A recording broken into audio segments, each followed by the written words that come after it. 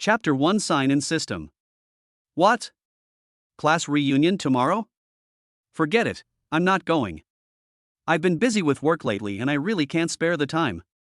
Chen Zhixuan replied via voice message on WeChat. How can this be possible? This is our college reunion after graduation.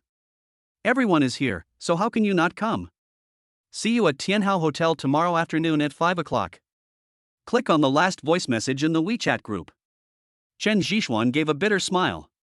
Damn, to put it nicely, it was a class reunion to let old classmates get to know each other, but to put it bluntly, wasn't it just to show off?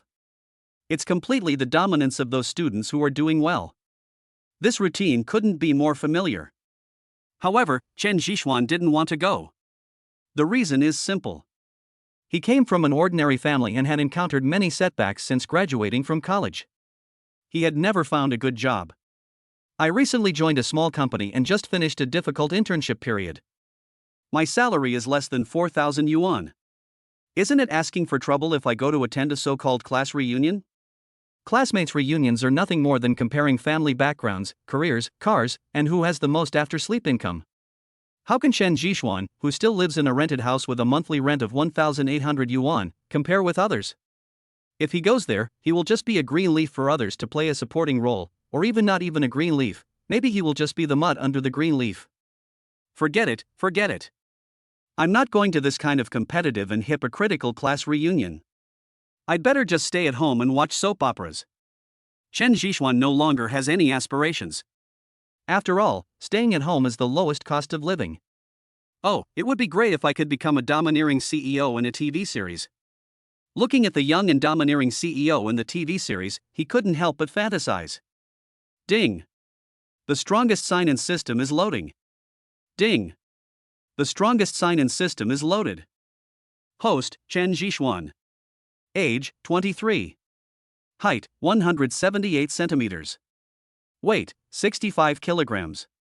Real estate owned, none. Vehicles owned, none. Deposit under name, 3,265 yuan. Personal skills, none. What the hell? What the hell? A mechanical voice suddenly popped up in his mind, scaring Chen Zhixuan. Host, don't panic. I am the strongest sign-in system, and I will serve you from now on. If you sign in on time every day, you can get a random reward. The rewards are all-encompassing, including props, money, skills, everything. After the system's detailed explanation, Chen Zhixuan slowly understood the function of this most powerful sign-in system. To put it bluntly, it's like the protagonist of a novel getting a bug, and his life is unlocked. Having read countless system novels, he never thought that he could actually obtain the blessing of the system. This is really amazing. System, I want to sign in. Chen Zhixuan rubbed his hands, eager to sign in and see what good things he could get. Ding. Host sign-in begins. Ding. Congratulations to the host for signing in successfully. Ding. Congratulations to the host for winning 100 million summer coins. The money has been sent to the host's personal bank account. Please check it carefully. Oh my god. Is this true? 100 million. Chen Zhixuan was confused. Ding. Agricultural Bank, your account with the last digit 9775 completed the transaction at 9:04 on June 26, plus 100,000,000, balance plus 100,003,265. At this time, a text message on the cell phone rang. Chen Zhixuan picked up his phone and took a look. Oh my god, this guy is not dreaming, right? In order to verify the facts, he quickly took out Alipay and transferred 10,000 yuan from his bank card to Alipay. As a result, Alipay clearly showed 10,000 yuan. This happiness comes too quickly. System, there's suddenly an extra 100 million in my account. Will the bank check me? He was panicked as his status suddenly soared to that of a billionaire. If the bank investigates you, no matter how much money you have, it will be useless. System, please rest assured, the host, this system has modified the bank procedures, and no organization can find out. Please feel free to use it. Awesome. Since the system has said so, just be a billionaire with peace of mind. With the mentality of a nouveau riche, Chen Zhixuan decided to go to the bank to check the accounts first to see if there was actually 100 million. Half an hour later, he went to the community ATM to check. Wow, the string of zeros made his eyes dizzy. Now that we have money, let's go out and have a good meal first. After leaving the community, Chen Zhishuan found a taxi and went to a nearby high-end Western restaurant. To be honest, the cost of this Western restaurant was really too extravagant for Chen Zhishuan before. 1,000 per person. It was simply not something that a loser like him could afford. But now I'm a billionaire, so what's $1,000 per person? It is said that if you have money in your pocket, you will be more confident than others. After entering the Western restaurant, Chen Zhishuan asked for a seat by the window and ordered the most expensive sirloin steak in the restaurant. It seems like something is missing. Waiter, how much is your most expensive red cup? Chen Zhishuan had the mentality of a nouveau riche. Anyway, the system would sign him in every day. Who knew if he would sign in another 100 million tomorrow? Now that he had money, he would naturally spend it as much as he could. Hello sir, the most expensive red wine in our restaurant is Bordeaux red wine. The most expensive bottle currently costs 88,000. Are you sure you want one? The waitress who greeted Chen Zhishuan was a young lady with a nice figure. Other people drink red wine by the glass, but this guy just ordered a bottle. The young lady was stunned for a moment. Chen Zhishuan nodded and said with a smile, yes, let's go with this one. 1. Sir, can you finish one bottle? The waitress looked surprised. Don't worry about that. If I can't finish it, I'll pack it up and drink it at home. Come on, swipe the card. Chen Zhishuan was too lazy to argue with her. After all, he was dressed too simply and ordered a bottle of red wine worth 80,000 yuan. People were questioning his financial strength. So he simply threw the card to her and paid the bill first. Okay, sir. Please wait a moment. The young lady immediately smiled, twisted her waist, and ran to the front desk to swipe her card. When the card reader lit up and showed that the card was swiped successfully, the young lady's eyes widened. Just now, Chen Zhishuan came up and wanted to order a bottle of 80,000 yuan red wine. She thought the other party was joking with her. You have to know that even with discounts, all the pieces of Chen Zhishuan's body may not be worth 500 yuan. Can this kind of person afford 80,000 yuan worth of wine? Now the card swiping machine shows success, the young lady is extremely excited. At least for this order, her commission alone will be thousands of yuan. Sir, your card. The young lady's pretty face showed a charming smile. She handed the bank card to Chen Zhishuan as if it were a treasure, and then filled the glass with the 80,000 yuan Bordeaux red wine.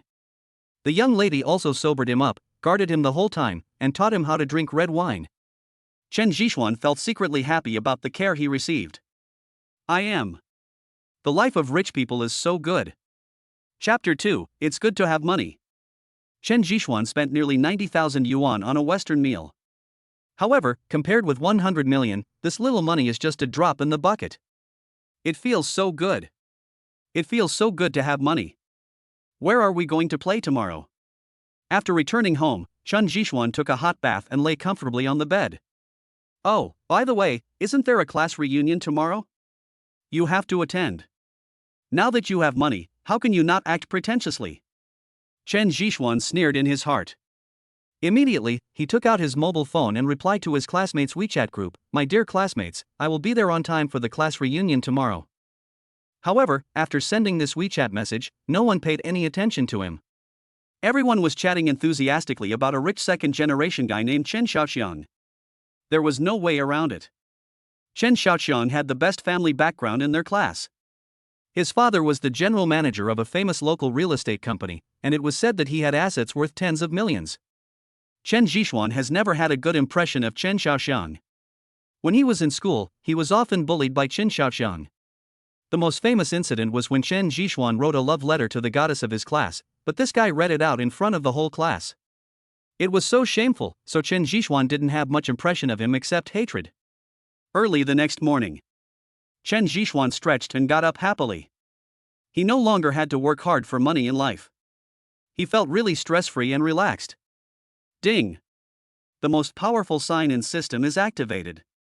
Host, please complete the sign-in. Chen Zhishuan was overjoyed when he heard such a wonderful voice reminder just after he woke up. This system is reliable. It can remind me to sign in. I want to see what I can sign in today. Ding! Congratulations to the host for signing in successfully and winning a Bugatti La Voiture Noire. Fuck! Bugatti. When Chen Zhixuan heard this, his whole body trembled and he jumped up from the bed in an instant. He had seen the Bugatti La Voiture Noire on the internet before. It is a limited edition car and there is only one in the world.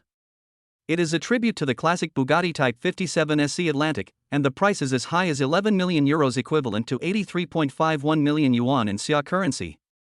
A supercar worth 80 million, and the only one in the world. What does that mean? Compared with it, the Bugatti Veyron is just a little brother, not even half the price. System, where is my Bugatti? Chen Zhixuan's blood was boiling. A car is a man's second life. Chen Zhixuan has always had a dream of owning a sports car. However, the reality is too harsh. With his previous ability, let alone a sports car, it would be good enough for him to own an ordinary car worth hundreds of thousands of yuan. System, host, your Bugatti is now parked in the basement of the community. Please check it. Check it. You must check it. Only a fool would not check a Bugatti worth more than 80 million. After getting the car keys from the system, Chen Zhixuan put on his clothes and quickly ran to the basement of the community. At this time, the basement was already full of onlookers. How could a limited edition supercar worth more than 80 million yuan, or hundreds of millions if domestic import taxes are included, parked in the basement not cause a sensation? It was rush hour at this time. The owners and tenants of the community went to work as usual, but the Bugatti was so eye-catching that countless people exclaimed in amazement. I can only watch from a distance, but dare not touch it. Oh my God! There is such a beautiful sports car in the world. It would be great if I could sit in it. A young female office worker was so excited that her face turned red. She took several photos of the Bugatti in succession. If her boyfriend hadn't stopped her, she really wanted to sit on the front of the car to take some close-up photos. However, the car was too expensive, so she could only look at it from a distance and dared not touch it. I'm going to post this online. This is a real Bugatti luxury car. I didn't expect it to appear in our neighborhood. Who in our neighborhood is so luxurious? Sister, please take some pictures for me. I want to post them on WeChat Moments to show off. Everyone, please make way for me and give me a close-up. I'm going to be late soon, so let me take a few pictures first. Chen Zhixuan came to the underground garage, and wow, it was surrounded by people. Make way, Sister Lin, what happened? Chen Zhixuan asked his roommate Sister Lin. Sister Lin said, I don't know who parked a Bugatti worth over 100 million yuan here. Come on, Xiaoshang, take a picture for me too. I'm waiting to send it to my girlfriend's group. What's so good about taking pictures of this? When we have time, I'll let Sister Lin come in and sit for a while. Chen Zhixuan smiled. TSK. Stop bragging, okay? With your loser looks, how can you let me ride in a car like this? Even if you were reborn, you wouldn't even be able to afford wheels. Sister Lin rolled her eyes at him in annoyance and immediately mocked him. Yeah? Chen Zhixuan did not refute, just smiled and pressed the car key in his hand. Bite. A vivid and powerful electronic prompt sounded, and under the surprised gazes of Sister Lin and dozens of people present, the butterfly door of the Bugatti opened upwards. Chen Zhixuan pushed through the crowd and strode into the Bugatti. The exquisite and luxurious interior highlights Chen Zhixuan's powerful aura. Buzz. The roaring and roaring sound like a wild beast echoed throughout the underground garage. It wasn't until Chen Zhixuan left for a while that Sister Lin finally came to her senses from her stunned expression. He is really Chen Zhixuan? Sister Lin murmured. I have to say, a luxury car is a luxury car. When it is driving on the road, the rate of people turning their heads to look at it is almost 100%. Whether in terms of maneuverability or stability, it is incomparable to ordinary supercars. Of course, Chen Zhixuan has never driven other sports cars, he only knows that this Bugatti that he got by signing in through the system is so fucking powerful and comfortable to drive. In order to verify the car's speed, which was said to reach 480 km/h, Chen Zhixuan took a spin on the highway. Although he has been photographed countless times, for Chen Zhixuan, who is now worth billions, this is just small money. At 4:30 in the afternoon, at the entrance of Tianhao Hotel, a group of beautifully dressed young people were standing at the door chatting. At this time, a black Mercedes-Benz S-Class sedan slowly appeared in front of the young people. Some people with sharp eyes recognized the owner of the Mercedes-Benz at a glance. Fuck! Our Master Chen is here. Really? After the door of the Mercedes-Benz opened, a young man with a briefcase strode out. Suddenly, a group of young people waiting at the door exclaimed. That's awesome. Master Chen, it's only been a short while and you've already changed your car again? And you changed it to a Mercedes-Benz S-Class? Isn't this car expensive? A young man with a buzz cut immediately led everyone to greet them. Chen Xiaoqiang chewed his gum and said, "It's not expensive, just over $1 million. Only over $1 million? Master Chen, you use the word talent really well. Oh my god. More than 1 million. My monthly salary is only 5,000 yuan. How many years of not eating or drinking will I have to go through to be able to afford this?" A sexy girl couldn't help but exclaimed. Her name is Tang Wanli. She is top in the class in terms of appearance and figure and is considered the most beautiful girl in the class. Chapter 3 Class Reunion. Suddenly someone in the crowd joked, "If you accompany our Master Chen well, maybe the passenger seat will be yours." When Tang Wanli heard this, her face turned red and she said coquettishly, "Hateful. Even if I like him, Master Chen may not like me." Ha ha. Everyone laughed. Hiss. At this moment, a taxi appeared in front of everyone. A graceful young girl walked out of the car. She was wearing a lavender Korean-style collared shirt and a simple and slim-fitting black denim. Her already good figure, set off by the delicate high heels on her feet, made her long legs even more charming. In an instant, all eyes were cast on the girl. The girl's real name is Han Xiaoran. She is a classmate and school beauty. Hey, the most beautiful girl in our class is here. It's only been less than a year since we graduated, and her temperament is even more attractive than before. TSK TSK. The school belle is worthy of being the school belle. I don't know how many people pursued her back then. I don't know if she has a boyfriend now. Everyone started talking about it. Hello, students. Am I not late? Han Xiaoran walked forward and waved to greet everyone. You're not late, you're not late. Many of our classmates haven't arrived yet. The male classmate, whose real name is Wang Luo, immediately stepped forward and smiled. Yes. School beauty Han, you came just in time. Everyone was just discussing whether you would come or not. Who would have thought that the devil would appear as soon as we mentioned him? Ha ha. Ha ha. Everyone laughed. Han Xiaoran rolled her eyes at Wang Luo and the others in anger. After all, this is our first year of graduation and our reunion. How could I not come? Yeah. Look at what you're saying. After all, it's the first year's class reunion, there's no way Xiaoran wouldn't come. Tang Wanli immediately stepped forward and took Han Xiaoran's arm, rolling her eyes at her classmates. Xiaoran, ignore them. These guys just love to make fun of beautiful women. Tang Wanli said. Han Xiaoran nodded without saying anything. At this time, Chen Xiaoqiang came over and said with a smile, "Xiaoran, long time no see, you are still as beautiful as ever." Hey, Mr. Chen, isn't it inappropriate for you to flirt with our Han University's campus belle right away? Tang Wanli joked. Chen Xiaoqiang shrugged his shoulders and said indifferently, "I am the school belle after all." If you were the school belle, I would flirt with you too. Hate it. Even though I'm not the school belle, I'm still the class belle after all. Tang Wanli blushed and punched him in annoyance. Chen Xiaoqiang and others immediately burst into laughter. Okay, students. Most of the people have gathered. Let's go in and wait for some people. Don't stand at the door. People who don't know might think we are holding an illegal assembly. Everyone chatted and laughed as they headed to the hotel's private room. I have to say that this hotel is full of style in terms of decoration, design, and style. All the way from the hotel lobby to the elevator and then to the private room, it dazzled many people's eyes. On the other side, Chen Zhixuan drove his Bugatti around outside and finally arrived at the entrance of Tianhao Hotel. Comfortable. After racing for a whole day, Chen Zhixuan felt more refreshed than ever before. Zhixuan, why haven't you arrived yet? All the classmates are here, except you.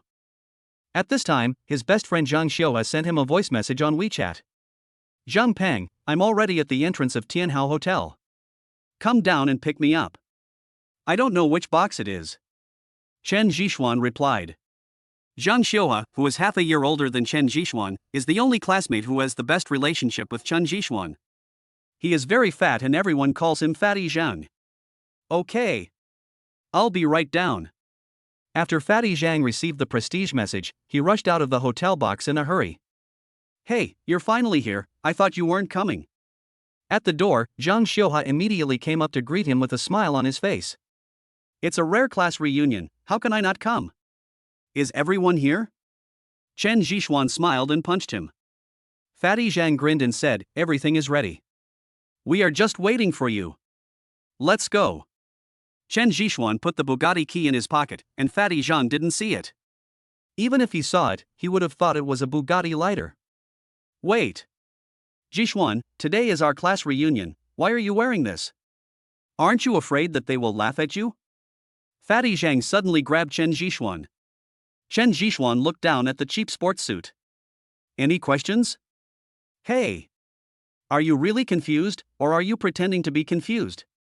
Classmates' reunion, to put it bluntly, is a gathering for showing off. In this kind of environment, if you don't dress up well, how are you going to brag when everyone brags together later? You only have a few $100s in total, what are you bragging about? Will they believe you? Fatty Zhang is angry. I thought to myself, even if you come to the class reunion just to show off, even if you are a loser, but at least you have to package yourself. When you brag about yourself, who will know whether what you are bragging is true or not? Chen Zhishuan was happy and thought to himself, I have $1 billion in assets in my pocket, do I still need to brag? Fatty, stop talking nonsense. Class reunions are for bonding, but how come you turn it into a show-off? Let's go. Everyone is waiting. Chen Zhishuan sneered in his heart. Not to mention Chen Xiaoxiang, even if the assets of all the classmates present today were added together, they would not be a fraction of his. Nima. You're so stubborn. Fatty Zhang complained. Soon 2 people appeared at the door of the box. At this time, the box was full of people. There were about 50 or 60 men and women. Dear students, Zhishuan is here, and we are all here. Let's get started. As soon as Fatty Zhang entered the box, he started shouting. Yes. Not many people paid attention to Chen Zhishuan's appearance, and more people focused on Chen Xiaoxiang. Compared with Chen Xiaoxiang, who is Chen Zhishuan? Hey, isn't this Chen Zhishuan, the former top student in our class? Come on, Chen Zhishuan, come here quickly, let us see what has become of the top student that the teacher said had the most promising future. Chen Xiaoxiang's lackey Wan Luo stood up and immediately started mocking mode. Hey, Chen Zhishuan, is this your work clothes? Why are you wearing this to attend the class reunion when you are so shabby? The other girl, whose real name was Zhou Chanshan, couldn't help but tease. TSK, it seems that our top student is not doing well in life except for his good academic performance. Fortunately, I didn't listen to my teacher and studied too hard. It's not bad to get an ordinary second-tier degree. Chen Zhishuan's arrival immediately attracted a lot of jokes from his former enemies. No way. All the students present knew that Chen Zhishuan and Chen Xiaoxiang had always had a bad relationship. Isn't teasing Chen Zhishuan a disguised way of currying favor with Chen Xiaoxiang? Why not? Chapter 4, Bugatti shows off. It seems that everyone has a certain resentment towards the term academic bully. Facing the ridicule from Chen Xiaoxiang and his group, Chen Zhishuan didn't get angry at all. Instead, he had a confident smile on his face. You guys still have the nerve to do this when you're not good at studying? It's like you work for a boss, and the boss earns more than you. So you still think you're a good worker? Chen Zhishuan did not tolerate their bad habits and gave them a reprimand without any hesitation. Wang Luo and others who had mocked him suddenly felt their faces flushed with anger, and they didn't know how to fight back for a moment. All right. It's a rare reunion for all of us, so let's talk about something happy. Seeing that the atmosphere was a bit awkward, Tang Wanli, the most beautiful girl in class, quickly stood up to smooth things over. Yes. It's fate for old classmates to meet each other. We have to let go of all the past grudges today. Let's talk about something happy.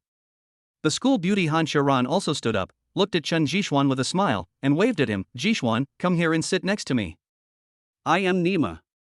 Seeing that Han Xiaoran asked Chen Zhishuan to sit next to her, Wang Luo and others felt uncomfortable. Han University's campus beauty, how can Chen Zhishuan sit next to a woman? He is a man, and men have to drink. We finally got together today, we have to get drunk. Under Chen Xiaoxiang's gaze, Wang Luo smiled and pulled Chen Zhishuan towards Chen Xiaoxiang. When pulling Chen Zhishuan, Wang Luo accidentally caught sight of the car keys in Chen Zhishuan's pocket. He pretended to be surprised. Oh my god, great, Chen Zhishuan, you've already bought a car. Come on, take out your keys and show us your BMW or Mercedes-Benz. Isn't it the latest model of lighter? Someone immediately started to laugh. Yes, it's just a lighter, nothing special. Chen Zhishuan cursed in his heart, idiot. You're so poor that you can't even afford a car, so a lighter would be a good choice for you. Wang Luo said this in a neither positive nor negative tone. This immediately caused everyone to burst into laughter.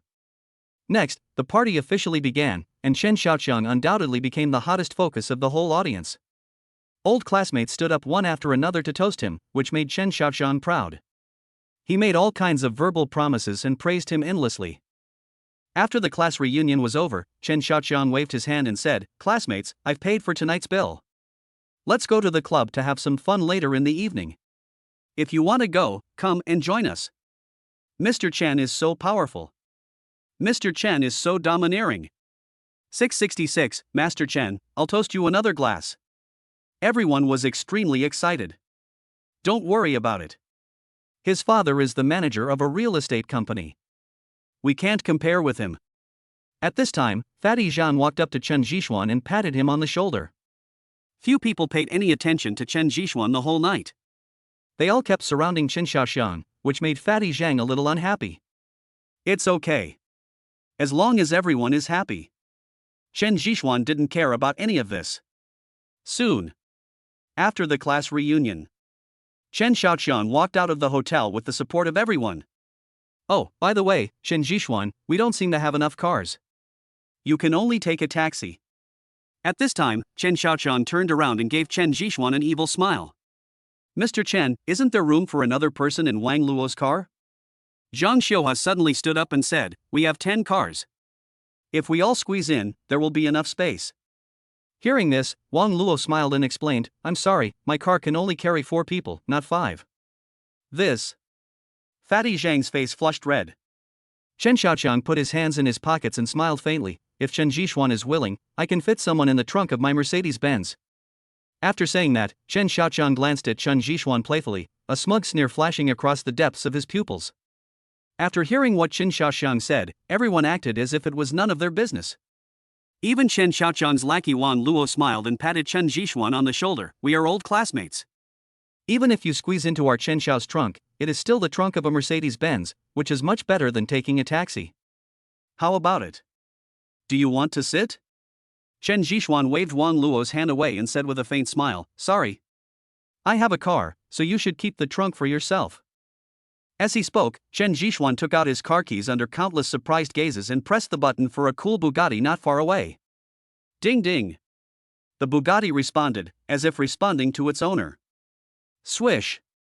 In an instant, dozens of shocked gazes swept towards the Bugatti parked low-key in the corner. "Zhang, Chen Zhishuan, is this your car?" Wang Luo was the first to react. He stared at him in disbelief, stammering. Chen Zhishuan shrugged and smiled. "Any questions?" As he spoke, under the astonished gazes of everyone, Chen Zhishuan walked up to the Bugatti and opened the upward floating butterfly doors with the remote control. In an instant, everyone was excited. Oh my god! Isn't this the global limited edition Bugatti? I actually saw it here. Bugatti? How much does this car cost? It looks cool. Tang Wanli didn't know much about cars, but she thought Chen Zhishuan's car was very cool. How much is it? Can a limited edition be measured by money? This car costs at least 80 million. It can't be bought without 100 million.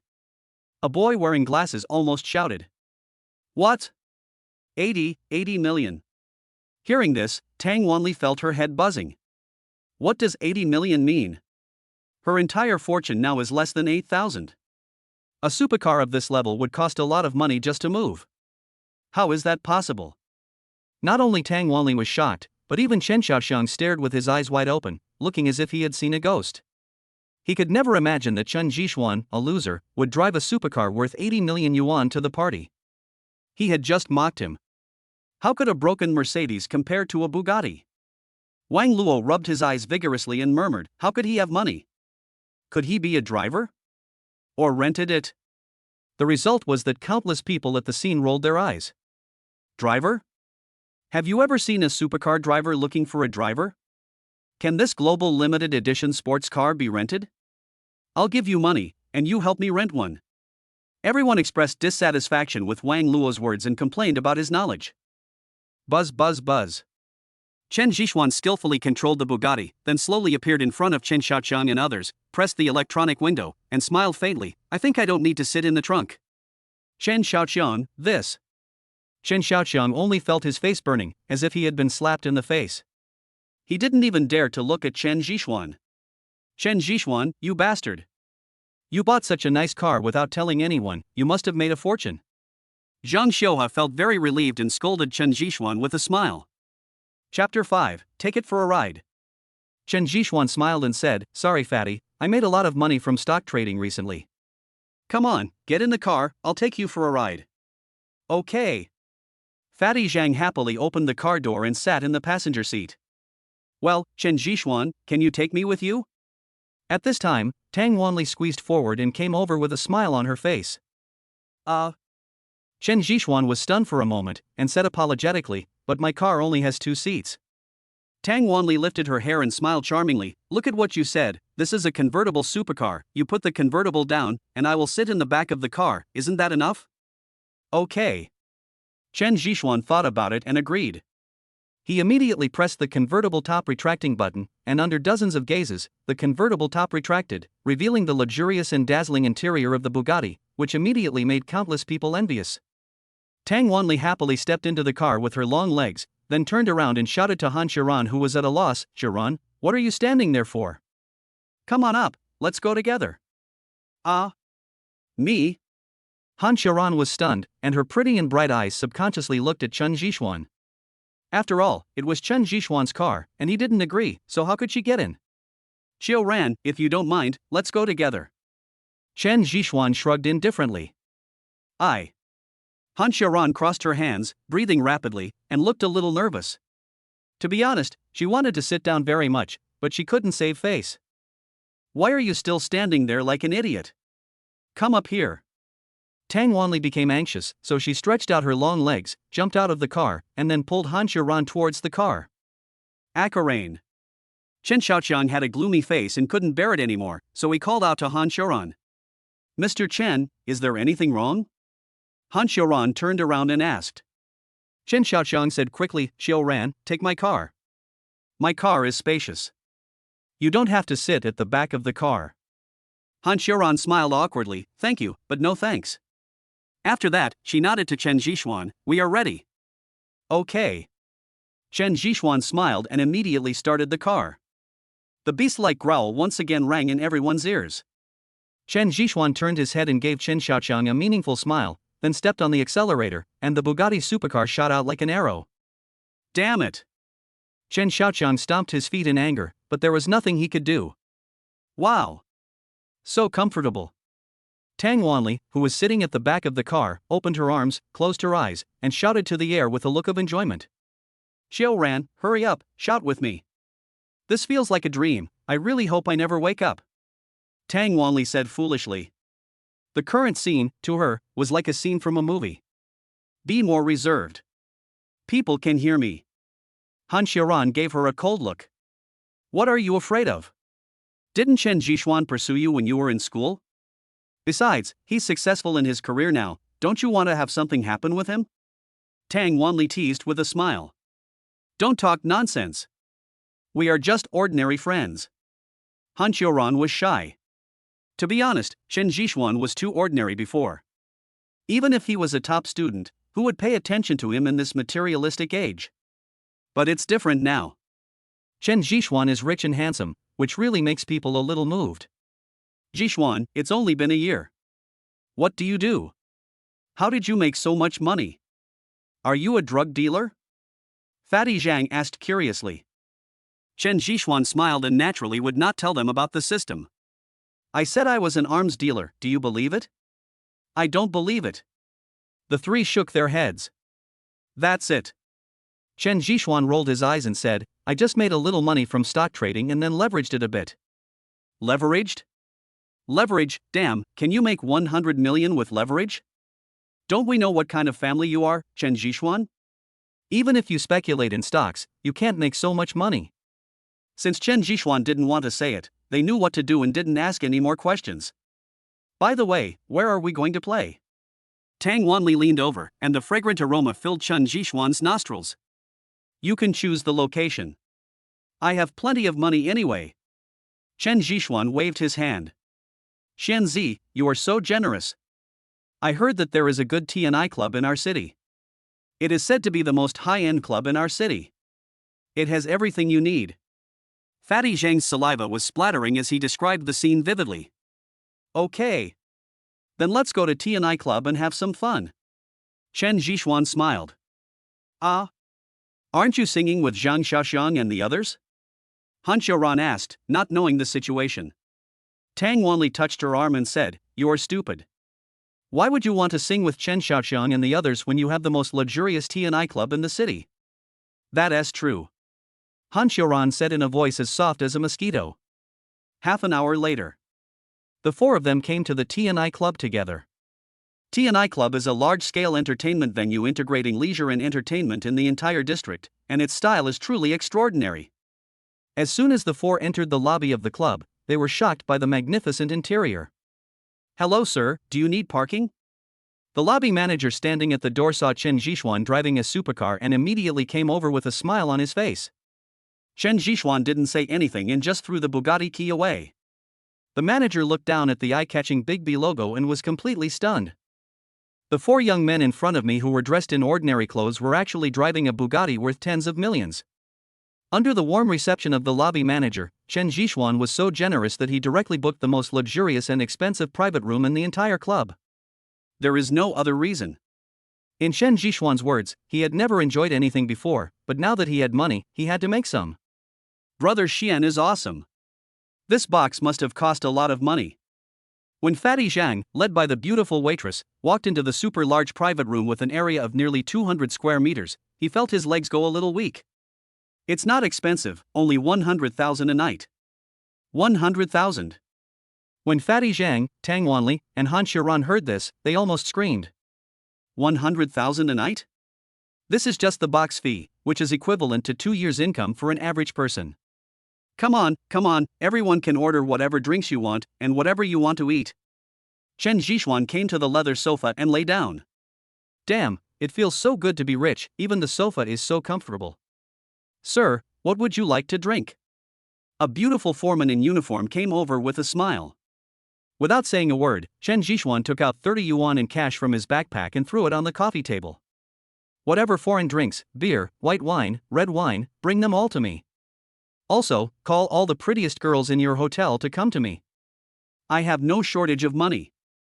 As he spoke, he picked up a handful of banknotes, with a wicked smile on his face, and stuffed them directly into the beautiful foreman's suit underwear. Chapter 6 Treat. The beautiful foreman just glanced at him secretly, then smiled and put her hand on Chen Jishuan's shoulder and said, Where did this little brother come from? He is so generous. Don't worry, I will make sure that the little brother comes happily today and leaves happily. As she said this, she deliberately moved her red lips closer to Chen Jishuan. At this distance, they seemed to be either kissing or fighting. Please hurry up, sister. Fatty Zhang, who was sitting on the side, had already noticed Han Xiaoran's uncomfortable look over there. He then stood up from the side and put his arm around the foreman's waist. This fat brother is so anxious. Feeling Fatty Zhang's moving hand, she leaned against Fatty Zhang and said, What a beautiful day. Sister, please come back soon. Fatty Zhang said as he pushed the beautiful foreman. Please wait a moment, young men. I'll be back soon. The beautiful supervisor did not linger for long and slowly left the box, closing the door gently. Well, why don't you guys go play? I'll go back first. Han Xiaoran said softly and was about to leave. Just as he stood up, Tang Wanli beside him pulled him back and said, Xiaoran, since you're here, just play for a while. Please, just think of it as accompanying me, okay? Tang Wanli didn't want to leave just like that. You know, the box fee was 100,000. She didn't want to miss this opportunity. Even if she didn't have the chance to come in the future, it would at least give her something to talk about in the future, right?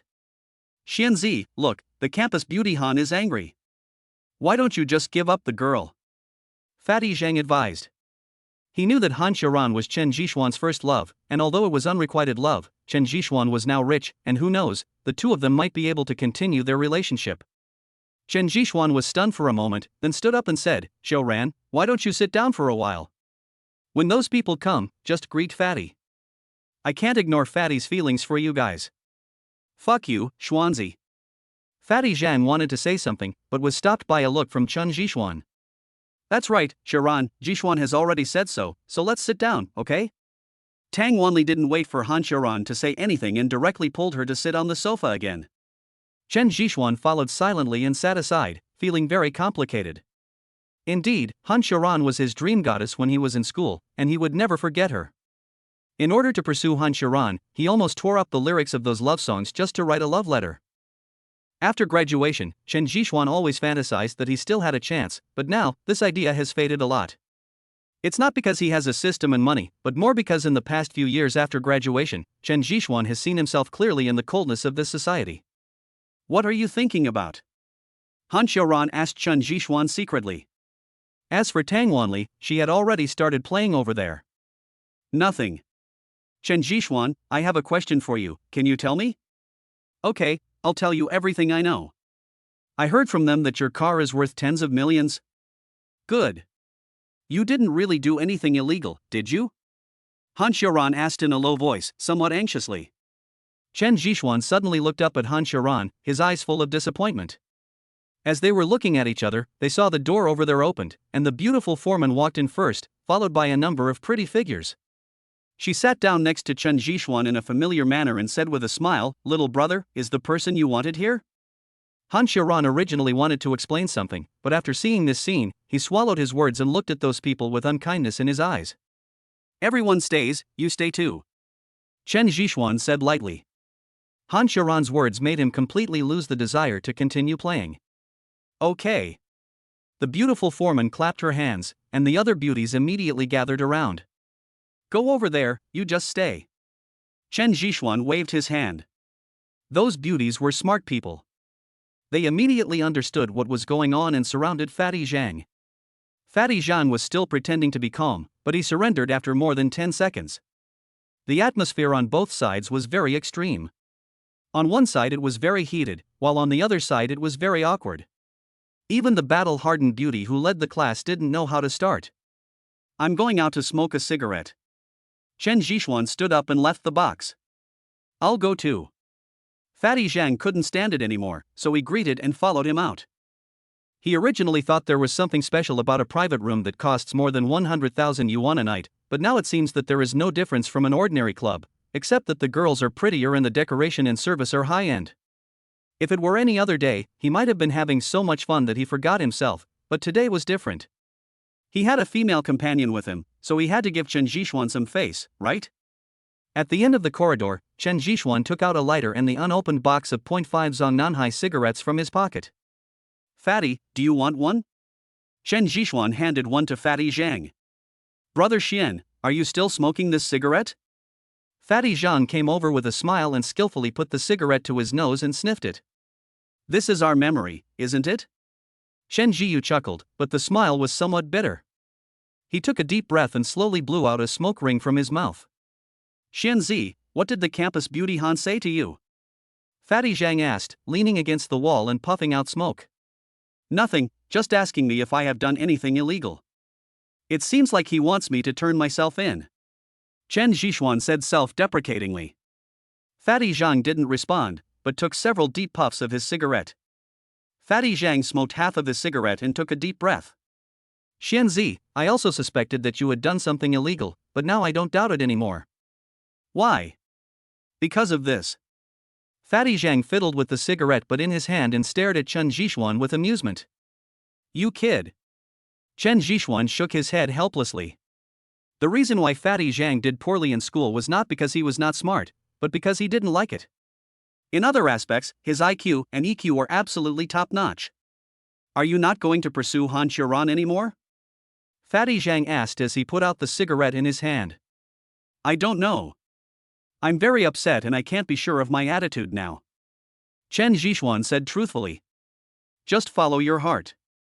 Have you forgotten that when you were pursuing Han Xiaoran in school, I said you were a toad wanting to eat swan meat? No matter how I persuaded you, you still wrote a love letter. This time is no exception. In fact, You already have the answer in your heart, don't you? Fatty Zhang whispered a few words. Chapter 7 Threats. Got an answer? Chen Zhishuan muttered, and his thoughts instantly returned to his school days. No, boss, you've come to the wrong box. Chen Zhishuan was just thinking about it when he heard the voice of the beautiful foreman coming from afar. Something happened. Fatty Zhang patted Chen Zhishuan on the shoulder and ran over. Chen Zhishuan put out the cigarette in his hand and followed him. The closer he got to the house, the louder the noise became. Get lost. Before the two men could get close, the two men in black standing by stopped Chen Zhishuan and cursed at them. Their neat black suits and shiny sunglasses showed their identities. My friend is in there? Chen Zhishuan said coldly to the two bodyguards in front of him. Two bosses, you are finally here. Just at this moment, the beautiful foreman ran out, looking very panicked. Don't come over. Before the beautiful foreman could finish her words, Han Xiaoran's scream was heard from inside. Fuck you. Fatty Zhang said as he smashed one of the bodyguards' head with a red wine bottle in his hand. With a dull thud, one of the bodyguards fell to the ground unconscious. Chen Zhishuan was stunned. He didn't expect Fatty Zhang to be so cruel. He was also wondering where Fatty Zhang got the bottle of red wine. Xianzi, you go in first and leave this man to me. Fatty Zhang shouted. Chen Zhishuan didn't care about anything and just pushed the door open and rushed in. You know, Han Xiaoran and Tang Wanli were still inside. When he opened the door, he saw Han Xiaoran being held by a young man, with her clothes a little messy. The young man had a smirk on his face and his steps were light, and it was obvious that he was drunk. Zhishuan, save me. Han Xiaoran saw Chen Zhishuan as if he had seen a life-saving straw, and then shouted loudly, looking very excited. Chen Zhishuan didn't bother to think about anything. He stood up and stepped quickly, kicking the young man, who flew out. His mouth hit the coffee table over there, and blood immediately flowed out of his mouth. Han Xiaoran, who had escaped, hid behind Chen Zhishuan anxiously like a frightened rabbit. Chen Zhishuan could feel her trembling body, and it was obvious that she was very scared. Murder. Several screams immediately broke the silence. As soon as these words came out, the first person to run in was the beautiful foreman. She was also a little panicked when she saw this scene. She stood there at a loss, mumbling something. On the contrary, Chen Zhishuan was completely calm at this time.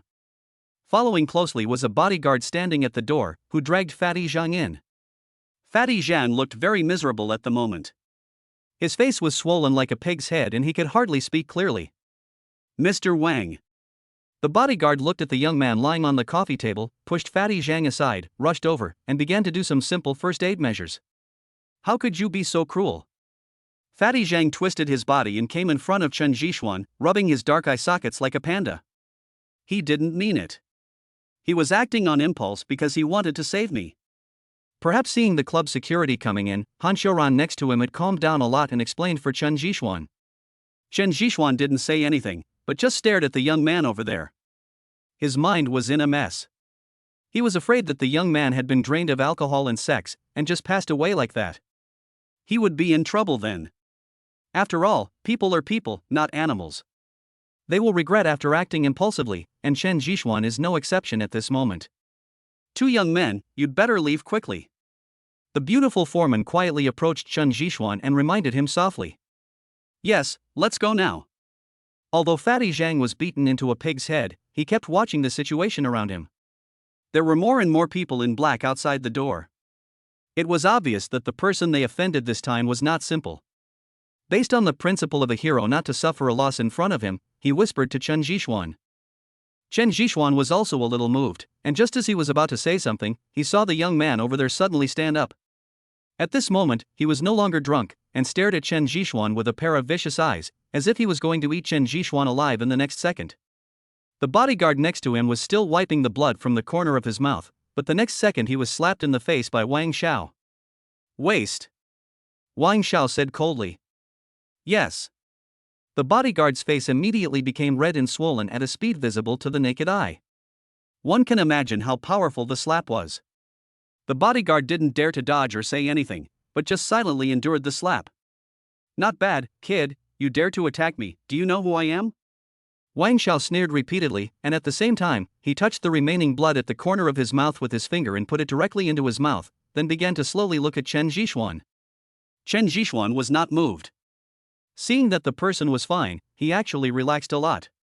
He pulled Han Xiaoran to sit on the sofa beside him, took out a Zongnanhai, lit it and said, "Tell me, what do you want?" What should I do? Wang Xiao repeated, then walked towards Chen Zhishuan very slowly. What do you want to do? Fatty Zhang stood directly in front of Chen Zhishuan. Although his face was swollen and he couldn't speak clearly, it was clear from the bottle of wine in his hand that he was not scared by Wang Xiao in front of him, but was aroused by his ferocity.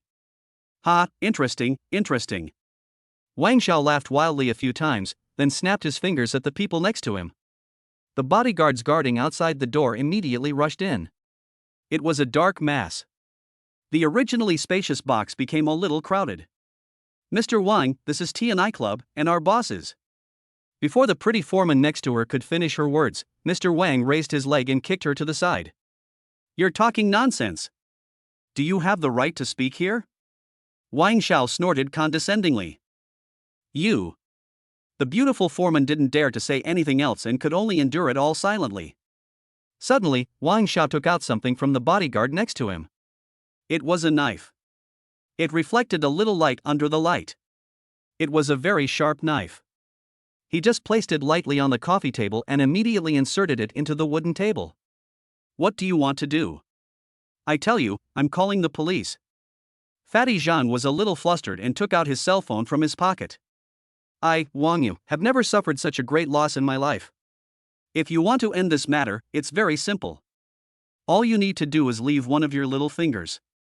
I don't want anything else. Wang Yu stared at Chen Zhishuan playfully. His violet eyes made Tang Wanli beside him scream. What if I say no? Chen Zhishuan flicked the ash from his cigarette and said to Wang Yu without fear. Haha, no? Are you sure? If my people were to take action, it wouldn't be that simple. Think about it before you answer. Chapter 8 Dreams Like Smoke. Security, security, are you blind?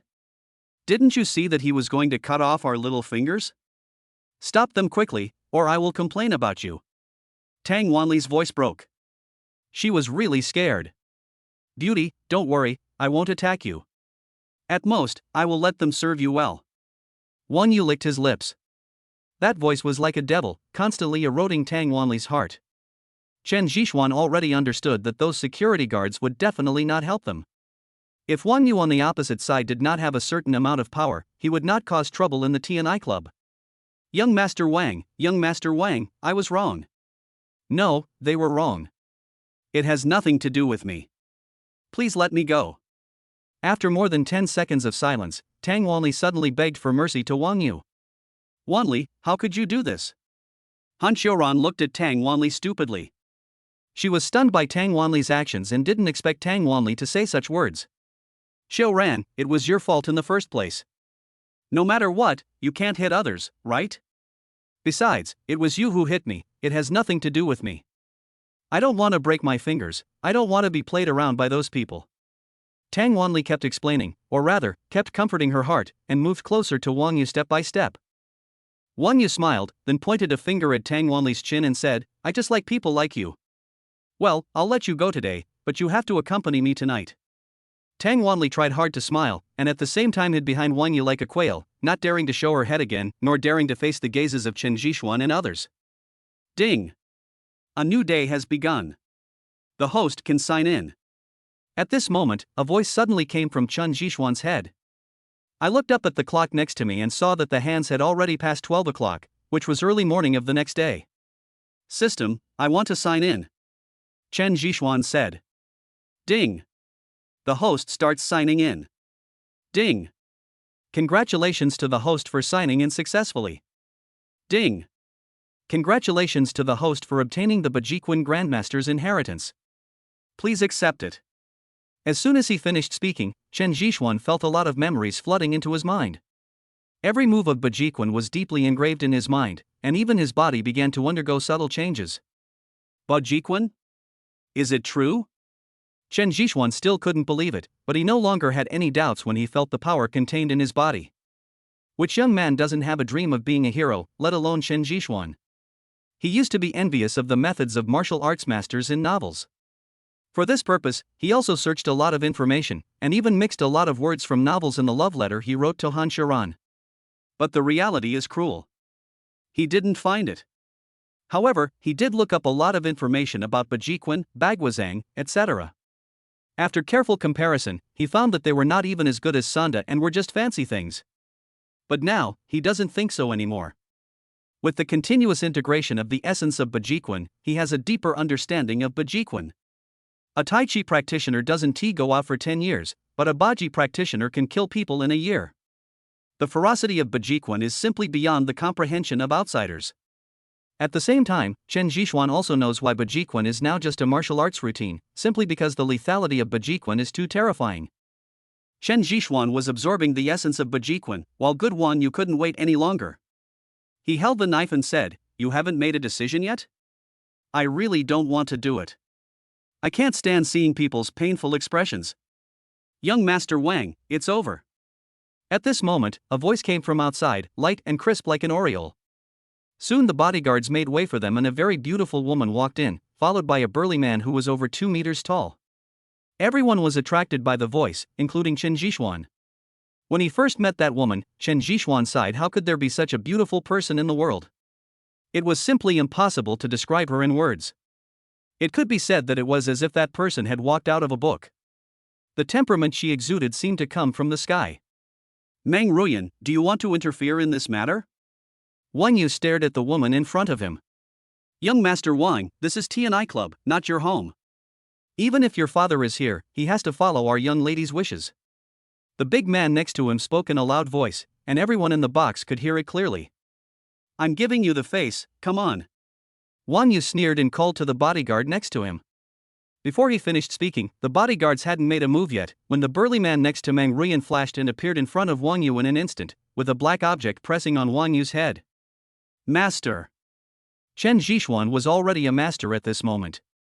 With his vision, he could naturally see clearly the movements of the sturdy man, and a hint of surprise flashed in his eyes. "Young Master Wang, don't move. You should know what this thing in my hand is. I don't want old Master Wang to see his son off." The burly man sneered and pushed young Master Wang hard again. Feeling the coldness of the thing on his head, a trace of fear flashed in Wang Xiao's eyes. "Meng Ruyan, what do you mean?" Wang Yu broke out in cold sweat on his forehead. There was nothing he could do. Anyone would be scared if they had a gun to their head.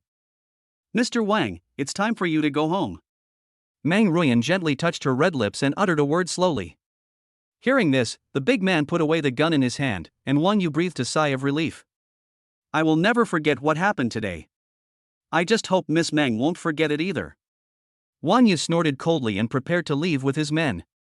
"Wait." Chen Jixuan stood up and said, "Sir, do you have anything else to say?" Meng Ruyan asked slowly. "You have seen what happened to my friend. As customers, we came here to spend money, but we were beaten like this. Shouldn't we have an explanation?" Chen Jixuan looked at Meng Ruyan with amusement. "Sir, my T&I Club will compensate you for your losses and guarantee your satisfaction. Please don't make trouble here. Otherwise, if something really happens, it will be your own fault," warned the burly man next to him. In his eyes, Chen Jixuan was a guy who was taking advantage of the situation. He didn't even look at the situation at the moment and dared to say such words. "Interesting, Miss Meng, it's not that I won't let go, but I would like to hear what you want to do." Wang Yu stopped and a smile appeared on his face again. "It's very simple. You should suffer the same thing as my brother. Otherwise, how about you also spare a finger?" Chen Jixuan said slowly, with a sense of momentum emanating from his body. Chapter 9, Tooth for Tooth. Perhaps influenced by the essence of Bajiquan, Chen Jixuan began to become much stronger. Even if Meng Ruyan had not appeared, he would have wanted Wang Yu and others to stay in the hospital for a few months. Fatty Zhang would not be beaten in vain. Ha ha ha. Wang Yu laughed over there, as if what Chen Jixuan had just said was a huge joke. "Sir, please don't mess around. This is T&I Club." The sturdy man warned again. "T&I Club? I think it's a place full of filth and dirt. Not to mention that the safety of people coming here is not guaranteed, just saying that if he can attack me, shouldn't I fight back? Or is your T&I Club also a place where right and wrong are reversed, and only those with the big fists can speak?" Chen Jixuan said calmly. You are being unreasonable. The sturdy man replied with an uncomfortable look on his face. Are you being unreasonable? It would be great if my request can be met today. If not, I don't mind being a little more persistent. Chen Zhishuan said slowly. Xianzi, it's almost over. These people are not easy to mess with. Let's go first. Fatty Zhang was very touched. Chen Zhishuan stood up for him. He didn't trust the wrong person. But now they are weak and will suffer if they fight.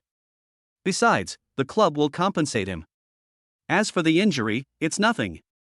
He was used to fighting every time he went to school. He didn't feel humiliated. Fatty, we are brothers. I have said that others cannot force you to have something you don't want, and others cannot take away something you want. What you suffer, others must return double. Chen Zhishuan patted Fatty Zhang's red and swollen face. Hiss, it hurts so much, but now. Fatty Zhang took a breath and was still a little worried. Don't worry, I know my limits.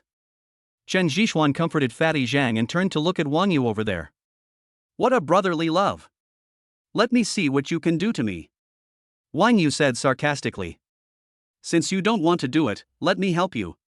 Chen Zhishuan's figure flashed, and the whole person instantly stuck to him and slapped him hard. Wang Yu flew to the side and hit a security guard. A martial artist. A trace of solemnity flashed across the sturdy man's eyes. Chen Zhishuan's action was so fast just now that he didn't even have time to react. With one slap, 2 teeth fell out of Wang Yu's mouth. His face turned red and purple and began to swell. This slap is to get back at my classmate. Chen Zhishuan said calmly. You. Wang Yu wanted to say something, but his mouth was full of blood and he couldn't express it completely. Chen Zhishuan approached him again and slapped Wang Yu at a 90-degree angle. The other half of Wang Yu's face became red and swollen, and the two sides looked asymmetrical. This is for my brother. Chen Zhishuan said lightly. Fatty Zhang next to him was stunned. He felt like he was in a dream. He pinched his face and the burning pain made him realize that this was real and not a dream. There is still one finger left, don't be anxious. Chen Zhishuan picked up the knife from the ground and began to gesture in his hand. It's almost done. The sturdy man next to Meng Ruyan reminded. Is it almost done?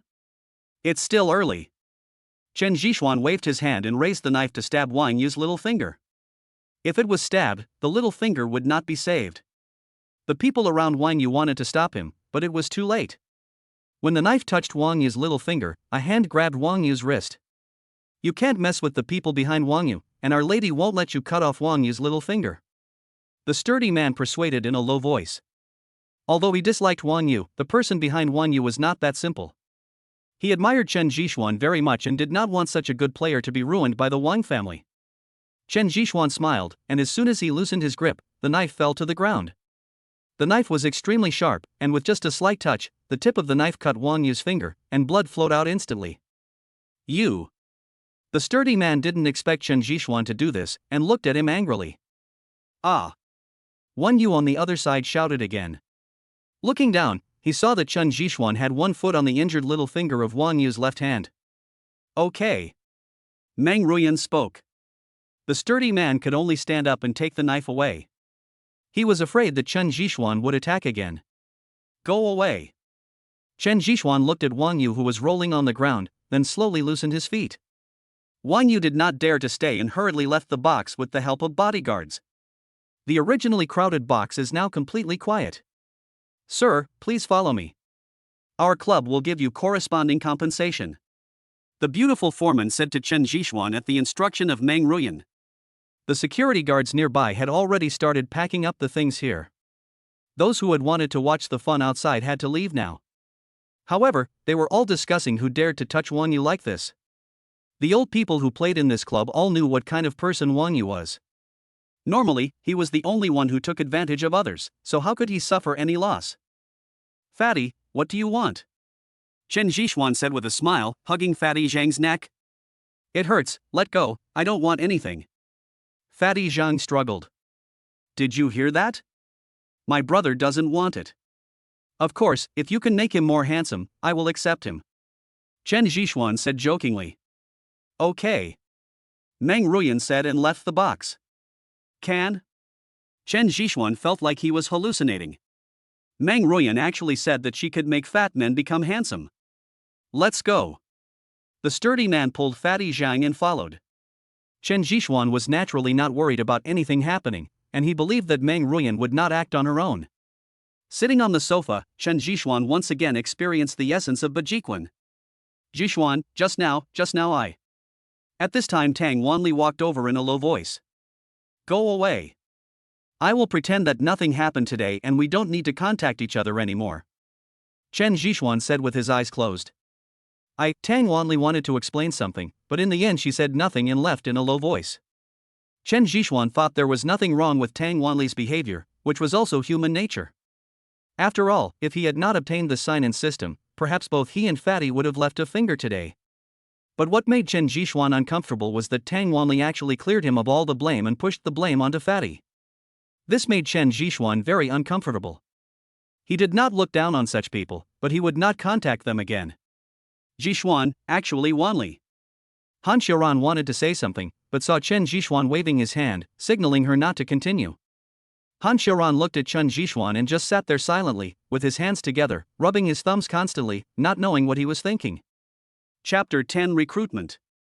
More than 10 minutes later, the beautiful foreman walked in, leaned over to Chen Zhishuan's ear and whispered a few words, then left. Xiaoran, I'm going to see how Fatty is doing. Don't wander around here. I'll be back soon. Chen Zhishuan said to Han Xiaoran. Han Xiaoran uttered an ah, and it was obvious that she didn't understand what Chen Zhishuan said. By the time she came to her senses, Chen Zhishuan had already left the box. The entire club is divided into 7 floors. The bottom 4 floors are used to receive club members. As for the top 3 floors, ordinary people cannot go up there, and the security measures are very complete. At least that's what Chen Zhishuan thinks. When they reached the 7th floor, the beautiful foreman pointed in a direction to Chen Zhishuan and then left. Chen Zhishuan could only walk over alone, while constantly looking around. If the 4 floors below are magnificent, then these 3 floors are low-key and luxurious, with exquisite materials and a well-arranged layout, giving people a sense of ancient charm. After walking about 20 meters, Chen Zhishuan keenly heard Fatty Zhang's voice. He pushed open the door next to him, only to see a fat woman sitting inside, doing something with her hands on Fatty Zhang's face. Ah, ah, ah. Fatty Zhang shouted in pain and joy. However, Chen Zhishuan could clearly see that Fatty Zhang's red and swollen face was beginning to improve. He walked closer and took a look. Wow, Chen Zhishuan almost vomited. This woman didn't look like a woman at all. She had a beard on her face, a big upturned nose, and nose hairs all over her face. Her face was full of marks from acne. Seeing this, Chen Zhishuan stepped back again and again. Goodbye, brother. I won't see you off. Chen Zhishuan originally wanted to say hello, but now it seems that forget it. This is not someone he can afford to offend. Perhaps only Fatty Zhang can enjoy such treatment. Fortunately, Fatty Zhang was wearing an eye patch, otherwise, he would never let this beautiful woman touch his face, even if his face swelled up like a pig. After observing a moment of silence for Fatty Zhang for a few minutes, Chen Zhishuan immediately stepped out. Of course, he did not leave. Instead, he stood at the door and started taking pictures with his mobile phone.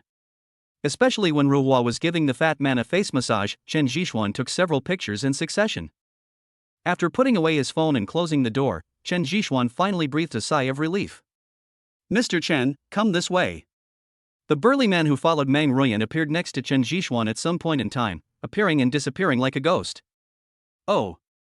Arriving at the last room on the 7th floor, Chen Zhishuan slowly opened the door, only to see Meng Ruyan sipping tea there alone. Chen Zhishuan sat casually opposite Meng Ruyan, silently picked up a cup of tea and started drinking. Isn't this for you? Meng Ruyan said. What? Chen Zhishuan was stunned. This is the water I warmed up in a cup. I haven't had time to pour it yet. Meng Ruyan explained. A warm cup of water? It's the water used to wash teacups, said the big man standing aside. Puff. Chen Zhishuan sprayed it out directly. The big man immediately moved his face closer to block Chen Zhishuan's sip of tea for Meng Ruyan. I'm sorry. Chen Zhishuan looked at the fat face in front of him with some embarrassment, and hurriedly took 2 pieces of paper from the side to wipe the big man's face. Okay, see, clean up here. Mr. Chan and I are going to chat over there. Meng Ruyan stood up and walked towards the window leisurely, as if nothing had happened. Chen Jixuan was embarrassed and hurriedly followed. Poor Aussie was alone cleaning up the tea that Chen Jixuan spat out. Mr. Chen, do you know who Wang Yu is? Meng Ruyan asked, looking at the neon lights outside the window. I'm not sure, but he must be a rich second generation. Chen Jixuan took out a cigarette and put it in his mouth. You guessed right, but he is not just a simple rich second generation. The Wang family is one of the best families in the whole city, and even in the whole of China, and Wang Yu is the son of the current head of the family. Meng Ruyan said slowly. What does this have to do with me? Chen Jixuan lit a cigarette and took a deep breath. If you touch Wang Yu today, the Wang family will not let you go. You should know this better than me. Meng Ruyan said.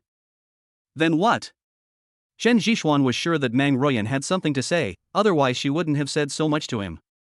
I can help you. As long as you become my man, I will help you deal with Wang Yu. As for the Wang family, they will definitely not cause you any trouble. Become your person? Are you sure you are right? Chen Jixuan was a little surprised. He's the same person as me. Si said unhappily, looking at Chen Jixuan with a somewhat unfriendly look. Becoming your subordinate? Sounds like a good idea, but are you sure Wang Yu won't cause trouble for me? Chen Jixuan looked at Meng Ruyan playfully. Won't. Well, I'll let the Wang family find trouble with me. Chen Jixuan said with a smile. You don't agree? I'm not lying to you. You don't have any power behind you.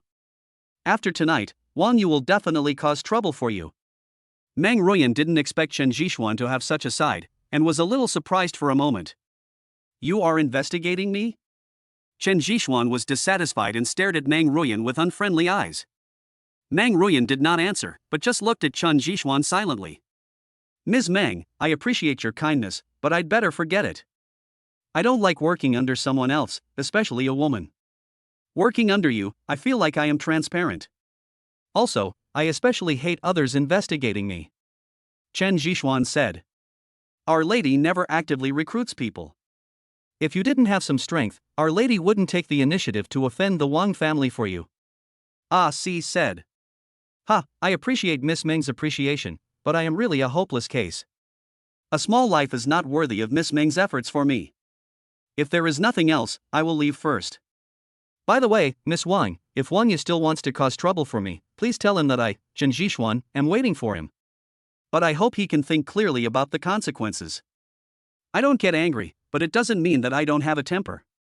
Chen Jixuan stretched out his hand and waved to Meng Ruyan, then left leisurely. Miss, do you want me to go and talk to him? Si said, looking in the direction where Chen Jixuan disappeared. Si, do you have the ability to stop him? Meng Ruyan said with a smile. Yes. Si said after hesitating for a moment. Look at this. Meng Ruyan pointed to a small stone on the flower pot beside the windowsill. Si was stunned for a moment, then reached out and touched the small stone. With just a light touch, the small stone instantly turned into powder. This is impossible. Si saw the scene and couldn't believe his eyes. Chapter 11: The Beginning of a New Life. There are always people better than you. Si, don't underestimate everyone. This Chen Jixuan is no simple person. Meng Ruyan said, staring at the stone that turned into dust. Miss, the Wang family has provoked a bad opponent this time. Si said in a deep voice. Yes, with such a master watching, the Wang family will be busy. Go and say hello to Mr. Wang and explain the situation here. He will naturally understand what the decision will be. Yes. Si was about to leave. And this, give it to Mr. Chen. Meng Ruyan handed a CD in her hand to Si. Chen Jixuan, you won't escape from my clutches. Meng Ruyan murmured as she looked in the direction where Si left. Chen Jixuan had no idea that Meng Ruyan was targeting him. At the moment, he was accompanying Fatty Zhang. The moment Fatty Zhang took off his blindfold, he almost jumped up from the bed. He said he would not receive any more treatment and wanted to leave with Chen Jixuan. He looked like a violated little animal, so pitiful. Okay, Fatty, don't you see how much effort people put into your face? Look, the swelling is starting to go down. Chen Jixuan joked. Mr. Chen, this is what the young lady asked me to give you. Si handed a CD to Chen Jixuan. What is that? Fatty Zhang took it and put it in the computer next to him. Chen Zhishuan was also a little confused, but seeing that Fatty Zhang had already put the CD in the computer, he simply started watching it. The picture kept jumping, and Chen Zhishuan's eyes became more and more fierce. Fatty Zhang next to him also had veins bulging, and he gritted his teeth, not knowing what he was thinking. However, the picture showed the scene at the door of Chen Zhishuan's box, which should be the picture captured by the surveillance camera. After Tang Wanli came out of the box, she deliberately bumped into Wang Yu and kicked him. Wang Yu then followed her into the box, and the following series of events happened. This bitch, did he do it on purpose? Fatty Zhang said, gritting his teeth. Chen Zhishuan didn't say anything, but silently took out the CD, broke it into pieces and threw it into the trash can. Xianzi, I'm not done with her about this matter. I almost became crippled today. Fatty Zhang cursed angrily. Okay, it's over. Let's forget about what happened today. Chen Zhishuan was calmer than ever before. Yes. Fatty Zhang was about to say something, but was pulled out by Chen Zhishuan. Tell your lady, thank you. Chen Zhishuan turned his head and said to Asi. After saying that, he ignored Asi and went downstairs with Fatty Zhang. What a talented person. He's not even angry. Meng Ruyan said with a smile behind the surveillance camera. After returning to the box, Chen Zhishuan did not stay long, and the three of them left the TNI club directly. None of the three had the heart to continue playing, so after sending Han Xiran home, Chen Zhishuan drove to a snack stand. Boss, 4 bottles of beer and 30 kidneys. Fatty Zhang shouted. Wait a moment, I'll be there soon. The boss called out and started to get busy over there. I have to reward myself today. Come on, Xuanzi, I'll drink first. Fatty Zhang blew the bottle directly. Chen Zhishuan responded and started drinking, but his thoughts returned to Meng Ruyan again. He knew very well that Meng Ruyan must have discovered something unusual about him. Maybe it was his car, or his money, or maybe it was Bajiquan. This made Chen Zhishuan very uncomfortable. No matter what the system is, it is a huge secret to Chen Zhishuan and he cannot let anyone else know it, so he is very resistant to Meng Ruyan. What are you thinking about? Fatty Zhang asked Chen Zhishuan. It's nothing, I just feel like a lot of things happened today. Chen Zhishuan sighed. It's okay, but Xuanzi, you are the most surprising. Following you, I also experienced the life of a rich man. Fatty Zhang said heartlessly. Chen Zhishuan didn't say anything, but an idea had already emerged in his mind that he should have some power. As soon as this thought came to mind, Chen Zhishuan's thoughts instantly became more active. After 2 bottles of wine, Fatty Zhang started to talk nonsense, from some embarrassing things in college to the troubles at work. Slowly, he became more depressed. Chen Zhishuan also recalled the lofty words he had said in college. Unfortunately, reality was cruel and would not give anyone shortcuts. If Fatty hadn't mentioned it, he would have forgotten his dreams. Thinking of this, Chen Zhishuan drank the wine in the bottle in his hand, then stood up and said, Fatty, do you dare to charge towards a better life with me? Of course we are. What is there to be afraid of? Come rain or shine, we will face it together. Fatty Zhang was indeed drunk, and after just a few words he said he wanted to save the moon. Looking at Fatty Zhang's appearance, Chen Zhishuan shook his head, then pulled the heavy-hearted Fatty Zhang into the hotel next door. There was silence all night, and just after dawn the next morning, Fatty Zhang's cell phone rang. After checking the time, he hurriedly got up to wash up, mumbling, "It's over. I'm going to be late today. Who knows what that bald guy is going to say to me?" Chen Zhishuan didn't say anything, but just looked at Fatty Zhang silently, not knowing what he was thinking. Around 8 o'clock in the morning, Chen Zhishuan was still meeting Zhou Gong when he heard his phone ringing. Where the hell have you been? It's past 8 o'clock and you haven't come yet? Or are you not going to work?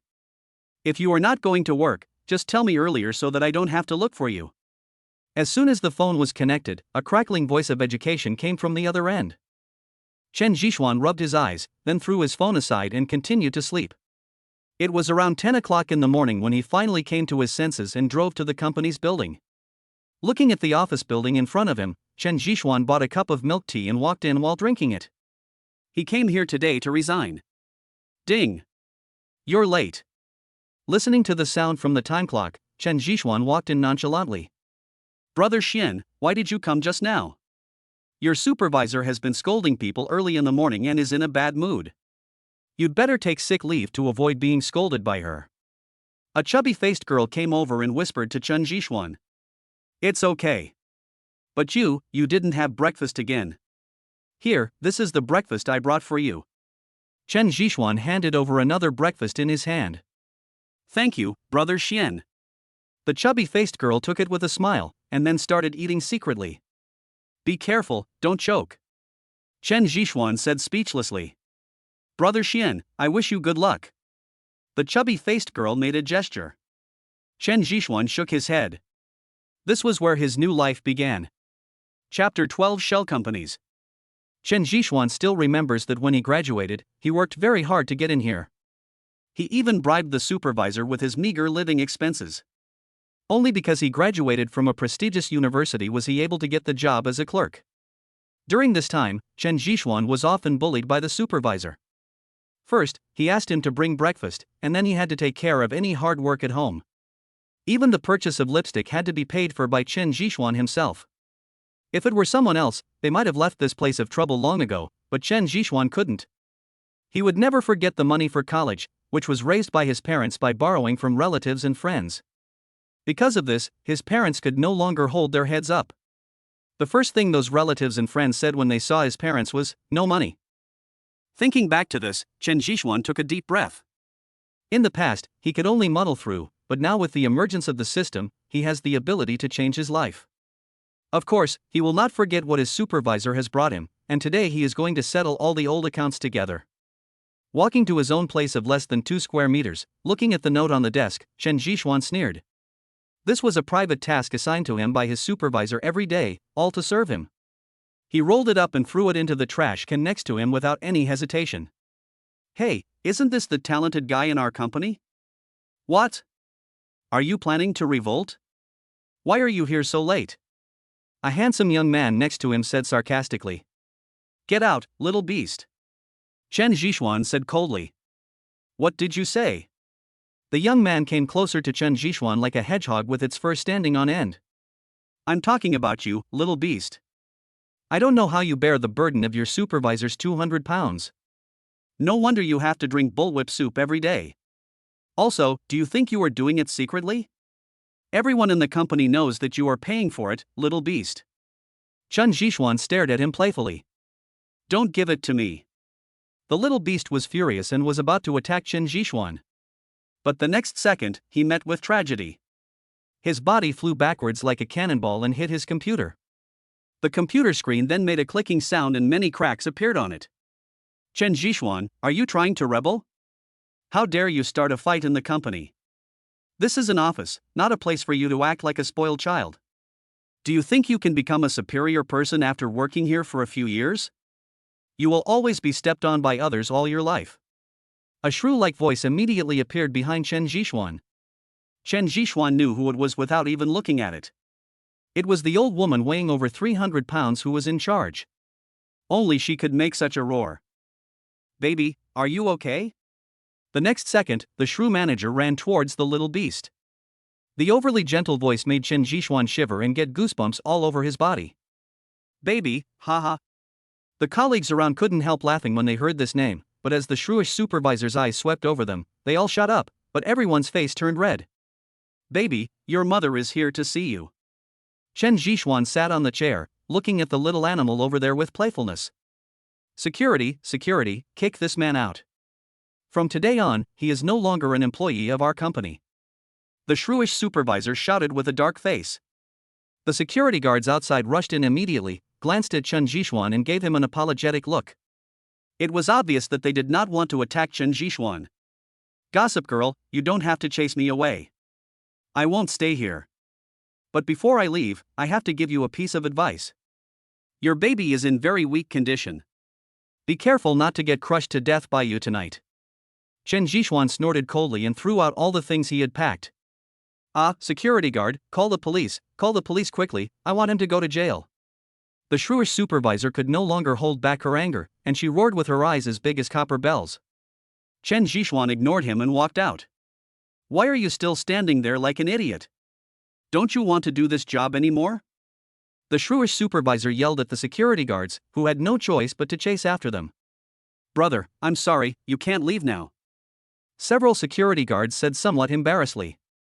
Chen Zhishuan smiled, sat down at the front desk, took out Zhong Nanhai and distributed it to several people. Brother, you are too impulsive. Why did you provoke the she-devil? Now you have lost your job and have to go to the police station. An older security guard nearby said to Chen Zhishuan. Brother, there is no way. That she-devil is going too far. Didn't a famous person once say that one either dies in silence or explodes in silence? I don't want to die, so I can only explode. Chen Zhishuan said playfully. What are you going to do in the future, Brother Xian? The little fat girl came over quietly and asked. And Ran, how about I be your boss? Chen Zhishuan asked with a smile. That's great, of course. If Brother Xian wants to start a business, I'll follow you even if I don't ask for money. And Ran replied. Aren't you afraid that I will sell you out? Chen Zhishuan looked at Ran in surprise.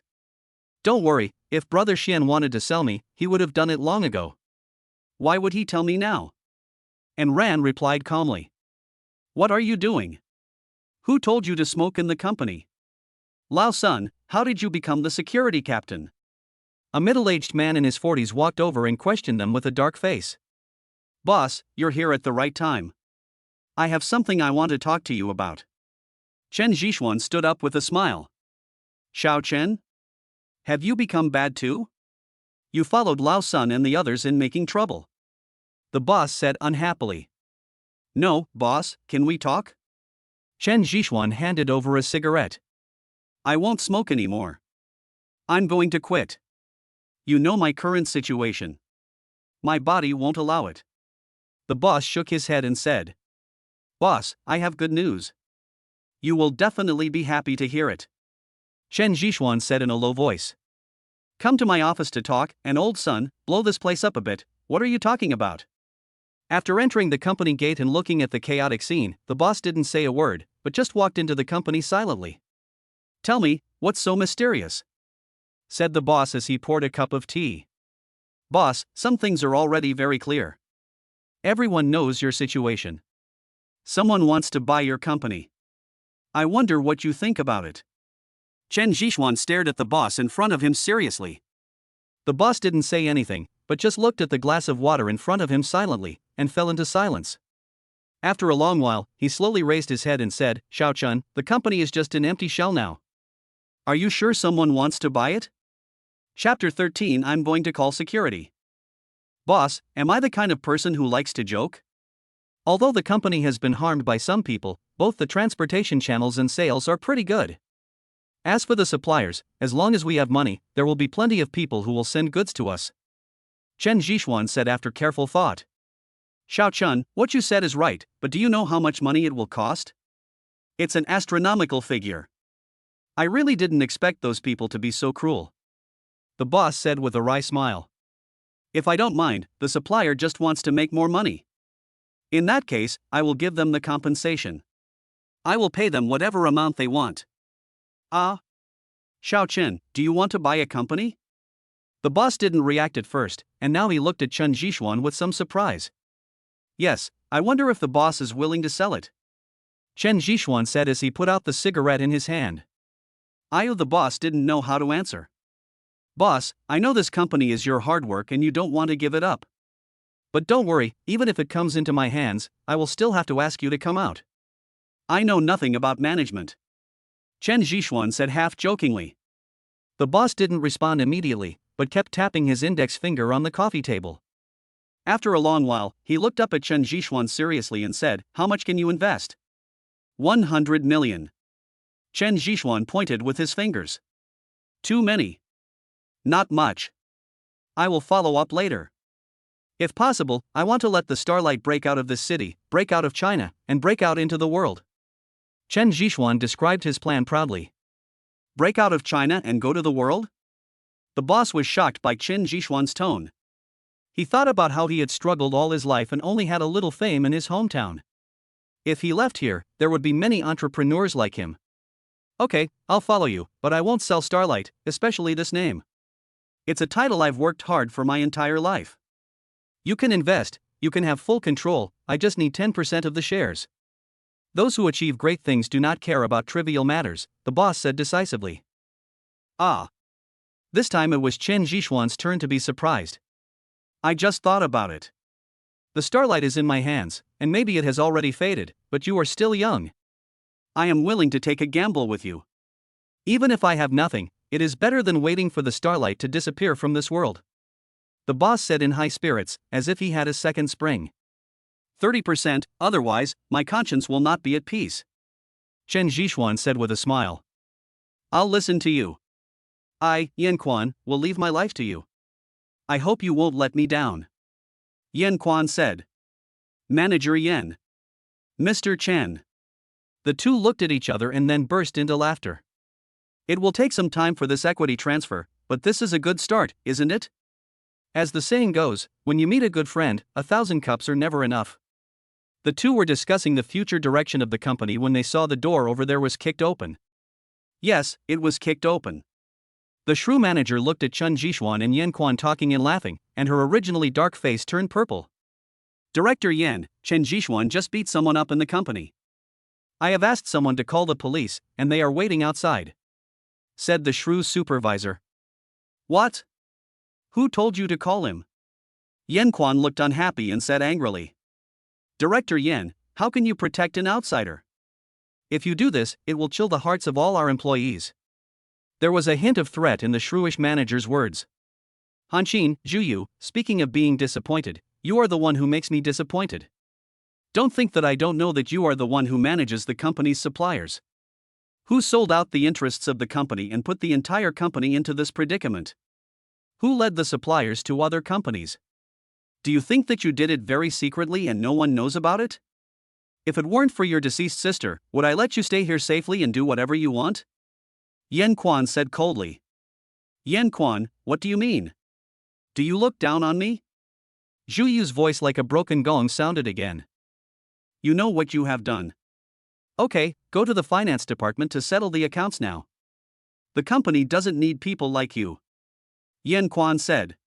Yan Quan, don't forget that this is the company my sister and you founded. My sister also has shares. If you want me to leave, the worst that can happen is that we just go our separate ways and see who suffers. Zhu Yu sneered. You. Yan Quan was a little angry. Wait a moment, I have something to ask you. Chen Zhishuan interrupted the staring between the two. Do you have the right to speak here? You little bastard, just wait and see how the police will treat you when you get out. Zhu Yu scolded. As they were talking, the door was pushed open and 3 policemen walked in, followed by many company employees. Excuse me, who is Chen Zhishuan? Asked the beautiful policewoman who was in the lead. Me. Chen Zhishuan admitted. That's good. Ms. Zhu Yu is suing you for intentional bodily harm. Please come with us. The beautiful policewoman said to Chen Zhishuan.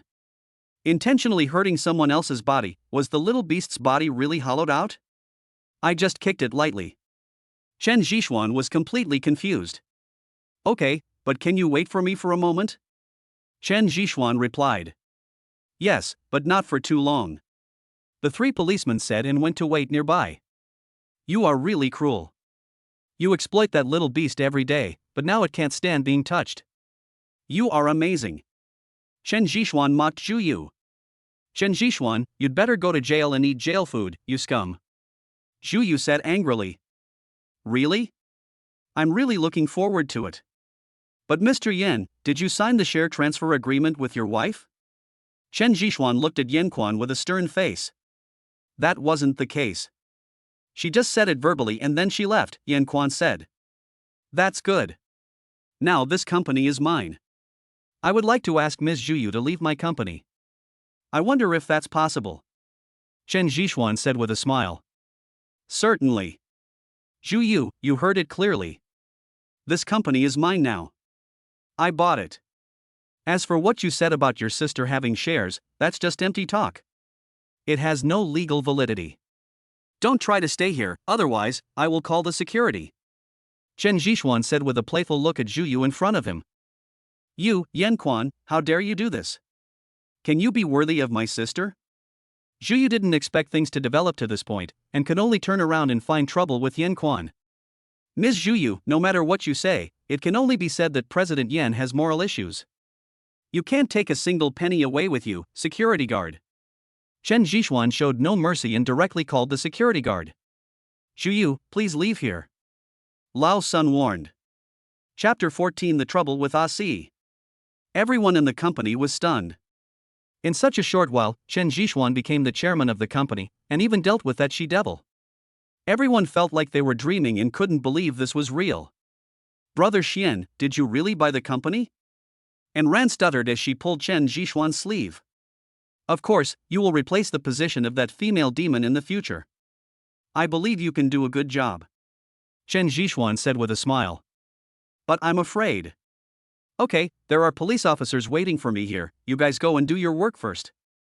Chen Zhishuan greeted. Mr. Chen, can we go now? The beautiful policewoman next to him said impatiently, with a slightly unfriendly look on her face. Okay, Mr. Yan, remember to hire a lawyer for me. Chen Zhishuan said jokingly, and left with the 3 policemen. I really can't believe that Chen Zhishuan would become the boss of our company. Did you see the face of the female demon just now? It was blue and white at times. She was just playing a game of changing her face. Who says it's not true?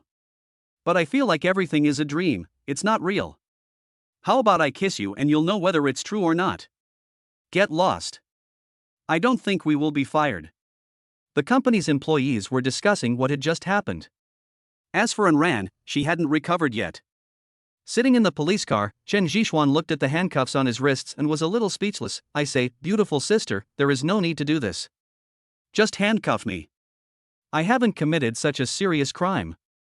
Shut up, do you want me to let you go? The beautiful policewoman said unhappily.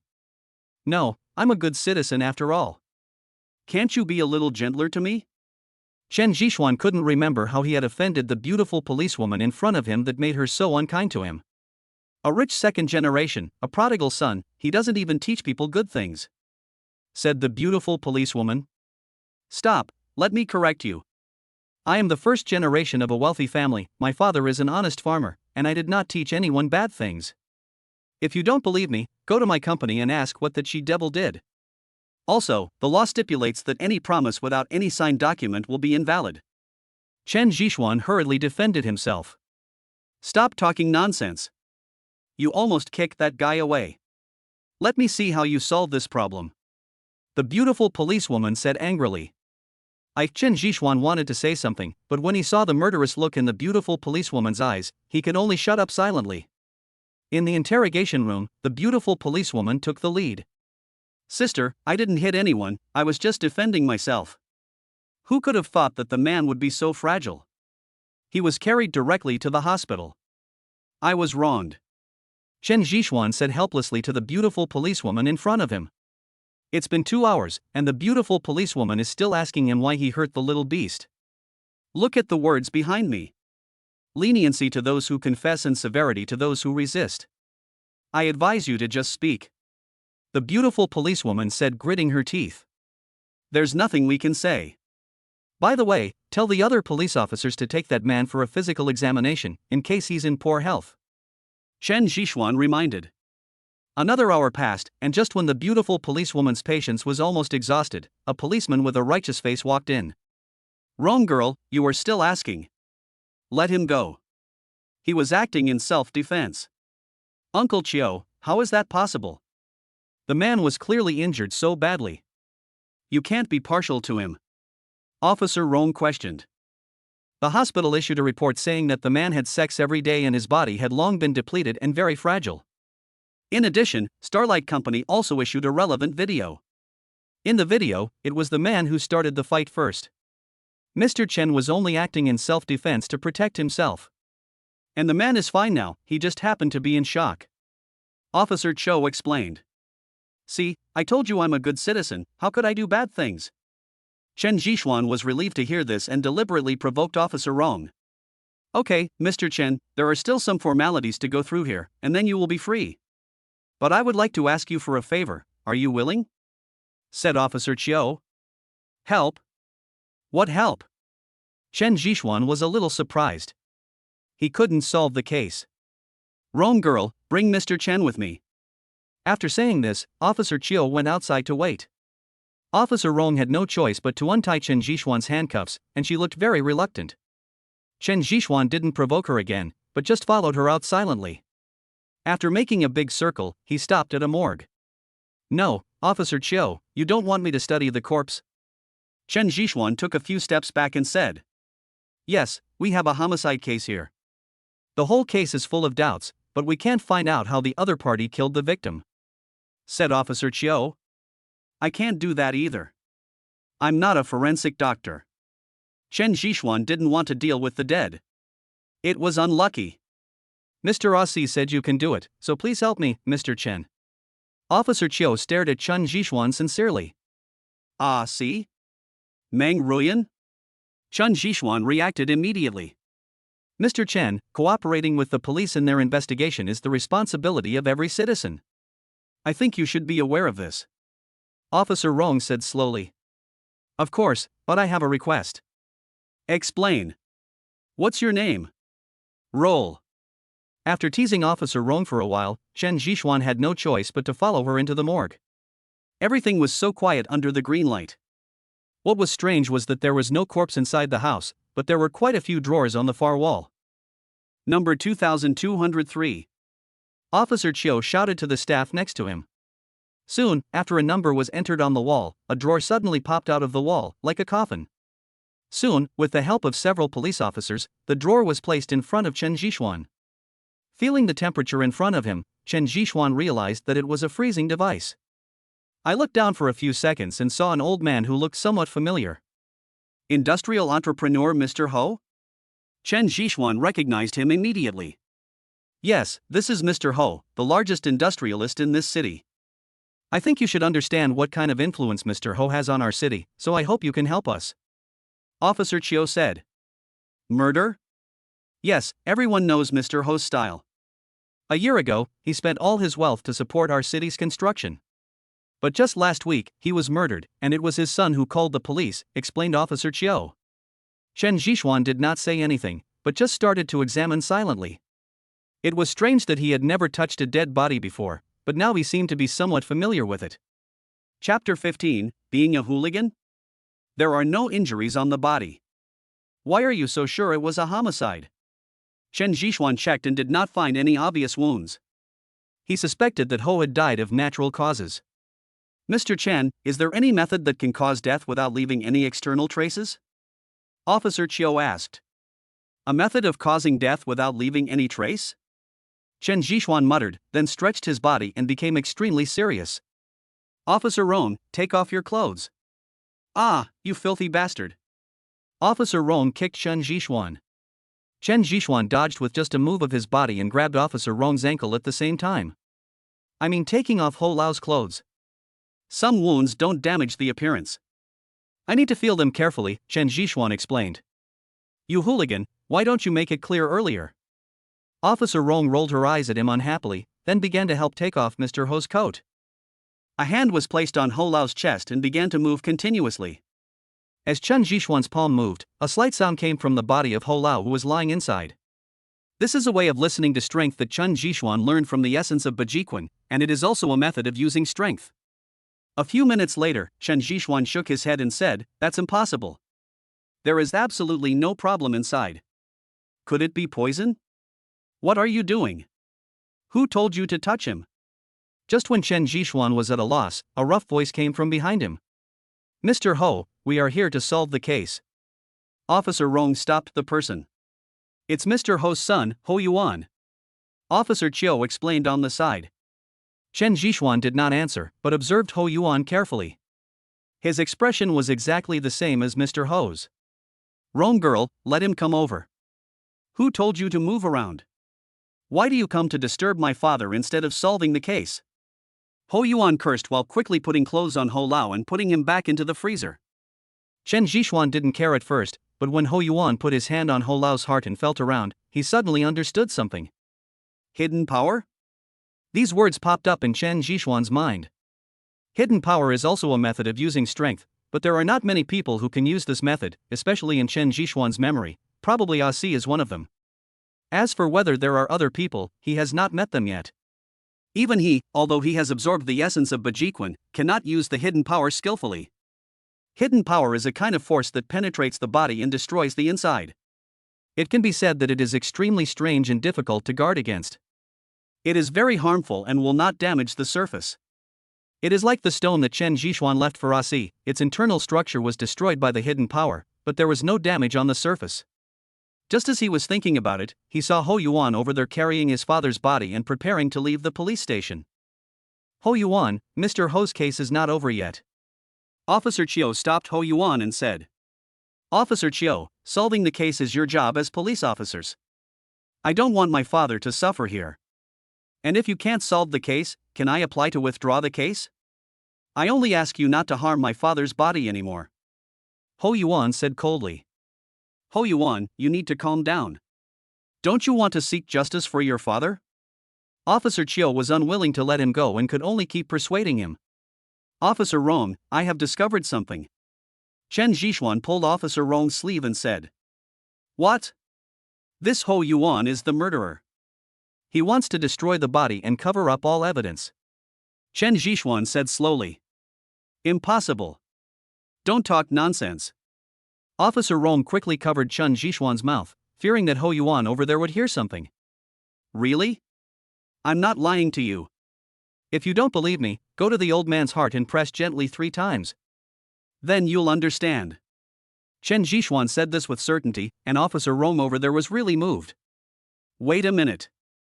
Officer Rong immediately stopped Ho Yuan, then grabbed Ho's body and said, What are you going to do? Ho Yuan's cold tone made Officer Rong hesitate. I looked back at Chen Zhishuan and saw him making a cheering gesture. We have discovered the cause of Mr. Ho's death, and this cause of death may be related to you as well. Officer Rong said bravely. What? I think you are crazy. You are crazy about solving the case. Ho Yuan pushed Officer Rong away and walked outside. Stop him. Officer Chiu shouted to the nearby police officers, and people immediately gathered around. Seeing that the road ahead was blocked, Ho Yuan turned his head and asked, Officer Chiu, are you planning to rob the body? This is a police station, are you going to break the law knowingly? Ho Yuan, put down Mr. Ho's body, otherwise I will sue you for theft and destruction of evidence. Officer Chiu scolded sternly. Okay, as expected, you want to frame me. Ho Yuan sneered. We'll tell you later whether it's a false accusation or not. Come, take Ho Yuan to the interrogation room over there. Officer Chiu ordered. Ho Yuan was taken away, and he was very unwilling. Rong girl, have you really discovered it? Officer Chiu looked at the situation under control and asked hurriedly to Officer Rong. It's him. He said he found out. Officer Rong pointed at Chen Zhishuan. I didn't. Chen Zhishuan immediately denied. How can you say that? It was you who clearly said that Ho Yuan might be the murderer, and that's why I stopped him. Officer Rong was a little angry. Do you have any evidence? You. Okay, Mr. Chen, stop fooling around with Miss Rong. The matter has developed to this point. In 8 hours, Ho Yuan can take the body and dismiss the case. By then, our work will have been in vain. Not only will we not be able to give justice to Mr. Ho, we may also get into trouble. Officer Chiu advised. Chen Zhishuan originally didn't want to get involved in this matter, but Asi's recommendation forced him to take over. He also wanted to find out who Meng Ruyan was through Officer Chiu. Secondly, he had also received favors from Mr. Ho. When he was in college, his parents sought help from the foundation established by Mr. Ho. Although it was not much, Chen Zhishuan was a grateful person. What's your name? Officer Chiu almost went crazy when he heard this. Her name is Su Rongrong. Rongrong, what a nice name. You. Su Rongrong bit her silver teeth, and a hint of coldness emanated from her beautiful eyes. Okay, I won't tease you anymore. Do as I said just now, and do it once on Mr. Ho's body. Chen Zhishuan said. Su Rongrong held her breath, then began to press lightly on Ho Lao's heart a few times. But there was no reaction at all, it remained the same as before. Chapter 16 Earn 100 million first. You lied to me again? Su Rongrong said as she prepared to take action. Don't worry, I'll perform a magic trick for you. Chen Zhishuan said as he put his hand on Ho Lao's shoulder. Suddenly, he exerted force and a red spot appeared on Ho Lao's body, and the location of the red spot was the heart. This. Su Rongrong was shocked. Mr. Chen, what does this mean? Officer Chiu was also shocked, but still asked patiently. Hidden power. Dark power? Yes, it's a method of using force, but it's a method of using force that most people can never master in their lifetime. Chen Zhixuan explained. I've heard that someone demonstrated this kind of power 100 years ago, but it wasn't this strange, Officer Chiu murmured. To put it simply, hidden power is the use of strength. It's like when someone punches you. His force only acts on your surface bones and skin, and you will also receive the signal of pain. The hidden power is to use this force through your bones and skin to destroy your internal tissue structure. I think you can understand what I mean. Chen Zhixuan explained patiently. So magical? Su Rongrong asked curiously. Is it magical? Not so bad. If I guess correctly, Mr. Ho already had a heart disease. Chen Zhixuan said. Yes, but it's under control. The attacks are rare and he's taking medication normally, said Officer Chiu. The murderer's movements were very covert. He used hidden power to destroy Mr. Ho's heart meridians. This technique is what a martial artist should use, said Chen Zhixuan. Then why do you say Ho Yuan is the murderer? Su Rongrong said. If your father had a heart attack, would you let him go out alone? The answer is definitely no. But he has no motive for committing the crime. What benefit would Ho Yuan get from killing his own father? This doesn't make sense, Officer Chiu asked. You must have heard of this saying, poor in literature and rich in martial arts. What if Ho Yuan is the martial artist? Moreover, every martial artist needs a constant supply of resources, and Mr. Ho donated all his property. Are you saying Ho Yuan did it for money? Su Rongrong interrupted Chen Zhixuan. It is possible. It is easy to go from frugality to extravagance, but it is difficult to go from extravagance to frugality. Chen Zhixuan said this and did not say anything else. After all of this was just speculation. He had clearly seen Ho Yuan checking Ho Lao's heart before, so he naturally suspected him. Now that it has been confirmed that Ho Lao did die from hidden power, his suspicion increased again. Rome girl, come with me to find Ho Yuan. Officer Chiu didn't stay for long. He greeted everyone and left. But when I arrived at the interrogation room, I found that Ho Yuan had already left. As for the above reasons, no one knows. Watching the police car whizzing away, Chen Zhixuan exhaled and said, money is such a strange thing, but I like it. After completing the formalities, Chen Zhixuan drove away from the police station and returned to his rental house. As soon as I entered the door, I saw a person standing there. Looking closely, it turned out to be Ho Yuan. I didn't expect you to come so soon. Chen Zhixuan was not surprised, but rather very calm. Why do you want to hurt me? Ho Yuan stared at Chen Zhixuan, with murderous intent surging in his eyes. I'm not harming you. I'm just helping the police investigate the case. Chen Zhixuan lit a cigarette nonchalantly.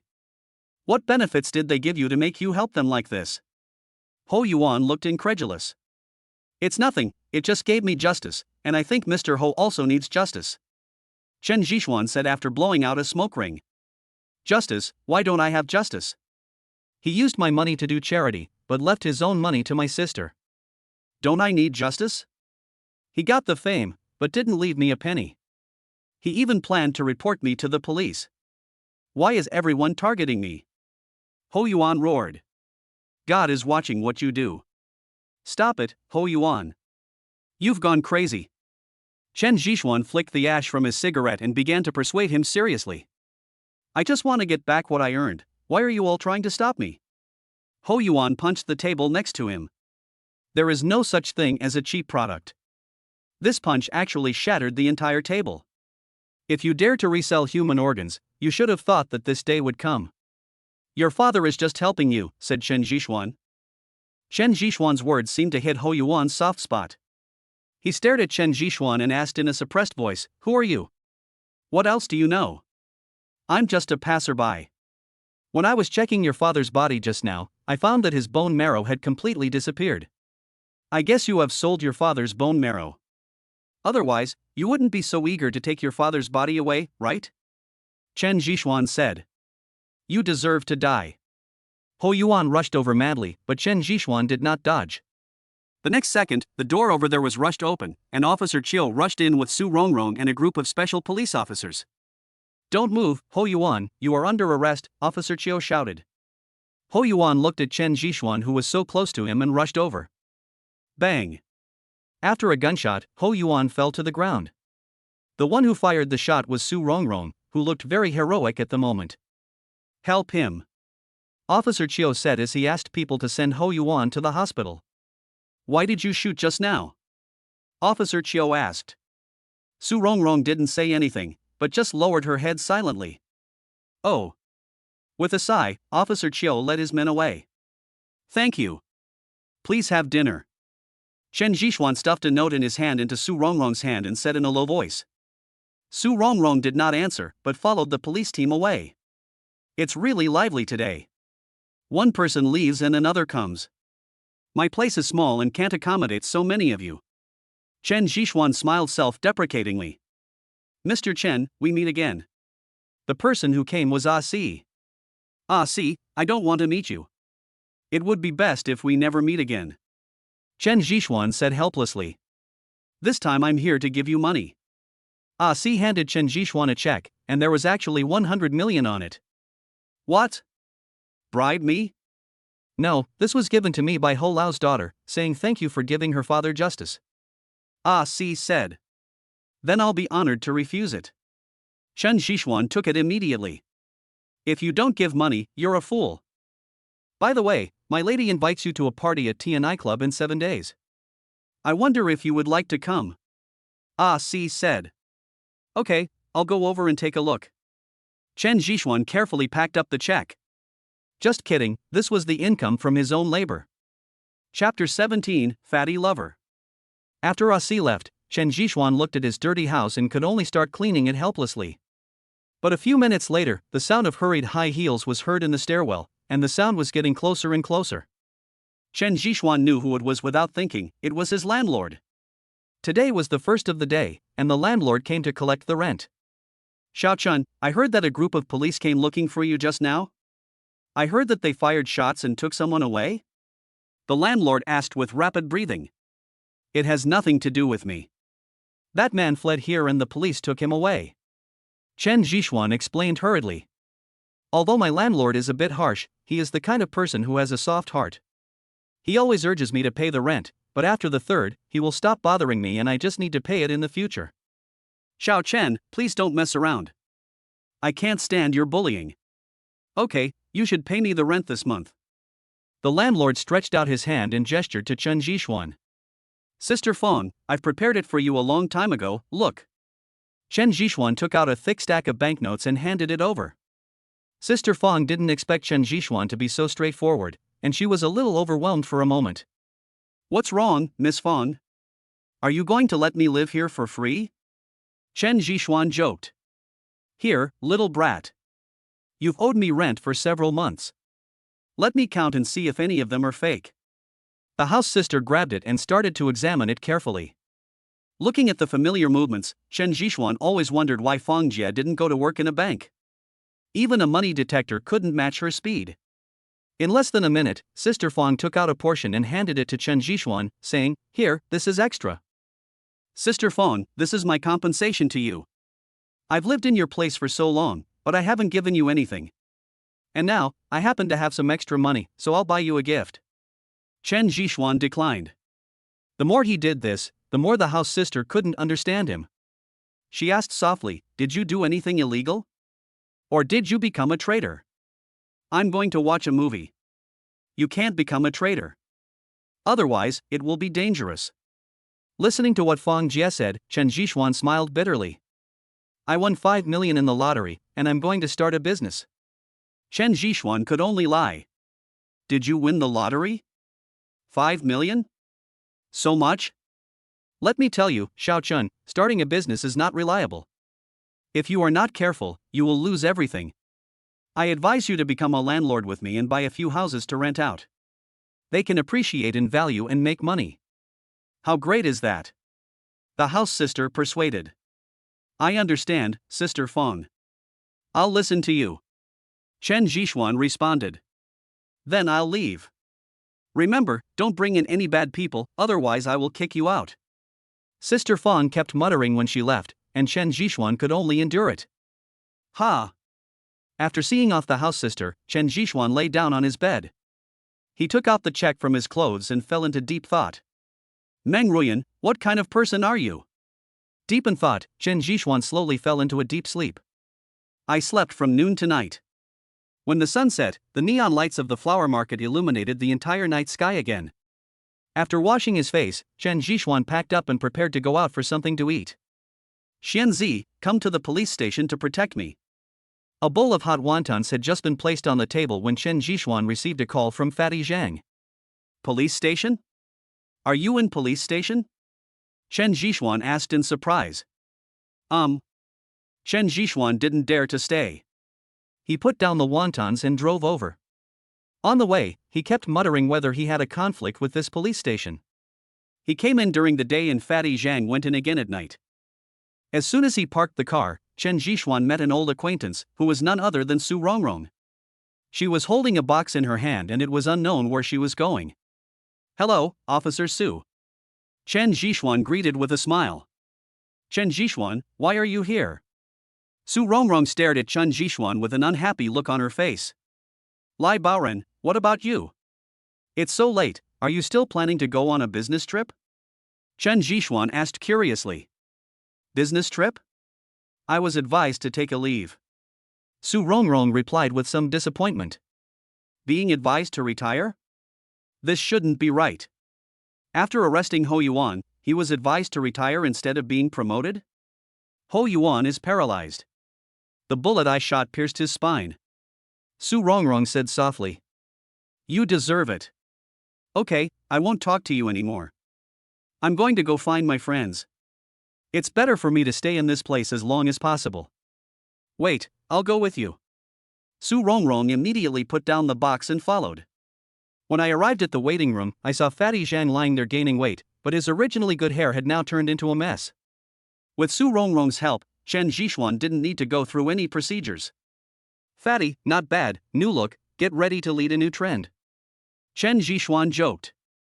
Fatty Zhang stood up and smiled awkwardly, then said shyly, I'm sorry, Xuanzi, for asking you to come here. Okay, I really can't stand you being like this. Tell me, what's going on?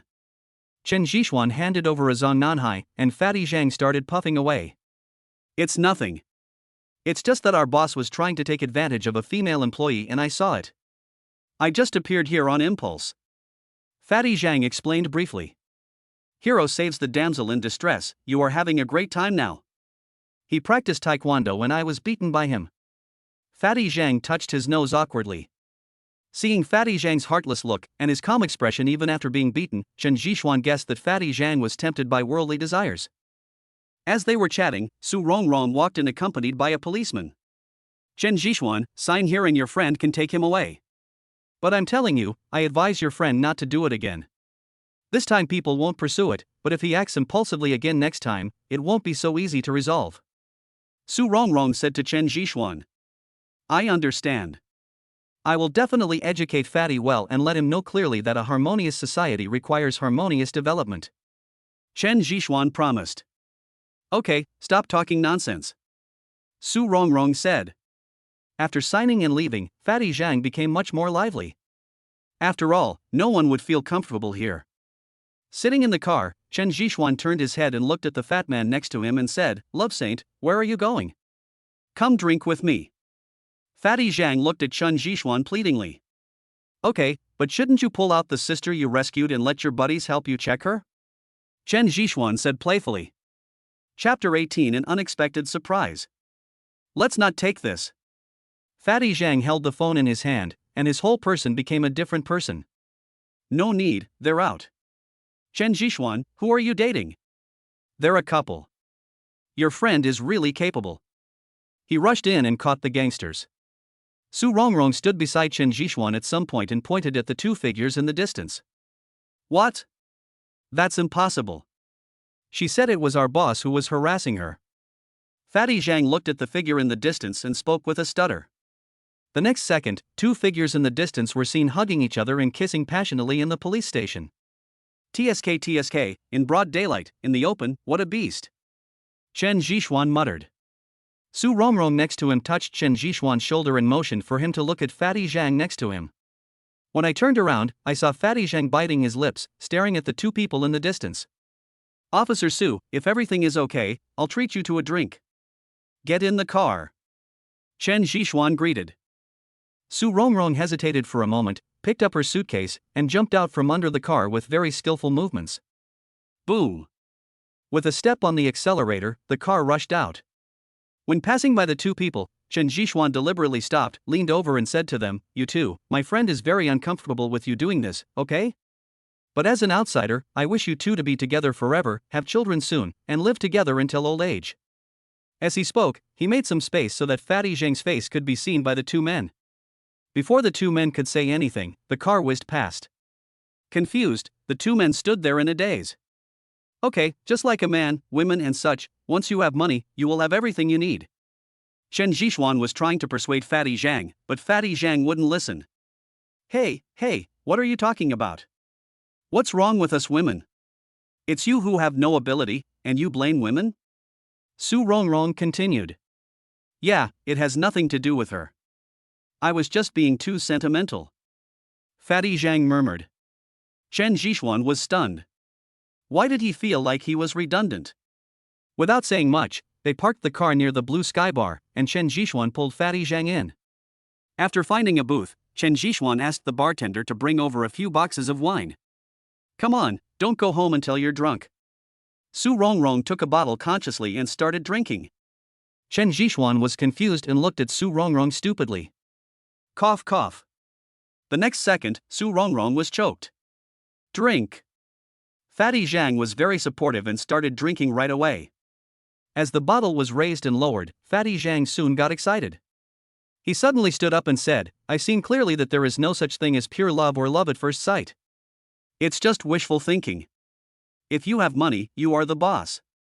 As soon as he finished speaking, he staggered towards the DJ over there, leaning his whole body on the microphone over there, while holding his beer in one hand.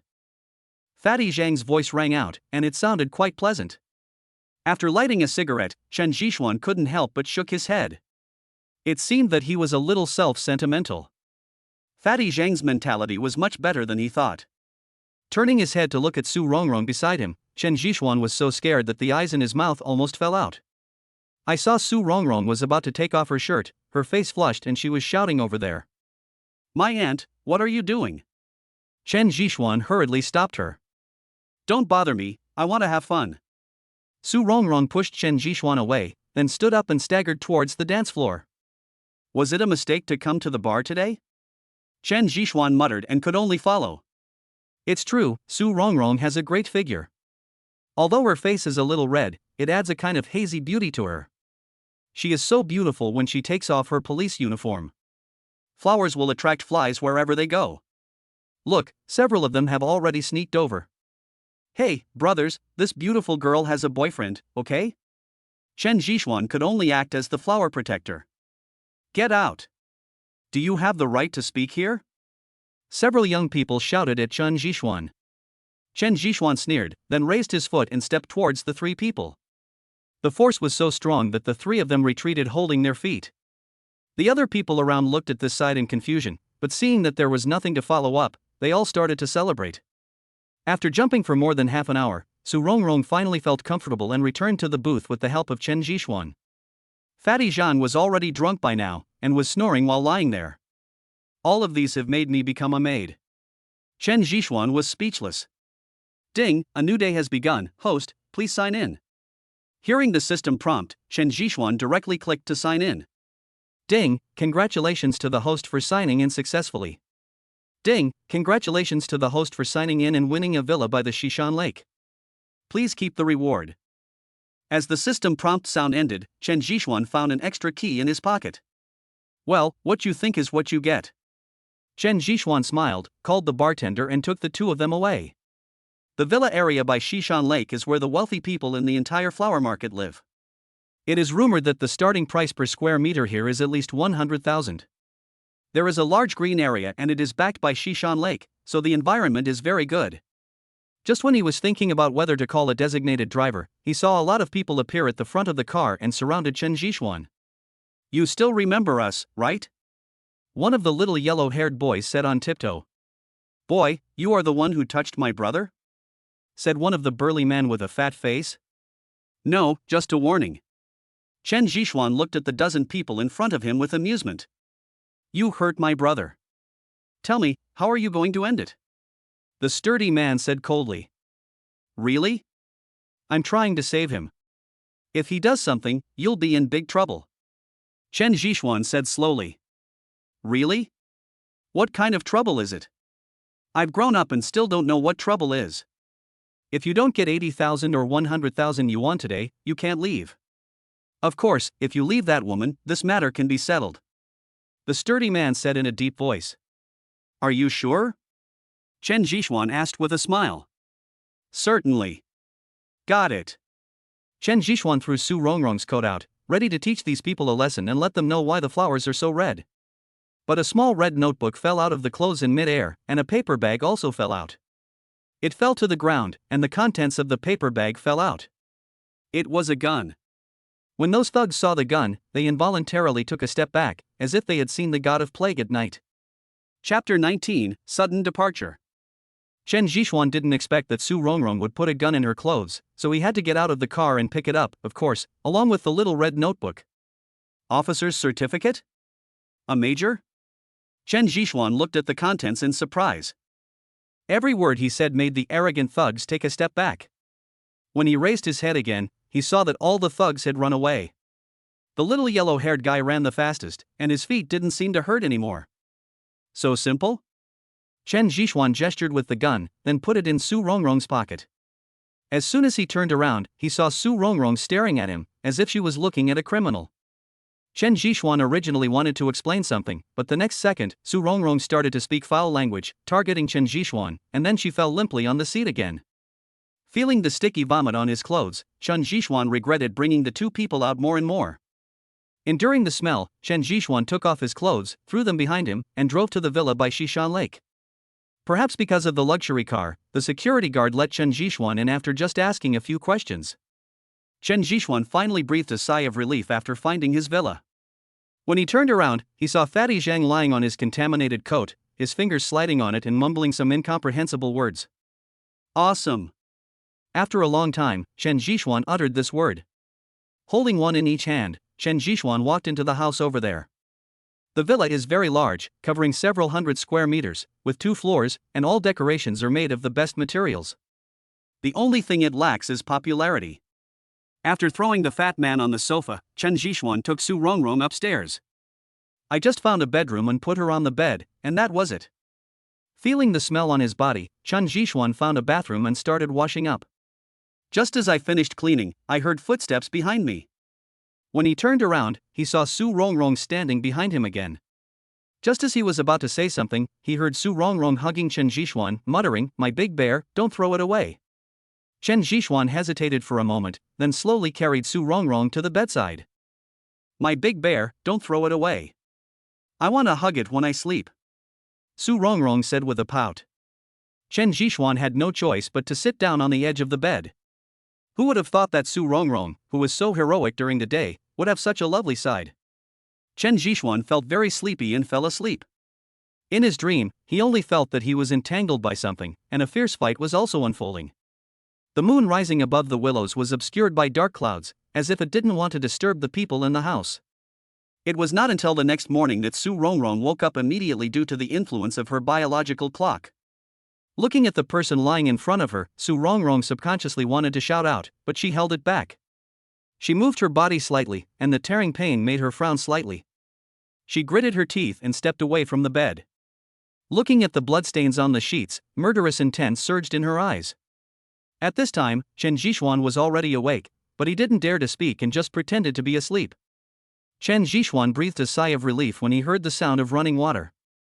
Just as he was about to leave, he also noticed the bloodstains on the bed sheets. Could it be that Chen Zhishuan fell into dementia? But the next second, the bathroom door opened, and he could only pretend to be asleep again, but he felt very complicated. But the footsteps were getting farther and farther away, which was a little different from what he had imagined. He wanted to stick his head out to take a look, but he didn't know how to face Su Rongrong. While I was struggling, I heard footsteps again.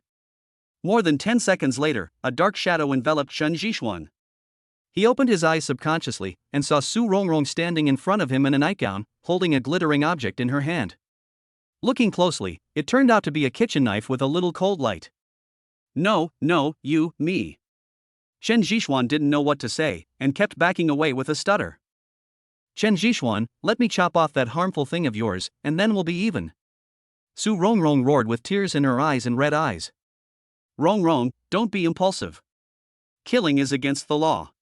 Chen Zhishuan said, holding up the cup. You still know that you're breaking the law? Don't worry, I'll kill you and take care of your parents for you. Su Rongrong said, gritting her teeth, and chopped at Chen Zhishuan with the kitchen knife in her hand. Chen Zhishuan dodged and kicked subconsciously. Su Rongrong had experienced a major event in her life and was very weak. She fell directly onto the bed. Facing the kick, she could only close her eyes and endure it. Just as he was about to kick Su Rongrong in the face, Chen Zhishuan had to change his position and kick the bedside table instead. The exquisite bedside table exploded instantly, and the table lamp on it fell to the ground. The broken pieces of wood pierced into Chen Zhishuan's feet. Looking at this scene, Su Rongrong was stunned for a moment and looked up at Chen Zhishuan in front of her. Why don't you kick it over here? I can't. Chen Zhishuan said while enduring the pain. The stalemate lasted for nearly half an hour, and Su Rongrong finally let go of the kitchen knife while biting her red lips. Rongrong, don't worry, I will be responsible. Although we have known each other for less than a day, I, Chen Zhishuan, am not the kind of person who will abandon you after having fun with you. Chen Zhishuan spoke, breaking the silence. No need. Today I'll just treat it as a dog bite. Don't see me in the future and I don't want to see you either. Su Rongrong said and left the bedroom holding her clothes. Chen Zhishuan looked at the receding figure, wanting to say something, but didn't know how to start. Sitting aside, he slowly pulled out the splinter from his foot and cleaned it briefly. Then he ran out in a hurry, but Su Rongrong had disappeared. I'm so stupid. How could I let her go? Chen Zhishuan muttered. After putting on his clothes, Chen Zhishuan went directly to the Huacheng police station and found Officer Chiu, but the news he got was that Su Rongrong had already left Huacheng. Officer Chiu, don't you know where Su Rongrong went? I really don't know about this. You know, our internal personnel appointments are kept confidential, Officer Chiu explained. Keep it secret? I remember Rongrong has an officer's ID. Do you know which military district it belongs to? Chen Zhishuan thought of something and continued to ask. How would I know? Okay, stop asking questions. I have to get to work. Officer Chiu said as he prepared to chase the man away. Chapter 20, Fine Ghost. Looking at Chen Zhishuan's back, Officer Chiu took a deep breath and said, "Rong girl, are you sure you don't want him to know?" After she finished speaking, Su Rongrong walked out of Officer Chiu's lounge. Thank you, Uncle Chiu, but we are from two different worlds. I want to integrate into the relationship, but I'm not allowed. Instead of this, it's better to just break up. Su Rongrong said, looking at Chen Zhishuan's back in the yard. I shouldn't get involved in young people's affairs, but Uncle Chiu advises you to think it over carefully, otherwise you will regret it. Officer Chiu sighed and said no more. After returning to the villa area, Chen Zhishuan was still in a dazed state. From morning till now, he had thought of countless possibilities in his mind, but he never thought that Su Rongrong would play hide and seek with him. Am I so unpopular? Chen Zhishuan rubbed his eyebrows and said with some confusion. Get out. You're pressing on me. The fat man's voice came from the side. When he looked down, he saw that he was sitting on the fat man's belly. The fat man moved his seat, stood up, picked up the teapot next to him and started drinking, not caring whether it was left overnight or not. After drinking a pot of tea, he looked around. Xianzi, where is this place? Fatty Zhang looked around in confusion. My home. What? Your house. Fatty Zhang jumped up on the sofa. Why are you making such a fuss? Chen Zhishuan said unhappily. Excited. Fatty Zhang smiled awkwardly, then walked around the villa barefoot. Love is a light, so green that it makes you panic. A familiar cell phone ringtone rang. Looking at the notes on it, Chen Zhishuan calmed himself down before answering the call. Mom. Xianzi, are you doing well in the flower market? Do you have enough living expenses this month? Hearing the familiar voice on the phone, Chen Zhishuan immediately choked up. Xianzi? Are you listening? Mom, I'm doing fine here. I've changed my job and can earn a lot of money. I was just about to give it back to you. Chen Zhishuan said in a low voice. Mom is not short of money, it's just that it's the beginning of the month and I haven't heard from you, so I wanted to ask you. You have to work hard in your new position, and you, brat, bring me a girlfriend next time you come back, otherwise, don't come back, understand? Listening to his mother's nagging, Chen Zhishuan burst out laughing. Still laughing? You are already an adult. Your Aunt Wang Xiaoqian's baby is already 1 month old. What are you waiting for? If you wait any longer, the flowers will be cold. Remember. Okay, I'll bring you a wife next time. Well, I won't say much. Remember to take care of yourself. After putting down his phone, Chen Zhishuan hesitated for a moment, then transferred 10,000 yuan to his family.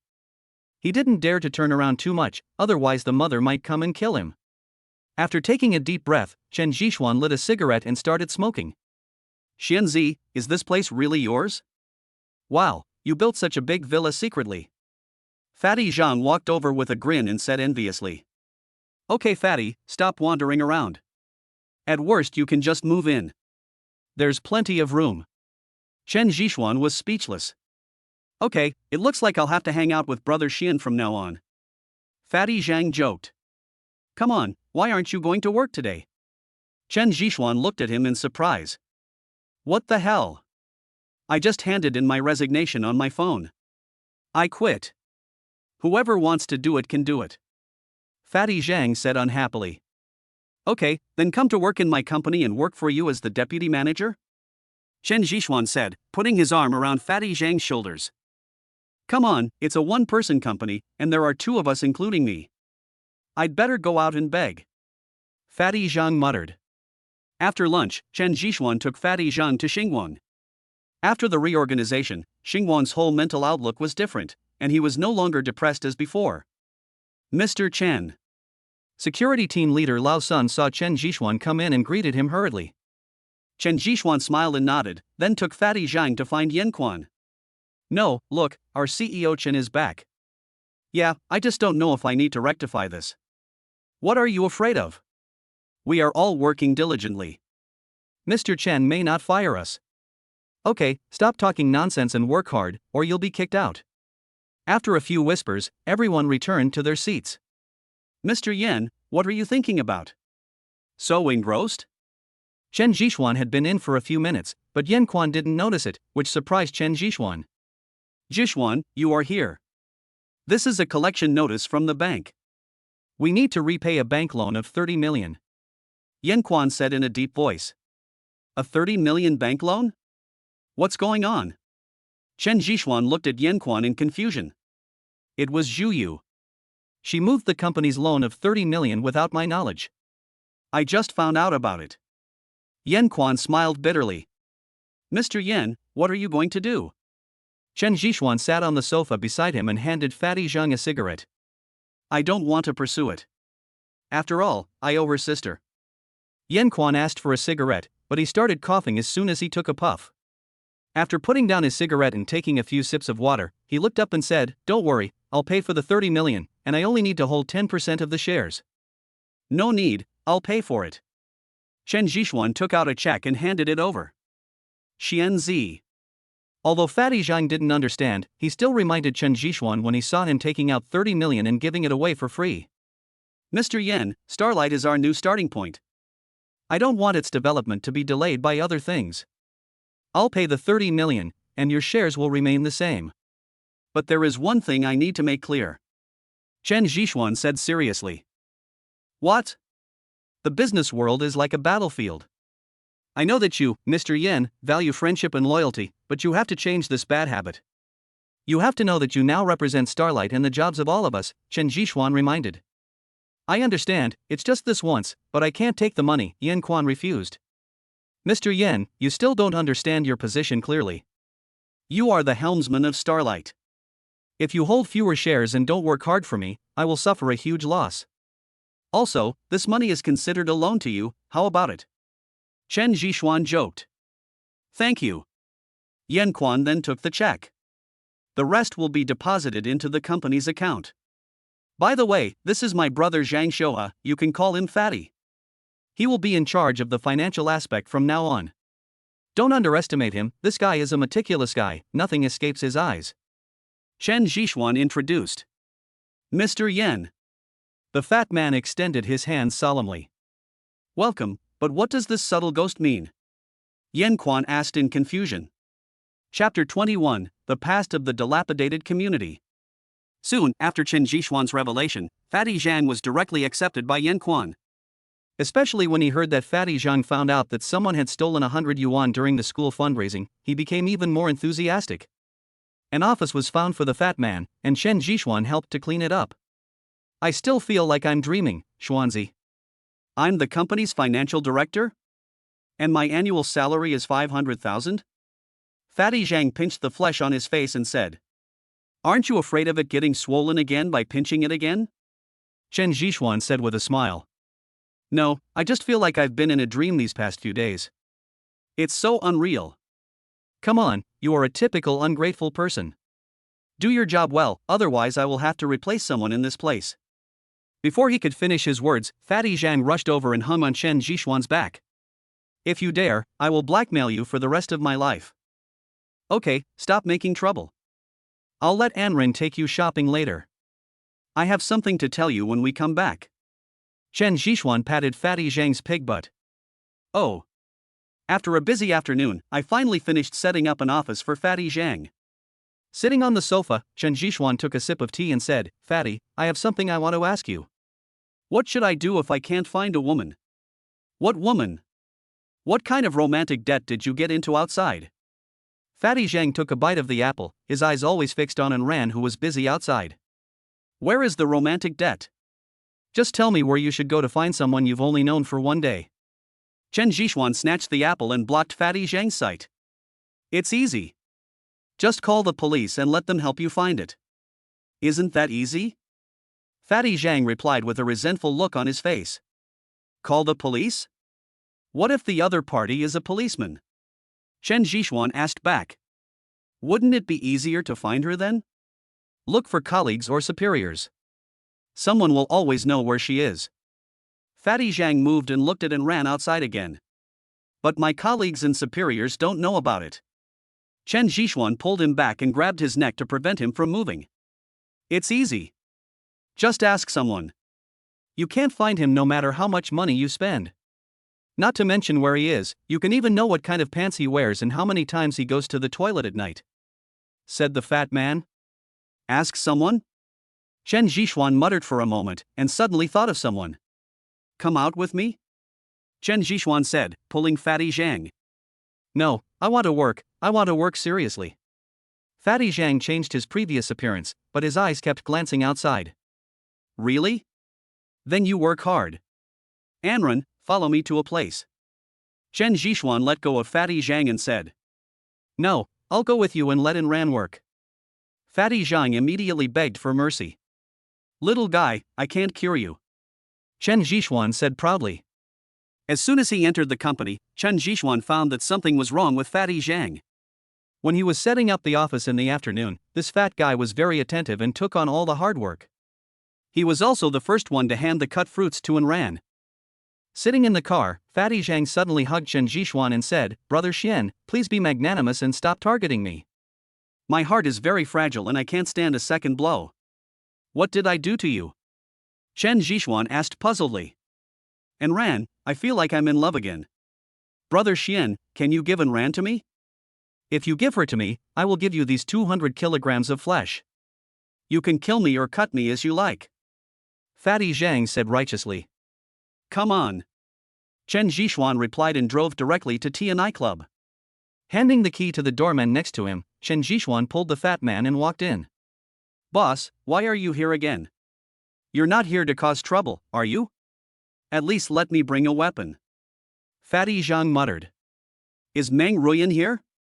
Chen Zhishuan asked the front desk. Mr. Chen, our boss is not here. He will only come over at the end of the month. The lobby manager hurried over to explain. Can you get in touch? No, we can only contact fourth brother, said the lobby manager. Ah, see? That's fine, give me your cell phone number. Chen Zhishuan took out his cell phone and said. After getting the phone call, Chen Zhishuan was not so anxious anymore. Sitting aside, he was a little hesitant. Meng Ruyan's identity is a mystery, and so is Asi. Chen Zhishuan didn't want to ask them for help before, but now no one knows the whereabouts of Su Rongrong, so we can only rely on the help of these two people. Xianzi, what are you doing? Fatty Zhang asked in confusion. I slept with Su Rongrong and she disappeared. Chen Zhishuan said casually. What, you slept with the policewoman? When? Was it last night? No wonder I heard a fight in the middle of the night. Fatty Zhang looked as if he understood. Now she's gone.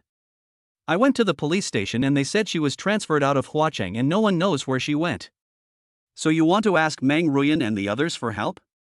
Fatty Zhang took over the conversation. Good. No. Fatty Zhang refused. Why? Xianzi, I know you are anxious, but haven't you realized since that night? Meng Ruyan and I are not from the same circle at all. Even though you are rich now, I can feel that those people have a noble temperament. Moreover, they have guns. Think about it, China's gun control is so strict, but they dare to take it out in public. You and I know what kind of background this is. Fatty Zhang said earnestly. Can. Xianzi, as a brother, I can help you think of other solutions, but you absolutely can't go to Meng Ruyan. I don't know what Meng Ruyan has set her sights on you, but I know that you and I are just small people. In front of real power, we have no power to resist. So listen to me and don't go. Fatty Zhang said very seriously. Come with me and you will understand. Seeing that Chen Zhishuan was still not giving up, Fatty Zhang pulled Chen Zhishuan and walked outside. Fatty Zhang drove the car and took Chen Zhishuan towards a residential area. Half an hour later, Chen Zhishuan looked at the dilapidated community in front of him with some confusion. I haven't been to this place for 3 years, but for you, I don't mind letting you see my past. Fatty Zhang exhaled and took out a key from his pocket. The key was a bit old, but very shiny. It was obvious that Fatty Zhang took good care of it. There were probably very few residents in the entire community, and only a few houses had lights on. As he walked into the stairwell, the musty smell rushed directly into his nose. Chen Zhishuan had never noticed before that there was such a community in the flower market. This was the first time he saw it. Chapter 22, the mother character is bigger than the sky. There are rows of basements under the stairwell. In the past, every resident here had a storage room. With the development of the flower market, these people converted the storage rooms into basements. Except for the poor lighting, everything else is fine. At least they are cheap. He pushed open the iron fence next to him, and with the sound, several mice ran past his feet. Fatty, is this where you lived before? Chen Zhishuan asked in a deep voice. He had never heard Fatty Zhang talk about it before. That was a long time ago. We'll be there soon. Fatty Zhang smiled and pushed open a dusty iron door next to him. The rust on the door indicated that no one had lived there for a long time. Click. The iron door was opened. What catches the eye is a space of less than 30 square meters. Opposite the door is an altar with 2 spirit tablets on it. What is this? Chen Zhishuan hesitated for a moment and asked, pointing at the memorial tablet. My mother and my sister. Fatty Zhang said, reaching out to slowly wipe the dust off it, and then kneeling directly in front of the tablet. Aunt? But that's not right, I remember. Chen Zhishuan was very confused. You know, he had met Fatty Zhang's mother before, and she was an extremely kind woman. This is my biological mother, and the one you met is my adoptive mother. Fatty Zhang kowtowed, then stood up and started to clean up. After Chen Zhishuan bowed, he also started to help, and the two of them were busy and having a lot of fun. It may be that this basement has not been lived in for too long, and the cabinets and other things have been bitten by rats. If Fatty Zhang had not raised the spirit platform before, this place might have been affected as well. When the dust settled, Chen Zhishuan sat down on the ground and handed Fatty Zhang a cigarette. After taking a few deep breaths, Fatty Zhang wiped the sweat from his forehead and breathed a long sigh of relief. Then he unscrewed a small safe next to him and took out a photo album. Maybe it was well preserved, there was not a speck of dust on it and it looked as good as new. Take a look. This is a photo of my mother when she was alive. Fatty Zhang handed it over carefully. Chen Zhishuan quickly put out the cigarette in his mouth, rubbed his fingers, and then began to look through the pages. Shenzi, although I don't know where you got so much money, luxury cars, and mansions, as a brother I have to remind you of something, that is, this world is not as simple as we think. Your money may be wealth that ordinary people can never get in a lifetime, but in front of those hidden rich people, it is just a small number. Zhang Panzi changed from his previous heartless attitude, and his whole body became heavy. I know. Chen Zhishuan is not a fool. Not to mention Meng Ruyan, just talking about Asi, if he didn't get the sign-in system, would he still know the existence of such a master? It's enough to know it, Xuanzi. If I say that I am also a member of a hidden wealthy family, will you believe it? Fatty Zhang blew out a smoke ring, turned his head and looked at Chen Zhishuan and asked. I believe it. Brother, it's great to know you. After all these years, you are the only person I want to tell my story to. Fatty Zhang smiled and said meaningfully. I wonder if you have heard of the Zhang family in the northeast. Without. Indeed, Chen Zhishuan was just an ordinary citizen before, so he had no chance to come into contact with these things, let alone understand them. The Northeast Zhang family has existed for hundreds of years. They usually live in seclusion, so it's okay that you don't know about them. But if you ask Meng Ruyan, she will definitely know. During its peak period, the Northeast Zhang family could control half of China's economy. But do you know that although the Zhang family looks so glorious on the surface, it actually started out as a group of tomb robbers? Later, the Zhang family developed into a behemoth. In addition, the way they made their fortune was special, and most of their subordinates are ruthless. So even now, no one wants to mess with the Zhang family. Fatty Zhang said. Grave robber? Yes, it's tomb robbing. In the previous war-torn era, the Zhang family was a powerful force and there was no law and order over there. It also ushered in its most prosperous period. Fatty Zhang said. Then how could you do that? Chen Zhishuan stared at the fat man and asked, his meaning was clear in his words. Don't be anxious, listen to me slowly. It was around when I was 7 years old. I could already remember things then. I remember it was snowing heavily that day. The thickness of the snow outside the door was enough to drown a child. It was very cold. I was wearing thick clothes and making a snowman. I don't know when my mother appeared behind me. She brought my sister, a girl who was less than 10 years old, and just looked at me. When Fatty Zhang said this, the cigarette butt in his hand had become deformed and was constantly rubbed by 2 fingers. Chen Zhishuan didn't dare to interrupt, but just silently handed over another cigarette. The cold wind was howling, and my mother stroked my head and said that she was going far away and left me alone at home. I didn't understand what she meant at the time, and I was just busy playing and didn't pay much attention to it. But half an hour later, when I was about to go to the village to play, I saw someone making a noise in a house. I pushed the door open, and at that moment I felt like the sky was falling. My mother was being bullied by some beasts from the Zhang family. I hurried over and threw the snowball in my hand at them, but think about it, what can a 7-year-old child do? Fatty Zhang's eyes were red, and the hand holding the cigarette kept shaking. The ash fell on his hand, but he didn't feel any pain. Fatty. Chen Zhishuan pinched his wrist and calmed him down. I'm fine, huh? Fatty Zhang murmured. Later, I saw my sister. She had fainted. I kept shouting. Those people were probably afraid that I would alarm others, so they climbed over the wall and left. Is he from the Zhang family?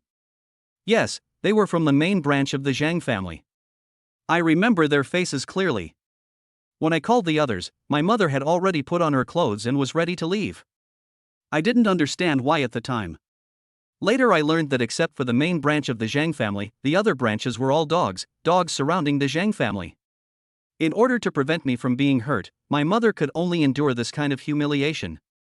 And then? Later, I was targeted.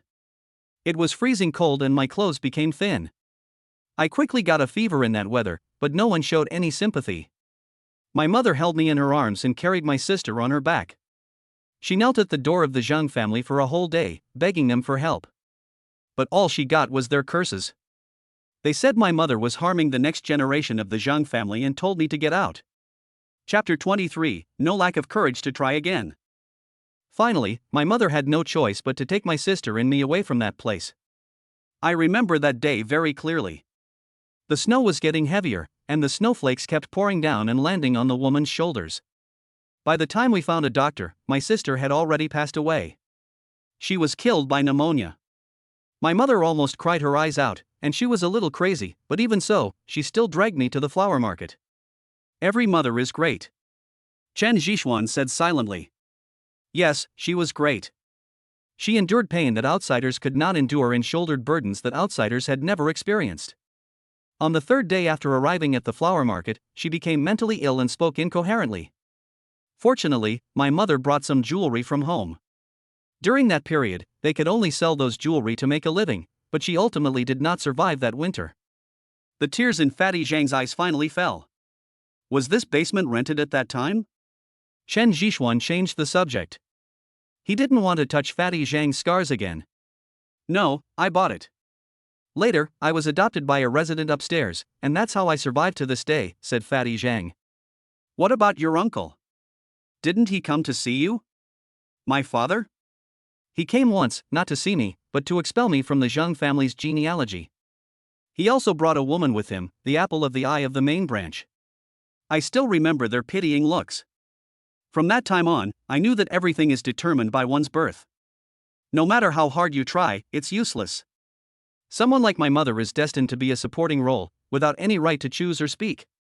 Chen Zhishuan did not ask any more questions, but just silently put his arms around Fatty Zhang's neck. Xianzi, besides the Zhang family in the northeast, there are many powerful families. The entire Chinese economy is controlled by them.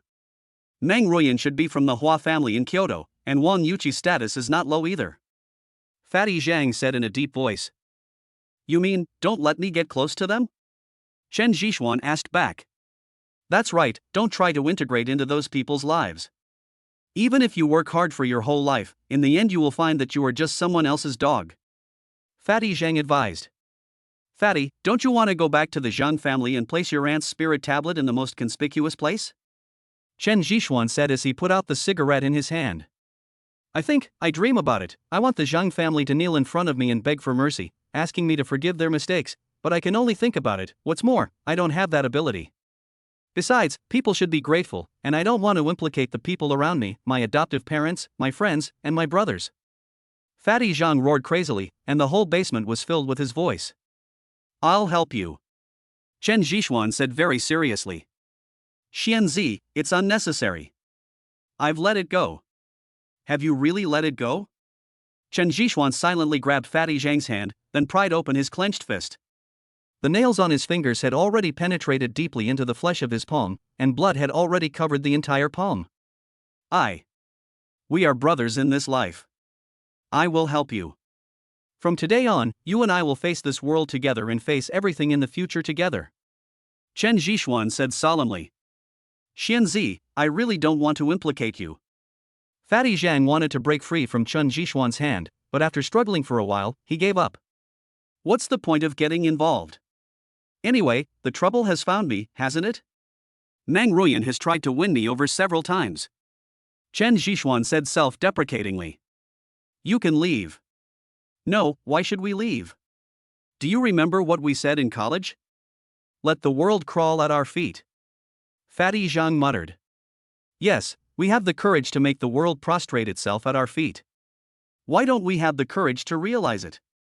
Perhaps the result may not be what we thought, but we have a clear conscience. We have the courage to do it again, don't we? Chen Zhishuan stood up and said. Can. Don't worry about buts or buts, Fatty. I have made up my mind. I will move forward, step by step, to the top of China.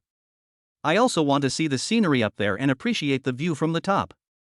Chen Zhishuan interrupted Fatty Zhang.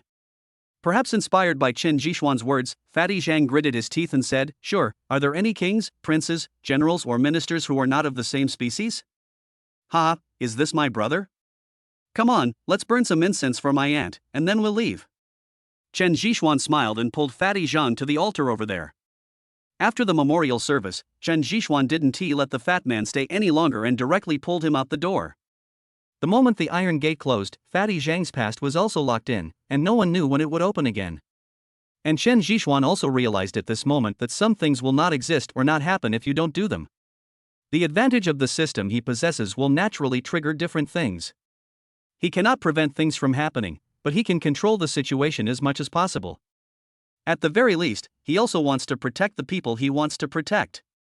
And Su Rongrong is a new step for him to face the world, and he will not give up what belongs to him. Let's go to T&I Club. I hope you won't be afraid this time. Chen Zhixuan said slowly. What are you afraid of? If you're not afraid, then what should I be afraid of? Just keep going. Fatty Zhang laughed wildly, the tears in the corners of his eyes not yet completely dried. The car stopped at the T&I Club again, and Fatty Zhang walked in domineeringly, leaving Chen Zhixuan speechless. Mr. Chen, fourth brother is back. Are you going upstairs? The lobby manager asked in a low voice. Let's go. Arriving at the 7th floor of the club again, Chen Zhixuan found Ah-Si with familiarity. I saw Ah-Si practicing with a sandbag alone. The sandbag weighing several hundred kilograms was shaking as he hit it. I heard you were looking for me? Ah-Si looked at Chen Zhixuan puzzledly. Yes, aren't you here to ask for compensation from last time? Chen Zhixuan said half-jokingly. Favors are something that you cannot owe. But didn't you say you didn't need it? Ah-Si said as he steadied the sandbag. Really? I can't remember. What's the point of hitting a sandbag alone? A sandbag is not a person. People are alive, and sandbags are dead. How about I practice with you? Chen Zhixuan said as he took off his coat and walked towards Ah-Si. Sure, if you beat me, I can compensate you. Ah-Si said with a smile. It's settled. Chen Zhixuan flexed his wrist and suddenly punched the sandbag in front of him. The hidden force came out, and through the fist, a big hole was instantly blasted in the sandbag. As the sandbags broke, the sand in them continued to flow out. Chapter 24. The person behind Su Rongrong. 8 extremes? Ah-Si stared at Chen Zhixuan and said with some disbelief. No problem. Chen Zhixuan smiled playfully, and instantly moved closer. The moment he raised his foot, a deep footprint was left on the ground. Come on. Ah-Si felt the solemn and murderous atmosphere and became excited. After the collision, Ah-Si felt his arm go numb and he couldn't help but take a few steps back. Sharp. With a sigh, Ah-Si was suddenly enveloped by a strong aura.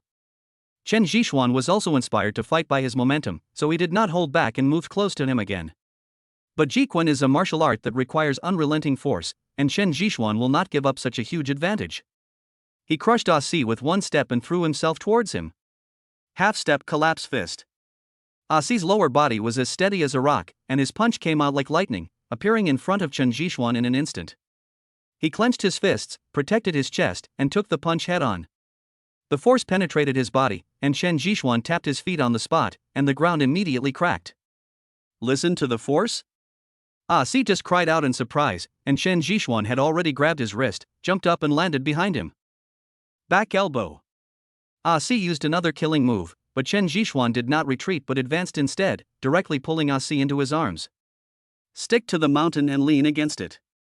Elbows and shoulders collided, and Ah-Si was sent flying all of a sudden, hitting the tattered sandbag, causing a lot of sand inside to spill out again. Chen Zhixuan didn't react at all, just looked at him silently. Awesome. Ah-Si rolled over and stood up, speaking with a heavy breath. Obviously, he lost. You can compensate me now. Chen Zhixuan said with a smile. Of course. Tell me, how much money do you want? Ah-Si asked, rubbing his arm. I'm not short of money, I just want you to help me find someone. Chen Zhixuan said. Who? Su Rongrong, originally from the Huasher Municipal Bureau? Chen Zhixuan said. Who? Su Rongrong. I'm sorry, I can't help you. Ah-Si shook his head and said. You don't want to help? Chen Zhixuan asked back. What do you want from her? She is my woman, what do you think? Chen Zhixuan said it without any hesitation. What belongs to you is yours, and no one can force it. I can't make the decision on this matter. I have to ask the lady for permission. Ah-Si replied. Do I need to ask her for permission? Chen Zhixuan was a little confused. You don't know? Ah-Si looked at Chen Zhixuan suspiciously, as if he was looking at a monster. What do I know? Chen Zhixuan became more and more confused. The Southwest Su family? Su Rongrong is the apple of the Southwest Su family's eye. Who among ordinary people would dare to investigate her whereabouts? Ah-Si explained speechlessly. The Southwest Su family, so that's what it is. Fatty Zhang next to him suddenly thought of something and said to himself. Wait a moment, I'll ask the lady, I'll be there soon. Ah Si said and left. Fatty, do you know? Chen Zhishuan asked. Yes, you don't know about the Su family, but you know Su Dinghua, right? Su Dinghua, the founding hero? Chen Zhishuan still had some common sense. Yes, it's the founding hero Su Dinghua. The Su family was founded by him. I didn't expect that Su Rongrong is actually a member of the Su family. Xuanzi, your journey to find a wife is not easy. Fatty Zhang joked. Chen Zhishuan ignored him. To be honest, he had been a little confused before as to why Officer Chiu was so vague. Now he finally found the reason. After a while, Ah Si walked in. Our young lady has instructed that next time we meet, she will tell you Su Rongrong's location. I hope you don't worry. Ah Si said. Chen Zhishuan was silent for a few seconds before he agreed. It was obvious that Meng Ruyan was planning something, but thinking that he would know Su Rongrong's whereabouts in a week, Chen Zhishuan was not in a hurry anymore. After leaving the TNI club, Fatty Zhang handed something to Chen Zhishuan and said, "This is for you. I stole something from the Zheng family ancestral hall. My stepfather said that this thing is the most precious treasure of the Zhang family. As for what it is used for, I'm not sure. You came to me for this thing, but who would have thought that someone as worthless as me would steal it?" Chen Zhishuan looked at the thin jade piece, then shook his head and said, "No, just keep it." But Fatty Zhang was still determined to give it to Chen Zhishuan. Chen Zhishuan had no choice but to hang the jade piece on his chest as a souvenir. Little did people know that it was this piece of jade that saved Chen Zhishuan from a great disaster. Of course, this is a story for later. After returning home, Chen Zhishuan looked at the documents sent by Yan Quan and could only lie down and sort them out. In Yan Quan's words, he should have a comprehensive understanding of Starlight so that he can make better deployments. After a busy day, it was not until the evening that Fatty Zhang came in with a big bag of barbecue that Chen Zhishuan stopped what he was doing. "You're still working so hard. Eat something, otherwise you'll starve and become thin." Fatty Zhang pointed at the barbecue. "It's okay to have a date in the afternoon." Chen Zhishuan teased. "Don't talk nonsense. I'm just building relationships among my colleagues." Fatty Zhang explained hurriedly. He would not admit that he and Ran ordered too much barbecue and brought it back to Chen Zhishuan. After taking a few bites, Fatty Zhang said carefully, "Brother Xian, can we discuss something?" "What?" "Have a drink. This is authentic foreign product." Fatty Zhang quickly opened a can of beer and put it in Chen Zhishuan's hand. If someone is being too nice to you for no reason, he is either a traitor or a thief. "Tell me, what do you want to do? Drive out to pick up girls?" Chen Zhishuan asked Fatty Zhang suspiciously. "How could that be, Brother Xian? I just want to learn a few moves. The way you broke the sandbag with one punch was so cool." Fatty Zhang flattered him with a licking face. "Want to learn boxing?" Chen Zhishuan asked Fatty Zhang while staring at him. "Yeah, I just want to learn a few moves." "Okay, let's do a horse stance first." Chen Zhishuan packed up his hands and pulled Fatty Zhang out of the house. "Is this okay?" Fatty Zhang half knelt down. "I'm asking you to go to the toilet? You have to do this." After correcting him for a long time, Chen Zhishuan finally got Fatty Zhang to do a horse stance. "How long will it take?" "Just stay for half an hour, I'm going to eat." Chen Zhishuan said and left. After 1.5 minutes, Fatty Zhang came back with trembling legs, still saying that Chen Zhishuan was not considerate or something like that. Chen Zhishuan ignored him and continued eating and reading the report. Seeing that Chen Zhishuan was unmoved, Fatty Zhang felt that he had fed his meal to an ungrateful person. Chapter 25, Killing and Destroying the Heart. As soon as midnight passed, the system prompt sounded. Ding! A new day has begun. The host can sign in. Sign in. Ding! Congratulations to the host for signing in successfully. Ding! Congratulations to the host for achieving computer proficiency. Soon, all the knowledge about computers came into Chen Zhishuan's mind. He felt that he had become a computer expert, and his rows of codes could break through any network defense at any time. Ding! Congratulations to the host for signing in for 5 full days and getting an extra draw. Ding! Host, do you want to draw a prize? System, what is this lottery about? What are the prizes? Chen Zhishuan asked, somewhat confused. Every 5 days you sign in, you can get an extra lottery draw. The lottery items are random and the types are ever-changing. You can win anything from a dime to a star in the sky. That's amazing, I want to draw a prize. Ding! The lottery begins. As the system prompt sounded, a virtual frame appeared in front of Chen Jishuan with a pointer on it and objects next to it, shaking up and down at a very fast speed. Stop! Chen Jishuan shouted suddenly. Sure enough, the object swaying next to him suddenly slowed down a lot, and as time went by, he could clearly see the names of the items on them. Alien technology? Biotechnology? An ant? Chen Jishuan was stunned by the things on it, and kept muttering something about the items. Martial arts techniques are also okay, stop. Seeing the items constantly disappearing, Chen Jishuan became anxious and angry. Northern divine art, stop. 1 billion in cash, stop. But no matter how Chen Jishuan shouted, the items did not stop. Slowly, another object appeared over there, and Chen Jishuan felt unwell. Ding! Congratulations to the host for winning an extra-large Durex. As the prompt sounded, it felt like countless alpaca were galloping through Chen Jishuan's heart. The feeling was really indescribable. What's the use of giving this thing? Chen Jishuan said, gritting his teeth as he looked at Durex that appeared out of thin air. Chen Jishuan casually threw the prize aside and lay down to rest. Early the next morning, Chen Jishuan was pulled up by the fat man. Boss, it's time to go to work. The fat man greeted while pulling Chen Jishuan's quilt. Fuck you, I'm the boss. Can't I sleep a little longer? Chen Jishuan said a little irritably. The early bird catches the worm. Who wants to take me to the top? Get up and eat. Fatty Zhang shouted regardless. You win. Chen Jishuan went to wash up with drooping eyelids. After breakfast, the two came to the company. Yan Quan had been waiting there for a long time. When he saw Chen Jishuan coming, he hurried over and said, Jishuan, are we being targeted? What are you targeting? Chen Jishuan looked at Yan Quan in confusion. I have already contacted the supplier, but as soon as the goods were delivered, they were targeted by people from the Ministry of Health. They said that the cosmetics we provided had carcinogenic risks. Now all our goods have been seized. Yan Quan said. That's impossible. Didn't you send it for testing? Chen Jishuan looked at Yan Quan in confusion. I sent it for testing, but the results didn't show any adverse reactions. However, this morning I received a call from the marketing department, saying that everything on our shelves had been sealed, and people from the Industrial and Commercial Bureau would come to inspect soon, said Yan Quan.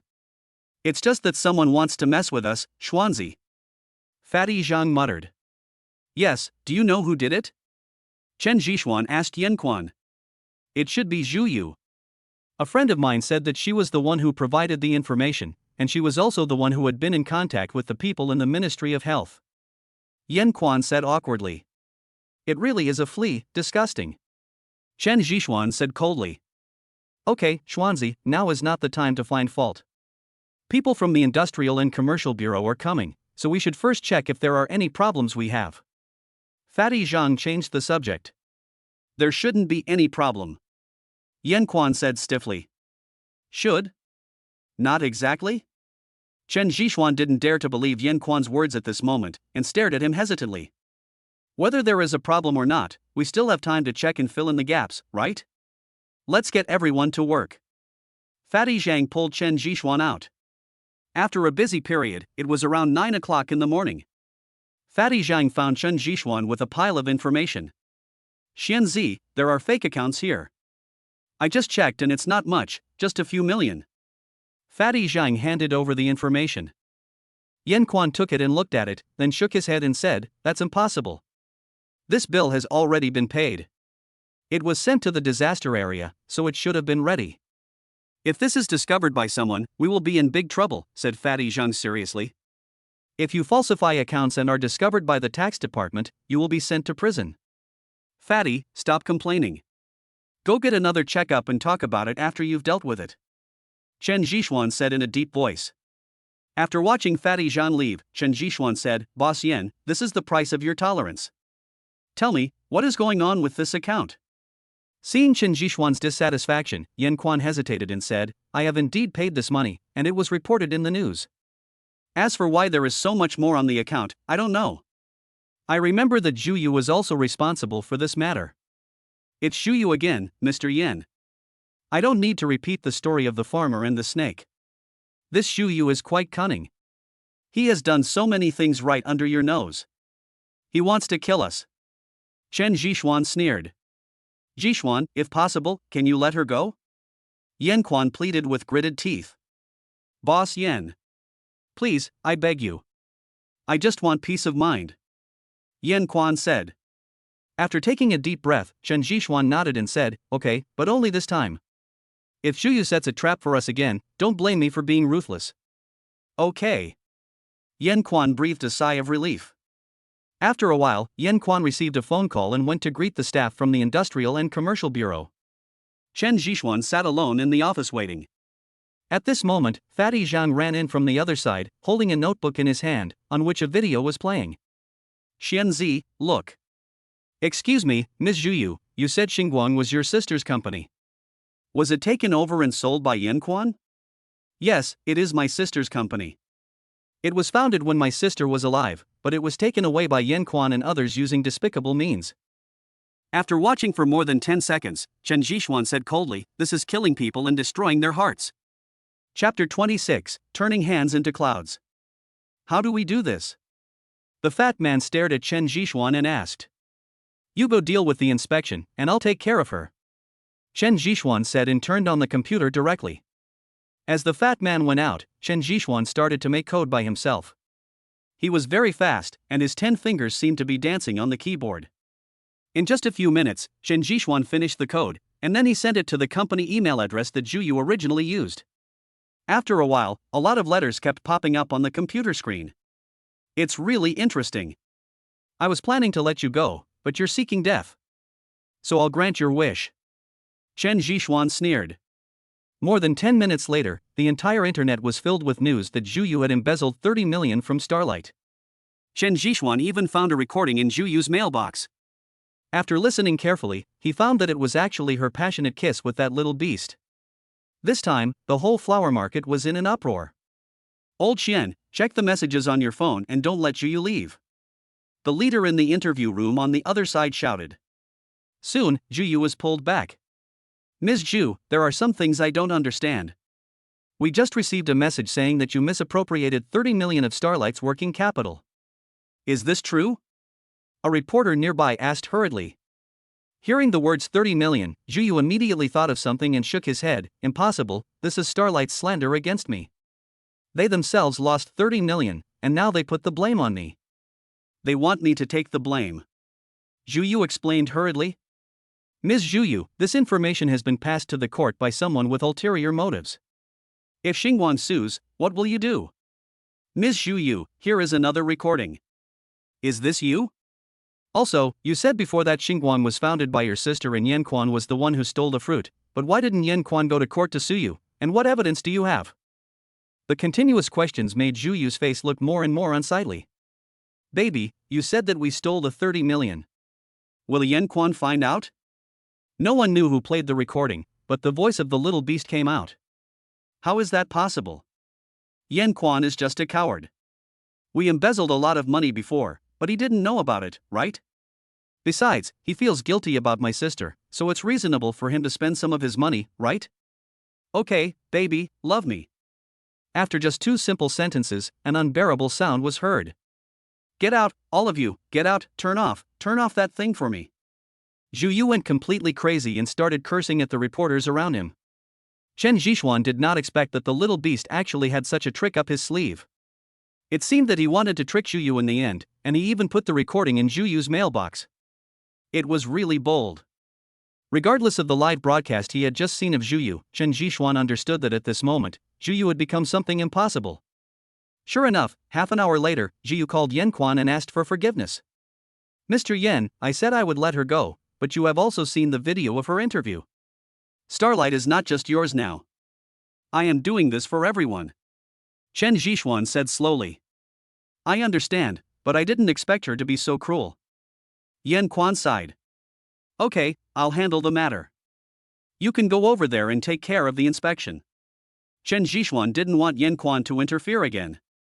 This time, he wanted to eradicate all the cancer in Xingguang and let Xingguang be reborn from the ashes. At this moment, the internet has already exploded. Oh my god, this woman is really shameless. She spent her brother-in-law's money and still hurt him. A bitch and a dog, forever. Baby, love me, don't you have any idea what you look like? I don't know which man he is. I really hope I can get to know him. The one upstairs, please help me find some human flesh. Chen Zhishuan looked at the comments from netizens and a sly smile appeared on his face. Chen Zhishuan randomly hacked into an account with the online name Dao Can Go, posted photos of Xiaoxiao and Zhuyu, and deliberately left a message. Oh my god, man, awesome. You found the leading actor so quickly? What kind of soup is this? Can anyone tell me more about it?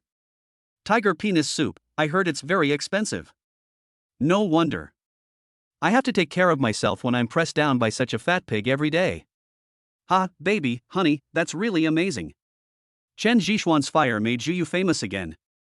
At this moment, she was hiding in the toilet of the interview room and dared not come out. There were many reporters outside who had heard the news and were waiting to get the latest news.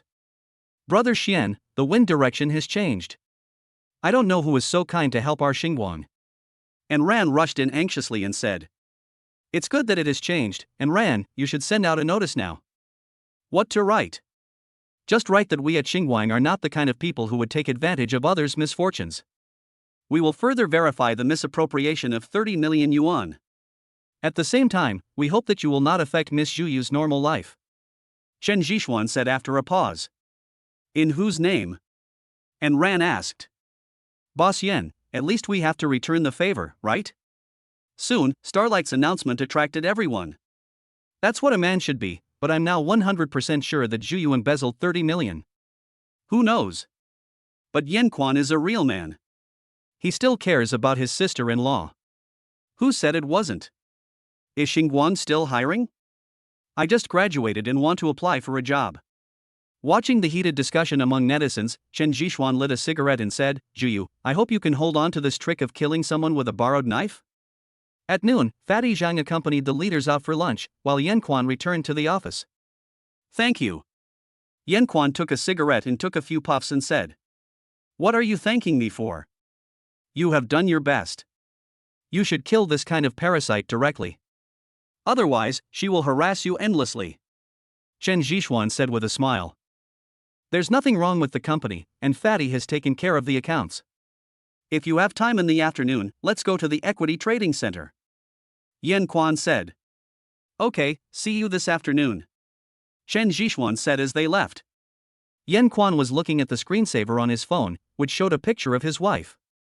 XANR, this is all I can do. I hope you won't blame me down there. As he said that, he kissed the photo on his phone. Chen Zhishuan was standing outside the door and heard these words. At the same time, he completely understood why Yan Quan tolerated Zhuyu's insolence again and again. To put it bluntly, he transferred his doting on his wife to Zhuyu. Unfortunately, his good intentions were eaten by dogs. Chapter 27, Disappearing First Love. In the information age, the speed at which information spreads is simply incomprehensible. In just one day, Zhuyu was completely defeated and became a rat that everyone wanted to kill. However, Chen Zhishuan didn't care about these. Lying on the sofa, Chen Zhishuan was studying the sign-in system. Since he obtained it, he has not studied it properly. Xianzi, let me show you something good. Fatty Zhang sat over with a smile and put down the banana in his mouth. What? What do you think of this person? Fatty Zhang typed out a resume on his notebook and handed it to Chen Zhishuan. MOE? What do you do? Chen Zhishuan asked puzzledly. You don't know MOE? He's the vice president of Xingxing Group. It's rumored that he made an indispensable contribution to Xingxing Group becoming the #1 commercial company in China. He even did a lot of things. Fatty Zhang explained. So arrogant? Chen Zhishuan couldn't believe it. He knew Xingxing Group very well. It was a real business empire. Xingxing had been involved in everything from daily necessities to cars and airplanes. It was a company established on real business operations. Every investment was a sure win. Yes, you can search for some news about MOE on the internet, it will definitely surprise you. Fatty Zhang said. Chen Zhishuan took the computer, and soon MOE's resume appeared on the internet. After studying for a few minutes, Chen Zhixuan touched his nose and said, "This MOE is so awesome, why would he submit his resume to our company? I'm wondering too. I didn't notice it before. This was sent to me by Enran. I felt like I was dreaming at the time." Fatty Zhang replied. "Speaking of Enran, you must not be too presumptuous when you first come in. I don't want all your subordinates to fall in love and stop working." Chen Zhixuan teased. "Come on, let's talk about MOE. What are you talking about Enran? Should we make an appointment to meet this MOE, to meet this legendary figure of China?" "You can make an appointment, but we have to find out why he left Xingxing and why he chose us Xingguang." "I don't want to be targeted by Xingxing just when I'm starting out. You should understand their power," Chen Zhixuan reminded. "Okay, just leave it to me. I'll arrange a meeting with him tomorrow," Fatty Zhang said with a smile.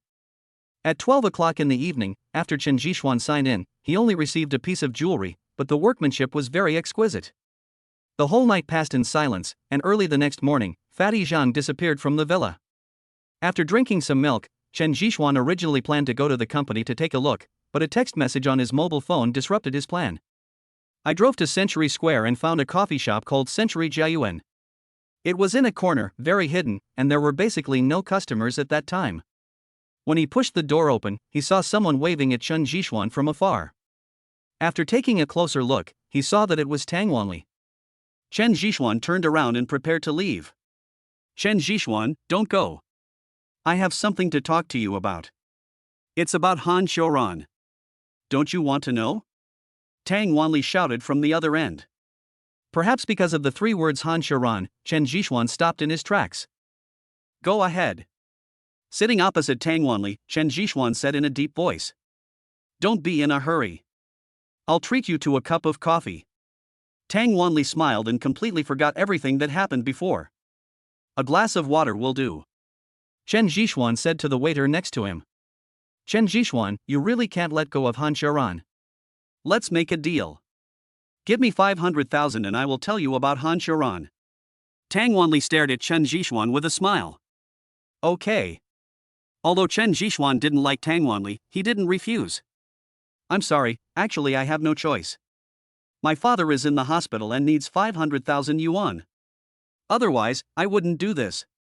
Tang Wanli seemed to be explaining something to Chen Zhixuan. "Let's get to the point. I'll transfer the 500,000 to you later," Chen Zhixuan said lightly. "In fact, Han Xiuran is already married," Tang Wanli blurted out. As soon as he finished speaking, the water cup in Chen Zhixuan's hand shook involuntarily. "When did it happen?" Chen Zhixuan asked, suppressing the discomfort in his heart. "The 2nd year after graduation, she married a man 10 years older than her. She had no choice. Her family encountered serious problems at the time, and she could only choose to obey," said Tang Wanli. "Why didn't you tell me?" Chen Zhixuan said to himself. She couldn't say anything because her brother owed gambling debts. Besides, you didn't reveal that you had so much money before. It can only be said that it was fate. Tang Wanli sighed. Address. Her home is now at number 333, Building 3, Jingyuan Community, next to Jiafang Road, said Tang Wanli. Thank you, Chen Zhixuan said and left. After leaving the coffee shop, he was in a daze. After smoking a cigarette in the car, he became much more sober. Are you married, you? After a long silence, Chen Zhixuan drove to Jingyuan Community on Jiafang Road, which is also a high-end community and is good in the entire flower market. Looking through the fence beside him, Chen Zhixuan hesitated. Logically, he shouldn't disturb Han Xiuran's life, but he was unwilling to do so, and he didn't know why. He wanted to find Han Xiuran to explain things clearly. Just as he was thinking about it, a figure appeared in the distance, and Chen Zhixuan hurriedly lay back. It was Han Xiuran. She was dressed simply and was pushing a wheelchair with a man sitting on it, who was about 40 years old. Is this your life? Chen Zhixuan said to himself. Chen Zhixuan watched every move of Han Xiuran very carefully, as if he wanted to engrave them in his mind. After watching for more than half an hour, he reluctantly withdrew his gaze until Han Xiuran disappeared into the community. Bless you. Chen Zhixuan smiled self-deprecatingly, then drove away. No matter who knows that their first love is married, it will not be easy, especially if you have been secretly in love with him for several years. But on second thought, this is reality, this is life. There are few options, and I can never go back to the innocence of school. Chen Zhishuan always remembers what a director said in school: dating is not forbidden during school, I just don't want you to be sad for a moment.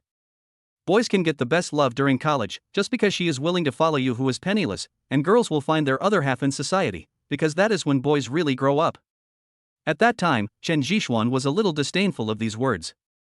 In his eyes, love would never be affected by other factors at any time. However, Tang Wanli's words today changed his mind. Chapter 28 I Give You Face. After returning to the company, Chen Zhishuan finally understood that what had passed away was not his first love, but the memories of his youth. What he was commemorating was not love, but the most beautiful time. Good morning, Brother Xian. And Ran greeted Chen Zhishuan. And Ran, you and Fatty. Chen Zhishuan said subconsciously. And Ran's face immediately turned red and she just slipped away. You guys. Chen Zhishuan shook his head helplessly and walked towards the fat man's office. When I pushed the door open, I saw a middle-aged man sitting inside. He was wearing a gray suit that looked like it had been washed many times, with threads sticking out of the pockets. He was wearing a pair of glasses and looked a little dull. Xianzi, you're here at the right time. This is MOE. You guys chat. I'll get you a glass of water. After saying that, Fatty Zhang stood up and ran away. I've heard a lot about you. Chen Zhishuan smiled and stretched out his hand. I've heard a lot about you. After some polite exchanges, Chen Zhishuan sat on a chair at the side and looked at MOE again. If he had not seen his photo, he would not have dared to imagine that this was the greatest contributor to Xingxing Group. It was only because he was too ordinary as a passerby, and at first glance, there was nothing outstanding about him. Mr. Mo, didn't you work at Xingxing Group before? Why did you come to Xingguang? Chen Zhishuan asked straight to the point. After all, everyone is curious. Because of money, I'm short of money. MOE said without any hesitation. That shouldn't be the case. According to the investigations conducted by those people online, you have a base salary plus dividends of tens of millions a year at Xingxing Group. How could you be short of money? Chen Zhishuan looked at MOE in confusion, somewhat unable to believe that this was his answer. What if I say that I was set up by someone and now I am alone and can't even find food and accommodation for myself? Would you believe it? MOE said with a self-deprecating smile. I don't believe it. Chen Zhishuan still didn't believe it. You know, MOE is not a nouveau riche. How could he not even have enough money to eat after all these years of savings?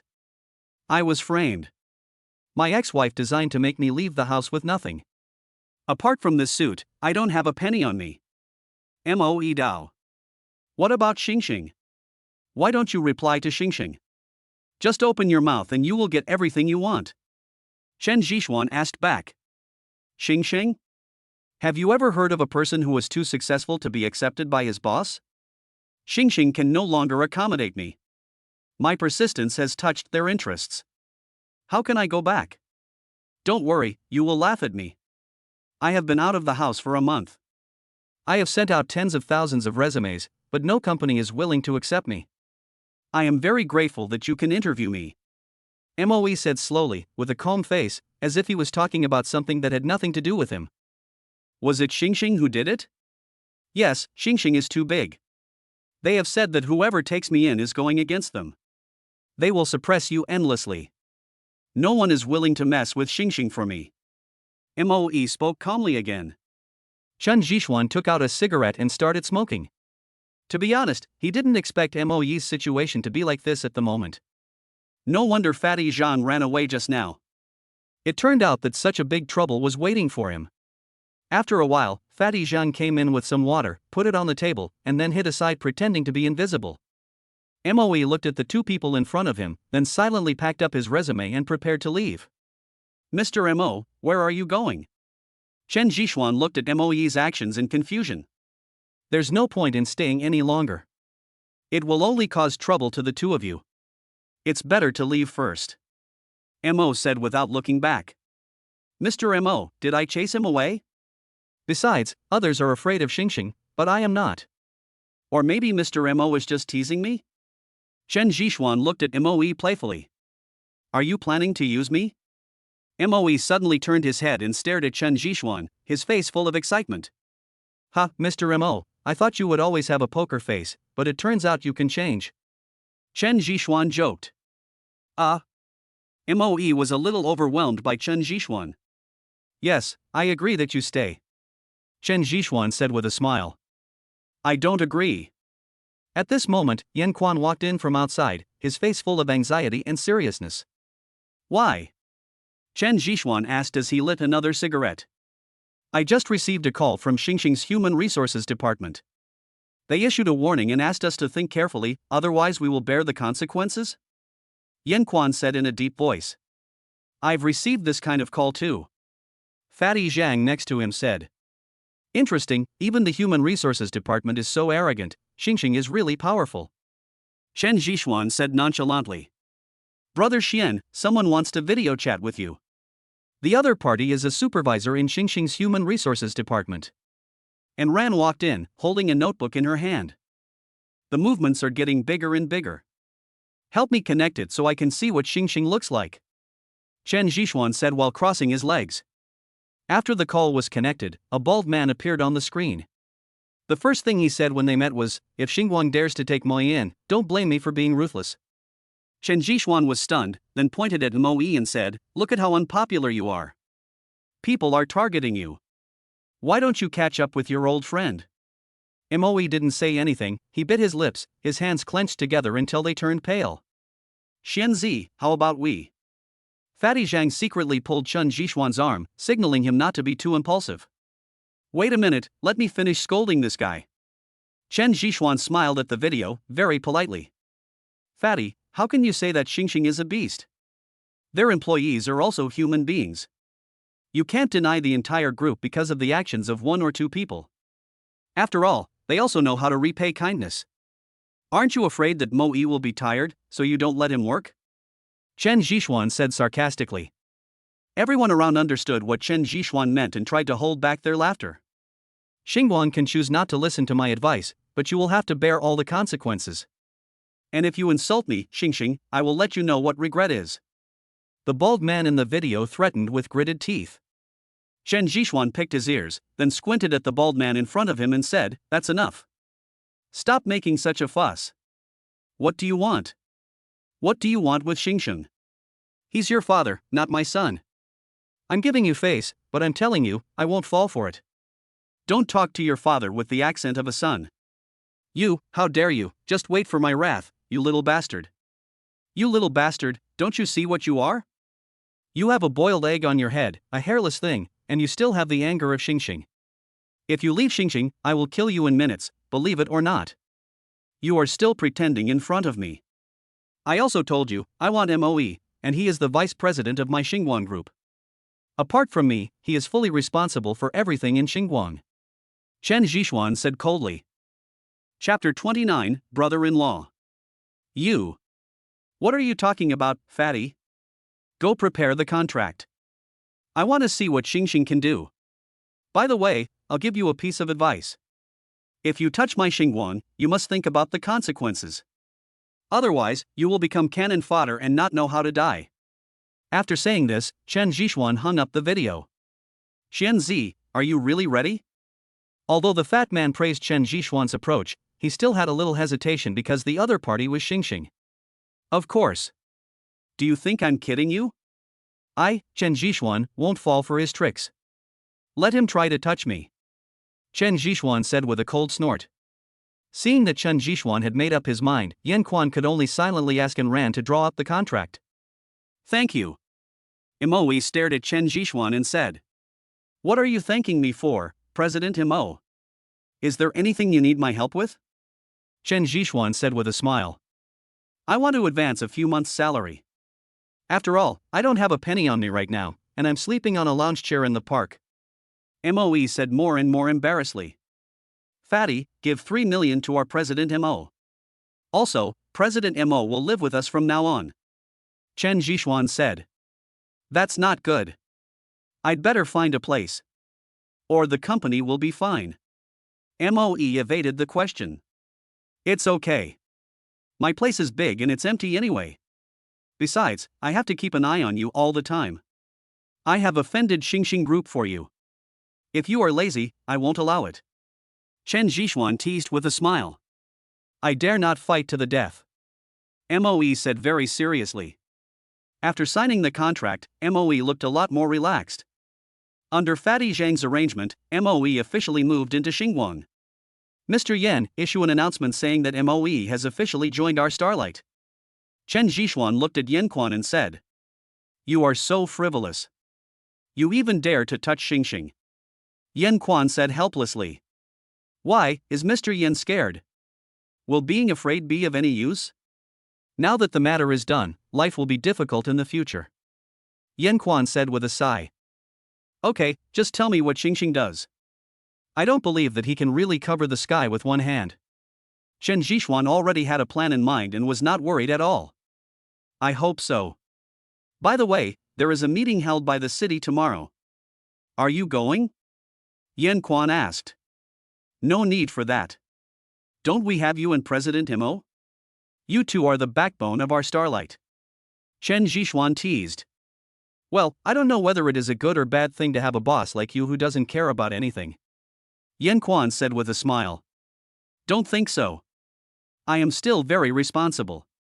Don't worry, Xingguang will definitely have a long future. After settling the company's affairs, Chen Zhishuan started to do bad things. The keyboard was clattering, and a cigarette was dangling from his lips, looking like a typical internet-addicted teenager. Half an hour later, the computer screen began to continuously receive data, and he leaned back in his chair and became dazed.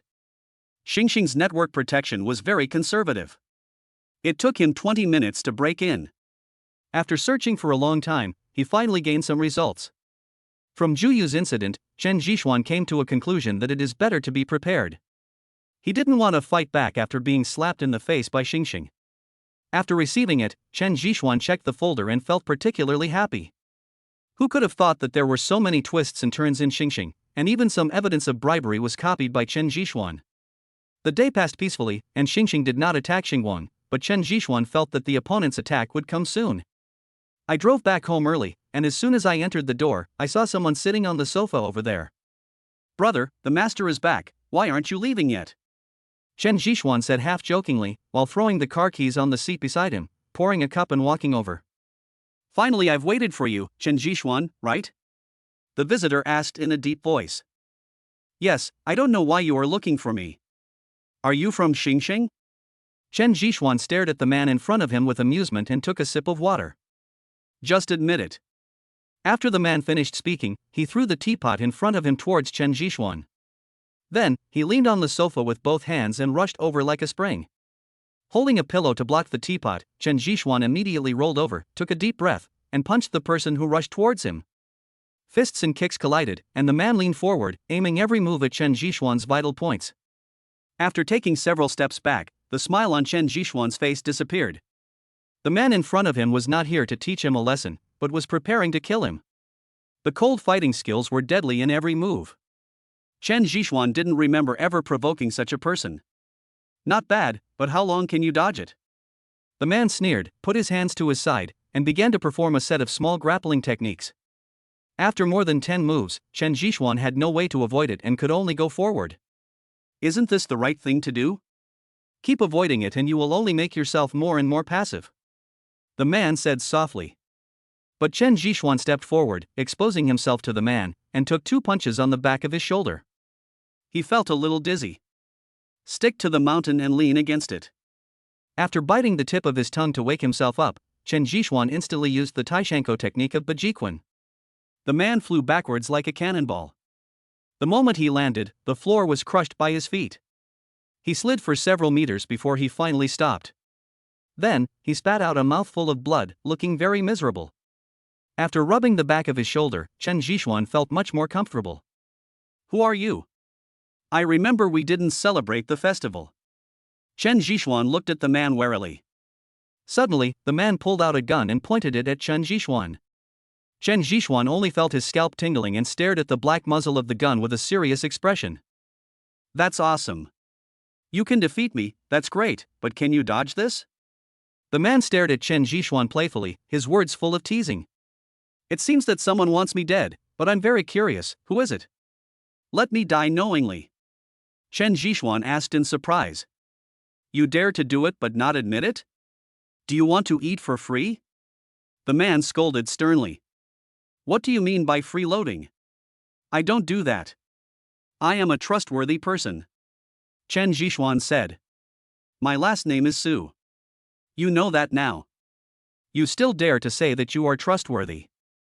You stole my sister's body and you want to pretend that nothing happened? Well, I will help her solve it so that she won't have to suffer anymore.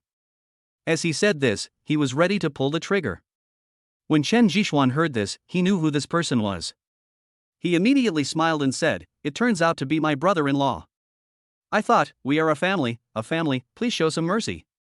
The visitor was confused by Chen Zhishuan's transformation. Chapter 30 Not enough chips. Brother-in-law, when did you come? Please give me a heads up in advance. Rongrong has mentioned you a lot before. I didn't believe that you were so good at fighting. If I had known, I would never have dared to fight with you. Also, please put this thing away. I am a timid person. If it goes off accidentally, Rongrong will be sad. Chen Zhishuan was completely relieved and got into the role quickly. He even sat on the sofa next to him and took out a cigarette. Brother Su Rongrong was becoming more and more uncomfortable, but he still put away his gun. Brother-in-law, do you want to smoke? Chen Zhishuan asked, handing him a cigarette. No, kid, you are really shameless. What brother-in-law? Brother-in-law, you can't leave me. Yes, I had sex with Rongrong, but before I could say anything, she disappeared. I went to the police station to ask, but there was no news, right? By the way, where is Rongrong? I'm very worried about her. Chen Zhishuan kept talking, and he said a lot of things. Rongrong is getting married. The brother-in-law said in a deep voice. What? Chen Zhishuan stood up immediately, staring at his brother-in-law in front of him, the smile on his face frozen. 5 days later, Rongrong will hold an engagement ceremony at the Marriott Hotel in the Flower Market. The brother-in-law replied. Are you kidding me? Or do you think I, Chen Zhishuan, am easy to bully? Chen Zhishuan stared at his elder brother-in-law coldly, as if he was ready to eat his elder brother-in-law at any time. I'm not kidding you. The Wang family came to propose marriage, and Rongrong's parents have already agreed, said the eldest brother-in-law. Wang Yu? Chen Zhishuan asked. Yes, it's Wang Yu.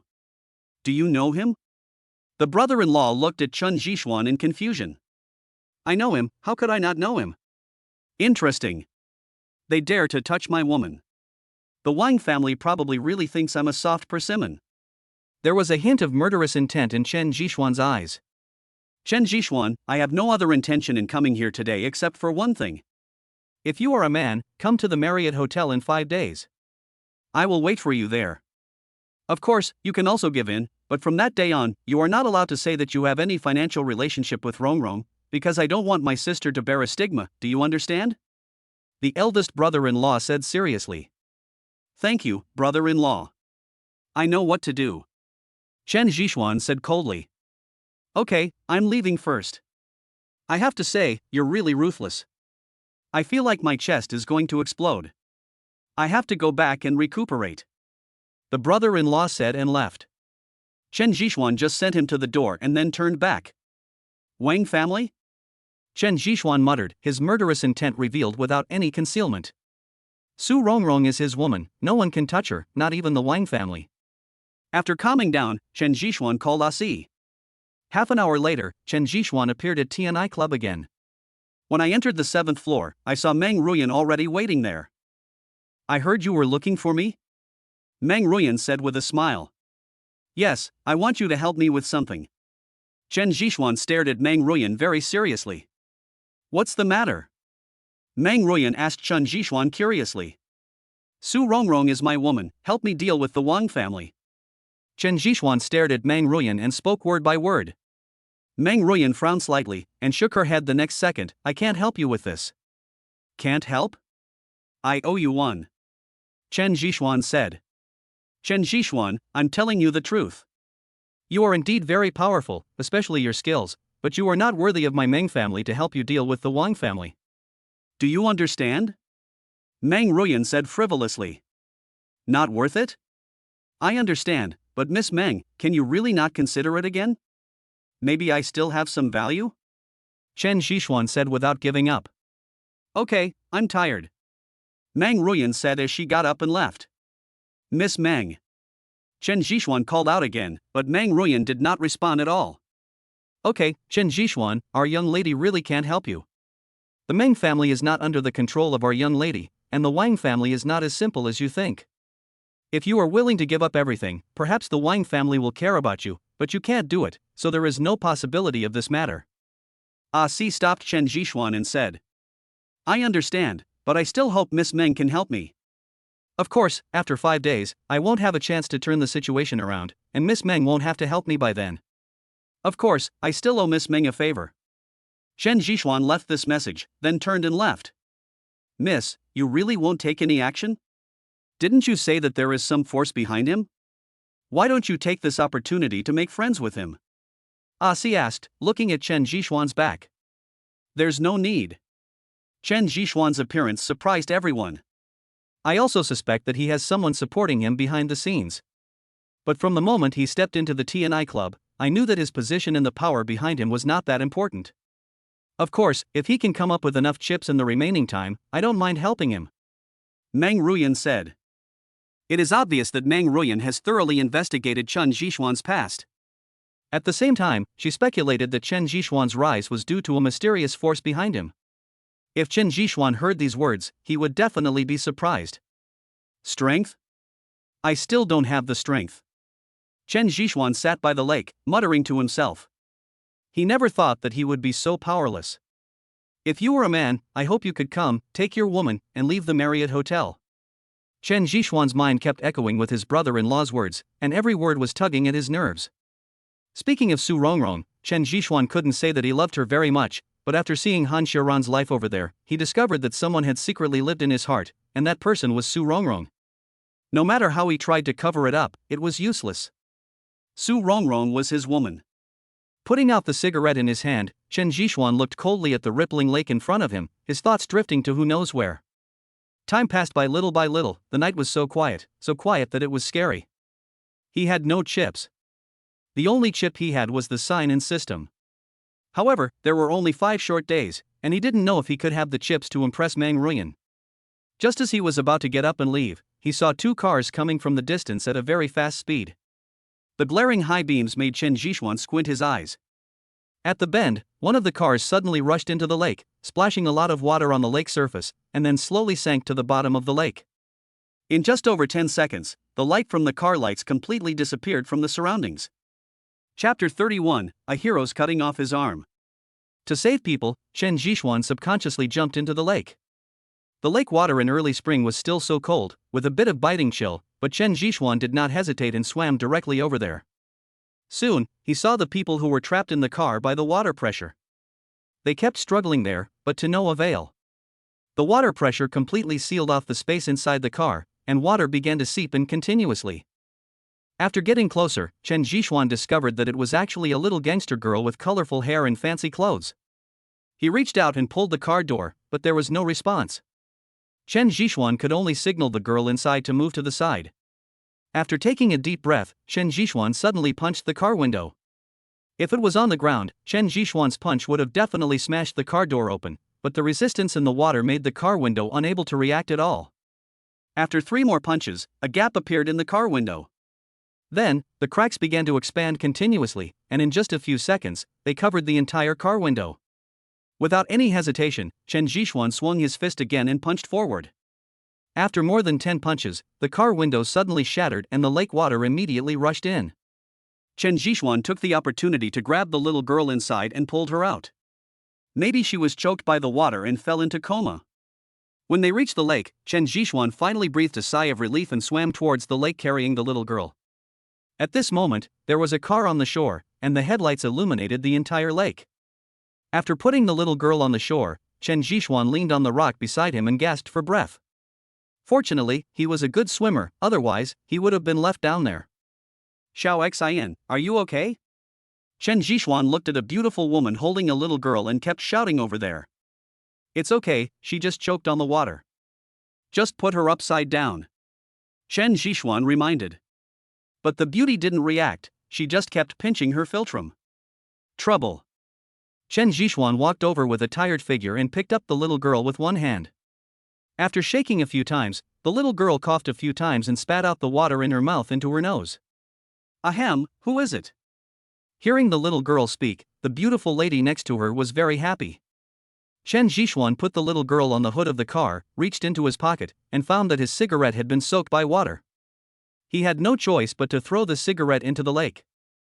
After the beautiful woman next to him settled the little girl, she walked over to Chen Zhishuan and said, "Thank you, if it weren't for you, Xiaoxin would definitely not be able to come up."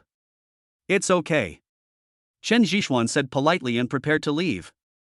He was feeling annoyed. Wait, I haven't left your phone number yet. I have to thank you. The beautiful woman called out from behind. Chen Zhishuan waved his hand and left without hesitation. Am I so unattractive? The beauty muttered for a while as she stood there, but quickly went to take care of Xiaoxin. Chen Zhishuan drove back home. It was almost past 12 o'clock and he was still waiting to sign in at 12 o'clock. After washing up, I lay on the bed, staring at the clock, waiting for 12 o'clock every minute.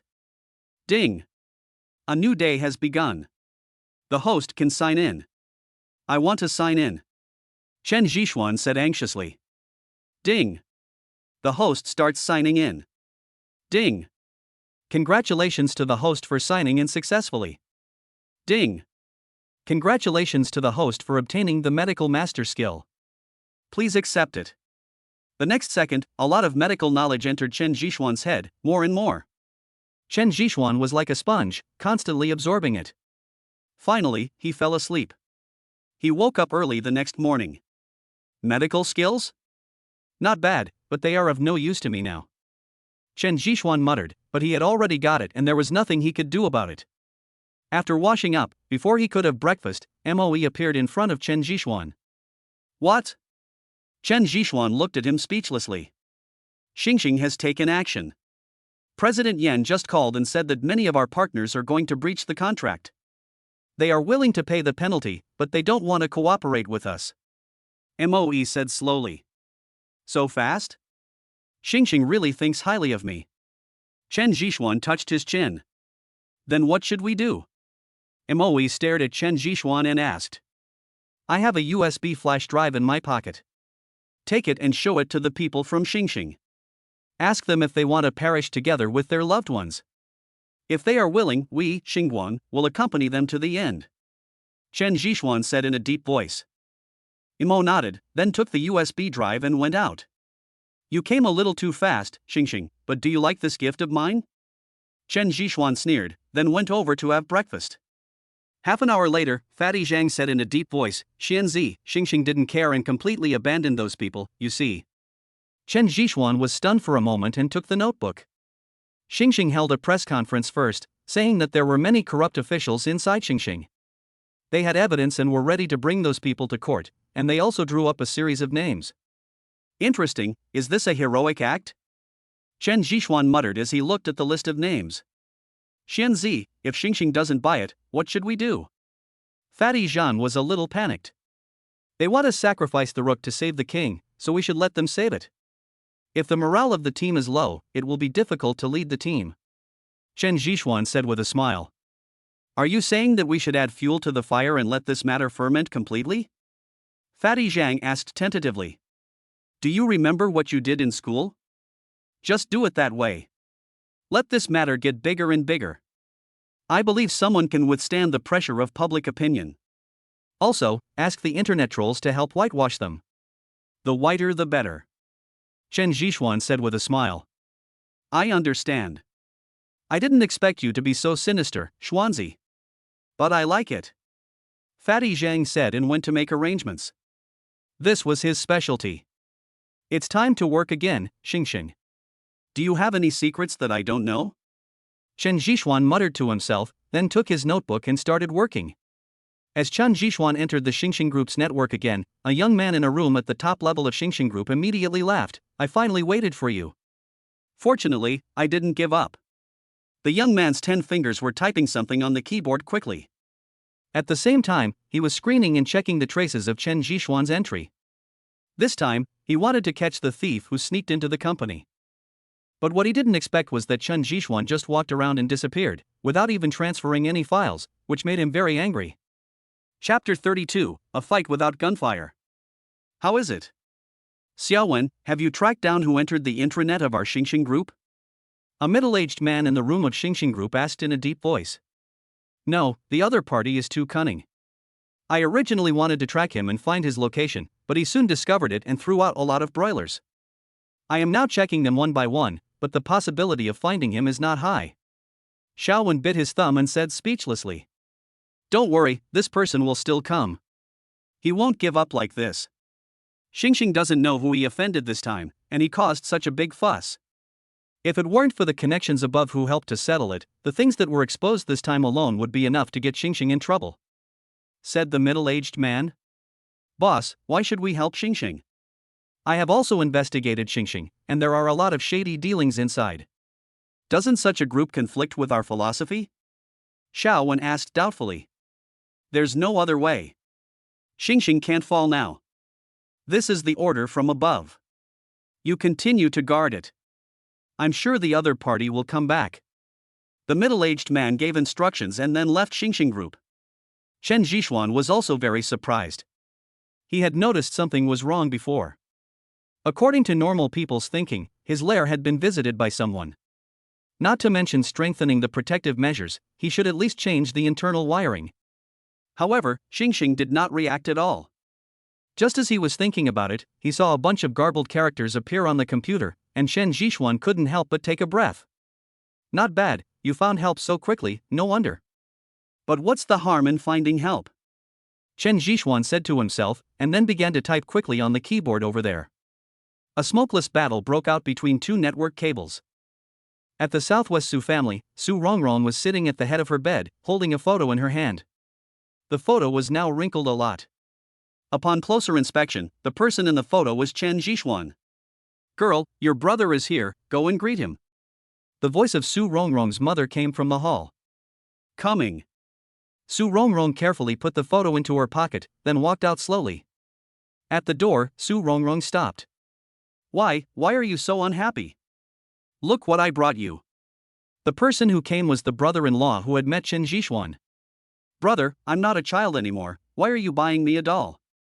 Su Rongrong couldn't help but rolled her eyes, turned her head and lay on the bed. Little girl, you are small in my eyes. By the way, I want to tell you a piece of news. I wonder if you are willing to hear it, said the brother-in-law with a smile. What?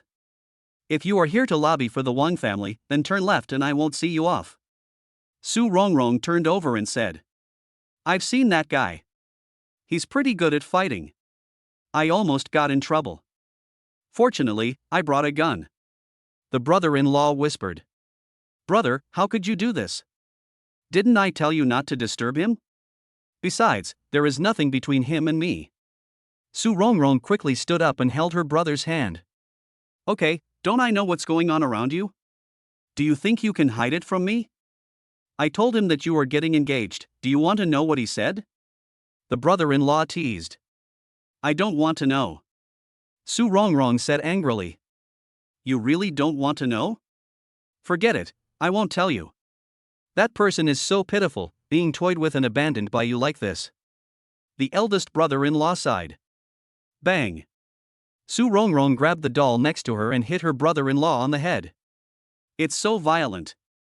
I don't know how he fell in love with you. He's afraid of you. That guy is coming to snatch your bride. How about it? Are you excited? The brother-in-law compromised. What? No, brother, please help me go and tell him not to come. This is not something he can participate in. The smile on Su Rongrong's face disappeared in an instant, and she began to plead with her brother-in-law. Why, you don't want him to come? Su Rongrong nodded. No one knew better than her what kind of existence the Wang family was. She also knew better why the Wang family proposed marriage at this juncture. It was because they had seen the old man's health. The old man's health was getting worse and worse. The Wang family had a precious medicinal material. Although it could not bring the old man back to life, it could extend his life for 3 or 4 years. You know, for such a big family, it is extremely important for a magic needle to live 3 or 4 more years. Brother, give this to him and tell him that I have no feelings for him. One-night stands are very common now, right? Tell him not to do stupid things and live a good life. Life is good and there will be more girls in his life. Forget me. Su Rongrong pondered for a long time before slowly taking out the secretly taken photo from her pocket. Her movements were very slow, and it was obvious how reluctant she was to let it go. Although she had only known Chen Jixuan for less than a day, Su Rongrong really fell in love with this man. She didn't know what was going on, but the resistance at the beginning had now completely turned into love. No one could explain why. Perhaps, this was fate, this was love. Are you sure you want to do this? The brother-in-law asked in a deep voice. Brother, you know the current situation of our family. I can only do this for Grandpa. Maybe in 3 to 5 years, the Wang family will no longer want me. If Chen Jixuan is still willing to accept me at that time, I am willing to get closer to him again. If he is not willing to accept it, I will not force him. After a miserable smile, Su Rongrong dived into the quilt. My brother-in-law didn't say anything, but the 2 fingers he was holding the photo with had turned white, leaving 2 finger marks on the photo. But Chen Jixuan didn't know about these things, he was fighting over there at the moment. Little brat, why are you working so hard? I don't want to play with you anymore. I'm leaving. Looking at the words on the computer desktop, Xiaowen directly smashed the mouse next to him, and the display screen exploded immediately. I'll remember you, old black man. Next time, don't get caught by me. If I do, I'll show you how I'll deal with you. Xiaowen said, gritting his teeth. Failed? Said the middle-aged man behind him. Yes, that person's attack was very sharp. The defense I arranged before was totally vulnerable in front of him. If I hadn't prepared a lot of broilers before, Xingxing Group would have been completely wiped out by now, and no information would exist. Xiaowen sighed and said unwillingly. I understand. Come on, follow me. Said the middle-aged man. You're not going to help anymore? Xiaowen asked doubtfully. No need for that. We have done what we can. The rest is up to fate. After all, we can't stop it, right? The middle-aged man said and left. Chapter 33, Victory. Chen Jixuan was at home. At this moment, he had uploaded all the files he had obtained to the internet and created a public account called Big Bang. As soon as the Big Bang came online, it immediately attracted a lot of attention. No one knew where the Big Bang came from, but the content was rich and colorful. In just a few hours, Xingxing Group became the topic of conversation for everyone in China, especially young people, who responded one after another. Sure enough, the bigger the place, the darker it is. Who is the owner of the Big Bang? He is so powerful that he can even get things like this extramarital affair. Yeah, it's not any different from Wikipedia. The country has already intervened. Who would have thought that the prosperity of the largest business group was backed by Japanese investment? Yeah, things from Japan are all on the front page. Even a toilet is sold at such a high price. So that's what's going on.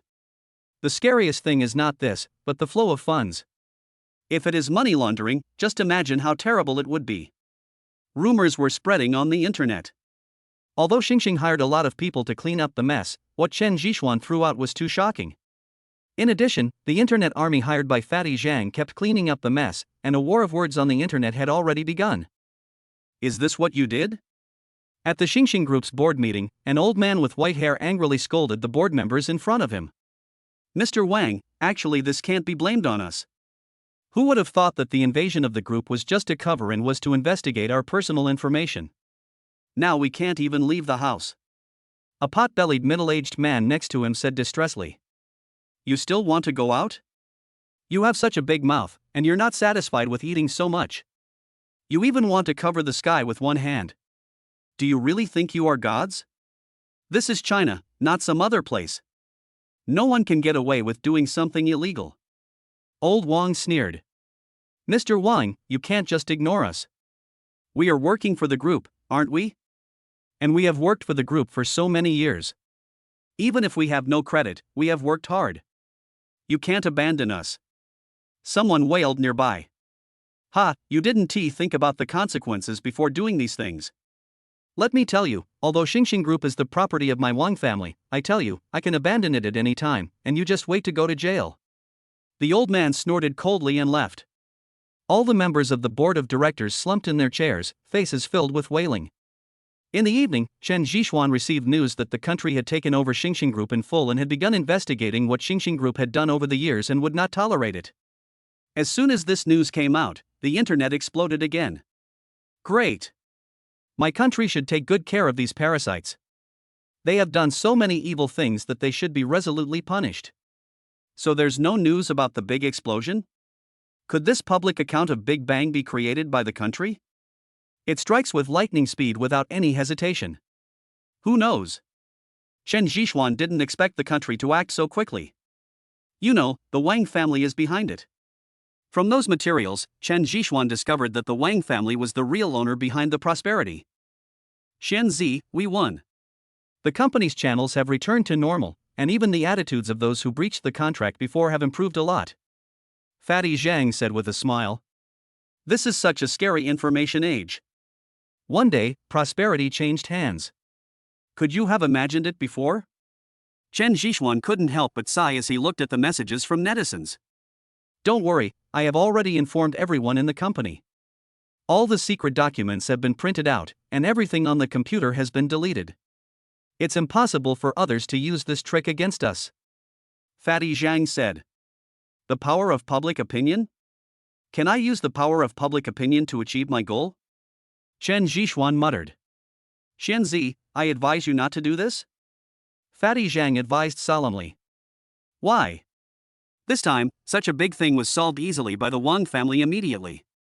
Apart from using the power of public opinion, I can't think of any other way. Chen Zhishuan said slowly. Xianzi, public opinion is a double-edged sword, and the internal protection of those big families is simply beyond your and my imagination.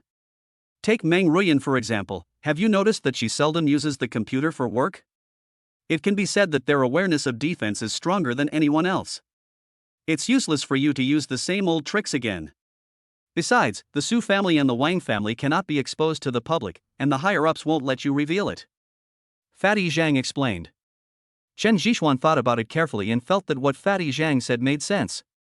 The evidence provided by Chen Zhishuan was one aspect of the victory, but the direction of the country was the ultimate will behind this swift and decisive action. Is there really no way out? Chen Zhishuan lay on the sofa, staring at the computer screen in front of him motionlessly. Let's wait. There are still a few days left. If it really doesn't work, I'll go back to the Zhang family and return the jade piece to them. At least I can get their help, right? Fatty Zhang thought for a long time before speaking. No, Fatty, go to sleep and give up this idea. Chen Zhishuan said resolutely. You. What? Go to bed. I want to watch TV for a while. Chen Zhishuan urged. Carrying 2 bottles of beer, Chen Zhishuan went straight to the rooftop. The moon is very round today and it is very quiet outside. After opening a bottle, Chen Zhishuan started drinking. So leisurely? A familiar voice sounded. Brother-in-law, you're here. Chen Zhishuan said as he threw the beer in his hand to him. My brother-in-law grabbed it and started drinking it without any hesitation. The two stood side by side, neither of them spoke. After drinking a bottle of wine, the brother-in-law took out a photo from his pocket and handed it to Chen Zhishuan. Looking at the handwriting above, Chen Zhishuan couldn't help but look up at his brother-in-law. Rong asked me to tell you to forget her. She doesn't want you to be in danger. If you are willing to wait for her for 3 to 5 years and don't despise her, she will come to you no matter what. After saying this, the brother-in-law climbed over the wall without waiting for Chen Zhishuan's answer. Chen Zhishuan looked at his brother-in-law who had disappeared into the darkness, and crushed the beer bottle in his hand. The broken pieces of the beer bottle pierced into Chen Zhishuan's flesh, and blood dripped down his fingers onto the ground. I don't want to wait. I will bring you back no matter what. Chen Zhishuan silently swore in his heart. Dark clouds covered the moon, as if to witness Chen Zhishuan's oath. A cold wind blew, Chen Zhishuan lit a cigarette and turned back to the room. There were only broken glass all over the balcony. Chapter 34, Trouble at the Door. The long-awaited sign in time has arrived, and Chen Zhishuan has once again won a luxury car. Although it is a global limited edition, he cannot be happy. There was silence all night. The next day, when Chen Zhishuan arrived at the company, he was stopped by a group of people before he could even enter the door. What? Robbery in broad daylight? Chen Zhishuan looked at the people next to him in confusion. Old Sun and the security team had already run over and were confronting these men in black. Bah, scumbag. At this time, a voice popped up beside him. Chen Zhishuan turned his head and saw a graceful young girl. She was very pretty. Although she had not fully grown yet, she was obviously a beauty at first glance. Where should I look? What a scumbag! He actually abandoned me. The girl immediately showed an aggrieved expression, which immediately attracted the sympathy of the people around her. Xian Zi, what did you do? How could you have the heart to hurt such a beautiful girl? Fatty Zhang asked in surprise. Get lost, I don't know her. Chen Zhishuan was completely speechless. He turned into a scumbag early in the morning. The girl ignored him and took out a hood and threw it to Chen Zhishuan. Looking at the colorful headgear, Chen Zhishuan immediately thought of something. Is it you? It's me. You left after you did it that night. How could I be that unreasonable person? The girl asked Chen Zhishuan angrily, staring at him. Xiao Xin? You heartless person, do you still remember me? Xiao Xin said and threw herself into Chen Zhishuan's arms. No, I was trying to save someone. Before Chen Zhishuan could finish his words, Xiaoxin pinched him on the back. If you don't want to live up to the title of scumbag, you'd better come with me. Xiao Xin said playfully. Chen Zhishuan was really suffering in silence. Who would have thought that he would rescue such a little witch by his careless hands? Xian Zi, you are awesome. I'm going to work first. Fatty Zhang sighed and pulled Moe upstairs. The people around also dispersed one after another. Of course, the name of Chen Zhishuan, the scumbag, would remain in the surrounding area for a while. Boss, if there's nothing else, we'll go in too. Old Sun stared at Chen Zhishuan and said. Go ahead. Seeing that most of the people around him had dispersed, Chen Zhishuan pushed Xiaoxin away and said, Auntie, I saved your life, there's no need for you to play with me like this. Who told you to act cool and do good deeds without leaving your name? You think you are Lei Feng. Not only did I have to go back and lecture you, but I also had to spend a lot of effort to find you. Xiao Xin said with a smile. Okay, you are right. I shouldn't have saved you. It was my fault. Now I can leave. Chen Zhishuan was completely convinced. Don't be anxious. I was just kidding. My parents want to thank you, but I have to tell you, you have to remember, I drove into the lake accidentally, not while racing. Xiaoxin said. No need to thank me. Just tell your parents and tell them that I, Chen Zhishuan, appreciate it. As for you, I advise you not to speed. After all, it is too dangerous. It's a good thing you met me. If no one is around, your parents will be sad. Chen Zhishuan said. Do you dislike me so much? No, you have to come with me. There is nothing I can't do. Xiao Xin said relentlessly. I don't have time. Thank you for your patience. Chen Zhishuan turned around and was about to leave. Scum! Xiao Xin shouted the next second. Chen Zhishuan quickly covered her mouth, fearing that she would say anything else. I was wrong. Come on, I'll go with you. Chen Zhishuan sighed.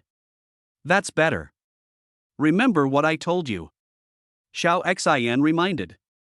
After getting into a business car, the bodyguards around him left the entrance of Starlight. It took the car about 30 minutes to arrive at the destination. Chen Zhishuan looked at the villa complex by the Xishan Lake in front of him and lit a cigarette. Well, he went to the company early in the morning and came back again. God didn't let him go to work. The car stopped only when we arrived at the last villa area. Remember, don't talk nonsense. Xiao Xin warned again. Yes, I understand. Chen Zhishuan replied. That's better. Xiaoxin said and pulled Chen Zhishuan inside. There were only 3 people in the house besides the nanny, one of whom was the beautiful woman who helped by the lake that day. Mom and Dad, my savior is here. Xiaoxin put away her witch side and turned into a good girl. It turned out that women are fickle. You're here. Thank you for saving Xiaoxin that day. The tall beauty walked over and said with a smile. It's okay. It's what I should do. After all, no one can just sit back and do nothing, right? Chen Zhishuan replied with a smile. Young man, sit down and let's talk. The middle-aged man said. Xiaonian, go ask the housekeeper to prepare some fruits. How can we just sit there idle when the guests come? Said the middle-aged woman. Okay, aunt. The tall beauty responded and pulled Xiaoxin out of the hall. Chen Zhishuan felt very uncomfortable with the gazes of the two people. After more than 10 seconds, he gritted his teeth and said, Uncle and Aunt, I wonder what you want me to do. Of course we thank you. This is a small gift from our Li family. Just consider it as a reward for you saving our daughter, said the middle-aged man. I can't accept this money. If it was for money, I wouldn't have left at that time. I can get it with any excuse, right? Chen Zhishuan said. Young man, you can't refuse. This is a little gift from me. I would feel bad if you don't accept it. The middle-aged man pushed it in front of Chen Zhishuan with a smile. I looked down at the number on the check and it was actually 50 million. They were really generous. Why are you pretending? If you want to take it, just put it away. A childish voice came from upstairs. Li Fei, no one will think you are dumb if you don't speak. Come in with me. Li Xian's roar spread into the hall. Soon there was a crackling sound, and just over 10 seconds later, Li Fei came down with a plate of fruit with dark circles under his eyes. I'm sorry, the child has been spoiled. Don't take it to heart. We don't have any other intentions. We just want to express our simple gratitude, Li Xian's father explained. That's right, Chen Zhishuan, just put it away and don't listen to Xiaofei's nonsense. Li Xian echoed. Keep pretending. I don't believe you don't want it. Li Fei muttered secretly. Although he lowered his voice, the people around him could hear it clearly. Seeing Li Xian clenching his fists again, Li Fei jumped behind his mother, as if he had found some kind of protective umbrella. Uncle, I appreciate your gratitude. If there is nothing else, I will leave. Chen Zhishuan stood up politely. Chapter 35, Unexplained Invitation. Seeing Chen Zhishuan really leave, Li Xian flexed his wrist while staring at Li Fei next to him and said, Go, and give the money to him. It's best to get his forgiveness. Otherwise, I will give you a week of military training. Li Fei shuddered and turned his pitiful gaze towards the two elders, but Li's parents seemed not to see him and left immediately. Xiao Fei, you've gone too far. Go ahead, he hasn't gone far yet. Xiao Nian said next to him. Sister Nian, you won't help me either? Li Fei said. I can't help you. You have to bear the consequences of your own actions. Remember, you are not a child anymore. Xiao Nian patted his shoulder. Li Fei had no choice but to chase after him anyway. Chen Zhishuan was just about to go home, and he no longer cared about Li Fei's words. After graduation, he has heard all kinds of nasty things, so what's the big deal? Hey, wait a minute, Chen Zhishuan, wait for me. Li Fei ran out in slippers. Chen Zhishuan looked at him in confusion, not knowing what was going on. Well, I was wrong just now. Please take this money, otherwise my sister will beat me again. Li Fei said. Chen Zhishuan just felt funny. He took the check, then took out a cigarette and started smoking. What kind of cigarettes are you smoking? They're so choking. With this money you can smoke something better, Li Fei said as he fanned away the smell of smoke. After taking a deep breath, Chen Zhishuan took out a lighter and lit the check directly. Watching the flames continue to jump, Li Fei shouted again, You are crazy, you will never be able to earn so much money in your lifetime. Maybe, but this is not what you should worry about, right? Chen Zhishuan stared at Li Fei playfully. What did you say, you country bumpkin? Li Fei cursed. Chen Zhishuan had heard these three words many times, country bumpkin. He had even become numb to them. Naturally, he would not get angry with a little brat. After turning around and walking a few steps, Li Fei spoke again, You are a country bumpkin, and you just complain about the lack of money. Come on, come back with me, I will ask my parents to give you some more, are you satisfied? Country bumpkin, didn't your parents teach you what politeness is? We are giving you money, not killing you. Seeing that Chen Zhishuan was unmoved, Li Fei shouted again. But as soon as these words came out, Chen Zhishuan stopped. Suddenly, he turned around and appeared in front of Li Fei in the blink of an eye. Say it again. He stared at Li Fei with cold eyes. His parents were his Achilles heel and he would not allow anyone to touch them. Li Fei was frightened by Chen Zhishuan's eyes and began to stutter. I tell you, I don't really care about your family's money. If it weren't for the fact that your parents are so well educated, I would let you know what regret is. Boy, you should be grateful that you were born in such a family. Chen Zhishuan said coldly. You. Bang. A punch hit the sycamore tree next to him, and the bark immediately burst. Li Fei couldn't help but take a few steps back, then turned around and ran away. Chen Zhishuan ignored Li Fei and went back to his room, where he lay and studied the Wang family again. What he didn't know was that Li Xian and Shan Yan appeared where they had just stood. Looking at the cracks on the sycamore tree next to them, Li Xian said happily, Sister Nian, I was right, wasn't I? This was a master who broke the car window underwater with his bare hands. He must not be an ordinary person. Shan Yan touched the crack, then nodded and said, Why, do you want to absorb him into our circle? Why not? I have investigated him. Although I don't know where he got the money, let alone where he learned these skills, he has a clean background in principles. Why can't he join our circle? And I believe they will welcome him, right? Li Xian said with a smile. Of course you can, but how do you tell him? Shan Yan asked. Sister Nian, you don't need to worry about this. If it doesn't work, I will invest in his small company and help solve Xingxing's tricks on them. It will be easy to defeat him. Li Xian said with a smile. I'm afraid it's not that simple, but you can try it. Shan Yan said. Sister Nian, you are not attracted to her, are you? You look absent-minded. Li Xian whispered from the side. Little girl, what nonsense are you talking about? Shan Yan glared at Li Xian and said. Okay, just pretend I didn't say anything. Where is his villa? Li Xian murmured. Chen Zhishuan never thought that he was being targeted by two women. He was currently calculating something over there. At noon, just as Chen Zhishuan was about to have lunch, he heard the door open. Turning around, I saw the nanny walking in with two beauties. They were Li Xian and Shan Yan. The arrival of the two young ladies has brought honor to our humble abode. Chen Zhishuan joked. You scumbag, your house is nice. No wonder you look down on the money my mom gives you. Li Xian sat casually on the sofa on the side, looking around. Mr. Chen, please forgive me for bothering you. Shan Yan said politely. Of course, you're most welcome. I wonder if you've had your meal yet, would you like to have something to eat together? Chen Zhishuan invited. No need. I came to you this time for something. Li Xian said as he took out a round metal coin with a sun pattern on it. It was finely crafted and very beautiful. What is this? Chen Zhishuan picked up the metal coin and stared at Li Xian in confusion. It's nothing, I just want to invite you to join our circle. Don't worry, I don't have any other intentions, I just think you are a nice person. Li Xian explained. No, I'm not interested in your circle. Chen Zhishuan refused. Mr. Chen, could you please introduce the contents to me? Shan Yan said with a smile. Chen Zhishuan did not answer, but just nodded silently. Mr. Chen, as far as I know, you are in trouble now. Is it from the Wang family? Shan Yan dropped a big bomb as soon as he opened his mouth.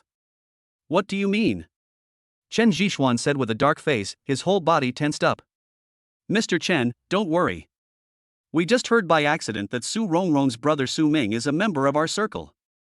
We heard it from him. Shan Yan explained. Interesting. Mr. Chen, if you join our circle, you can get help from all of us. Even if we can't eradicate the Wang family, we can still make them compromise. Shan Yan said with a smile. That's right, scumbag, don't think that you can enter our circle at will. Let me tell you, our circle brings together the most powerful families in the country. That one you wanted to join many times, but was rejected by us. Don't let go of this opportunity. Li Xian said hurriedly. Chapter 36, A Strange Welcome Ceremony. One you is not qualified? Not enough. Although our circle consists of some second-generation rich people and officials, they all abide by their duties.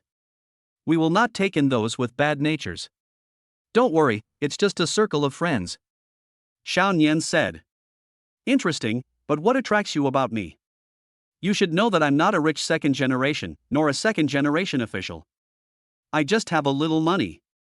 Chen Zhishuan doesn't believe that pie will fall from the sky. Of course, although Mr. Chen's background is ordinary, what he does makes us identify with him. Not to mention that Mr. Chen's methods were praised by Su Ming, his courage to take an MOE also makes us admire him. Besides, I don't believe that what happened in Xingxing in the past few days has nothing to do with Mr. Chen. Xiao Nian said. Why do you think it has anything to do with me? Chen Zhishuan stared at Xiao Nian. You have to know that he did it without anyone noticing. Ha, how could someone who could be targeted by Meng Ruyan have only a few tricks up his sleeve?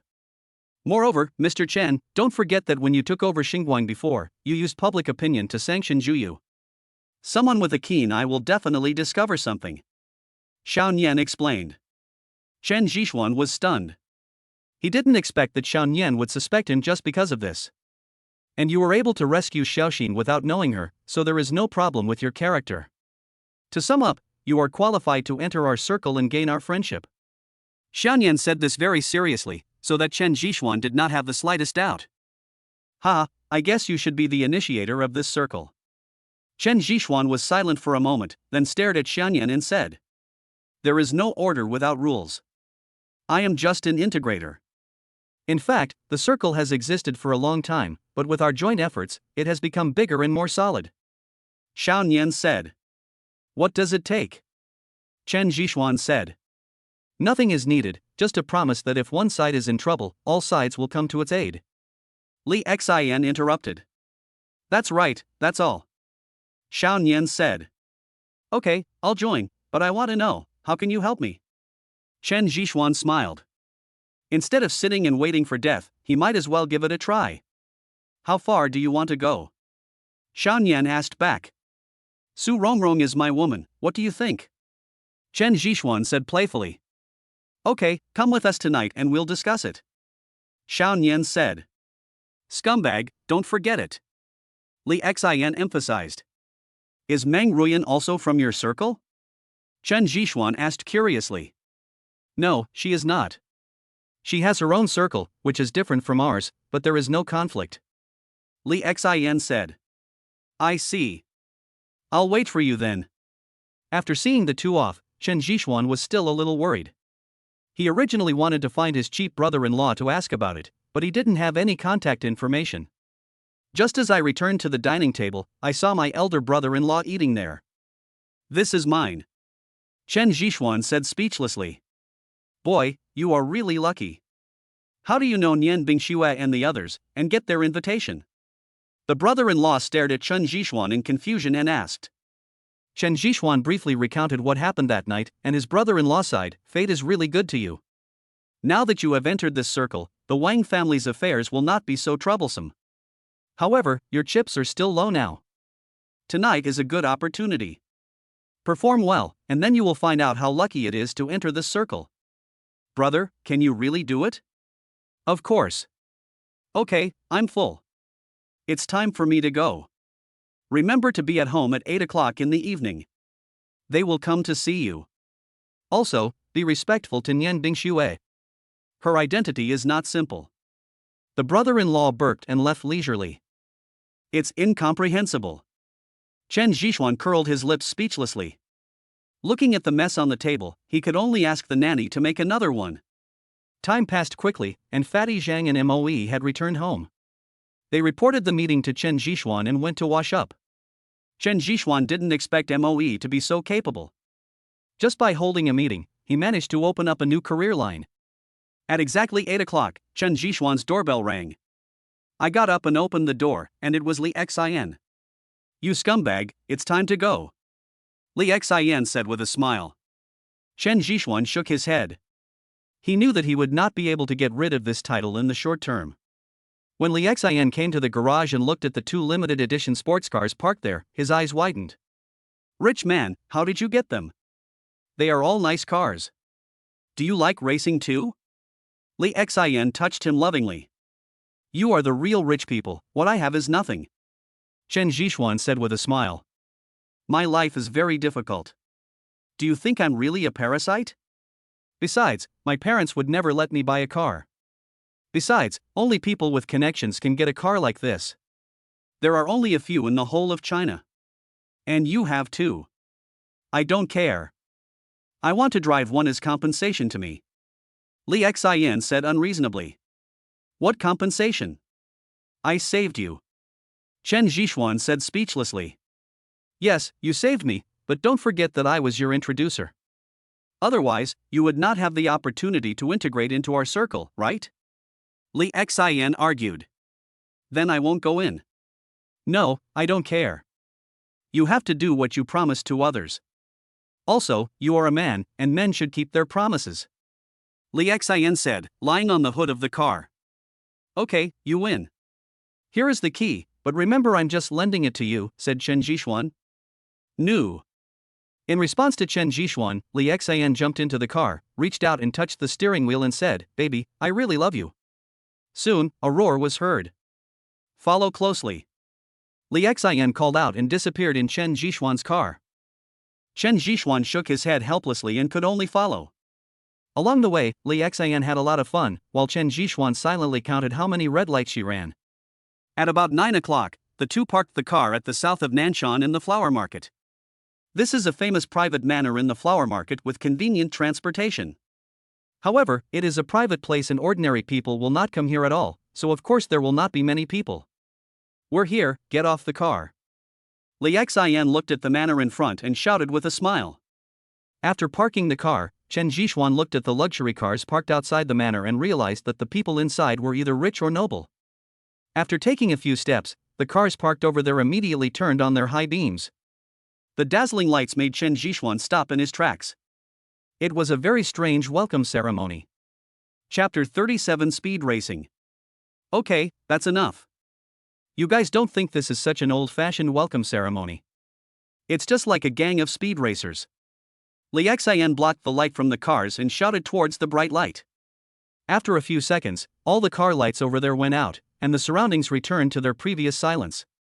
Xiao Xian, you came a little late today. We have been waiting for you.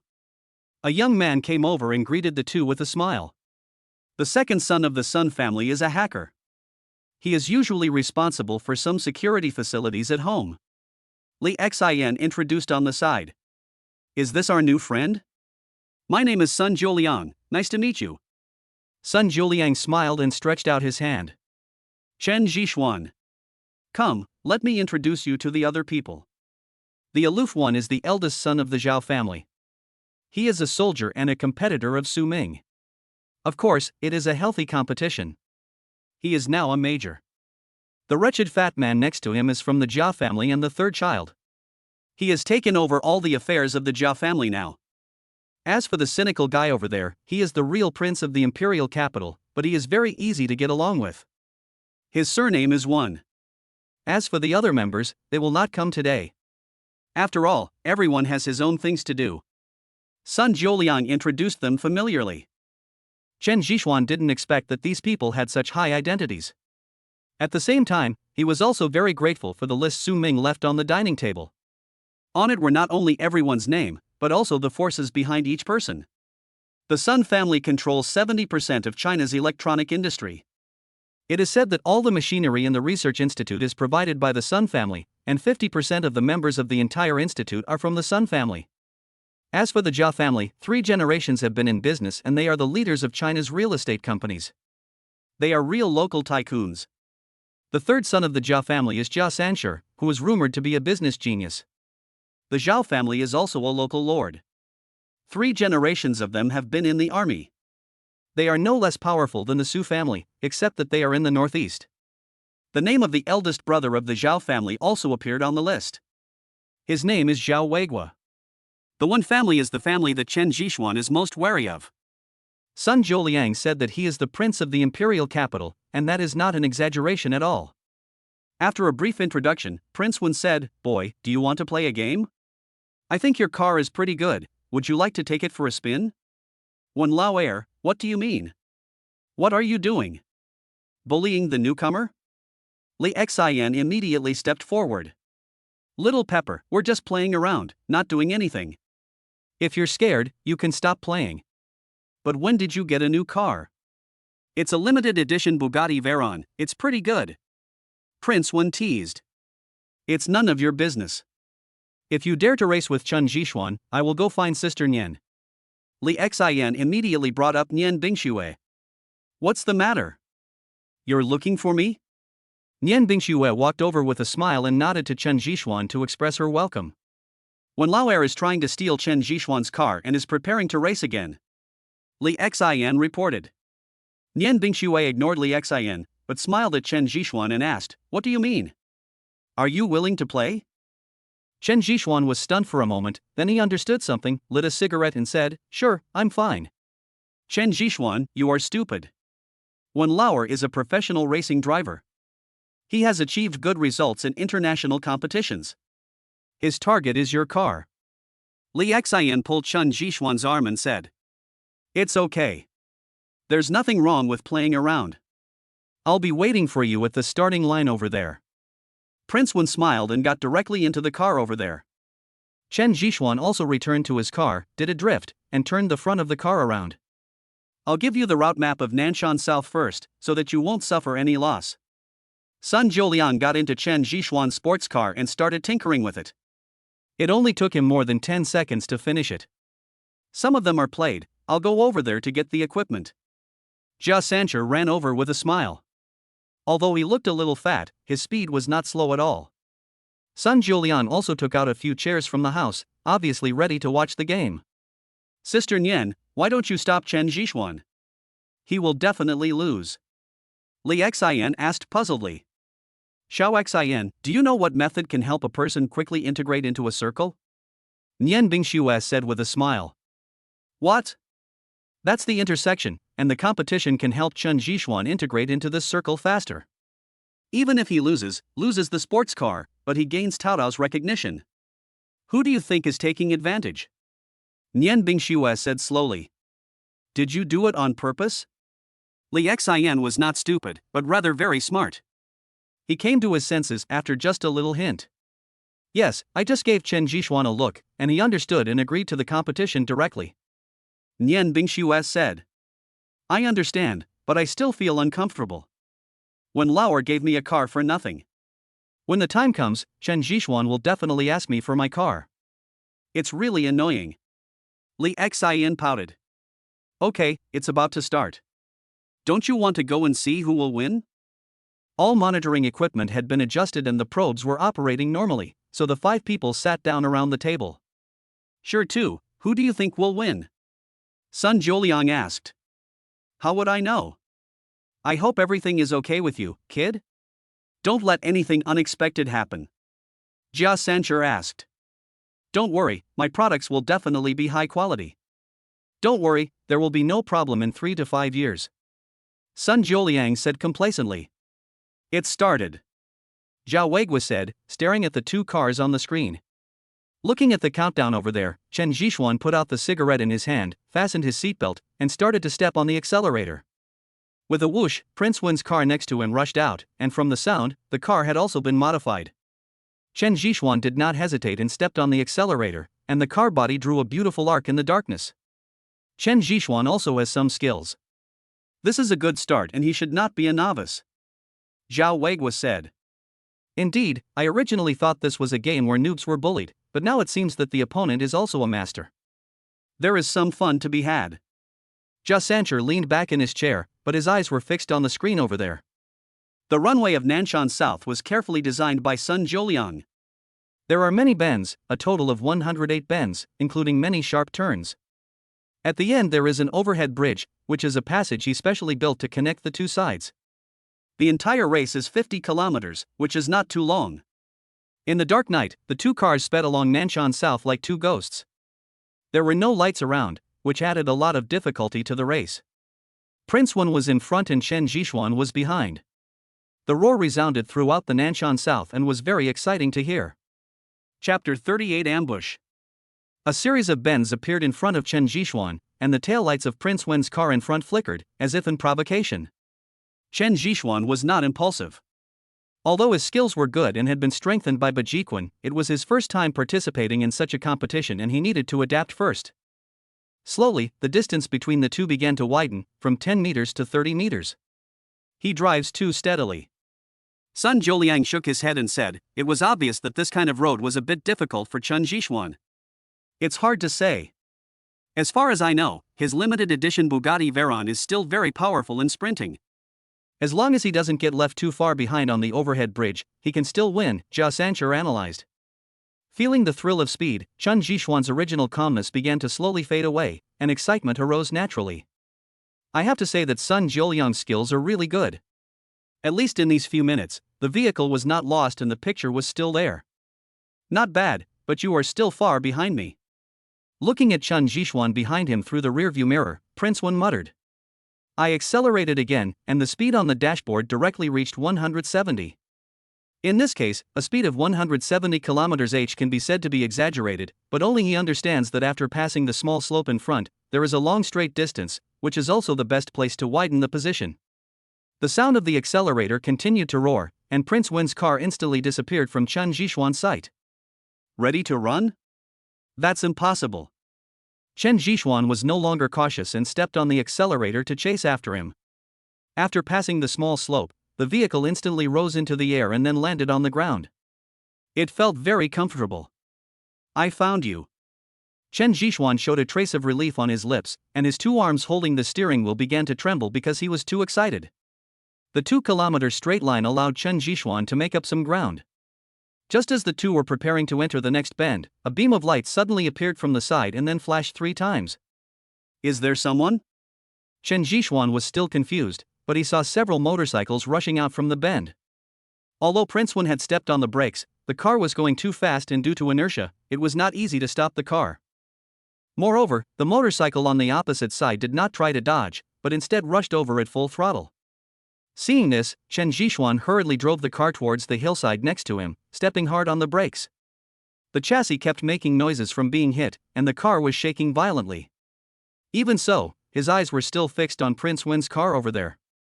However, the motorcycle collided head-on with Prince Wen's car. In an instant, the car body began to sway, and finally crashed straight into the slope next to it. Looking at this scene, Chen Jixuan immediately felt a chill in his heart. Someone was trying to kill Prince Wen. Nian Bingshui at the villa stood up directly, staring at the screen with her eyes fixed. Oh my god, old son, how did you do this job? How come someone went up the mountain? Didn't you notice? Jia Sancher asked anxiously. Someone is going to attack him. I'll take my men there first. After Zhao Weigua said that, he called for people to ride motorcycles over. For this kind of road, motorcycles are the best choice. Sun Jiuliang quickly clicked a few times on the computer next to him, then frowned and said, someone has accessed the CCTV over there and modified the footage. It's troublesome. Send more people over. Nothing can happen to Tao Hao. Nian Bingshui said. Several cars drove out of the manor again and sped away. Chen Jixuan's car finally hit a rock and the car stopped again. After coming out of the protective airbag, he immediately felt a chill coming from the aftereffects. After rolling over like a lazy donkey, a snow-white 3-edged bayonet was inserted into the ground where he had just been lying. When the attack missed, the person behind him came back and pressed down. Chen Jixuan didn't dare to hesitate. He stood up with a somersault and moved towards the man. At this moment, he only wanted to end the battle quickly. He didn't know whether Prince Wen was alive or dead, and there were people lying in ambush. Time was life, and he dared not delay. Ignore the 3 people who come to my door. Trading injury for death, this is Chen Jixuan's choice, and at the same time, the killing move of Bajiquan rushes out. The 3-edged military bayonet cut through the skin on his shoulder and headed straight for his throat, but his 3 punches also arrived, and the man behind him flew out and hit a pine tree as thick as a wrist, which broke. Just as he breathed a sigh of relief, before Chen Jixuan could check whether the man was really dead, a muffled sound came from Prince Wen's car. Turning his head, he saw sparks flashing in the darkness, which was very beautiful. Gun, it was the sound of a gun colliding, Chen Jixuan was very sure. With a leap, Chen Jixuan appeared behind the stone and began to search the dead body next to him. A triangular bayonet and a pistol, the model of which he did not recognize. After putting away these 2 things, Chen Jixuan quietly reached down. Fortunately, Chen Jixuan's eyesight has been greatly improved thanks to the systematic improvement of his body. Moving step by step, Chen Jixuan finally saw the situation inside the car. Prince Wen was wrapped in a thick airbag and didn't know whether he was alive or dead. There were 2 men in black next to him, and they kept pointing their guns at Prince Wen's car. The bullets were blocked outside the car window, which was bulletproof glass, and the pistol could not break it at all. The other party also noticed it and turned to look at the car's fuel tank. Chen Jixuan secretly raised his pistol and pointed it at one of the men, just like in the previous movies. Bang! a loud sound came from his side. The bullet hit one of them, but did not kill him. However, this was enough. The two men looked around and did not attack Prince Wen again. Chen Zhishuan had already changed his position under the cover of night and raised his pistol again. With the feeling of the first shot, Chen Zhishuan took a deep breath and pulled the trigger again at the injured man.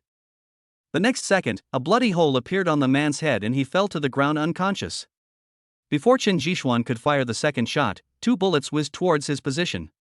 After being hit on the shoulder, Chen Zhishuan began to sweat. He tore off a piece of cloth from his clothes and bandaged himself simply. By the time he turned over and came out again, 2 grenades had been thrown out and landed just under the car. No! Chen Zhishuan shouted and threw the pistol in his hand away. This time, it hit the man's face. With a wail, Chen Zhishuan appeared in front of the man in the blink of an eye like a tiger rushing down a mountain, and the 3-edged bayonet in his hand fiercely stabbed into his chest. Chapter 39, Not Friends, but Brothers.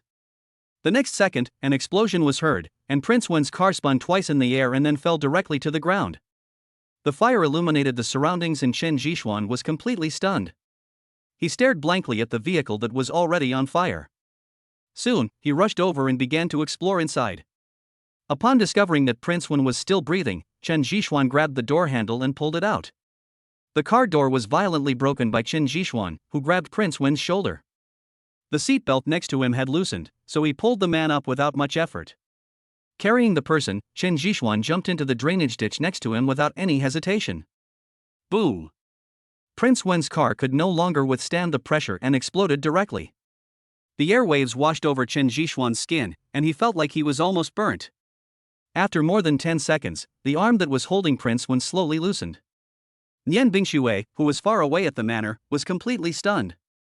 At the same time, she couldn't help but breathe a sigh of relief when she saw that Chen Zhishuan and Prince Wen were still alive.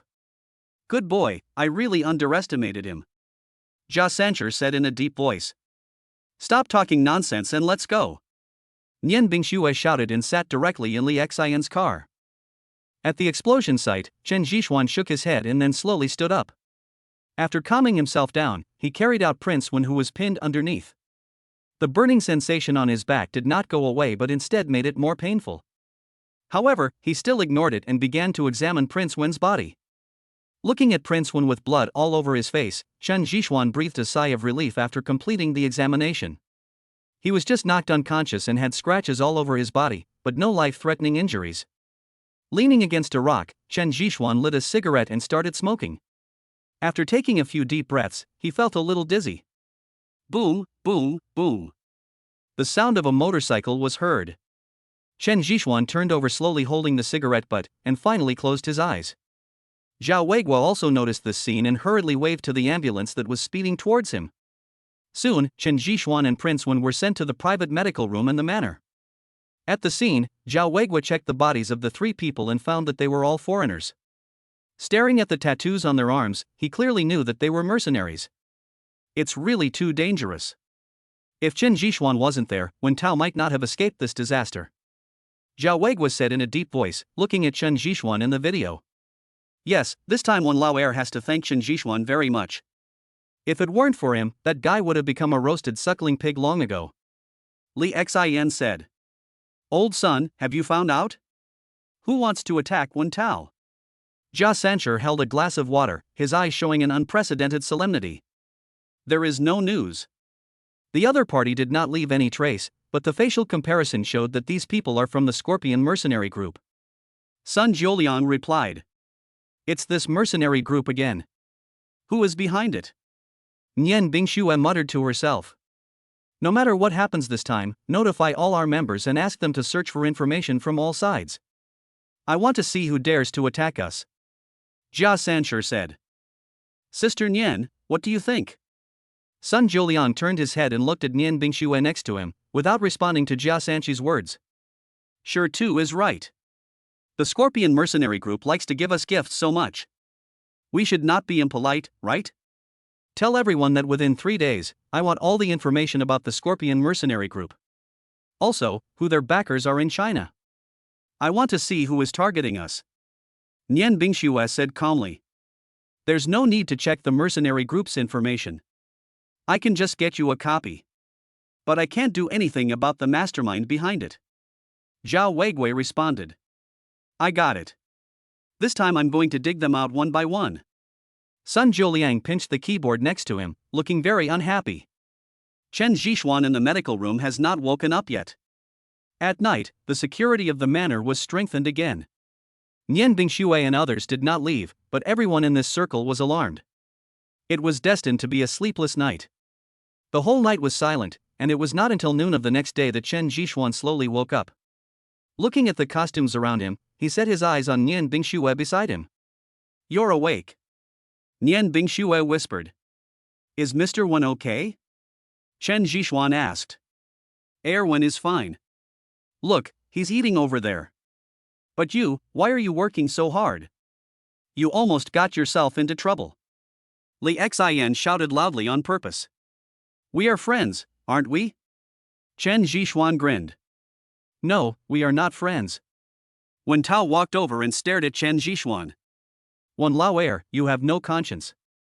If it weren't for Chen Zhixuan, would you still be sitting here to eat breakfast? Li Xin turned his head and cursed angrily. We are not friends, we are brothers, brothers who have shared life and death together. Don't you think I have the qualifications? Wen Tao changed the serious look on his face and asked with a smile while leaning against the bed. That's better. Chen Zhixuan, are you okay? If you have any problems, please tell me in advance so that I can prepare a wreath for you. Li Xin said half-jokingly. It's okay, but I'm hungry. Chen Zhixuan stared at the porridge in the distance, his stomach growling. Ha, there's porridge. I'll get it for you. Jia Sancher hurriedly came over with a big pot and placed it at the head of Chen Zhixuan's bed. Chen Zhixuan was not polite either. He felt like he could eat a whole cow. Half an hour later, he skillfully took out his lighter and prepared to light a cigarette, but when he touched his pocket, he found that his cigarette was gone. You are still sick, so don't smoke. Nian Bingxue appeared behind Chen Zhixuan and said. I'm fine, just a little tired. Chen Zhixuan moved his body. Except for the pain in the arm that was shot by the gun, the burning sensation in his back had weakened and did not affect his movement. That won't work either. Stay here and I'll send someone to check on you later. Nian Bingxue said without hesitation. Chen Zhixuan could only silently endure the patient's treatment, but he still felt pretty good. Brother Xian, look what this is. Wen Tao came out of the bathroom at some point with a box of cigars in his hand. Give me one. Wen Tao handed it to Chen Zhixuan. Let's go and find a place to go so as not to get discovered. Chen Zhixuan said secretly. The two men walked stealthily towards the backyard of the manor, arm in arm. This is the friendship between men, which does not require much, only experience. Chapter 40, Fragments of Tesla's Notes. Chen Zhixuan found a comfortable place and sat aside. To be honest, he never thought that he would become Wen Tao's brother. However, thinking back to what Sun Jiuliang said, Wen Tao was not arrogant. Compared with them, he was more like an ordinary person, loyal and playful. It's authentic foreign product, try it. Wen Tao cut one and handed it to Chen Zhixuan. Chen Zhixuan felt craving for a cigarette, so he grabbed it, lit it up and took a deep breath. Comfortable and enjoyable. Chen Zhixuan praised. There's something I haven't understood. Brother Xian, can you explain it to me? Wen Tao doesn't smoke, but he likes collecting. These are his own collection. What is it? Why are you fighting so hard? Wen Tao stared into Chen Zhixuan's eyes, as if he wanted to see something. Fighting hard? I'm okay. Chen Zhixuan said after a pause. Is it so that we can help you? Do you want to hear the truth or a lie? Chen Zhixuan turned his head and looked at Wen Tao and said. Of course it's true. I did have selfish motives in asking you to help me, I don't deny that, but I was just acting on instinct at the time. If it were someone else, I would have done the same. Chen Zhixuan said very seriously. Do you believe it? I believe it. A voice came from behind the two of them. They turned around and found it was Zhao Weigui. I believe what you said. I believe you are not that kind of person. From the time you got off the car to the time you rescued Tao Tao, you didn't hesitate at all. It's just that your shooting skills are too bad. But since you have talent, I will teach you when I have time. Zhao Weigui no longer had a poker face and actually laughed. Really? I should be more talented at hitting people, right? Chen Zhishuan said self-deprecatingly. How is your health? I want to compete with you. Zhao Weigua stared at Chen Zhishuan, with a hint of fighting spirit in his eyes. Brother Zhao, what do you think about Brother Xian's situation? Wen Tao said speechlessly. Well, you did a good job, little brother. You ended up in someone else's arms so quickly. Zhao Weigua joked. Of course, the thighs have to be thick. Brother Zhao, can you take care of that guy within 10 seconds? Wen Tao looked at Zhao Weigua proudly and kept provoking him. I think your bones are itchy. Let me help you loosen them. Zhao Weigua moved his wrist and prepared to take action against Wen Tao. Wen Tao had already gotten up and ran away, and the two of them started making a fuss in the backyard. Chen Zhishuan did not feel annoyed. Instead, he enjoyed the situation as he watched the two people laughing. It was as if he had returned to his college days. He knew that he had stepped into this circle this time and began to slowly integrate with the people in this circle. Through the glass window, Nian Bingxue looked at the three people below and said to Li Xian, "See, they have accepted Chen Zhishuan. Of course, he paid for it with his life. If we were there, who could have done better than him?" Li Xian said in a deep voice. A golden scale cannot stay in a pond. It will turn into a dragon when it encounters wind and clouds. Chen Zhishuan is a sleeping dragon. I see the shadow of Morong in him. Nian Bingxue said nostalgically. Sister Nian, haven't you let go of Brother Morong yet? Li Xian said. I can't let go. I don't know where he is now and whether he is doing well. Nian Bingxue said to herself. Morong is the real founder of their circle and also their leader. Even Wen Tao is as obedient as a sparrow in front of Morong and dares not be presumptuous in the slightest. However, 3 years ago, Morong led the team to South Africa and there has been no news since then, as if he had disappeared. No matter how they inquired, there was no news. Ding, the host still has one more chance to sign in. Chen Zhishuan, who was lying there lazily, suddenly heard a voice, and then he sat up straight. System, I need to sign in. Ding. The host starts signing in. Ding. Congratulations to the host for signing in successfully. Ding. Congratulations to the host for obtaining a page of Tesla's notes. Please accept it. He reached into his pocket and found an extra piece of paper inside, with foreign characters written all over it. Chen Zhishuan's foreign language proficiency was only mediocre, so he couldn't understand anything he saw and had to put it aside. However, the name Tesla was somewhat familiar to Chen Zhishuan, but he just couldn't remember it for a while. After staying for an afternoon, Chen Zhishuan didn't want to stay any longer and was sent back home by Li Xian. Nian Bingxue and others did not try to keep them. After all, they had more important things to do. I feel like I'm dreaming, Chen Zhishuan said, leaning on the passenger seat. Dream? It must be a nightmare. You won't be so lucky next time. Li Xian replied. Maybe, but why do I feel like there's something wrong with you? Are you in love with me? Chen Zhishuan teased. Come on, you narcissist and scumbag, who would like you? But you have really entered our circle this time, congratulations. Li Xian said. I don't want to do such a desperate thing again. Chen Zhishuan said with a wry smile. By the way, Sister Nian asked me to ask you, how are you going to deal with the Wang family? Li Xian said as he parked the car at the door.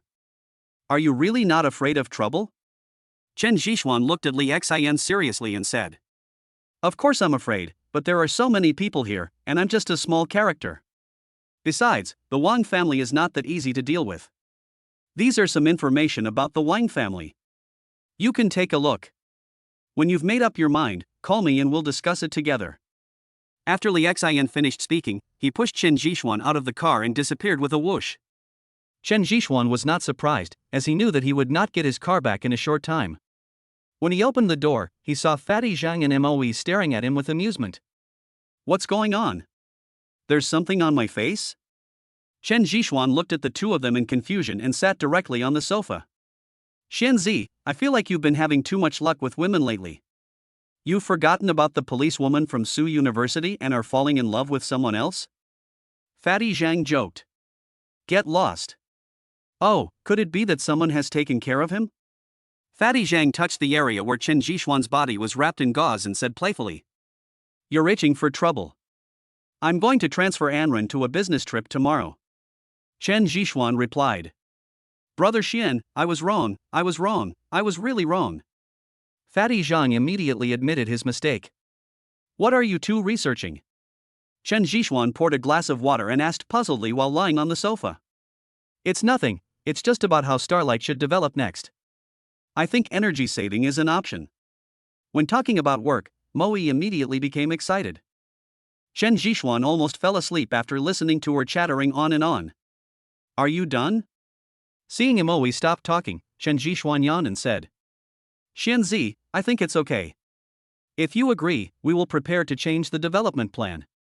Fatty Zhang echoed. It's up to you guys, just decide.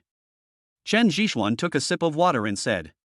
Chapter 41, The Real Treasure Mountain. Okay, you sign it. Fatty Zhang handed over a development plan. Chen Zhishuan signed his name, then stood up and said, I'm going to sleep first.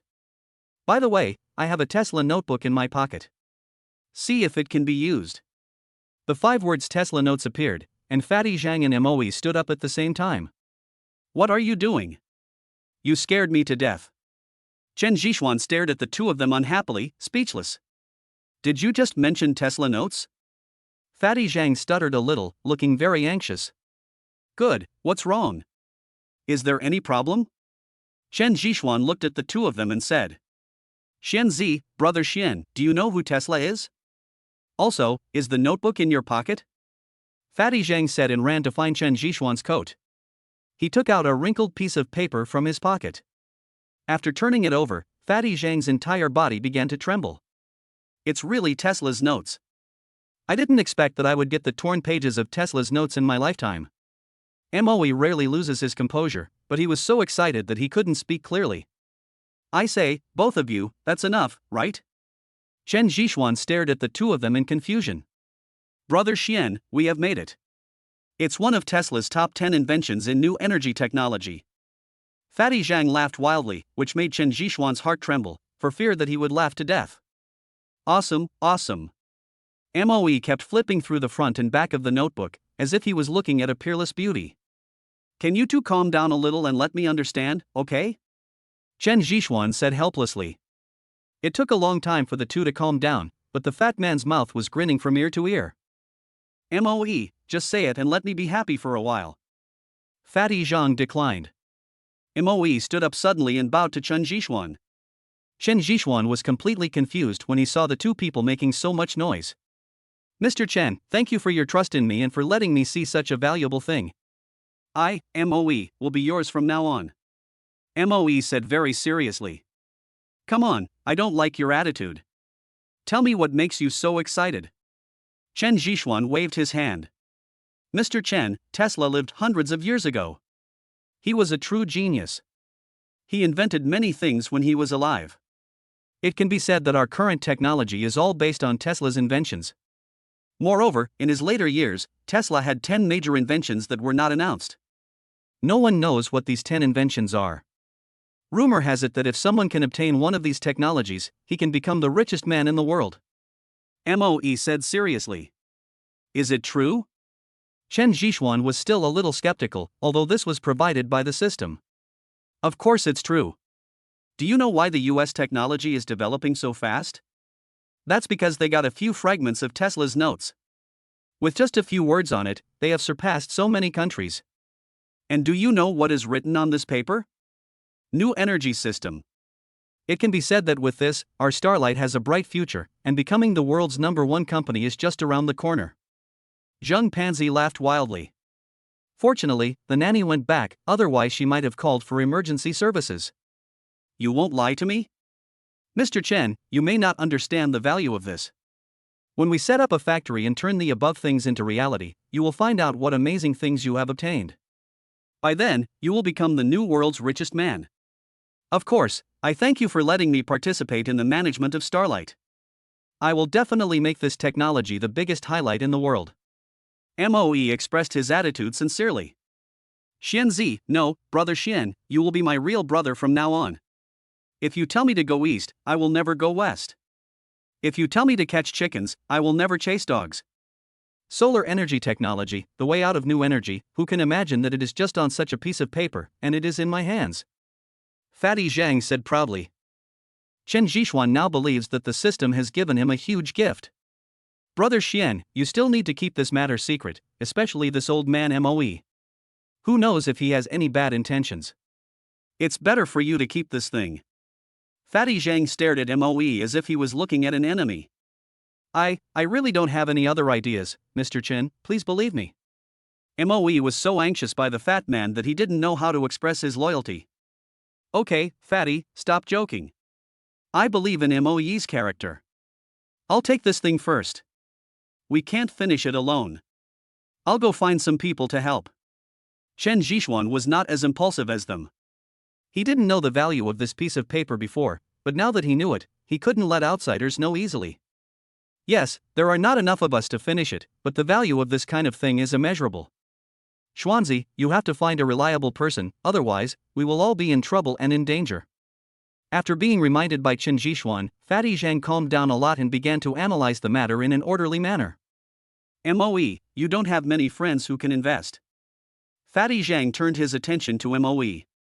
I'd better forget it. Those people are ruthless and willful. Moe shook his head quickly. Okay, I already have candidates. Fatty, you will be responsible for the preparation of new energy equipment from today on. Moe, you have a heavier responsibility. Help me find a good place and contact experts in this field. We can't just sit there guarding a treasure mountain without knowing how to use it. Chen Zhishuan ordered. Well, we will do it well. The two said. Also, don't talk nonsense about what happened today. You must keep your mouth shut, especially you Fatty. Don't let anything slip in front of an Ran. Chen Zhishuan warned. Brother Xian, am I that unreliable? Fatty Zhang said, twisting his fat body. What about Mr. Yen? Are we hiding it from him as well?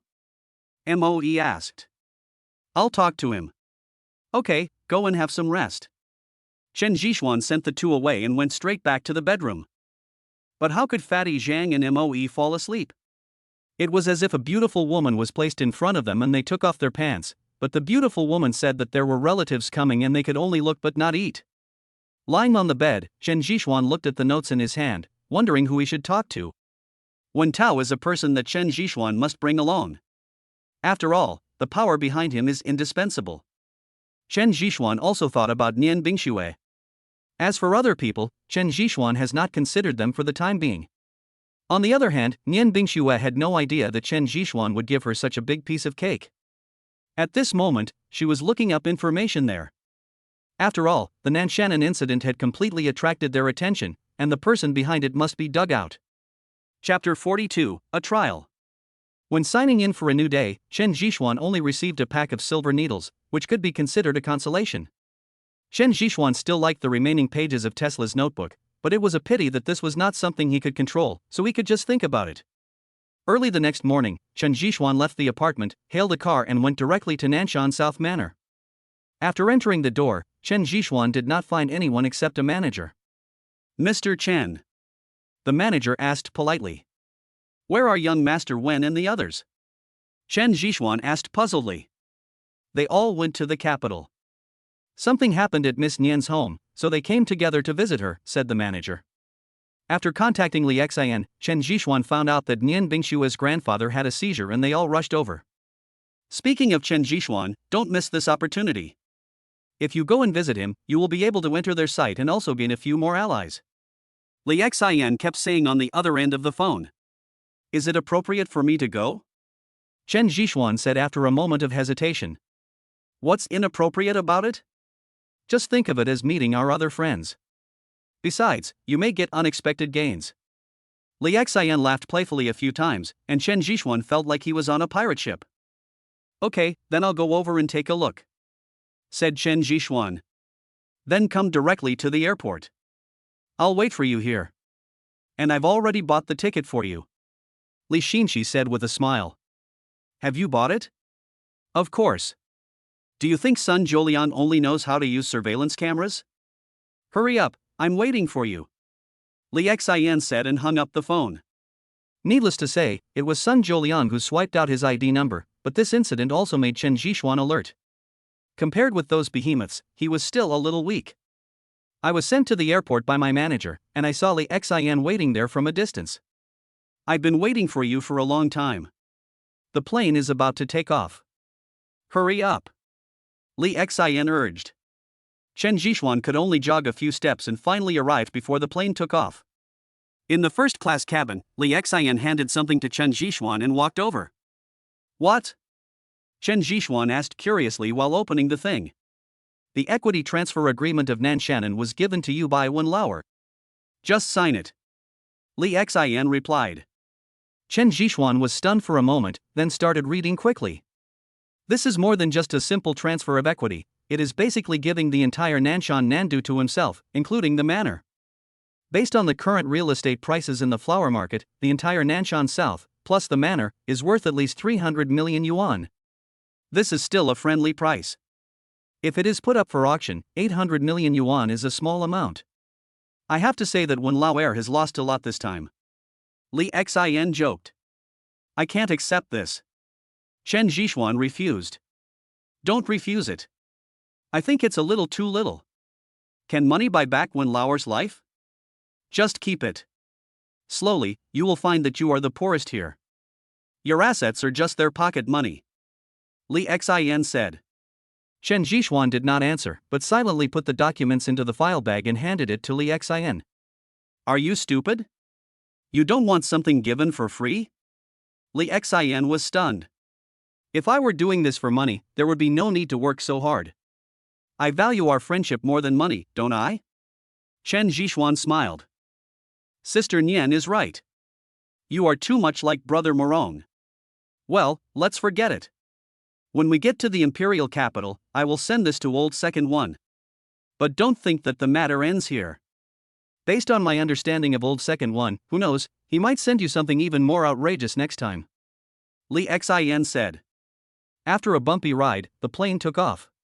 Li Xin put on headphones and closed his eyes to rest. Chen Zhixuan didn't prepare much, so he found a magazine nearby and started studying. The flower market is not far from the imperial capital, and it only takes a few hours by plane. When they were almost above the imperial capital, Chen Zhixuan had just fallen asleep when he was pushed awake by Li Xin beside him. Are we there yet?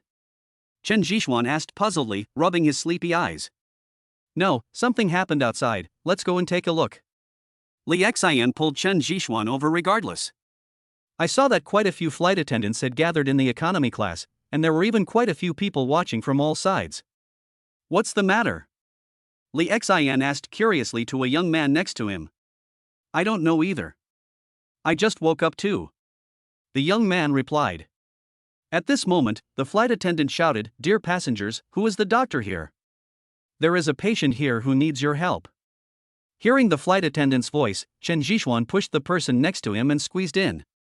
Looking at the old man lying on the ground, Chen Zhixuan squatted down and put one hand on his pulse. What are you doing? Li Xin looked at Chen Zhixuan's actions and pulled his shoulder. I know a little bit of medical skills. Chen Zhixuan seemed to be explaining something to the flight attendant next to him. He squatted on the ground and began to examine the old man. No one around spoke, they just watched Chen Zhixuan's actions silently. The old man has stomach cancer, and these are the symptoms of the disease. Chen Zhixuan said. Yes, my father has stomach cancer. Does the doctor have any solution now? A middle-aged man wearing glasses grabbed Chen Zhixuan's arm and asked anxiously. What did you give your dad to eat before getting on the plane? Chen Zhixuan stared at the man and asked. What did you eat? Nothing. My dad was airsick and didn't even have breakfast. The man muttered. Suddenly, he pointed at his father and said, I ate some candied pears. I understand. Help lift the person up. Chen Zhixuan said to the flight attendant next to him. Soon, the old man was helped up. Chen Zhixuan placed the old man on his half-squatting leg and began to tap the old man's back with both hands. Every time he hit her, a trickle of blood would flow out of the old man's mouth. After dozens of times, Chen Zhixuan's movements suddenly became heavier. I vomited. The people around shouted, and saw the old man suddenly spit out something stained with blood, and then spit out another mouthful of blood. He felt much more comfortable and his closed eyes slowly opened. It's okay, it's just that the old man's stomach can't digest it. But he needs to go to the hospital for examination and treatment as soon as he gets off the plane, otherwise it will be very dangerous. Yes, we'll go there as soon as we get off the plane. Thank you very much. The middle-aged man thanked. Chen Zhishuan waved his hand and went to the side to clean the blood splattered on his wrist. Not bad, you also know medical skills. Li Xian asked in surprise. Chapter 43, Transformed into a Porter. After the little episode, the plane returned to calm again, but there was a small sound in Chen Zhishuan's ear. It was Li Xian. Driven by curiosity, Li Xian had been questioning Chen Zhishuan for nearly 10 minutes, asking him what else he could do. Okay, I won't hide it. I am Ultraman, and I am here to maintain world peace. Chen Zhishuan stared at Li Xian seriously. Go to hell, but how good are your medical skills? If possible, you can help when you go to the Nian family, right? Li Xian asked. I'd better not make a fool of myself. The people hired by the Nian family are much more capable than me, and they don't even want me to help out. Chen Zhishuan shook his head. That's right. Li Xian also reacted after hearing what Chen Zhishuan said. After getting off the plane, a luxury car was already waiting there, and the driver was none other than Sun Zhouliang. Zhouliang, I think there are some things we need to talk about. Chen Zhishuan lit a cigarette and stared at Sun Zhouliang with ill eyes. After hearing what Chen Zhishuan said, Sun Zhouliang felt a chill on his back. He turned his gaze to Li Xian next to him, looking for help. However, Li Xian pretended not to hear him and kept looking out the window, like an old monk in meditation. You can't do this, Sister Xian, you can't just ignore me. It was you who asked me to investigate Xianzi. Seeing that Li Xian didn't help, Sun Zhouliang dragged Li Xian into the water and betrayed her with just a few words. You're done, get out of the car and follow me. Li Xian slowly uttered a few words. When Sun Zhouliang heard this, he almost dropped the steering wheel. Chen Zhishuan looked at the two of them and could only silently put away the words he was about to say. After leaving the airport, about 10 minutes later, we arrived at a suburb. There were few pedestrians on the road. We're here. Sun Zhouliang suddenly stopped beside a villa. After looking around, Chen Zhishuan got out of the car. By the way, did you bring a gift? Li Xian suddenly turned around and said. I really don't have this. It's still in time. You brought me here as soon as I got off the plane. How about I go buy some? Chen Zhishuan touched his nose awkwardly. Indeed, it was his own mistake. Fortunately, I prepared it for you. Look, this is osmanthus cake, which is Mr. Nian's favorite. Consider it my gift in return to you. Li Xian said. What gift? The car you gave me. Li Xian smiled proudly. It seems like you have set your sights on my car. Chen Zhishuan was completely speechless. There's nothing I can do. You're a rich man now, so I can only fight against rich people. Do you want this osmanthus cake? If not, I'll take it away. Li Xian said. Sister Xian, you are awesome. Sun Zhouliang next to her couldn't help but give her a thumbs up. He had never done this business before, exchanging a box of osmanthus cake for a sports car. Give it to you. Chen Zhishuan snatched it away. He knew that Li Xian had no good intentions. Look how stingy you are. I don't want it, okay? I'll play with it for a few more days, 10 years, say. I'll give it to you after 10 years. Li Xian stared at Chen Zhishuan with disdain. Chen Zhishuan didn't want to talk to Li Xian. He felt like he would have a cerebral hemorrhage if he continued. After ringing the doorbell, several bodyguards immediately came out with metal detectors in their hands. However, after seeing that it was Li Xian and others, they did not stop them and let them in directly. Cousin, the lady is greeting the doctors over there. Please go to the lobby over there and wait for a while, said one of the bodyguards. I see. By the way, how is my great-uncle's condition? Where is Manager Bai? Why hasn't anyone seen him? Li Xian asked curiously. Butler Bai has gone to pick up Mr. Chiu. He should be here soon, said the bodyguard. I understand. You guys go and do your work first. Li Xian waved his hand and led the way with familiarity. I don't know how big the whole manor is, but all the roads are paved with pebbles, which don't feel uncomfortable at all, but instead give people a relaxed and comfortable feeling. There were countless trees on both sides, each of them was very old and had beautiful shapes. It was obvious that someone had specially trimmed them. What surprised Chen Jishuan even more was that there were many small animals here, even pheasants, and Chen Jishuan saw 2 or 3 of them. Is this a zoo or a manor? I can't tell the difference. Chen Jishuan murmured. Only now did he get to see the life of rich people, living a secluded life in the mountains next to the imperial capital. After walking for nearly a minute, he finally saw the house in front of him. It was a special Chinese-style building, very exquisite, a large house with 9 entrances and 9 exits, ancient and beautiful. There are pavilions and towers everywhere, and Chen Jishuan can even smell the scent of incense. What do you think? You never thought there would be such a building here. You know, the layout here was designed by my father. Li Xian said proudly. I don't think there's anything good about this. Technology is so advanced now, it would be great to have a modern house. Sun Jiuliang didn't care. I think it's very good, especially suitable for the elderly to live in. It would be even better if we had a fish pond. Chen Jishuan really enjoyed this quietness.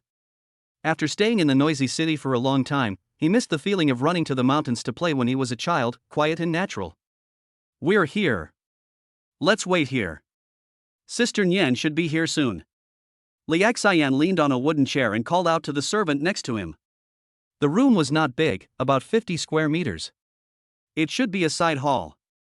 It was all made of wood and the beams could be seen when one looked up. All the solid wood furniture in the room was placed inside, which was a very suitable combination. These are all willow wood, right? Chen Jishuan asked softly, touching the material of the table. I don't understand this, but these woods cost a lot of money at the time. It makes me feel a little sad when I see them. Li Xian replied casually. Chen Jishuan walked around the house, stood at the window, and looked at the pond in the distance, feeling very comfortable. You are here. Soon Nian Bingshua's figure appeared in the side hall. Sister Nian, how is my great-uncle's health? Li Xian asked. It's still the same as before, old problem. Mr. Chiu will be here soon, come with me to greet him. Nian Bingshue said softly. Is it appropriate for us to go? Chen Jishuan felt that it was a little inappropriate, after all, he was just a guest. Shenzi, others can choose not to go, but you can't not go. Li Xian stared at Chen Jishuan mysteriously and smiled. Seeing Chen Jishuan's puzzled face, Sun Jiuliang said playfully, Brother, I'm sorry to have made you suffer. What? It's nothing. I just want you to help Mr. Chiu get some things. His things are very valuable, and the bodyguards won't let them touch them. There's no problem for us to help, but the quantity is a bit too much. Nian Bingshue explained. I am a porter. Chapter 44 15 minutes. Although he said this, Chen Jishuan still followed him out. He was very curious about who this Mr. Chiu was and why he had to carry so much luggage when he went out. After guarding the gate for nearly half an hour, Chen Jishuan saw a few cars approaching in the distance and hurriedly put out the cigarette in his hand. 3 cars stopped at the gate, and a man walked out from the middle. Nian Bingshue and others immediately went to meet him. Manager Bai, where is Mr. Chiu? Nian Bingshue asked in surprise as she saw that there was no one inside. Miss, Mr. Chiu will be here for a while. He met Mr. Wang's car on the way, so Mr. Chiu got into Mr. Wang's car. Manager Bai whispered in her ear. When Nian Bingshue heard this, her eyes instantly became much sharper, but the next second, she returned to normal. What? The situation here with my great-uncle is so dangerous, yet he still wants to get in old Wang's car. In my opinion, old Wang has a bad heart and did this on purpose. Li Xian is an impatient person, and these words came out of his mouth. Xianer, don't talk nonsense. Nian Bingshue said. It's okay. It's okay to talk about it. I just have a bad heart. At this time, a voice came from the side, a little old, but very majestic. Turning around in the direction of the voice, I saw it was Mr. Chiu and Mr. Wang, both of them walking towards me. Grandpa Wang, why are you here? I didn't say anything just now. Li Xian's expression changed immediately and he trotted over. Little Pepper, I heard it clearly just now, and you still want to quibble. The old man of the Wang family tapped Li Xian's forehead. Impossible, you must have heard it wrong. You are old, so don't wander around casually. What if you get hurt? Li Xian said flatteringly. Mr. Chiu, Mr. Wang. Nian Bingshue greeted them politely. Miss Nian, move my things in. Steward Bai, take me to see old Nian. Old Mr. Cho ordered. When Chen Jixuan and son Zhou Liang heard this, they immediately went over to help. Xin girl, if I am late again, will you scold me too? Mr. Chiu stared at Li Xin deliberately. How is that possible? I'm very polite. I remember you praised me when I was a child. Why don't you like me now? Li Xin said with a smile. Okay, little happy guy, let's go, we'll go in together. Old Chiu showed a trace of helplessness, and Li Xin jumped in front to lead the way. After taking the luggage, Chen Jixuan could smell a strong medicinal smell. It was obvious that these were several packets of Chinese herbal medicine. Be careful, don't break anything. Nian Bingxue reminded. Don't worry. Chen Jixuan, with a bag in each hand, directly replaced son Zhouliang. The group walked along the corridor and it took about 3 to 5 minutes to reach the wing room in the backyard. They saw a lot of people guarding there. Chen Jixuan was also keenly aware that these people were carrying guns, and there were a lot of people guarding around. Although their figures were hidden, Chen Jixuan still sensed them. Little sister, is Mr. Chiu here? A young man in a suit, wearing a pair of gold-rimmed glasses, came over and asked anxiously. Xiaonian, after so many years, you are still so impatient. Old Chiu said as he stepped into the room. Mr. Chiu, there's nothing we can do. My grandfather is very ill this time. How can I not be anxious? Do you think we should go in now? Nian Wuyan asked in a low voice. I'll go in right away. Mr. Chiu didn't put on airs and walked in 2 steps at a time. Chen Jixuan put the bag on the stone table and stood aside quietly. Nian Bingxue followed in, and Li Xian consciously stayed by the side to accompany Mr. Wang. After a long time, I heard Mr. Chiu shouting from inside, "Bring all my bags here." Chen Jixuan hurriedly ran in carrying 2 large bags, not daring to be negligent in the slightest. There are 7 or 8 people in the room, and you don't need to look at them to see that they are the core members of the Nian family. Nian girl, help me take out my stuff from my bag. Old Chiu held old Nian's meridians with one hand and instructed Nian Bingxue. Nian Bingxue opened the bag swiftly and took out a small gray package. After unwrapping the small package, a needle bag was found inside. The needle bag is one of the Chinese cultural elements. Before Western medicine was introduced into China, every doctor would wear one with silver needles placed on it. Silver needles are necessary tools for acupuncture. Therefore, in the past, to see whether a doctor was capable or not, one had to see if he had a needle bag. Having a needle bag meant that he had learned the art of acupuncture and was considered to have received true instruction from a master. Old Chiu took the needle bag and unfolded it. He saw 2 rows of silver needles neatly arranged on it, and each of them was exceptionally shiny. All of you go out, just leave one to help me, said Mr. Chiu. Nian Bingxue stayed behind, while Chen Jixuan and others came out one by one. Half an hour later, Mr. Chiu came out with sweat all over his head and an angry look on his face. What did you feed Lao Nian? Faced with Mr. Chiu's questioning, everyone in the Nian family was a little confused. Master Nian, we follow your instructions and dare not give the old man even a little bit of food? Nian Wuyan said doubtfully. Impossible. Although my apprentice's skills are not better than mine, he can still detect the most basic symptoms. Now Lao Nian's symptoms are more serious than before. Old Chiu shouted loudly. Are they the doctors Tian Yu hired? Butler Bai whispered beside him. What kind of doctor did Tian Yu hire? Nian Wuyan asked coldly. Just the night before yesterday, young Master Tian Yu came here and brought a very famous Western doctor with him. I checked their identities and found that they are indeed very knowledgeable about the treatment of heart disease, so I let them in. Moreover, I didn't dare not let in the people brought by young Master Tian Yu. Butler Bai explained hurriedly. This is nonsense. Call Nian Tianyu to me, and bring me the medicine those people prescribed. Old Chiu shouted angrily. Yes. Manager Bai lowered his head and ran away. Everyone turned to look at Mr. Chiu over there. Don't look at me. I've repeatedly warned you not to make trouble. Now, you've even invited some barbarians to treat your illness. I really don't know what to say to you. Old Chiu got angry and scolded the people of the Nian family. After a long time, Manager Bai came running over angrily. Master Tianyu is not here. Butler Bai said in a low voice. Call him. If he doesn't show up in front of me within 15 minutes, I will break his legs. Nian Wuyan said coldly, trying hard to suppress the anger in his eyes. 15 minutes later, a young man reeking of alcohol came over there. His clothes were wrinkled and he looked sleepy. Looking at Nian Tianyu, who was swaying towards him, Nian Wuyan reached out and slapped him. Chapter 45, 5 Stone Powder. What are you doing? Two people ran out and blocked Nian Wuyan's way. Aunt, I'm teaching him a lesson for you. Nian Wuyan stared at the two people in front of him coldly. My son doesn't need your education. Nian Wuyan, you are the one who has the final say in the Nian family now. Nian Tianyu's mother said protectively. Isn't it me who has the final say? Your good son brought people to harm my grandfather. What do you think? Should I settle this account with you? Nian Wuyan stared at the two of them coldly, and a burst of momentum emerged. Nian Wuyan, what are you talking about? I'm saving Grandpa. The people I hired are all famous foreign doctors, and Grandpa Nian also feels very comfortable. Nian Tianyu reacted and yelled at Nian Wuyan.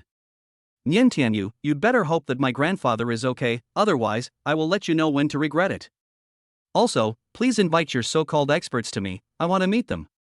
Nian Wuyan's words became more and more cold. If there weren't so many people at the scene, Chen Jixuan felt that Nian Wuyan would directly teach Nian Tianyu to be a good man again. Nian Tianyu did not refute this time, but took out his mobile phone to make a call. He is stupid and has a lot of money, so he is easy to cheat. Sun Zholiang said. What do you mean? Chen Jixuan didn't understand what he said. Nian Tianyu is just like this. Just wait and see. It would be strange if he could contact those people. It's obvious that those people have set a trap for him. Sun Zholiang stared at Nian Tianyu with amusement, a look of certainty on his face. Chen Jixuan didn't say anything, but watched the situation over there. Sure enough, I made several phone calls but there was no signal all the time. Fuck. Nian Tianyu threw his phone to the ground and cursed loudly. Okay, Nian Tianyu, you dare to treat my grandfather's matter as such a big deal? Just wait for me. Nian Wuyan immediately understood what was going on, and his clenched fists kept making crackling sounds. Nian Wuyan, don't do anything rash. Your cousin means well. Who knows who are so bad? Nian Tianyu's mother spoke up again. Good intentions? Ask your son how old he is and what he has done over the years.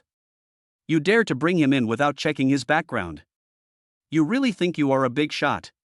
You better keep an eye on this man. If you let him go, you don't have to stay in the Nian family. Nian Wuyan was really angry, like a lion choosing its prey.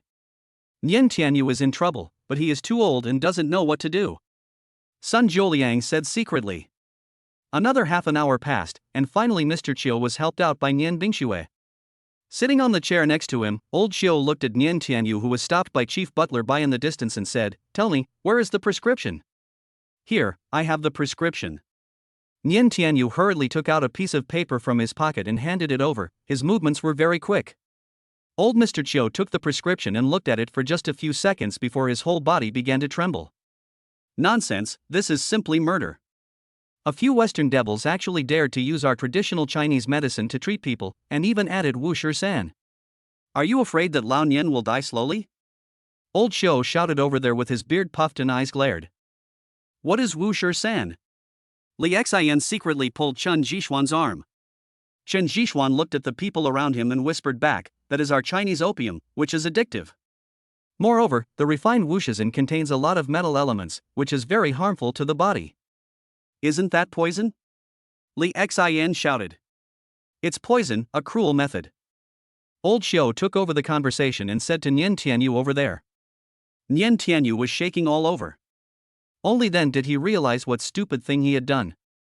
He took a few steps back and kept saying, It's impossible. How could it be poison? I won't harm Grandpa. Nian Wuyan grabbed him and then kicked him in the calf, and Nian Tianyu fell to his knees at the door. Nian Wuyan. Nian Tianyu's mother rushed out but was stopped by Manager Bai. Looking at the scene in front of him, Chen Jixuan couldn't help but shook his head. It was true that Nian Tianyu was not mentally normal. To use the words in their hometown, there was a bubble in his brain. Xin girl, do you know Wu Shi-san? Old Xiu asked Li Xian curiously. I know a little bit. Li Xian said stiffly. Then you can tell him about the effects of Wu Shi-san, said Mr. Chiu. To put it bluntly, Wu Shi-san is the opium we had in the past in China, and the current refining technology is not mature at all. Wuxia sand contains many metal elements that are toxic to the human body. Taking Wuxia sand will have serious consequences. Li Xian tactfully said what Chen Zhixuan had told him. Yes, you said it very well. If Nian Tianyu had half as much knowledge as you, he would not commit such a heinous crime. Unfortunately, my strength is limited.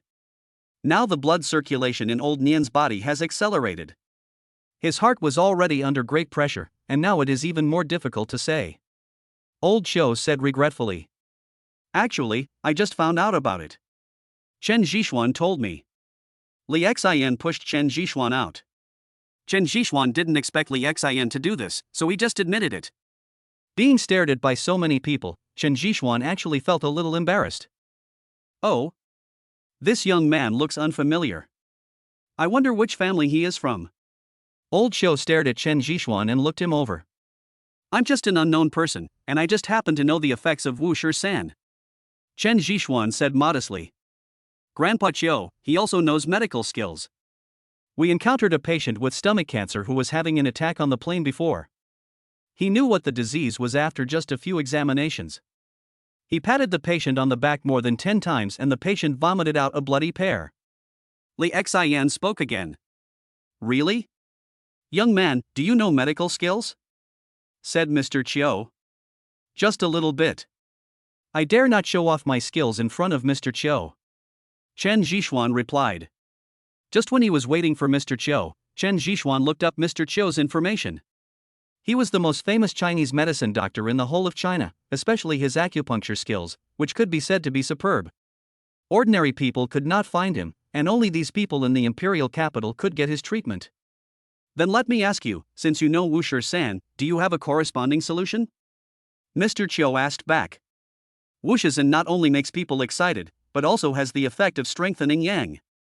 When taking Wuxia San for the first time, these effects can be eliminated through intense exercise. As for the mental hazards, they can only be slowly treated through decoctions. Chen Zhixuan answered truthfully. Mr. Qiu, can my grandfather use this method? Nian Wuyan asked. Elder Qiu shook his head and said, it's useless. Lao Nian's current physical condition does not allow him to do strenuous exercise. It will only speed up blood circulation and increase the burden on the heart. Chapter 46 Goodbye, no goodbye. Actually, there is another way. Mr. Qiu, why don't you try it? Chen Zhixuan stared at Mr. Qiu and asked. You mean acupuncture? Indeed, acupuncture can replace human exercise for a short period of time and promote the digestion of those drugs, but I can't do it at all. You know, there are many acupuncture points on the human body. If you want to use acupuncture to eliminate the medicinal properties, you need precise techniques and sufficient grasp of the acupuncture points of the human body. This is not the most important thing. The most important thing is the order in which these acupuncture points operate and how to achieve the effect of eliminating the medicinal properties. Once it is wrong, it may be counterproductive. The consequences are not something we can bear. Mr. Qiu shook his head and said. Are you talking about the 36 needles to bring back life? Chen Zhixuan said after a pause. Yes, the 36 needles to bring back life, the legendary skill of the king of medicine. But so many years have passed, and this technique has long been lost. Old Qiu sighed. I can. Chen Zhixuan said seriously. What? Old Qiu stared at Chen Zhixuan in disbelief, his eyes becoming sharp again. Xianzi, don't talk nonsense. Nian Bingxue interrupted. Wait a minute, young man, are you serious? Do you really know how to perform the 36 needles to bring back life? Mr. Qiu asked again. Yes, if possible, I would like to give it a try. Said Chen Zhixuan. No. Nian Wuyan refused directly. If he hadn't seen that Nian Bingxue knew Chen Zhixuan, he might have asked Butler Bai to kick her out long ago. Young man, everyone can brag, but take out your needle and let me see it first. Said Mr. Qiu. Chen Zhixuan took out a needle bag from his pocket and opened it in front of Mr. Qiu. 18 silver needles lay inside, sparkling in the sunlight. This is the Fengming needle. Looking at the pattern, Old Qiu stood up directly, stretched out his hand and grabbed Chen Zhixuan's hand, his eyes fixed on the silver needle on the needle bag in his hand. Yes, it's the Fengming needle. I want to try it. Chen Zhixuan said. Mr. Chiu didn't say anything, but silently picked up a silver needle and inserted it into the base of his left hand. The moment he let go of his hand, the silver needle began to shake and made a strange sound.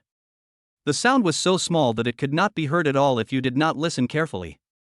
At the same time, under the sunlight, the shadow of a dancing phoenix appeared in Mr. Chiu's hand. It is indeed the Fengming needle. I really don't recognize the real thing. I wonder who your master is. Old Chiu sighed and reluctantly put the Fengming needle back to Chen Jishuan and asked curiously. Please forgive me, Mr. Chiu. My master has passed away and he didn't allow me to reveal his name to anyone before he died. Chen Jishuan replied. He had no choice but to make up a story. He couldn't say that the system gave it to him. It's such a pity. I wish I had met you earlier so that I could have a good communication with your master. Mr. Chiu sighed. Xianzi, can you do it? Nian Bingxue was still a little worried. Nian girl, these words are redundant. The appearance of the Fengming needle shows that he is the disciple of the king of medicine. He must know the 36 needles of life rescuing. Old Chiu helped explain. Mr. Chiu, is it possible? Nian Wuyan still didn't believe it. After all, Chen Jishuan was too young. No problem. By the way, young friend, I have a request. Can I watch from the side? Old Chiu stared at Chen Jishuan expectantly. Chen Jishuan looked at Nian Bingxue and was very hesitant. I understand. The 36 needles for saving life are not to be passed on to other people. I was too talkative. Mr. Chiu apologized quickly. You have to know that it is absolutely impossible to let outsiders see this kind of stunt being performed. This is a Chinese custom. When Mr. Chiu is teaching his disciples, he will not allow outsiders to watch. Partisanship is a bad habit in China, but it is also the general trend. Grandpa Chiu, don't worry about watching it. I'm curious too. Xuanzi will agree, don't you think? After saying this, Li Xian looked at Chen Jishuan provocatively. Okay, sure. Seeing Li Xian's threatening look, Chen Jishuan compromised. Who knew if he agreed to her, this little witch would do something weird again. Bingxue, help me in, I'll help you. Old Chiu called out. In just a few words, the attending physician was changed. If it were an ordinary hospital, changing the attending physician at the last minute would be a taboo. But now that Mr. Chiu started to praise him, Nian Wuyan was unable to stop him and could only watch the 4 people go in. For an hour, no one left, and no one dared to leave. Just when Nian Wuyan's patience was exhausted, a cough was heard from inside. Grandpa. Nian Wuyan rushed in directly. But he saw that his grandfather had opened his eyes, while Chen Jishuan was slumped in the chair, and old Chiu was leaning on one side. Both of them looked like they had fallen into water, and their clothes were soaked. No wonder it is said that the 36 needles for returning life are difficult to pass down. This one almost cost me my life. Old Mr. Chiu said with a smile. He was very excited to be able to see this unique skill that has been lost for many years in his lifetime. Grandpa Chiu, please say less. If it weren't for Xuanzi, you wouldn't have been able to find the acupuncture points. Li Xian joked. Little girl, your Grandpa Chiu is just old. When I was young, I could stay on the front line for 3 days and 3 nights. Old Chiu said proudly. Come on, I'll take you out. Li Xian helped Mr. Chiu out of the house. Chen Jishuan rested for a while, then packed up his Fengming needle and said, I'll leave you a prescription. Old man, take it 3 times a day from now on. Don't mix it up. Nian Wuyan took out a brush and paper from somewhere and placed them in front of Chen Jishuan. Staring at the brush, Chen Jishuan was speechless. You talk, and I'll write. Seeing Chen Jishuan's embarrassment, Nian Bingxue walked over, sat on the chair and picked up the brush. 2 cents of angelica and 3 cents of safflower. After Chen Jishuan gave a prescription, he left the house tremblingly.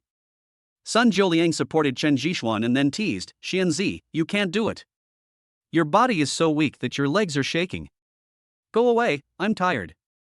Chen Jishuan was really speechless. I have some Lu Wei Dihuang pills here. Would you like to take a few?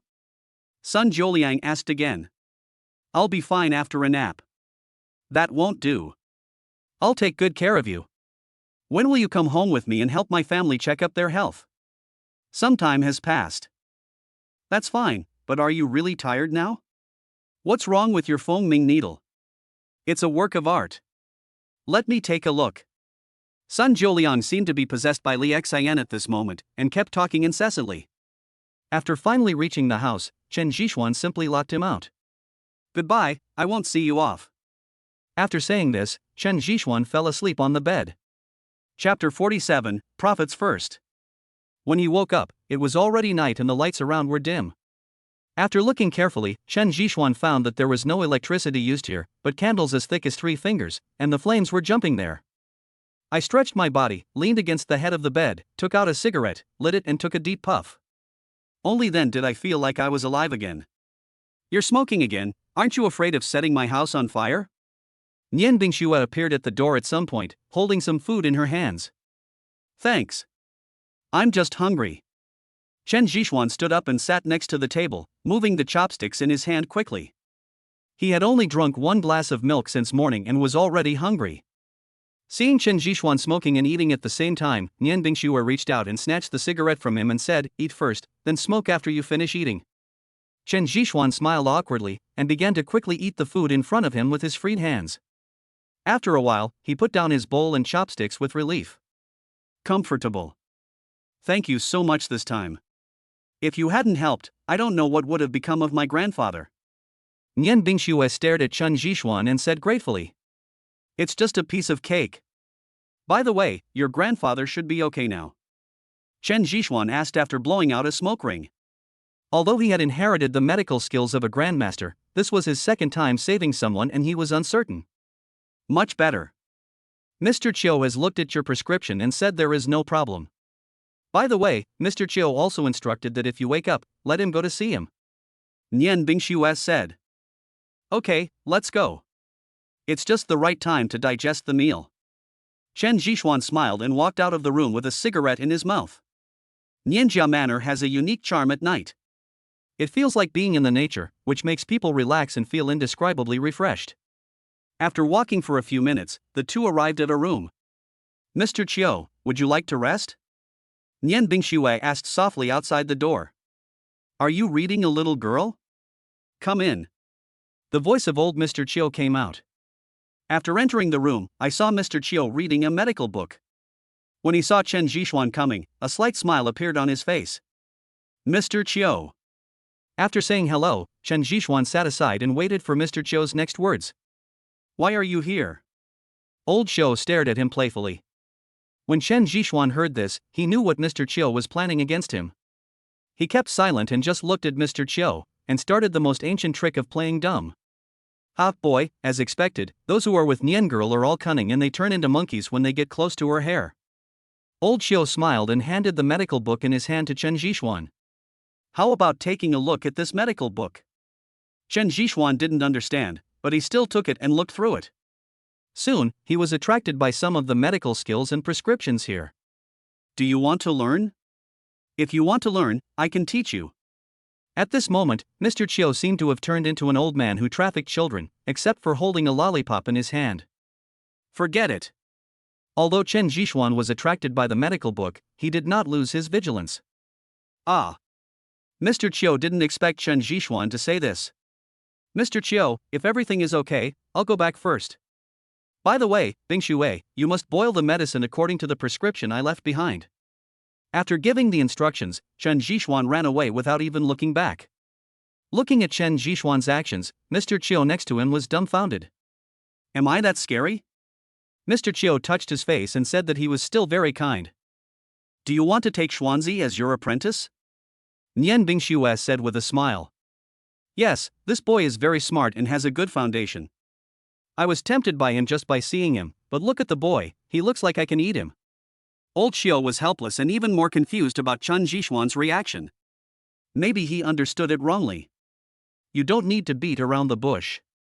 He will agree next time. Nian Bingxue said. I hope so. If my disciples had half his talent, I wouldn't have to rush to find him. I don't want to bring all my skills to the end of the world. Old Chiu sighed, and his whole body became much more gloomy. Nian Bingxue just stood beside him silently, accompanying him to look at the starry sky outside. After returning to his room, Chen Zhixuan finally breathed a sigh of relief. Naturally, he also heard what old Chiu said. To be honest, he was really interested in those medical books. You know, the path of medicine is endless, and Chen Jishuan also has many shortcomings. It is a good thing for him to be favored by old Xiu, but there is no way, after all, he has a big secret. With just normal contact, Chen Jishuan could naturally conceal the existence of the system very well. What he was afraid of was the people he lived with every day, especially a shrewd person like Mr. Chiu. Once he revealed something, the other party would definitely notice it. There is no wall that is impenetrable in this world, and he didn't want to be treated as a guinea pig by some scientific researchers. Leaning on the bed, Chen Jishuan crossed his legs and looked at the moonlight outside. He suddenly thought of Su Rongrong, his first woman, and he didn't know what she was doing. On the other side, at the Su family, Su Rongrong was also in a daze. In the past 2 days, many more relatives came to the house, all of whom came for her engagement ceremony. Of course, this was just on the surface, and most of them were there to seek benefits. The engagement ceremony was more like a place for exchanging benefits, and all kinds of evil people showed up. What are you thinking about? Su Ming appeared in Su Rongrong's room. Brother, is he okay? Su Rongrong hesitated for a moment, but still asked this question. She had been enduring it for several days, but she still asked today. He was in a very bad situation. Someone was trying to assassinate Wen Tao in the south of Nanshan. He went to save him and almost lost his life. Su Mingdao. Are you okay? Su Rongrong stood up suddenly, grabbed Su Ming's hand and asked. It's okay, I was just knocked over by the blast. Su Ming replied. He is so stupid, why is he so stupid? Doesn't he know to stay away from him? Wen Tao has nothing to do with him, why is he working so hard? Su Rongrong said to herself. Don't you understand? He was introduced into our circle by Li Xin. He did that just to better integrate into this circle and at the same time make his own bargaining chips more sufficient. Su Ming said with a smile. What's the harm in integrating into your circle? My parents are determined to form an alliance with the Wang family through marriage. If there is no greater benefit, the forces behind your circle will not stop it, right? Su Rongrong saw very clearly that there were too many things involved in this matter. It was not enough to simply increase one's own bargaining chips. Without sufficient benefits, no one would help even if the relationship was very close. Chapter 48, Satisfactory Things. Profits come first. This is the way these families survive. Su Rongrong sees it very clearly, but Chen Jishuan doesn't understand it yet. He is now waiting to sign in for a new day. At exactly 12 o'clock, the sign-in reminder sounded. Signing in didn't bring him anything good, except that he was given another courtyard house in the imperial capital with a good location. However, he didn't have the energy to study the courtyard house at the moment, just because of a call from Wen Tao. Brother Xian, I told my grandfather that he will not interfere in the affairs of the Su and Wang families. But don't worry, I will definitely go to support you when the time comes. Wen Tao said awkwardly, with a hint of apology in his tone. It's good to have this intention. Thanks, brother. I miss home and will come over to get together when I have time. Chen Jishuan forced himself to laugh a few times. After chatting for a few minutes, Chen Jishuan slowly put down his phone. Lying on the bed, he realized that things were not so easy to solve. Looking at the code over there, he seemed to have made up his mind. Early the next morning, before Chen Jishuan could go find Nian Bingxue to talk about the Tesla notes, two people rushed in a busy manner. Brother Xian. The person who came in was none other than Wen Tao, followed by his lackey son Zhouliang. Why are you two here? Chen Jishuan asked puzzledly. Brother Xian, something happened. For some unknown reason, the Su family held the engagement banquet on a small island in the foreign country of Malay. We have to rush there now, otherwise it will be completely closed by dark and we won't be able to get in. Wen Tao said. Chen Jishuan raised his eyebrows slightly, feeling that the whole thing was very strange. Why would they go to Marley for no reason? Of course, he couldn't figure all this out now, so he put on his clothes and prepared to follow the two of them and leave the Nian family. As soon as I went out, I ran into Nian Bingxue and Li Xin. Are you leaving now? Nian Bingxue asked. Sister Nian, let's go and find out first. You know Brother Xian's identity. He is not on the invitation list at all. Besides, the Wang family seems to have heard some news. I'm afraid something will go wrong at that time. Wen Tao explained. What will happen if you go there rashly without any preparation? Xuanzi, come with me, I have something to tell you. Nian Bingxue pointed at Chen Jishuan. Chen Zhishuan was also anxious and confused, but after hearing what Nian Bingxue said, he calmed down a lot. It was Mr. Chio's room again. Chen Zhishuan sat aside and looked at Nian Bingxue curiously. Have you changed your mind? Old Mr. Chiu stared at Chen Zhishuan and said, Shenzi, I don't know what you are worried about. Although there is an opportunity now, I don't know if you are willing to seize it. Nian Bingxue did not avoid the old man Xiu next to her and spoke straight to the point. Sister Nian, you say. I take Master Chiu as my teacher. I can't. Chen Zhishuan replied after hesitating for a moment. This is your only chance now. When the time comes, as Mr. Chiu's disciple, people will listen to you.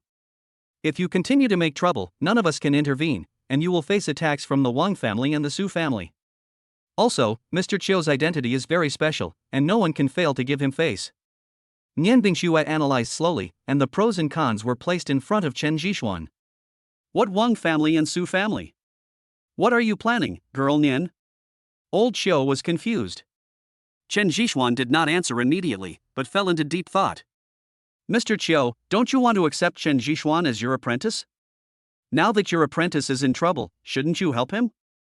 Nian Bingxue said softly. Encountered trouble? What kind of thing requires you to face the Su family and the Wang family? Old Xiu asked puzzledly. His wife Su Rongrong is going to be harmed by Wang Yu from the Wang family. Nian Bingxue pointed it out directly. This is outrageous, it's lawless. I'm going with you to see how old Wang educates his grandson. If it doesn't work, I'll help him educate him. Old Xiu was furious, and he looked like a firecracker that could be ignited at any time. Don't be so excited. Xuanzi hasn't agreed to become your apprentice yet. Nian Bingxue said with a smile.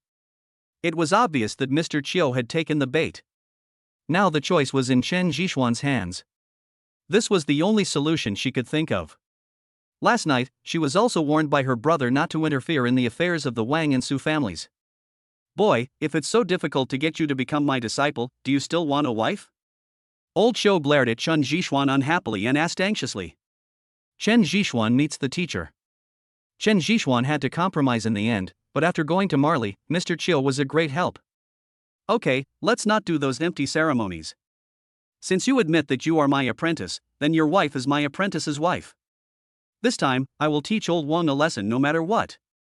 Let's see if he dares to show off again. Old Xiu laughed. It can be seen that he really wanted to receive this piece of jade, Chen Zhishuan. You guys chat first. I'll go over there and leave some things for Lao Nian. We'll leave together later. Old Xiu touched his beard and walked out with a swagger. Xianzi, actually Mr. Chiu. Before Nian Bingxue could finish her words, Chen Zhishuan interrupted her and said, Okay, Sister Nian, I know you are doing this for my own good, but can you please ask your brother to come over, and call Wen Tao and son Zhouliang as well? Okay. Although she didn't know what Chen Zhishuan was going to do, Nian Bingxue still agreed. After a while, Nian Wuyan walked in from outside. Brother Xian, thank you for saving my grandfather. Nian Wuyan said sincerely. You're welcome. I called you over because I want to discuss something else. Chen Zhishuan stared at Nian Wuyan and said. Brother Chen, I heard about your story, but I can't do that. I'm the head of the Nian family now, and I need to be responsible for these hundreds of people, you understand. Nian Wuyan was afraid that Chen Zhishuan would ask him to help stop the marriage. Due to the fact that Chen Zhishuan had just treated his grandfather, it was really difficult for him to refuse.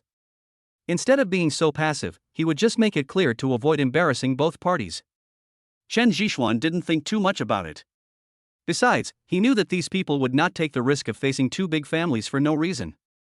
However, if there were absolute benefits, Chen Zhishuan believed that they would definitely be willing to take action. Brother. Nian Bingxue naturally understood what Nian Wuyan meant, and couldn't help but pull his sleeves. Brother Wuyan, thank you for being so frank. Indeed, the main reason I called you here this time is for this matter. Of course, I will give you a reward that will satisfy you all. Chen Zhishuan slowly took out the torn pages of notes in his hand. Chapter 49, Wen Lao Summons.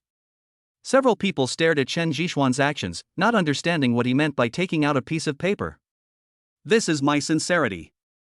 Chen Zhishuan said, holding up the paper. What is this?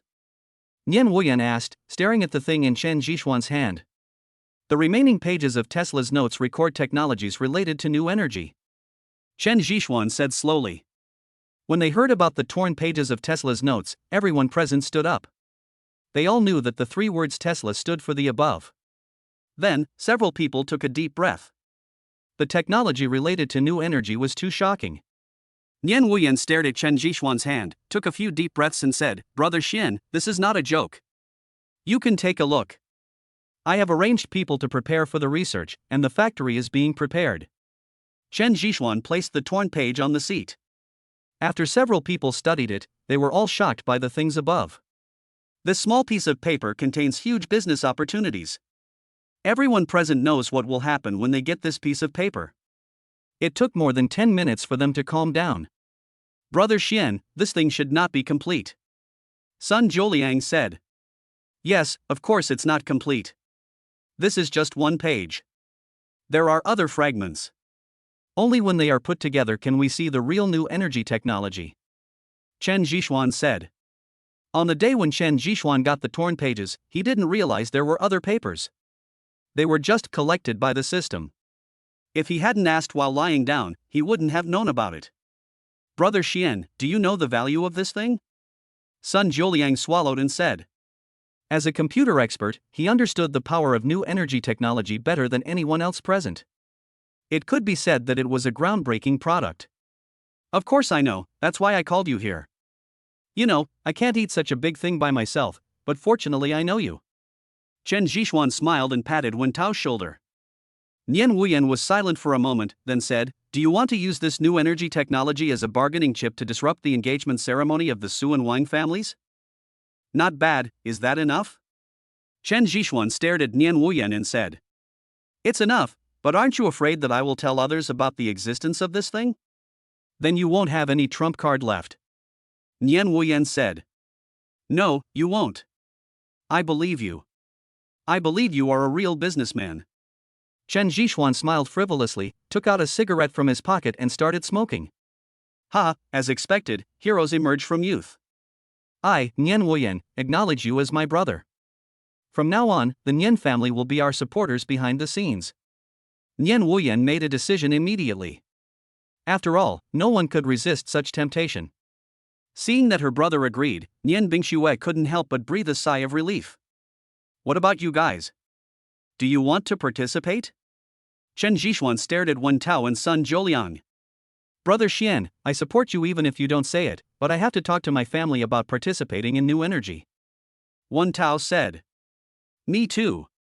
Sun Zholiang responded immediately afterwards. "Well, I'll give you 10 minutes.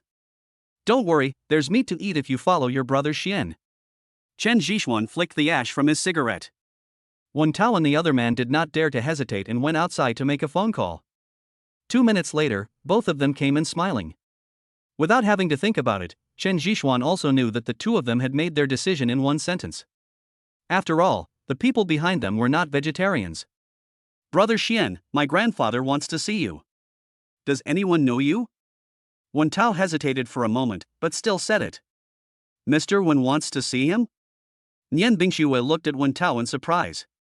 "Yes, my grandfather said he wanted to talk to him alone and asked me to take brother Xian over now," Wen Tao said. "What's so strange about this? Go ahead, brother Xian, but don't forget your original intention." Nian Wuyan seemed to be used to it, and patted his shoulder with a chuckle.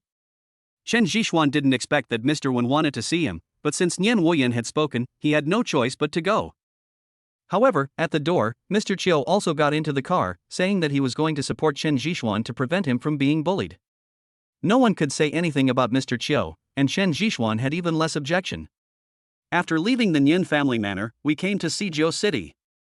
It was still so prosperous here, worthy of being the heart of the imperial capital. It took nearly an hour before the car stopped at the entrance of an alley. This alley is very busy, but Chen Zhishuan can still see the surveillance cameras around him and knows that it is not as quiet as he imagined. "Xiao Tao, your place is really not as good as Lao Nian's. It gives people a feeling of being too solemn. After entering this alley, I found that I have no freedom," Old Cho joked.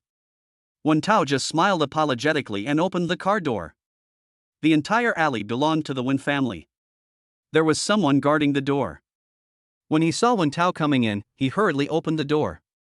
This way. Chen Zhishuan had often seen the alleys of the imperial capital on TV, but this was his first time wandering in such an alley. Everything was so new to him. After just a short distance, Wen Tao stopped. Mr. Chiu, Brother Xian, my grandfather is in there. Wen Tao said. Let's go and see what Old One is doing. Old Xiu pushed the door and went in. Chen Zhishuan followed closely behind and looked around as soon as he entered the door. This is obviously a study, and a very simple one at that. There is a table and a few chairs, and the room is full of books. An energetic old man is writing over there. The three men walked over quietly, but the old man ignored them and continued to work with the brush in his hand. As the last stroke was finalized, the old man noticed the people in the room. It's very impressive. Old One, your calligraphy is improving day by day. Mr. Chiu commented. I'm old now, and I can't write with the sharpness of my youth. Putting down the brush in his hand, Mr. Wen greeted with a smile. After sitting down, Wen Tao hurried to make tea. How is Lao Nian's health? Asked Old Man Wen. It's not very good. If it weren't for my apprentice's help, I might not have been able to hold on and would have gone downstairs to meet our brothers who fought together with us. Old Xiu sighed. Oh, guys are getting old and too tired. Sometimes I really miss the life we had before. Old One murmured.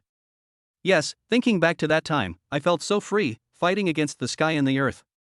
But now with this body, we can only fight against ourselves. Old Xiu said with nostalgia, and for the first time, a look of old age appeared in his eyes. Mr. Chiu, have some tea. Wen Tao walked in with the tea, put it down and stood aside respectfully. Old One, you are so unkind. You still have Dahompo? Why did you say you didn't have it last time? No, I have to take 2 taels back. After taking a bite, Old Xiu said unhappily. Sure. Chapter 50, Mr. Chiu's attitude. After taking a few sips of tea, Elder Wen turned his head and looked at Chen Zhishuan and said, Young man, the Tesla notebook is yours, right? Mr. Wen, it's mine. Chen Zhishuan nodded. In fact, our country is in great need of this technology right now. Thank you for providing it. It is because of young people like you that our country will become stronger and stronger. Old Wen said in a deep voice. Chen Zhishuan immediately understood what it meant, and at the same time he recalled Nian Wuyan's words, don't forget your original intention. With just one sentence, Mr. Wen wanted Chen Zhishuan to contribute the Tesla notes to the country, which made Chen Zhishuan unable to answer for a while. He is my apprentice. He has great medical skills and is also Lao Nian's savior. Old Xiu spoke slowly, as if he had not heard their conversation. Old One, times have changed. Put aside your trip. You also know my situation. He is my apprentice, and I am still waiting for him to take care of me in my old age.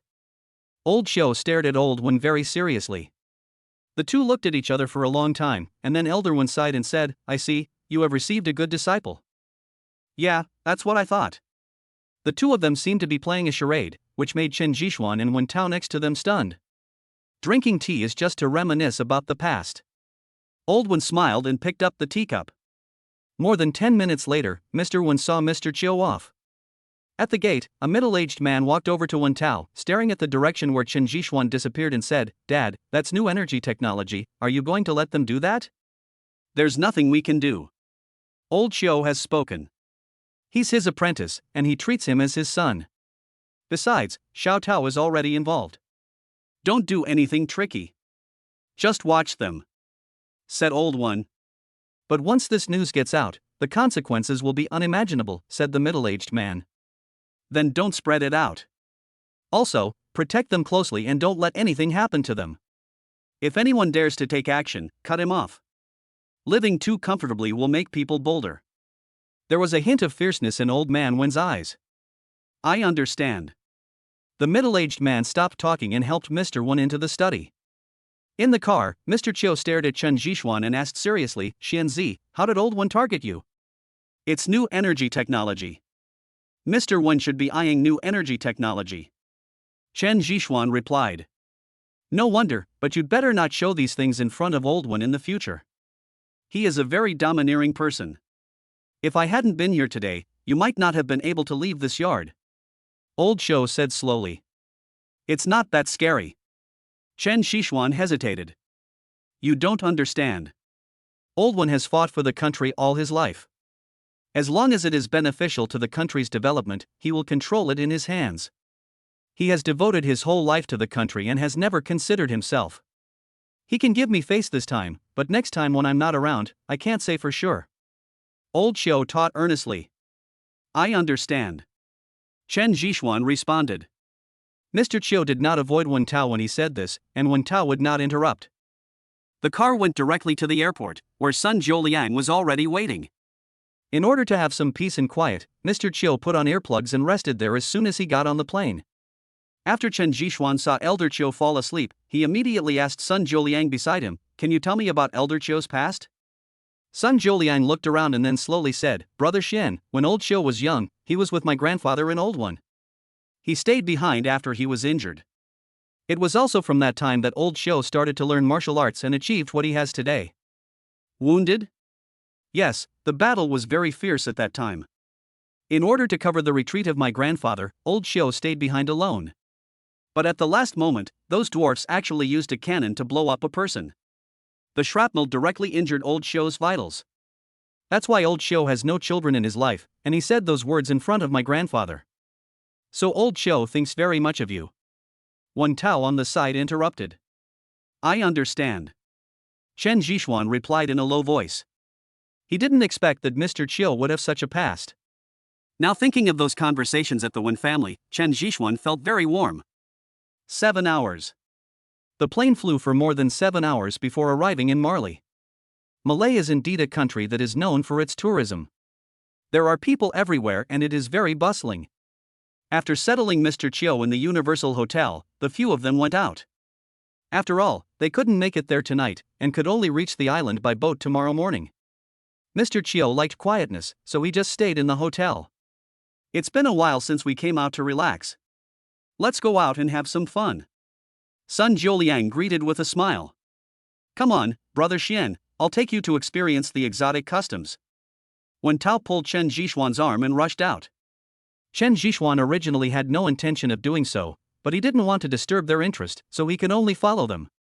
They rented 3 sports cars from a car rental company and drove out to race. There is a special area in Marley for racing. It can be said that people who love racing will come here to have fun. The throttle was constantly increased, and the roar resounded throughout the night sky. This time is different from Nanshan South.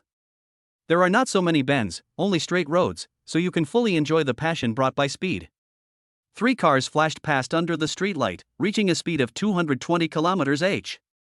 It feels so good. Chen Zhishuan couldn't bear it anymore and shouted at the top of his voice. This is what men should play with, this is the real speed. The lightning speed makes people's adrenaline surge. Half an hour later, the 3 of them parked the car at a sparkling seaside. Looking at the full moon hanging over the sea, Sun Zholiang next to him said, Taozi, do you still remember the first time we drove when we were kids? Of course I remember, and I remember it very clearly. The 2 of us almost caused a scene in the entire city while driving. Wen Tao sat on the stairs on the side and reached out to touch the seawater over there. The seawater is cool, giving people a different feeling. I still remember that time when your father chased you through all the streets and alleys of the city, and you were almost beaten up. Sun Zholiang said with a smile. Brother Xian, what are you thinking about? The 2 turned their heads and looked at Chen Zhishuan. Nothing. Tell us what embarrassing things you have, share them together for us to hear. Wen Tao said. I just miss home a little. Since graduation, except for going back at the end of every year, I rarely go to visit my parents. Chen Zhishuan murmured. Being in a foreign country can indeed bring back memories of the past, and also reminds Chen Zhishuan of his parents. He decided that after this trip to Marley, he must go home to visit them no matter what. Chapter 51, Rose with Thorns. After lighting a cigarette, Chen Zhishuan stared at the wisps of smoke coming out of the cigarette but in a daze. Boom! The sound of explosion came from beside them. Turning around, I saw dozens of cars parked on the road over there, blocking the entire road. Soon, young people, both men and women, got off the car. They were dressed in very avant-garde clothes. Many women even started kissing the people next to them. It was very lively. Speed racing gang? Chen Zhishuan asked puzzledly. No, it should be a party. Sun Jiuliang immediately became interested and walked over. After a while, he came over with a sexy blonde girl with a nice figure. You like this? Chen Zhixuan teased. When in Rome, do as the Romans do. Brother Xian, go get one and let's go around again. Sun Jiuliang said. I won't go. You and Taozi go. Chen Zhixuan shook his head. Although he was not a conservative person, it was still difficult for him to escape the shackles of his old ideas. Okay, then we won't accompany you. Sun Jiuliang replied and got into the car with the blonde girl. Wen Tao also came over. He was even more exaggerated and directly asked the two blonde girls to get in the car. Chen Zhixuan shook his head. This was the first time he had seen them like this. A number of sports cars rushed out from not far away, leaving only a thin line of light.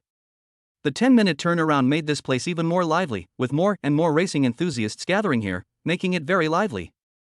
Hello, you are Chinese, right? Just as Chen Zhixuan was admiring the scenery alone, a beautiful woman came over and asked in exceptionally pure Chinese. Yes, hello. Chen Zhixuan looked at the beauty in front of him and replied with a chuckle. She is 1.7 meters tall, has a hot body, fair skin, and especially her big eyes, which are exceptionally beautiful. Can we get to know each other? The beautiful woman said as she got into Chen Zhixuan's car, very consciously. Chen Zhixuan. Chen Mei. What a coincidence. What a coincidence indeed.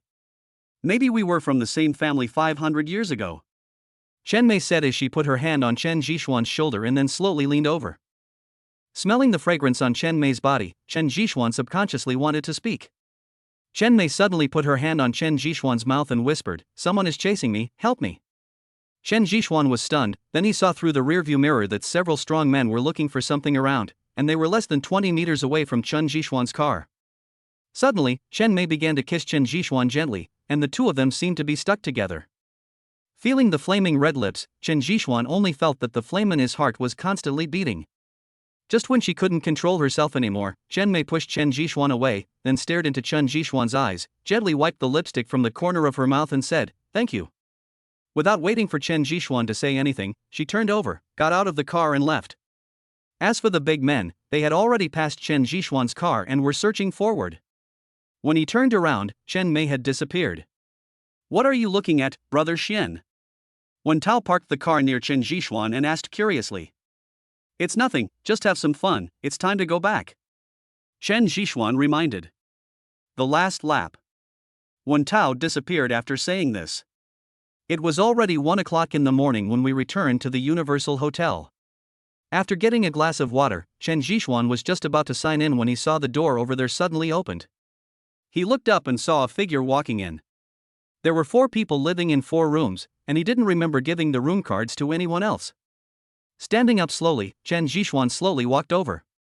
Watching the door close gently, Chen Zhixuan suddenly pressed the switch over there, and the light outside the suite immediately lit up. The next second, he turned around and swung his elbow towards Chen Zhixuan.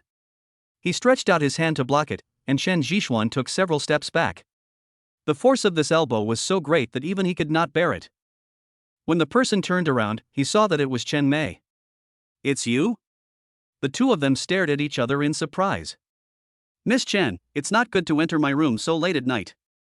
Who are you hiding from this time? Chen Zhixuan said playfully. What? You don't welcome me? Does this count as door-to-door delivery? Chen Mei smiled charmingly. Her black leather jacket outlined her curvy figure, which was very seductive. I dare not take over a rose with thorns. Chen Zhixuan moved his left hand and said. You really don't miss me? But I miss you.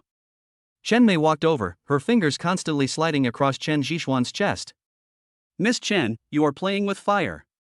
Chen Zhixuan warned. Really? But I find that you are not that kind of person. Chen Mei approached Chen Zhixuan's face charmingly, and she could clearly feel the breath he exhaled from her mouth. Feeling Chen Mei's teasing, Chen Zhixuan grabbed her wrist and shook his head. You are hurt. Little man, are you concerned about me? Chen Mei whispered again. I'll help you. Chen Zhixuan said and went over there to get the things. When she came out, Chen Mei had already changed into a bathrobe. A pair of white beautiful legs were swaying over there, but Chen Zhixuan was not attracted by them, because the wounds on Chen Mei's chest and shoulders, although covered with blood scabs, were bleeding again. Putting the medicine box aside, Chen Zhishuan just reached out to touch the wound, and saw Chen Mei's body shaking. Chen Zhishuan skillfully cleaned the blood scabs around it, then checked the wound and said, "It's not a big problem, just apply some medicine." Yeah. Chen Mei responded. 3 minutes later, Chen Zhishuan put down the gauze in his hand and said, "It's done." Chen Mei did not answer, but fell directly into Chen Zhishuan's arms. You are really careless. Aren't you afraid that I'm a bad person? Chen Zhishuan looked at the unconscious Chen Mei and shook his head helplessly. He could only carry her to his bed. After settling her down, he came to the sofa again alone. After Chen Zhishuan left, the unconscious Chen Mei opened her eyes, and then slowly closed them again. It was obvious that she was not really unconscious, but was just testing Chen Zhishuan. He was very curious about Chen Mei's identity, but now was obviously not the right time. At this moment, he no longer had the desire to sign in and just lay down on the sofa and took a rest. The night was very quiet and Chen Zhishuan was sleeping soundly. While Chen Zhishuan was sleeping soundly, Chen Mei changed her clothes and came out. Good brother, I really want to accompany you, but maybe next time. As she said that, she kissed Chen Zhishuan on the forehead. Before leaving, she took a piece of paper from Chen Zhishuan's pocket. Her goal was very clear, she came for Chen Zhishuan. Chapter 52, Big Misunderstanding. As soon as Chen Mei left, Chen Zhishuan opened his eyes, looked at the cigarette box in front of him, smiled, and then continued to rest. It was obvious that he had expected Chen Mei's actions. After all, there is no such thing as a free lunch. It was a very comfortable sleep. In the dream, Chen Zhishuan had found Su Rongrong, and the two were shamelessly doing some shameful things. Early the next morning, Mr. Chiao knocked on Chen Zhishuan's door. Rubbing his still sleepy eyes, Chen Zhishuan asked in confusion, "Master, it's so early." Is it still early? What time is it now? We have to go and greet those two guys. We still have to hurry over. Mr. Chiao was speechless. He really didn't understand the lives of young people nowadays. Oh. Chen Zhishuan went to knock on the door of the two people in his pajamas, but no one opened it for a long time. These two are not doing anything bad, are they? Chen Zhishuan muttered to himself, and quickly stopped the waiter over there. After some gesticulations, the waiter finally understood what Chen Zhishuan meant. Maybe someone told them to, or maybe the waiter had seen them coming together, so he didn't say much and just took the room card to open their room. When Chen Zhishuan entered Wen Tao's room, he was immediately frightened by their actions. Wen Tao and Sun Zholiang were seen sleeping in each other's arms, mouth to mouth, less than 1 centimeter apart. Although he wondered why the two of them were like this, he had no choice but to interrupt this erotic scene. He patted Wen Tao's shoulder, but he didn't respond at all. Chen Zhishuan had no choice but to use a lighter to burn the soles of their feet a few times. The burning sensation of the flames woke them up immediately, and they jumped up at the same time. Maybe because he didn't stand firmly, Sun Zholiang fell on the blanket beside him while holding Wen Tao. Due to inertia, the two of them kissed each other. Bah, Wen Tao, what are you doing? Sun Zholiang pushed Wen Tao away and at the same time reached out to wipe his mouth continuously, as if there was something unclean in his mouth. Wen Tao had the same expression and rushed into the bathroom without any hesitation. He thought that he, the prince, had actually kissed a man, and neither of them had brushed their teeth. The more he thought about it, the more anxious his hands became. Chen Zhishuan looked at the two of them with great interest. Perhaps he was too focused, the smoke he inhaled choked him and made him cry. It took them a long time to finish cleaning up, but the look of disdain they showed to each other was really hilarious. Okay, two grown men, what's the big deal? It's just a kiss. Chen Zhishuan could only help to mediate. Shut up. The two of them yelled at Chen Zhishuan at the same time. Okay, then you guys take your time. Mr. Chiao has been at my place since early in the morning. If he asks me why you are so slow, don't blame me for telling you the truth. Chen Zhishuan stood up and said jokingly. Brother Xian. Wen Tao suddenly lowered his attitude, his voice was so soft that it penetrated into his bones. Chen Zhishuan couldn't help but shiver and got goosebumps all over his body. Okay, I won't say anything more, but you two should hurry up. Chen Zhishuan trembled, shook his head helplessly and walked out. He saw this scene when he came here early in the morning. He hadn't even washed his eyes properly yet, and he was still disgusted by the two of them. After being together for more than 10 minutes, the two of them appeared in front of Mr. Chiao. You two little brats, why don't you leave quickly? It's already so late. Old Mr. Chiu lectured them. Facing Mr. Chiu, the two could only endure it silently. Under Wen Tao's arrangement, a group of 4 soon appeared at the beach. The sea breeze blew by, bringing with it a salty smell, which lifted the spirits of the 4 people. Looking at the shimmering sea, Sun Jiuliang asked in confusion, "What's going on? I remember the location was good, it should be here. Did you remember it wrongly?" Wen Tao beside him whispered. "That's impossible. I knew I couldn't trust you. I should have gone with Sister Nian and the others." Wen Tao curled his lips and took out his cell phone to contact Nian Bingxue and the others. At this moment, several gunshots suddenly rang out from all around. "It's gunshots, let's hide first." As he said that, Chen Zhixuan subconsciously pulled old Xiu to hide behind a rock nearby. Wen Tao and Sun Jiuliang were not slow either, and quietly leaned aside. Soon, 3 men appeared on the rocks not far away. They were ragged and walked unsteadily. It was obvious that they were at the end of their strength. They had several pistols in their hands and raised their guns from time to fire a few shots at the back. As the distance got closer, the 4 could clearly see that the 3 people were injured, with blood flowing along their fingertips. The next second, a large number of people appeared on the rock. They were from the Marley Police Department. They would not mistake their uniforms. Bang, bang, bang. Gunshots were heard one after another, and one of the 3 people who escaped fell directly to the ground, bidding farewell to this world forever. The other 2 simply snatched the bag from his hand and then fled towards Chen Zhixuan again. At this moment, a white dot appeared in the distance. It was a speedboat. "Oh my god, if you don't come earlier or later, you will get into big trouble if you come now," Sun Jiuliang murmured. The 2 fugitives also discovered this glimmer of hope and fled even faster. "Brother Xian, take down these 2 people, otherwise we will be in trouble," Sun Jiuliang said from the side. There was no way. The speedboat on the opposite side was booked by Sun Jiuliang. If these 2 fugitives really got away, it would be really troublesome. Chen Zhixuan hesitated for a moment, then handed Mr. Chiu over to the care of the 2 men and prepared to capture them. Getting closer and closer, when the 2 fugitives were only 2 meters away from here, Chen Zhixuan rushed out in an instant like a hunting leopard. The movement was swift, with a knee strike directly into the chest of the 2 men, and then both of them flew backwards in an instant. After landing, Chen Zhixuan approached them again and stepped hard on the wrists of the 2 men holding guns. He stabbed each of them with a knife, completely depriving them of their combat effectiveness. The moment Chen Zhixuan stood up, he suddenly discovered that the man who had been beaten to death stood up and stared at him with a puzzled look.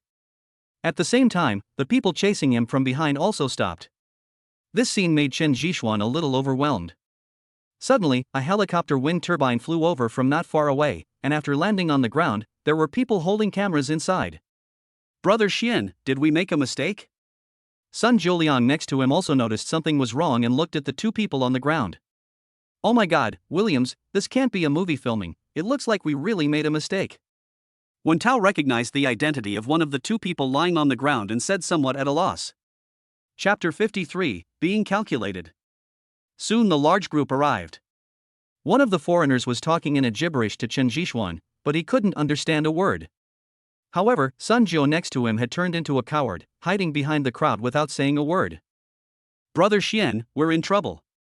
They're making a movie here. He's the director. What are we doing? Why are we hurting his actors?" Wen Tao translated. Chen Zhixuan touched his nose. After all, who could have known that this was a movie, and the gunshot just now was definitely a real sound? Not only him, but also Mr. Chiu next to him has not reacted yet. The medical staff quickly carried the person away. After all, Chen Zhixuan had just taken action without leaving any room for mercy. The 2 of them would have to stay in the hospital for at least 10 days. And the speedboat also came over. It belonged to the other crew, not the one that Sun Jiuliang contacted. Well, originally he wanted to stand up and be a hero, but now it turned out like this. The hired Marley police officers just happened to be at work and brought the 4 people to the local police station. In the waiting room, Chen Zhixuan rubbed his head and said speechlessly, "What kind of thing is this? Brother Xian, there's nothing we can do." Although I explained and revealed my identity, the other party said they want to investigate. After all, we were the one who intentionally hurt someone first. Wen Tao comforted him. Chen Zhixuan had no choice but to wait patiently for the results. Mr. Chiu was not in a hurry at all and started studying medical books. Sun Jiuliang sat there carelessly fiddling with a conch that he got from somewhere, having a lot of fun. Time passed little by little, almost 8 hours, but there was no news from outside. Taozi, I feel something is wrong, Chen Zhixuan said in a deep voice. What's wrong? Wen Tao sat on the side and looked at him puzzledly. When we went there, we didn't see any members of the crew. As soon as we got there, they appeared. Don't you think it's a coincidence? Chen Zhixuan asked. That's right. Wen Tao frowned. One more thing. No matter what, even if we did something wrong and violated the laws of Marley, you can't just let us go for nearly 8 hours without doing anything. Chen Zhixuan said again. Brother Xian, are you saying that someone is deliberately messing with us? Wen Tao said. When Sun Jiuliang heard this, he couldn't help but start thinking about it. Don't think about it. This must be Lao Wang's method. He just wants to remind you. Mr. Chiu said calmly. Mr. Chiu, are you saying that this was arranged by the Wang family? Wen Tao asked anxiously. 90%. Otherwise, with your and my identities, would Malaysia dare to capture us like this? Don't forget, Malaysia is just a tourism country. Old Chiu slowly put down the medical book in his hand. Jiuliang, help me contact my family. Wen Tao gritted his teeth and his whole aura changed. There is nothing here, how can we get in touch? Chen Zhixuan was also a little anxious. After all, this was simply a trap to delay his time and prevent him from rushing over. Okay, Brother Xian, I'll show you what a computer expert is. Sun Jiuliang said as he took off the glasses he was wearing outside to look cool, and then placed the glasses on the table next to him. Look carefully. Sun Jiuliang pinched both sides of the glasses, and the frames fell off immediately and turned into 2 wireless connecting wires. Place one of the lenses on a reflective position not far away, and a virtual keyboard will immediately appear on the seat. What's even more amazing is that the other lens actually turns into a small display screen. Although it's small, it looks very real. Awesome. Chen Zhixuan was really impressed. More than 10 seconds later, Wen Tao answered Mr. Wen's call. After briefly explaining the situation here, Mr. Wen just said 2 words, wait. Well, since Mr. Wen said so, Wen Tao can't do anything else. After hanging up the phone, Mr. Wen's face immediately darkened. Dad, what's wrong? Wen Tao's father came over and stared at the old man with a puzzled look. Old Wang has gone a bit too far. He asked the Marley police to detain Xiao Tao and the others. Old Shou is also there. It has been 8 hours already, said Old One. Uncle Wang informed me about this matter, and I thought it was no big deal, Wen Tao's father explained. Say hello? It's not a big deal. If it were before, I would think it was a good thing to let Tower know the dangers outside. But now it's a bad thing. Do you remember the new energy technology one just told you about? The person who possesses the new energy technology is Chen Zhixuan, and he has also been detained. Besides, do you know why Lao Wang did this? Old One stared at Wen Tao's father and said. I have no idea. Su Rongrong is Chen Zhixuan's girlfriend, and they are already husband and wife. Chen Zhixuan is Mr. Chiu's last disciple. They are going to disrupt the situation now, Mr. Wen said slowly. Are you afraid that Chen Zhixuan will leak the new energy technology? Wen Tao's father said in a deep voice. Yes, this matter is very important. Once the new energy technology is leaked, you should know that many countries will be willing to support Chen Zhixuan, because that is the technology that will influence the era. What can we get then? All we will get is misunderstandings and a hassle to deal with, said Mr. Wen. If it doesn't work, we have to control him, Wen Tao's father said. Nonsense, I've seen that guy before. He is a former hidden dragon, and the changes he has undergone are too weird. Half a month ago, he was just an ordinary person, but in the past half month, he not only owns the company, but also hangs out with Xiao Tao and the others. What kind of force do you think can do this? Besides, he is Lao Chou's man. I have tried to test him before, and Lao Chou values him very much. If something happens to him, we won't be able to get past Lao Chou, Old One said in a deep voice. The unknown is the most terrifying. Before figuring out what is behind Chen Zhixuan, Old One will not act rashly. Moreover, Old Xiu is not someone to be trifled with. He has been practicing medicine and saving lives all his life, and those who have benefited from his kindness can be said to be all over China. Old One cannot take action against Old Show, nor does he want to. After all, they don't have many old brothers left. After being silent for more than 10 minutes, Elder One sighed and said, "Children and grandchildren will have their own blessings. I really don't know what Lao Wang is doing. You go and handle this matter and ask the Marley police to release the person as soon as possible." Wen Tao's father nodded and then walked out. Looking at the setting sun hanging in the distance, Old One muttered to himself, "This is a bad move, Old Wang. This time you may really lose to a child." At this moment, Mr. Wen really wanted to rush over to see the situation over there, but his health and status did not allow it. Chapter 54, Knock on the Door. Another 3 hours passed and it was dark. Chen Jishuan's heart had sunk to the bottom of the sea and he became anxious and restless. "Don't worry, it should be done soon." Old Xiu put away his medical skills and straightened his clothes. "Yes." Chen Jishuan responded, but he still looked the same. Not long after, the Marley police finally showed up. He moved very quickly and opened the closed door quickly, then smiled apologetically at the 4 people. "I followed the policeman out of the interrogation room and came to an office. After opening the door, I saw 2 people sitting inside. Uncle Zhao." Wen Tao called out with a smile. "You little brat, you helped me blindly and now you're suffering." Zhao Gang said with a smile. "Mr. Chiu." After joking, Zhao Gang greeted Mr. Chiu very respectfully. "Well, can we go now?" Mr. Chiu said with a smile. "It's okay. I have completed the formalities here. You just need to compensate for the medical expenses and mental damages." Zhao Gang said. "That's fine. We'll wait for you outside." Mr. Chiu didn't want to stay here, so he turned around and left. On the bench outside the corridor, Chen Jishuan asked in confusion, "Master? Who was that just now?" "Zhao Gang is our country's ambassador stationed in Marley. It seems that Old One has taken action." Old Xiu narrowed his eyes and no one knew what he was thinking. Then, Chen Jishuan lit a cigarette and started smoking. More than 10 minutes later, the chief of the Marley Police Department escorted the men out and apologized repeatedly. Sitting in the business car, Zhao Gang said softly, "Mr. Chiu, come with me to have a rest. We can talk tomorrow if there is anything." Mr. Chiu stared at him for a long time and finally agreed. Chen Jishuan wanted to say something, but was stopped by a look from Mr. Chiu. Back at the Universal Hotel again, Chen Jishuan sat by the window with his hands clenched into fists. Young people should not be anxious. You should learn how to maintain your health. Being too impatient is not good for your liver. Mr. Chiu joked with a smile. "Master, how can I not be anxious? Tomorrow is the engagement party." Chen Jishuan took a few puffs of his cigarette and said, "You know there's an old saying, don't hit someone in the face, don't expose someone's weaknesses when scolding them. What can you do if you go there tonight? You'll just have to face the Wang family earlier. Besides, except for Su Rongrong, no one else in the Su family may welcome you. You're just asking for trouble. If you go there earlier tomorrow and on time, you'll be slapping the Wang family in the face." Old Shou said slowly. "That's right. If you want to make a fuss, make it a big one." Sun Jiulian next to him supported.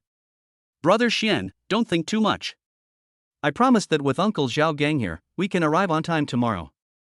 Wen Tao also comforted. "Okay, go and have a rest. You should now think about how to face the Su family tomorrow. No matter what, you have obtained the daughter of the Su family. If you go too far, the Su family will be embarrassed, and it will be difficult to end up like this." Old Xiu gave some advice and then went to rest. Chen Jishuan sat on the sofa and smoked one cigarette after another. Indeed, he really didn't think so much. He just thought about dealing with the Wang family, but he didn't think about how to save the face of the Su family. After all, Su Rongrong is the daughter of the Su family. An evening passed like this. Chen Jishuan went to wash his face and changed into clean clothes. He thought it through that night. Maybe the Su family was not that important. What was important was Su Rongrong's attitude. If she was willing to be with him, then what did the Su family matter? At exactly 8 o'clock, Zhao Gang appeared in the hotel. "Mr. Chiu, it's time to go, otherwise it will be too late." Zhao Gang reminded in a low voice. "Let's go." Seeing Chen Jishuan and others coming, Mr. Chiu smiled. Chen Jishuan began to enjoy his first time floating on the sea on a speedboat. Looking at Chen Jishuan, who was in good shape, Mr. Chiu couldn't help but nodded with satisfaction. The engagement party was held on a small island 200 nautical miles away from their starting point, and it only took an hour and a half to get there. When approaching the island, Chen Zhishuan found that there were security guards all around, and there were several cruise ships parked in the distance. The speedboat was stopped just as it approached the shore. One of the security guards said, "You can't enter. The engagement party has already started. We have another invitation." Sun Zholiang threw the invitations for himself and others over. "Sorry, the wedding banquet has started and you can't enter," said the security guard. "Interesting, I can't enter either?" Zhao Gang took out his work ID. "No, this is a private place now. Please go back." The security guard answered very quickly without any hesitation. "What if we don't go back?" Wen Tao stared at the security guard in front of him with amusement. "Then you can only stay here. After the wedding banquet, we will hand you over to the local police," said the security guard. "Fuck you, I just came out from there." Wen Tao's temper suddenly flared up. He was already full of anger at the police station before. Now they showed his invitation and refused to let him in. He really couldn't stand it anymore and kicked the security guard in front of him. This seemed to have attracted a hornet's nest, and the rest of the security guards rushed over, ready to control Chen Zhishuan and others. Chen Zhishuan was ready to fight, and he didn't mind letting the people in front of him go to the hospital. When the situation became tense, old Shou said in a cold voice, "Tell Wang Jun that I, Zhouani, am here. Ask him if he wants to take the call." But the security guards seemed determined and ignored it. Seeing this, Chen Zhishuan no longer held back and started fighting with Wen Tao and Sun Zholiang. Chen Zhishuan really didn't take these ordinary security guards seriously. With every punch he threw, there would always be one person falling to the ground. Wen Tao and Sun Zholiang over there were not easy to deal with either. They were very skilled in fighting and their movements were very quick. 10 minutes, just 10 minutes, and more than 100 security guards fell to the ground. Chen Zhishuan didn't react at all, but Wen Tao and Sun Zholiang had their clothes torn. "Come on, help me up." Mr. Chiu was really angry, and a bit of majesty appeared on his body. Zhao Gang hurriedly helped Mr. Chiu walk up the cobblestone path on the side, and Chen Zhishuan and the other two followed behind. The engagement party was held in a castle on the top of a mountain, surrounded by festive decorations. The castle is huge, occupying 1/3 of the island. I really don't know how the Wang family found such a place. Just as they stopped outside the castle, a lot of security guards rushed out from the surroundings again. Looking at the darkness, Wen Tao took a deep breath and took off his coat. Just when both sides were about to fight, a man walked out. It was Su Ming. "Who dares to take action?" Su Ming shouted loudly. Chapter 55, Sorrow. I thought there was no need to take action, but the next second, the security guards ignored me and rushed over again. Suddenly, Su Ming took out a pistol and fired several shots into the sky. The sound of gunfire echoed all around and continued to grow, which stopped the security guards from rushing over. Seeing that the situation was under control, Su Ming hurried over. "Mr. Chiu, I'm sorry to have scared you." Su Ming apologized quickly. "What a great Wang family, what a great Su family. I, Zhouani, have really seen what happened. I will also remember what happened today." Old Shou sneered. "Mr. Chiu, it's not what you think. This was all arranged by Wang Yu and has nothing to do with my Su family," Su Ming explained. Chen Zhishuan wanted to say a few words to help, but was stopped by Wen Tao next to him. Wen Tao gently shook his head, signaling him not to interrupt. "Zhao Gang, go push the door. I want to see what shameful things the Wang family is doing," said Mr. Chiu. Zhao Gang nodded and immediately walked into the castle. After pushing open the door, there was a banquet hall inside, but there was no one there. Standing at the door, apart from the room full of delicious food and those red decorations, there was no other person in sight. Mr. Chiu did not stop and walked straight to the backyard. Su Ming next to him wanted to give him a reminder, but when he saw Zhao Gang staring at him, he gave up. In the corridor, Chen Zhishuan heard the host's voice from afar. "Today is the engagement ceremony of Su Rongrong, the daughter of the Su family, and Wang Yu, the young master of the Wang family. Everyone is welcome to attend. Our country has always advocated etiquette since ancient times, and now we follow the Zhou rituals. I am honored to be the witness of the two newlyweds and host their engagement ceremony. Next, please invite the two newlyweds to come on stage." The voice of the host echoed throughout the backyard. I saw that the backyard was already full of guests, and the ground was covered with red carpet. In the distance, Wang Yu appeared, wearing a white suit and with a rosy face. In the other direction, there was no one at the moment. Rongrong, it's time to go out. Inside the room, Su Rongrong's cousin persuaded. Wait. Su Rongrong murmured. What are you waiting for? There are so many people waiting outside. Do you want them to laugh at my Su family? Hurry up. What's wrong with the Wang family? If it were me, I would have left long ago. Cousin Su Rongrong was nagging on the side. Su Rongrong didn't say anything, but kept looking out the window. After a few dozen seconds, she stood up suddenly and saw several figures appearing in the distance. Outside, Wang Yu was already expressing his feelings on the podium. I'm here. At some point, Chen Jixuan also appeared on the stage. Looking at Chen Jixuan in front of him, Wang Yu was stunned for a moment, then he put down the microphone and said through gritted teeth, "Welcome." Are you really welcome? Chen Jixuan's voice came through the microphone. Who is that? Let him come down, quickly. Wang Yu's parents immediately became anxious. Needless to say, this person was definitely not here to attend the engagement ceremony. The Wang family's security guards immediately rushed over, and everyone below stared at this side. The timing is just right. Nian Bingxue said with a smile. The last one to appear, to show off. Li Xian curled his lips. We're in trouble. Look, the people from the Wang family are rushing forward. Zhao Weiguo said. Don't worry, don't you see who is following you? Jia Sancher pushed his glasses and said with a smile. How dare you? Do the Wang family members not know the rules? Do you want me to teach you a lesson? Old Xiu walked over and stood behind Chen Jixuan, sweeping his cold eyes over Wang Yu's parents. Wen Tao and son Zhou Liang behind him were on the left and right, like two door gods, guarding on both sides. Wang Yu's father was so embarrassed that he had to run over. Mr. Qiu, what are you doing? Today is a good day for the children. Wang Yu's father said. Wang Qingxue, do you mean that my appearance disturbs the good things of your Wang family? Asked old Xiu.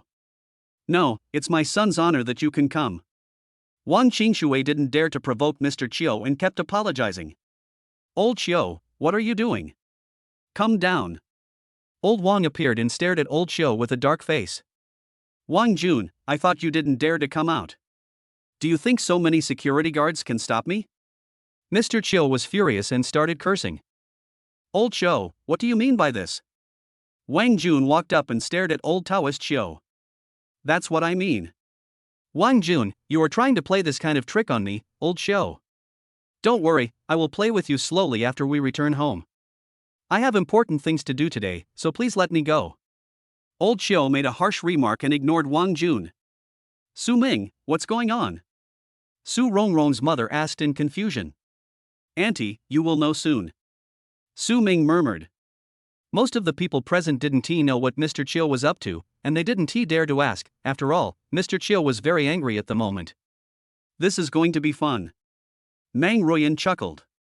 She didn't expect that Chen Jixuan had met so many people in such a short few days, and showed up at the engagement venue on time. Chen Jixuan stared at Wang Yu, then turned around and bowed to everyone present, saying, "Everyone, I'm sorry to bother you for a few minutes. I have something to say." Chen Jixuan, stop it. Wang Yu suddenly jumped over and tried to snatch the microphone from Chen Jixuan's hand. Chen Jixuan sneered, turned around, and kicked Wang Yu in the thigh. Wang Yu fell to the ground instantly, holding his leg and wailing. The security guards around wanted to rush over, but were stopped by Mr. Wang. Everyone, my name is Chen Jixuan. I came here today to take away my girlfriend, Su Rongrong. Chen Jixuan said it openly. As soon as these words were spoken, the entire backyard was in an uproar. This kid actually said it out loud. I really don't know how this will end. Meng Ruoyan said in surprise. Miss, do we want it? Ah, Si asked softly from the side. There's no need. He is not such a stupid person. Who knows, maybe we will see a good show. Meng Ruoyan said slowly. What? Rongrong has a boyfriend? And they're still together? Su Rongrong's mother was stunned when she heard what Li Xian said. Nonsense. Su Rongrong's father was furious and slammed the table next to him. What does the Wang family mean by this? Su Rongrong already has a boyfriend, and they are engaged to her. What else can we do? The Wang family wants to form an alliance with the Su family. Alas, I can't control my own marriage.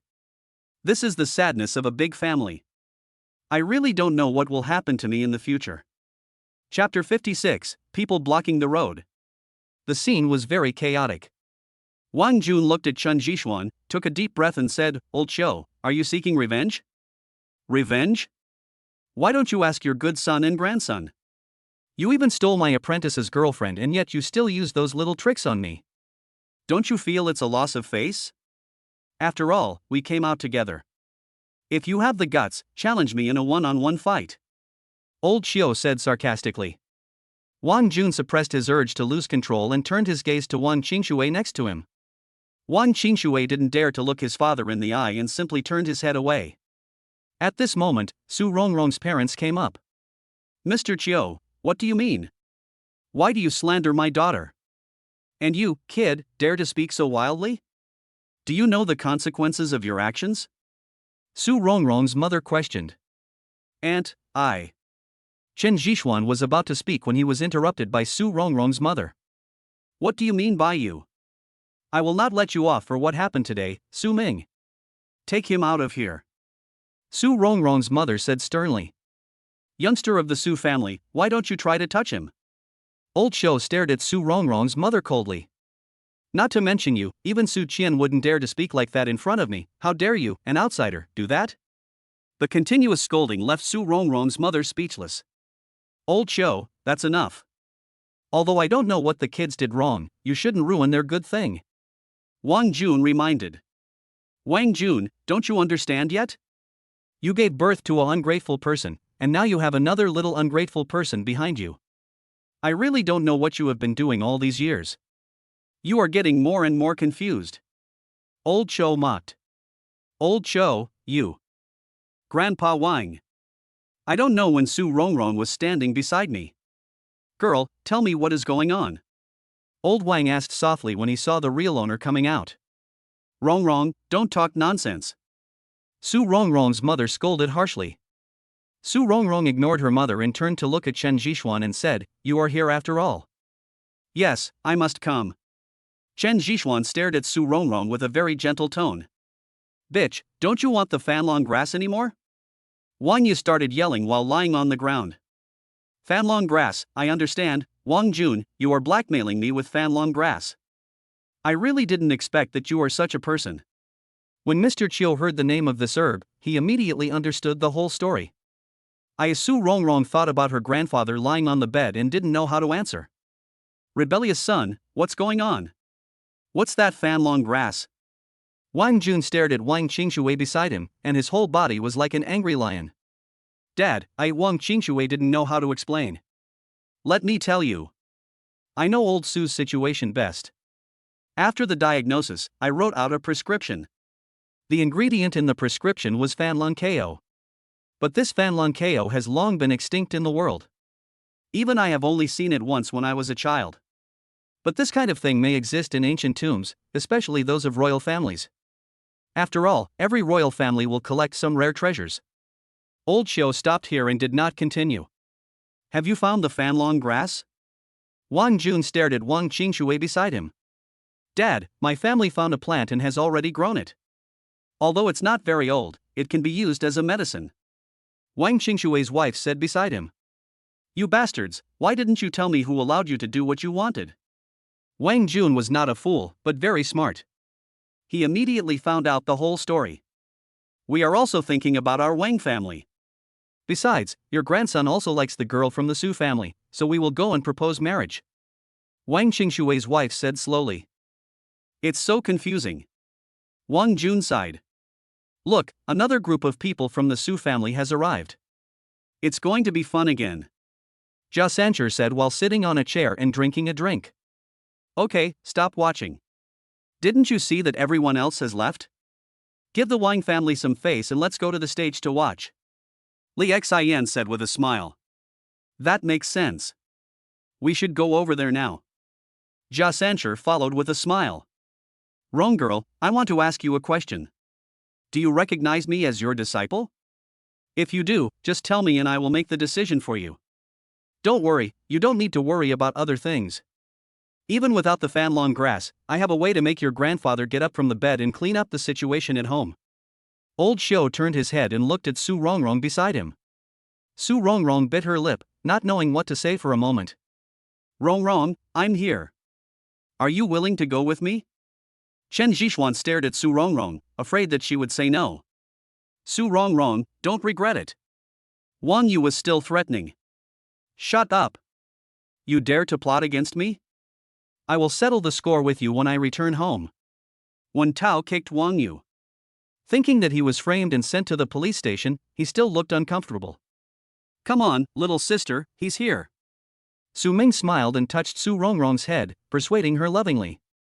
Mom, I'm already his. If it weren't for Grandpa, I wouldn't agree to you. Su Rongrong still said it. Rebellious girl. Su Rongrong's mother suddenly raised her head and prepared to hit Su Rongrong. Zhao Gang stopped him and shook his head gently. Wang Jun, now you understand, your Wang family is really hopeless. I will take Su Rongrong away today. I, Old Xiao, will take responsibility for anything that happens. Old Xiao said and walked away with a swagger. Wang Jun gritted his teeth and said nothing, just watched them leave. Su Rongrong followed Chen Zhixuan away, but the farce was not over yet. In the lobby, there were nearly 200 security guards standing there, all holding short sticks in their hands. What do you mean? Su Ming scolded. Su Ming, is my Wang family a place where you can come and go as you please? Today is a big wedding day for my Wang family, but you have embarrassed our Wang family in front of so many people. How do you think we should solve this problem? A sarcastic voice came from the side. It's you, Wang Tianlai. Su Ming shouted with some fear. I didn't expect that after all these years, you are the only one who can recognize my voice. A skinny figure appeared at the gate over there. Wang Tianlai, why is he back? There's trouble this time. Nian Bingxue said next to him. Sister Nian, who is this Wang Tianlai? Li Xian asked curiously. Wang Tianlai is Wang Qingxue's first son. He has been a lawless person since he was young and has caused a lot of trouble. If it weren't for Brother Morong suppressing him, perhaps we would never have had a chance to succeed. After being suppressed by Brother Morong, he disappeared. Some people said that he became a mercenary, but I didn't expect him to show up today. Nian Bingxue said slowly. Chapter 57, Conflict Escalation. Mercenary? Li Xian looked at Wang Tianlai over there. Apart from feeling that he was a little crazy, he couldn't see any aura of a mercenary at all. Yes, I didn't expect him to come back. We are in trouble this time. Zhao Weiguo squinted his eyes. People around him could feel the surging fighting spirit in him. Even Chen Zhixuan felt the danger from Wang Tianlai, which made him very alert. What do you want? Are you going to attack us? Su Ming was already ready to take action, and it could be seen that he was also afraid of Wang Tianlai. Su Ming, do you dare to fight me now? Don't worry, I won't embarrass you. Your parents don't teach you a lesson, so I can only do it for them. Now you decide whether I should do it or you should surrender. Wang Tianlai smiled evilly, but that smile made people feel a little creepy. Mr. Qiu, what should we do now? Su Ming asked secretly. Old Qiu sneered. He was not likely to be frightened by a junior, so he just walked over. Suddenly, Wang Tianlai pulled out a gun from his waist and pointed the muzzle directly at Mr. Qiu. Su Ming and Zhao Weiguo subconsciously drew their guns and confronted Wang Tianlai over there. Old man, don't take advantage of your age. I, Wang Tianlai, won't fall for it. For my grandfather's sake, you can leave in one piece, but the rest of you must stay here. Wang Tianlai picked his ears and looked at him nonchalantly. Really? Do you dare to shoot? Old Xiao sneered and walked towards Wang Tianlai again. Chen Zhixuan and others over there were all very nervous, especially Su Ming and Zhao Weiguo, both of whom had beads of sweat dripping down their foreheads and their eyes were fixed on Wang Tianlai. Do you really think I dare not shoot? Wang Tianlai's eyes narrowed instantly, and a strong murderous intent filled the air. Tianlai, long time no see. At this moment, two people walked in from the door. They were Nian Wuyan and Meng Ruyan. They greeted Wang Tianlai as they walked. Wang Tianlai turned his head and sneered, I was wondering who it was.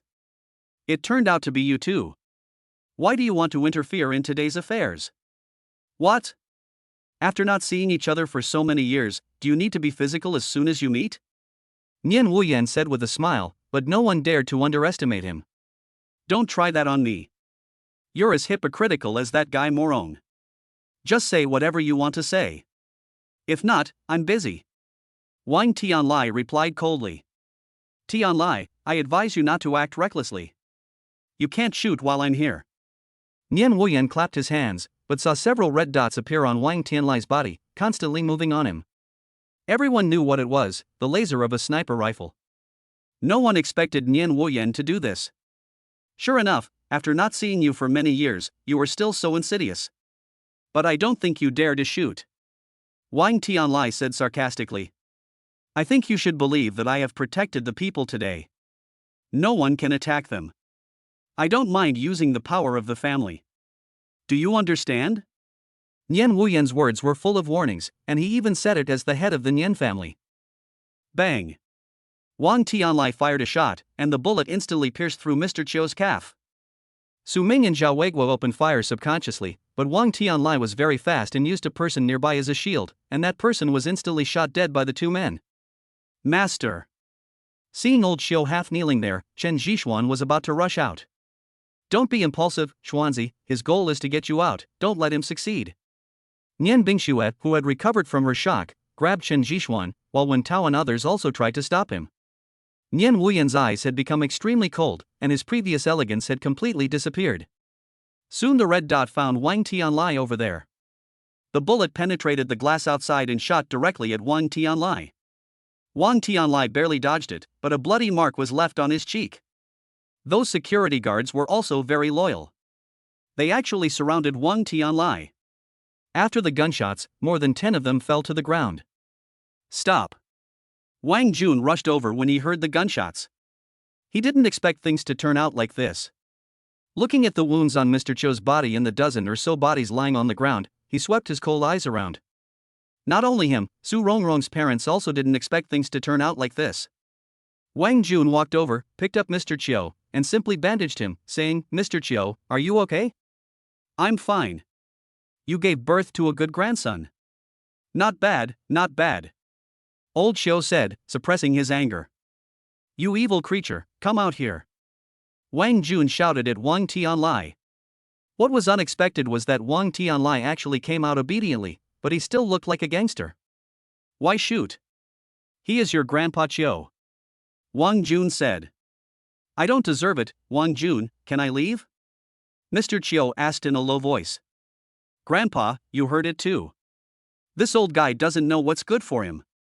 No one is allowed to leave today. That's what I said. Wang Tianlai replied. Wang Jun really wanted to go over and kick Wang Tian, but he held back.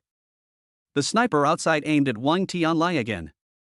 Looking at the red dot on his body, Wang Jun said to Nian Wuyan, Nian family boy, are you trying to stir up a feud between our two families? Mr. Wang, I respect you as a person, but I have to offend you today. I, Nian Wuyan, will take all of you away. Nian Wuyan looked straight at Wang Jun without any concessions. Okay, the little monkey boy from back then has grown up into a powerful fighter now, but do you think you can take him away by yourself? Wang Jun sneered. Grandpa Wang, you can't say that. Ruyan came out just to take Chen Zhixuan away. I wonder if Grandpa Wan will give me this face. Meng Ruyan said with a chuckle. The Meng family also wants to protect that kid? Okay, who else? Wang Jun looked around and said. Grandpa Wang, my grandfather has instructed that Brother Xian must return safely. Wen Tao stood up. Grandpa Wang, I'm sorry for the offense. Sun Jiuliang also stood up. The Nian family, the Wen family, the Sun family, and the Meng family really think highly of me, Wang Jun. But what if I don't let you go? Wang Jun stared at the juniors. The pressure on his body became more and more intense. His eyes were like torches and his aura was unparalleled. Soon, a lot of people rushed in from the door again. They were actually a team of special forces, fully armed. Su Ming and Zhao Weiguo also walked over and changed their clothes in front of everyone. Looking at this scene, the Wang family laughed wildly. No one knew who pointed the laser at Wang Jun, but Wang Tianlai on the other side instantly got furious and was about to shoot at Nian Wuyan. As soon as he raised his hand, he saw a bullet accurately hit the gun in his hand, and the gun was thrown to the ground by him. Chapter 58, Both Sides Suffer. Ha ha ha, I understand. You can go now. However, I, Wang Jun, will remember what happened today. Youngsters, I hope you can be responsible for what you have done. Wang Jun laughed a few times, then waved his hand, signaling Wang Tianlai to move aside. Today, his Wang family was completely humiliated, and nothing was left. Seeing Wang Jun give in, Nian Wuyan and others on the other side couldn't help but breathe a sigh of relief. They were confident in dealing with Wang Tianlai, but they really didn't have enough confidence to deal with Wang Jun. Let's go. Nian Bingshui urged Chen Jixuan. Chen Jixuan didn't move, but just stared at Wang Tianlai. If looks could kill, Wang Tianlai would have been cut into pieces long ago. Su Rongrong looked at Chen Jixuan and couldn't help but tug at his sleeve. When passing by Wang Tianlai, Chen Jixuan stopped again. Wang Tianlai, do you dare to fight with me? Chen Jixuan asked provocatively. You are not qualified. If my grandfather hadn't asked you to leave, I wouldn't mind letting you stay. Wang Tianlai stared at Chen Jixuan, with an indescribable smile on his lips. Really? Then I'll give you this chance, do you dare? Chen Jixuan said slowly. You are looking for death. Wang Tianlai moved his body and his eyes instantly became sharp. Xianzi, don't mess around. Nian Bingshui didn't expect that before one problem was solved, another one would arise, and Chen Jixuan would challenge Wang Tianlai. Jixuan, don't compete with him, you can't beat him. Su Rongrong pulled Chen Jixuan's arm and said worriedly. Chen Jixuan, you are not allowed to fight with him. Old Qiu scolded from the side. Chen Jixuan suddenly knelt down in front of Mr. Qiu, and this left everyone confused. Master, although I have just become your disciple, I, Chen Jixuan, am not stupid. Whether you stood up for me in the imperial capital or came to the Wang family to give me courage, I, Chen Jixuan, have kept it in mind. Wang Tianlai dared to attack you, so he should bear the corresponding consequences. I am not impulsive. I am just doing what a disciple should do. Once a teacher, always a father. Chen Jixuan said word by word. Mr. Qiu was speechless for a moment and didn't know how to answer. Facing Chen Jixuan's true nature, he took a long time to utter a few words, be careful. Be careful. Su Rongrong said, lying on Chen Jixuan's chest. I know, don't worry. Chen Jixuan comforted, then walked out and stood beside Wang Tianlai. You're so sour. Say whatever you want to say now, and then come here to die. Wang Tianlai said impatiently. I hope you can stand up and say this again. Chen Jixuan took a deep breath and began to adjust his state. I won't hold back. Wang Tianlai took out a dagger from somewhere. It was the kind used by foreign special forces and was very sharp. Don't worry, today is not just a challenge, it's more of a matter of life and death. As soon as Chen Jixuan finished speaking, he moved his feet and pounced forward like a tiger. Wang Tianlai looked at Chen Jixuan who was approaching, and the dagger in his hand instantly drew a beautiful arc in the air. Chen Jixuan turned his body to the side and raised his leg to kick forward with great force and speed. Wang Tianlai grinned, and the dagger changed direction in the air and slid towards Chen Jixuan's ankle. Suddenly Chen Jixuan's attack changed. The foot that was originally out suddenly landed on the ground and then kicked in the air. Wang Tianlai clenched his fists and then blocked his chest, taking the two kicks head-on. Chen Jixuan was relentless and jumped again, kicking Wang Tianlai in the neck again. Wang Tianlai put his hand on his shoulder again, and this kick made him half kneel on the ground. The floor on the ground immediately made a cracking sound and shattered. The two men fought very quickly, and almost every move was a killing move. Brother, who will win between the two of them? Su Rongrong worriedly held Su Ming's hand and kept asking in a low voice. I don't know. Wang Tianlai is too scary. If he doesn't take action, it's fine. But if he does, it's a fatal move. And Chen Jixuan is not simple either. I can't see how he can completely suppress Wang Tianlai. Su Ming replied. Yes, both of them are good players, and I think they are about to fight for their lives. Zhao Weigua said in a deep voice. When Su Rongrong heard this, her worries deepened even more. The two men over there had already exchanged more than 10 moves, and slowly Wang Tianlai began to adapt to Chen Jixuan's offensive. The dagger in his hand was like a poisonous snake, very flexible, and he was able to block Chen Jixuan's offensive every time and resolve his subsequent actions. Is this all you can do? Wang Tianlai touched the blood at the corner of his mouth with his left thumb, put the blood in his mouth, and swallowed it directly. At the same time, his eyes became very crazy. Don't be anxious, I will slowly let you know what rules are and what despair is. Chen Zhixuan took off his coat because his clothes were cut by the dagger in Wang Tianlai's hand. Even after he took off his clothes, the cut on his arm became clearly visible to everyone. We're going to fight to the death. Ah Si stood behind Meng Ruyan, and he could clearly feel the momentum of the two. A few seconds later, Wang Tianlai rushed over, with the dagger clearing the way, forming a cold net in front of him. No one could see where the dagger appeared. Chen Zhixuan took a few steps back, staring at Wang Tianlai's wrist. It's over, Su Ming said beside him. Chen Zhixuan did indeed accurately grab Wang Tianlai's wrist, but unfortunately, it was his left hand, and the dagger in his right hand had already stabbed towards his neck. Just as the dagger was about to penetrate, Chen Zhixuan's elbow appeared at Wang Tianlai's chin. Wang Tianlai tilted the dagger in his hand and stabbed it towards Chen Zhixuan's elbow. Chen Zhixuan lowered one hand, grabbed Wang Tianlai's left hand with his right hand, and jumped backwards. Due to inertia, Wang Tianlai's body couldn't help but fall in the direction of Chen Zhixuan's retreat. Stick to the mountain and lean against it. Chen Zhixuan instantly used Bajiquan's killer move with great murderous intent. He. Wang Tianlai sneered, and his feet moved faster again. He tapped the ground with his toes several times and actually took the initiative to stick to it. The next second, Wang Tianlai's body flew backwards, hit the stone pillar next to him, and fell heavily to the ground. After struggling for a while, he was ultimately unable to stand up, and a lot of blood came out of his mouth. The people next to him could clearly see that part of his chest was sunken, probably because his ribs were broken. On the other hand, Chen Zhixuan had a dagger stuck in his abdomen, and blood began to drip onto the ground along the dagger, but he walked towards Wang Tianlai step by step as if nothing had happened. Chapter 59, A Crime. Okay, Kid Xian, let's go. Old Xiu looked at Chen Zhixuan's murderous look and was really afraid that he would kill Wang Tianlai again. Yes. Chen Zhixuan finally stopped. Wen Tao and others beside him couldn't help but breathe a sigh of relief, but at the same time they were also worried about Chen Zhixuan's injuries. Su Rongrong had already run over.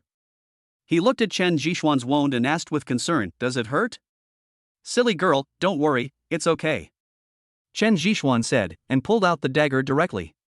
A lot of blood spurted out instantly.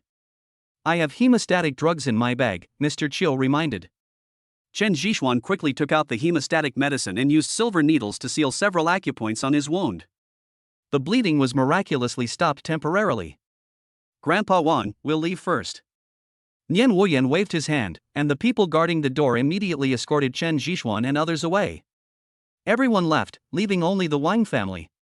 Wang Jun picked up Wang Tianlai, who had fallen into a coma at this moment. Chen Zhixuan had not held back at all. Fortunately, Wang Tianlai was in good physical condition. If it were an ordinary person, he would have reported downstairs long ago. When passing by Wang Qingshui, Wang Jun stared at him and said, "You did a good thing." Wang Qingshui's body couldn't help but tremble a few times. He didn't expect things to turn out like this. The Su family left, leaving the mess on the ground to Wang Qingshui. When we returned to the Universal Hotel, everyone breathed a sigh of relief. This trip to Malaysia was full of twists and turns. No one expected so many things to happen. After settling Chen Zhixuan, Nian Wuyan went to deploy his own men to prevent the Wang family from taking action again. In another room, Meng Ruyan sat sipping tea. Si stood behind her, and opposite him was Nian Wuyan. "Ms. Meng, I wonder why you want to help Chen Zhixuan." Nian Wuyan stared at Meng Ruyan. He didn't dare to underestimate the woman in front of him, the real controller of the Meng family. No one knew Meng Ruyan's abilities better than him. "Wuyan, do you need to be so polite? Want to help Chen Zhixuan?" "I promised him before, I'm just fulfilling my promise," Meng Ruyan said slowly. "Really? Then I'd like to thank you on behalf of Chen Zhixuan. Thank you to the Meng family for your help. I wonder what plans Miss Meng has for the future," Nian Wuyan said. "It's nothing. If I go back to the country with you guys, there will be someone to take care of me on the way, right?" Meng Ruyan said with a smile. "In that case, I won't bother you anymore. See you in China." Nian Wuyan stood up. Si walked him to the door and watched him disappear down the floor before closing the door. "Miss, what does Nian Wuyan mean?" Ah Si was very confused and didn't understand what his purpose was in coming here to say these things. Nian Wuyan, you came to test me, and I am also testing her. You don't want to delve into the deeper meaning of it. Meng Ruyan gracefully put down the teacup in her hand, stood up and stood at the window next to her, looking at the endless stream of people below, not knowing what she was thinking. Miss, I still don't quite understand why you want to help Chen Jishuan. Didn't you say you were not going to take action before? Ah Si asked softly. Nian Wuyan has lost all his dignity to help Chen Jishuan. Why do you think he would do this? It should be because of Nian Bingxue. Ah Si thought for a moment and replied. Nian Bingxue? You're overthinking it. She's not qualified. The only one who can make Nian Wuyan move is Chen Jishuan. Maybe the power behind Chen Jishuan made some promises, so Nian Wuyan made such a big move. Didn't you hear it? When he was on the island, he was talking to Wang Jun as the head of the Nian family. I'm also very curious about what made him make such a big decision. Meng Ruyan said.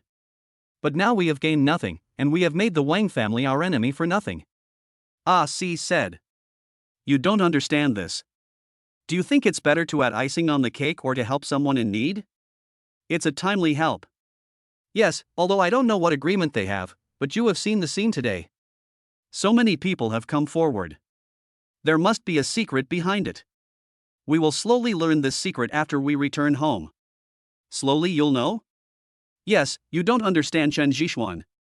Although he was born in poverty, he has his own opinions. It is difficult for ordinary people to influence his decision. He is more of a grateful person, isn't he? Meng Ruyan said with certainty. I understand. Si suddenly realized that Chen Jishuan was willing to fight to the death with Wang Tianlai for Mr. Chiu, and Meng Ruyan helped him, so such a great favor must be repaid. The sky became increasingly darker, and it even began to rain. Sitting on the sofa on the side, Su Rongrong carefully changed the gauze for Chen Jishuan. Watching Su Rongrong's actions, Chen Jishuan discovered that this might be the life he wanted. Why are you looking at me? Su Rongrong also noticed Chen Jishuan's peeping in her face turned slightly red. This is the first time I realize you are so beautiful. Chen Jishuan said gently. The first time you discovered it? Do you mean I wasn't beautiful before? Su Rongrong pouted and reached out to pinch Chen Jishuan's ear. It hurts, it hurts. You were beautiful before, and you are even more beautiful now. Chen Jishuan begged for mercy hurriedly. That's better. Su Rongrong let go of her hand and blew gently in his ear. Suddenly Chen Jishuan grabbed Su Rongrong's wrist and held her in his arms. What are you doing? Su Rongrong's heartbeat suddenly accelerated and her eyes began to look around. It's nothing, I just missed you. I feel like today is unreal. Chen Jishuan murmured. Yeah, I also feel that it's not so real, as if I'm in a dream. I wanted to wake up from the dream many times. Su Rongrong sighed. She just felt that it was impossible to understand the truth that Su Ming had told her before. Not to mention the Su family, the Wang family would not allow Chen Jishuan to come at all. But who could have thought that in just such a short period of time, Chen Jishuan had recruited so many people and even became Mr. Chiu's apprentice? All this seemed so unreal. Sitting in each other's arms, Chen Jishuan enjoyed the tenderness of the moment. He knew that he would have to face much more if he returned to China. Not only the Wang family, there are many unknown enemies. It is a crime to possess a treasure.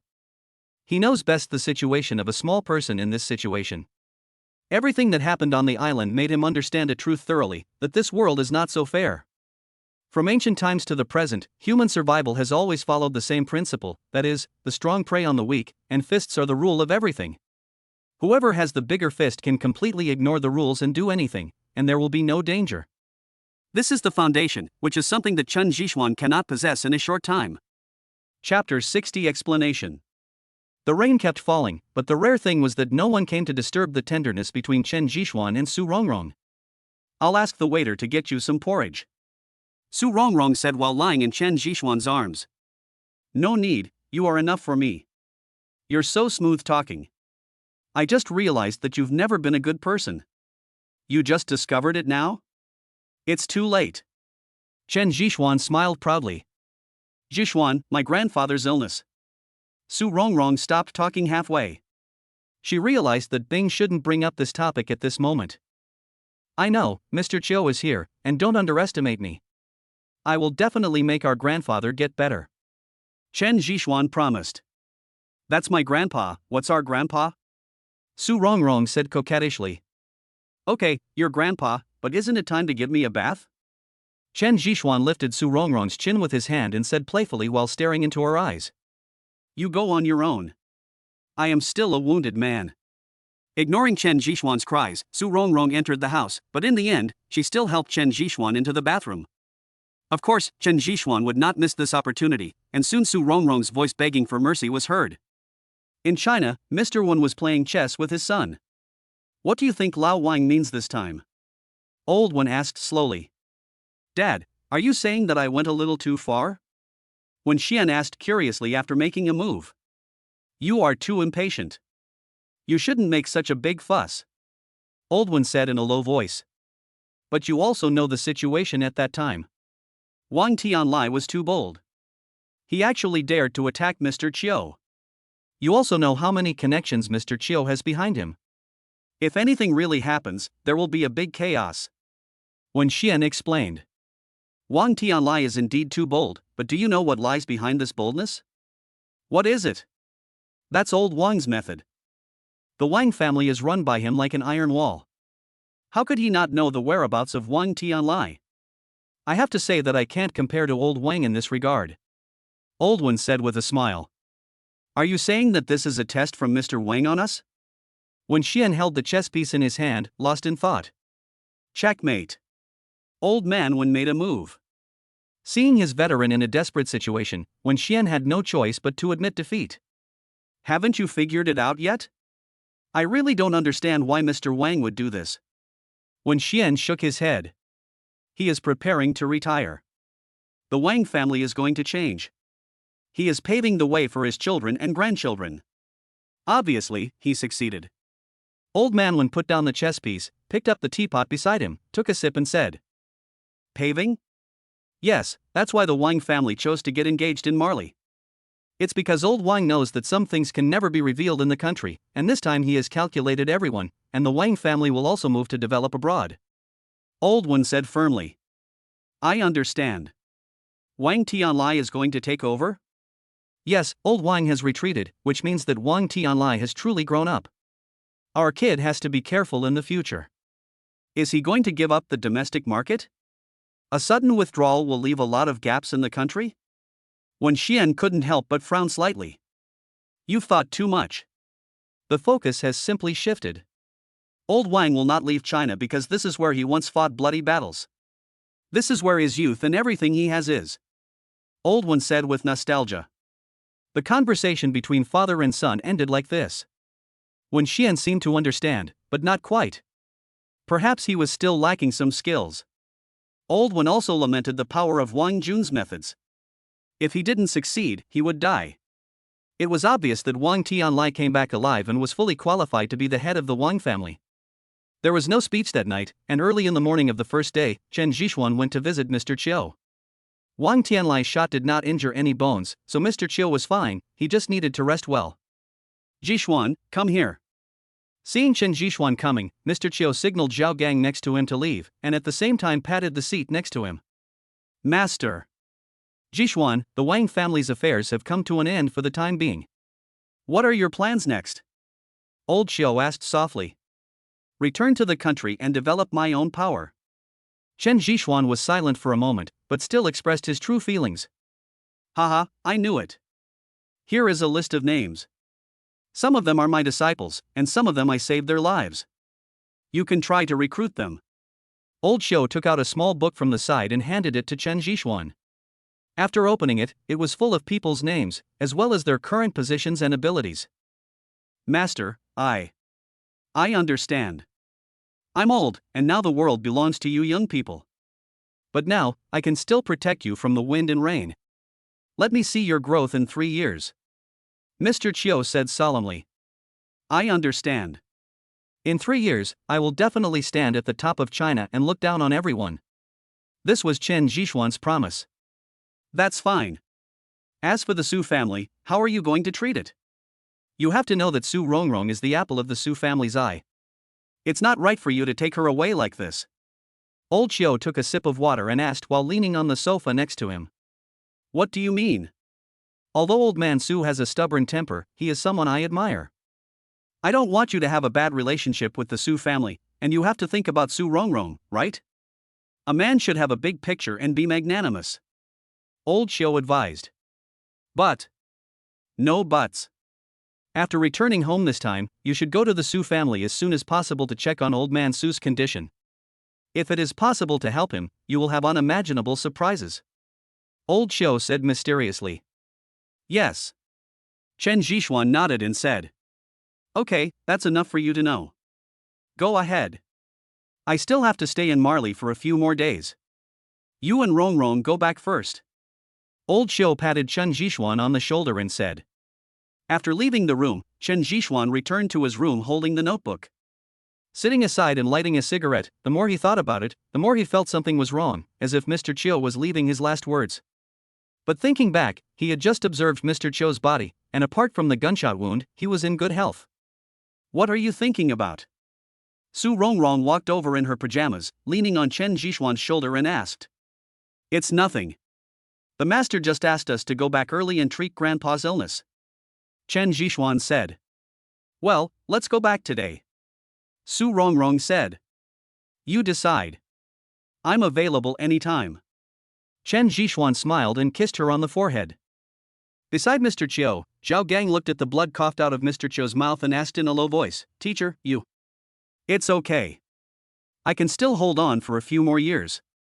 I want to watch your junior brother grow up, take root and sprout, and become the top person in China. Before Elder Chiu finished speaking, he started coughing again. Chapter 61, Choice. Chen Zhishuan had no idea that Mr. Chiu was suffering from a terminal illness that had no cure. This disease could not be seen from the outside and could only be discovered through a special diagnosis. It was obvious that Mr. Chiu had lied to him. Gangzi, how many years have you been by my side? Old Xiao took a few deep breaths and soothed his body. I followed the teacher for 7 years, and then I was transferred away. It has been more than 20 years, Zhao Gang replied. It's been more than 20 years. How many 20s are there in a lifetime? You have to endure for so many years. You must be feeling very bitter, said Mr. Chiu. Not bitter. It's almost done. Everything depends on him. I didn't expect that I would have such a disciple in my lifetime. It's God's will. Old Xiu sighed. Master, are you going to let my junior brother gather everyone together? And then rediscover the truth of what happened back then? Zhao Gang asked in a low voice. Yes, I believe you will not forget that year. 32 people disappeared overnight. My heart has been lost since then. It has been 25 years. I have to give an explanation to their families and to you, right? Old Xiu looked at Zhao Gang with tears in his eyes, his thoughts drifting back to the night 25 years ago. The disappearance of 32 people made Mr. Chiu, who was once so proud of himself, completely fall into despair. Each of them was so outstanding, but they disappeared overnight. Mr. Chiu tried to look for them at that time, but gradually found that the things involved were too big and they were not something he could solve at all. Over the years, he has saved many people, but the more he investigated, the more he discovered one thing, that is, foundation. Without foundation, there is no capital, so he gave everything he could use to Chen Zhishuan, hoping that he could establish his own power in a short period of time and narrow the gap with other families. At noon, under the arrangement of Wen Tao and others, Chen Zhishuan boarded the plane back to China. There were many people traveling with him, including Sun Zholian and others. On the plane, Meng Ruyan actually sat next to Chen Zhishuan. Su Rongrong did not participate, but just put on headphones and took a rest aside. Thank you. Thank you for your help yesterday. Chen Zhishuan looked at Meng Ruyan gratefully. Just a simple thank you? No other meaning? Meng Ruyan chuckled and slowly leaned towards Chen Zhishuan. At the same time, Su Rongrong's hand was already on Chen Zhishuan's waist, ready to do a 360-degree turn at any time. Meng Ruyan also noticed it, but she didn't feel uncomfortable. Instead, she whispered, Actually, you're pretty good. I'm also a little moved. Ugh. Chen Zhishuan immediately felt pain in his waist. Ms. Meng, I'm feeling a little uncomfortable. I'm going to the bathroom first. Chen Zhishuan said hurriedly, got up and left. When Chen Zhishuan left, Su Rongrong suddenly opened her eyes. Stay away from him. Su Rongrong warned. Really? Are you unconfident in yourself or are you worried about him? Meng Ruyan joked. I don't know what your purpose is, but Chen Jishuan is mine now, do you understand? Su Rongrong stared at Meng Ruyan with cold eyes, like an old hen guarding her food. It's so boring. But who can tell what will happen in the future? I just hope you can keep a closer eye on him, little girl. Meng Ruyan stretched her body lazily. Her curvy figure was even better than Su Rongrong's, as if she was showing off. Su Rongrong was so angry that she could only turn a blind eye to what was happening. Chen Jishuan didn't dare to come over and just sat down in the seat next to Sun Zholiang. TSK, brother Xian, isn't it good to have girls on both sides? Why do you come and squeeze with us? Wen Tao immediately teased. Come on, why don't you go and try it? Chen Jishuan was speechless. I don't have that ability. Brother Xian, when did you provoke Meng Ruyan? She is no different from other women. If you provoke her, you will be in trouble. Wen Tao asked curiously. Didn't Sister Nian say that Meng Ruyan is easy to deal with? Chen Jishuan asked puzzledly. How is that possible? Sister Nian was lying to you. Meng Ruyan is the most beautiful rose in the imperial capital. Even Brother Morong was no match for her back then and would have fallen at her feet at any time. Sister Nian said that because she is jealous. The development of the Meng family to where it is today is all thanks to Meng Ruyan. Just think about how powerful this woman must be. Wen Tao sighed. Then why doesn't she join your circle? Chen Jishuan was very surprised. The first reason is of course Sister Nian. Sister Nian likes Brother Morong, and Brother Morong is pursuing Meng Ruyan. How could they be in the same circle? The second reason is that Meng Ruyan's level is too high, and she doesn't want to play with us little kids. Wen Tao explained. Yes, she sold us out, and we have to count money for her. It's better not to provoke her. Sun Zholiang replied with lingering fear. It was obvious that Meng Ruyan left a deep impression on him. After chatting for a long time, Chen Jishuan felt a little sleepy due to his injuries, and did not wake up until they arrived in the imperial capital. This time, Chen Jishuan did not follow them to the Nian family. Instead, he planned to rest here for a night and then return to the flower market and visit the Su family. After all, Grandpa Su's illness was the most important thing. Chen Jishuan found a hotel and took Su Rongrong to stay there. The rare thing was that there was no one guarding him anymore, which made him feel relieved. After washing, Su Rongrong and Chen Jishuan changed the gauze again. In the middle of the night, Chen Jishuan tossed and turned, unable to sleep, his mind full of thoughts about Meng Ruyan. What kind of person is she? Looking at Su Rongrong, who was already sleeping beside him, Chen Jishuan quietly got out of bed and went to the sofa outside. Sitting aside, he lit a cigarette skillfully. The smoke instantly swirled around, making Chen Jishuan's mind calm down again. He really wanted to know Meng Ruyan's purpose, and at the same time he was struggling over whether he should tell her about the new energy source. After all, it is always better to have one more friend than one more enemy. He understood one thing clearly from what Wen Tao and others said, that is, this Meng Ruyan was extraordinary, and even Nian Wuyan might not be her opponent. Having such a person might be better for the current situation. With her, Chen Jishuan no longer needs to be afraid of Nian Wuyan's tricks on him, and he can also check and balance the little actions of others. I kept weighing the pros and cons in my head, and the cigarette in my hand slowly ran out. Finally, after taking a deep breath, Chen Jishuan put out the cigarette.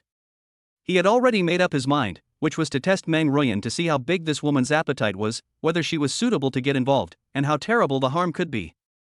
Chapter 62 New Skills. A new day has begun.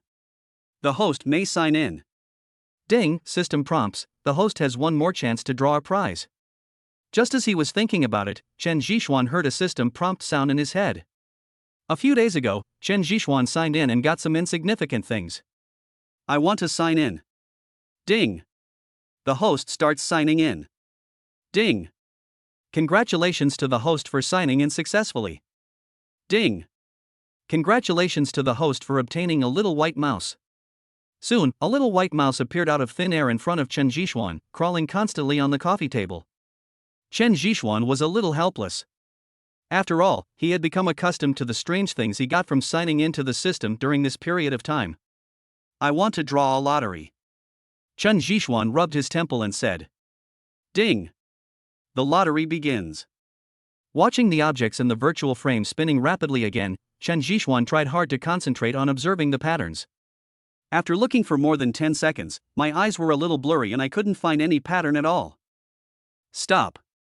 As Chen Zhixuan shouted, the items in the virtual frame slowed down, slower and slower, and finally stopped. Ding! Congratulations to the host for winning all the skills of Soldier King Laowei. Please accept it. Soldier King Laowei? Interesting, I don't know what he has in him. Chen Zhixuan found a comfortable position and lay down, ready to receive all the skills of this Soldier King Laowei. Soon, a swollen and painful feeling came from the middle of my head again, and information began to be input again. After a long time, Chen Zhixuan shook his head, exhaled, and sat up. Interesting. He is proficient in martial arts, firearms, special operations, and even driving skills. This guy is really amazing. Chen Zhixuan said to himself. He even felt that his reaction had improved again, and this state gave him a very comfortable feeling. After drinking 2 glasses of water, Chen Zhixuan also went to rest. The next morning, Su Rongrong woke up Chen Zhixuan and said that Su Ming had been waiting outside the hotel for a long time. Hearing that his cheap brother-in-law was already waiting, Chen Zhixuan could only turn over and get up. Of course, when putting on clothes, some manual labor is inevitable. Young people should take care of their health. Su Ming said something after entering the room, which made Chen Zhixuan's face turn red. Su Rongrong lowered her head and pinched Chen Zhixuan's waist hard. If he wasn't being a hooligan, how could Su Ming say such a thing? Brother-in-law, it's time to come back with me. Don't forget what happened to my grandfather. Only when he wakes up can you get the recognition of the Su family. Otherwise, you still can't enter the Su family's door, and Rongrong will no longer be recognized by the Su family. Su Ming said. Brother-in-law, I understand. I will definitely do a good job for the old man and make him wake up again. Chen Zhixuan nodded. Well, let's go without further ado. The sooner we go back, the more relieved I will feel. Su Ming said. After simply packing up, Chen Zhixuan and the other 2 rushed to the airport. A few hours later, they finally returned to the flower market. Looking at everything familiar around him, Chen Zhixuan actually felt like a wanderer returning home. When we left the airport, the convoy was already parked outside. In the car, Chen Zhixuan was still a little nervous. Although he had been recognized by Su Rongrong and Su Ming, he still lost face in front of Su Rongrong's parents when he was in Marley. He didn't know what this meeting would be like. Are you scared now? What would you have done if you had known earlier? Su Ming deliberately teased from the side. Brother-in-law, are you still making sarcastic remarks at this time? Chen Zhixuan said speechlessly. Don't worry, we are going to the military district this time, not our home. The old man's condition cannot be affected by others, and it is safer to keep him in the military district's hospital. Su Ming said. Hearing this, Chen Zhixuan secretly breathed a sigh of relief. To be honest, he really couldn't face Su Rongrong's parents. The direction the convoy was heading was getting more and more remote, and there were fewer and fewer vehicles around. It was more than an hour later that they stopped. Looking at the 2 huge iron doors in front of him, Chen Zhixuan couldn't help but stick his head out to take a look. The gate had just blocked the road, and there were many soldiers on guard around it. After Su Ming stepped forward and showed a small booklet, the iron gate slowly opened. As he passed through, Chen Zhixuan clearly saw the various weapons displayed inside. Don't look at it. After the treatment, I will take you to experience it for yourself. Su Ming said with a smile. To be honest, which man doesn't like this kind of thing? Su Ming can understand Chen Zhixuan's feelings very well. The situation inside and outside the military region is very different, as if they are 2 different worlds, one comfortable and the other solemn. Looking at the patrol soldiers coming and going around, Chen Zhixuan knew that these were the hope of the country and the backbone of the nation. It was because of these people that China would stand tall in the world. The convoy finally stopped at the military district S clinic, and security around it became even tighter. Now that we're there, don't run around. Otherwise, I'll mistake you for a hostile and shoot you to death. I won't care. Su Ming said jokingly. Chen Zhixuan could only retract his gaze and obediently follow Su Ming upstairs. When entering the health center, I went through a security check. When the red warning light sounded, many black gun muzzles were pointed at Chen Zhixuan. Su Ming was still wondering what Chen Zhixuan had on him. Silver needle, my silver needle. Chen Zhixuan awkwardly took out his needle bag. It was his foaming needle. Okay, stop being so suspicious, Su Ming said unhappily to the soldiers around him. Standing in the elevator, Chen Jixuan said speechlessly, I just came in and this is what happened. If I treat the old man badly, I will have to pay with my life. What do you think? My grandfather is not only the mainstay of our Su family, but also the spiritual pillar of the Southwest military region. So you'd better not brag, otherwise you will suffer the consequences, Su Ming joked. Is it too late for me to leave now? Chen Jixuan said with a wry smile. It's too late. If you can get out by yourself, I will never stop you, Su Ming said provocatively. Looking at the dedicated guard below, Chen Jixuan still shook his head. Those were all veterans who would fight wherever they were told. He didn't dare to gamble his life with them. After obtaining the inheritance from the soldier King Laowei, Chen Jixuan completely understood what veterans who had been on the battlefield meant. They didn't know how to spar with each other, they only had life and death fighting skills, and once they attacked, it would be a fight to the death. After being examined again at the elevator entrance, Chen Jixuan was finally able to enter Mr. Su's ward over there. When he pushed the door open, he saw a lot of people standing inside. They were discussing something, and Chen Jixuan didn't dare to disturb them. The quarrel was not loud, and Chen Jixuan soon saw Mr. Su lying on the bed. Chapter 63, Poison. His hair was completely white, and his face was extremely pale due to his illness. If it weren't for the heart rate monitor next to him still beating, Chen Jixuan would have thought that Mr. Su was gone forever. Brother-in-law, this is the diagnosis record left by Mr. Chiu, please take a look. Su Ming handed over a medical record book. Chen Jixuan immediately started to look through it, and when he saw the mention of blood disease, he suddenly put it down. He put his hand on Mr. Su's hand and began to feel his pulse. Hey, what are you doing? Just as Chen Jixuan was diagnosing Mr. Su, the doctors who had been arguing in low voices all came over and yelled at Chen Jixuan. Everyone, this is Mr. Chiu's disciple, and he is helping my grandfather diagnose his illness. Su Ming looked at the uncles and aunts in front of him and could only bite the bullet and say, Xiao Su, you are talking nonsense. How come I have never seen any of Mr. Chiu's disciples? One of the old men with gray hair asked. Uncle Hu, it's true. I didn't lie to you. I would never dare to mess around with my grandfather's life, Su Ming explained. Su Rongrong also made assurances, and the few people finally agreed reluctantly. However, they looked very nervous and stared at Chen Jixuan's actions, fearing that he would do something bad to Grandpa Su. A few minutes later, Chen Jixuan slowly let go of Grandpa Su's hand, and then took out a needle bag from his pocket. Boy, do you want to give me an acupuncture? Even old Xiu doesn't dare to do it. The old man surnamed who grabbed Chen Jixuan's hand. Grandpa, this is not a disease, Chen Jixuan said. It's not a disease? Are you kidding us? Do you know what consequences this injection will bring? Doctor Hu next to him scolded. Of course I understand. Mr. Su will recover, Chen Jixuan replied casually, then picked up a foaming needle. Get out, Xiao Su, take him out. Doctor Hu stopped Chen Jixuan and grabbed his wrist. Brother-in-law, are you sure? Su Ming swallowed his saliva. He didn't expect that Chen Jixuan would take action as soon as he arrived. Brother-in-law, believe me, we came at the right time. If we had come one day later, Mr. Su's condition would really be beyond recovery, Chen Jixuan said very solemnly, and at the same time broke free from Dr. Hu's restraints, and Feng Ming inserted his middle finger into Mr. Su. You. Uncle Hu, let's see what the situation is. Su Ming chose to believe Chen Jixuan, if for no other reason than that he could cure Elder Nian, whom even Elder Chiu could not awaken, which showed that he was really capable. Besides, Elder Chiu had also explained before that Chen Jixuan's ability might have surpassed his. After the Feng Ming needle was inserted into Mr. Su's fingertips, it began to shake again due to Chen Jixuan's deliberate collision.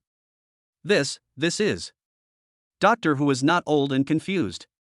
Instead, he is very passionate about medicine.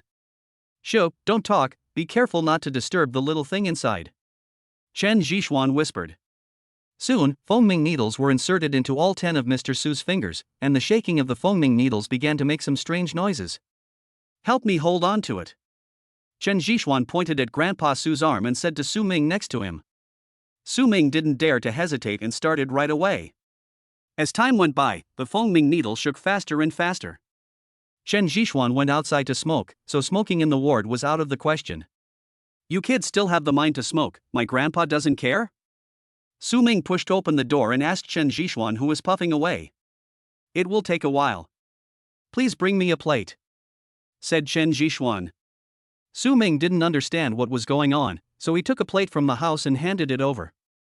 Chen Zhishuan carefully flicked the ash in his hand into it, handed Su Ming several cigarettes and said, "Help me smoke, I want the ash." Su Ming was stunned and could only light up and start smoking. But he didn't know how to smoke, and as soon as he took a breath, he started coughing and tears flowed uncontrollably. You are kidding me, Su Ming said after wiping his tears. You'll know in a moment, 3 minutes, and throw the ash in there when you're done smoking, Chen Zhishuan said with a smile, taking a puff of cigarette. Su Ming could only inhale again. This time, he didn't dare to inhale it into his stomach. He just spit it out as soon as he inhaled it. 3 minutes later, looking at the thick layer of ash on the plate, Chen Zhishuan was finally satisfied.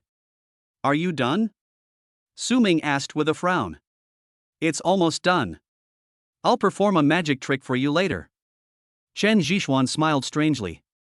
After entering the room, everyone looked at the plate in Chen Zhishuan's hand in confusion. He ignored everyone and just lightly tapped the Fengming needles a few times, and more than 10 Fengming needles sounded at the same time. Slowly, everyone could see black blood flowing from Mr. Su's fingers and dripping onto the ground along the Fengming needle. This. Chen Zhishuan did not explain too much, but asked them to disperse and squatted down with the plate in his hand. The blood dripped onto the ground but did not disperse. Instead, it just stayed there. It was very strange. However, as Chen Zhishuan pinched the ash with 2 fingers and placed it on the blood, that state was miraculously broken, and the blood began to seep into the ash. Only when all the ashes in the dish were used up did Chen Zhishuan breathe a sigh of relief. At this moment, a strange thing happened. The blood absorbed by the ash actually began to move. Although it was only a very small movement, everyone present couldn't help but gasp. This is a poisonous insect, you should know that. Chen Zhishuan leaned aside, stared at Old Man Su's face and replied. A poisonous insect? No wonder. Doctor Who seemed to understand something. What is a goo worm? Su Ming beside him asked puzzledly. Doctor Who looked at Chen Zhishuan in shock and explained, goo worms are a method used by the Miao people in the southwest. They put various powerful poisonous insects in a closed container and let them fight each other. The one that survived was the goo. Then, with the help of secret methods and feeding them various things, they were slowly domesticated into goo worms. Goo is believed by the locals to have unpredictable properties and unusual toxicity, and is also called goo poison. Was my grandfather poisoned? Su Ming asked after taking a deep breath. Yes, Mr. Su was poisoned by a goo. You just saw it. Those in the ashes are goo worms, Chen Zhishuan said. But why didn't we discover it before? And these things were not detected by electronic equipment, Doctor Who asked in confusion. This is the wonder of goo worms. Goo worms live in the human body and will not wake up without stimulation, so the toxins will not spread out naturally. Mr. Su must have done something to stimulate these goo worms. Chapter 64, Su Ming's Proposal. Then why can't our instruments detect it? Asked Mr. Hu. This has to do with the peculiarity of the goo worm. You just saw it. The goo worm is mixed in the blood and cannot be detected by ordinary instruments. Even if you do a special blood test, you won't find any abnormalities, Chen Zhishuan explained. Brother-in-law, how long will it take to let the blood flow? Su Ming pointed at the Fengming needle on Grandpa Su's fingertips. It will take a while. The sound emitted by the Fengming needle is a fatal temptation to any poisonous insect. That's why I want to vibrate the Fengming needle. As long as the dripping blood penetrates normally, the work of the Fengming needle is done. Next, we just need to regulate the old man's body, Chen Zhishuan said. It is indeed the Fengming needle, my friend. I wonder if you can sell this Fengming needle to us. Don't worry, I don't want more.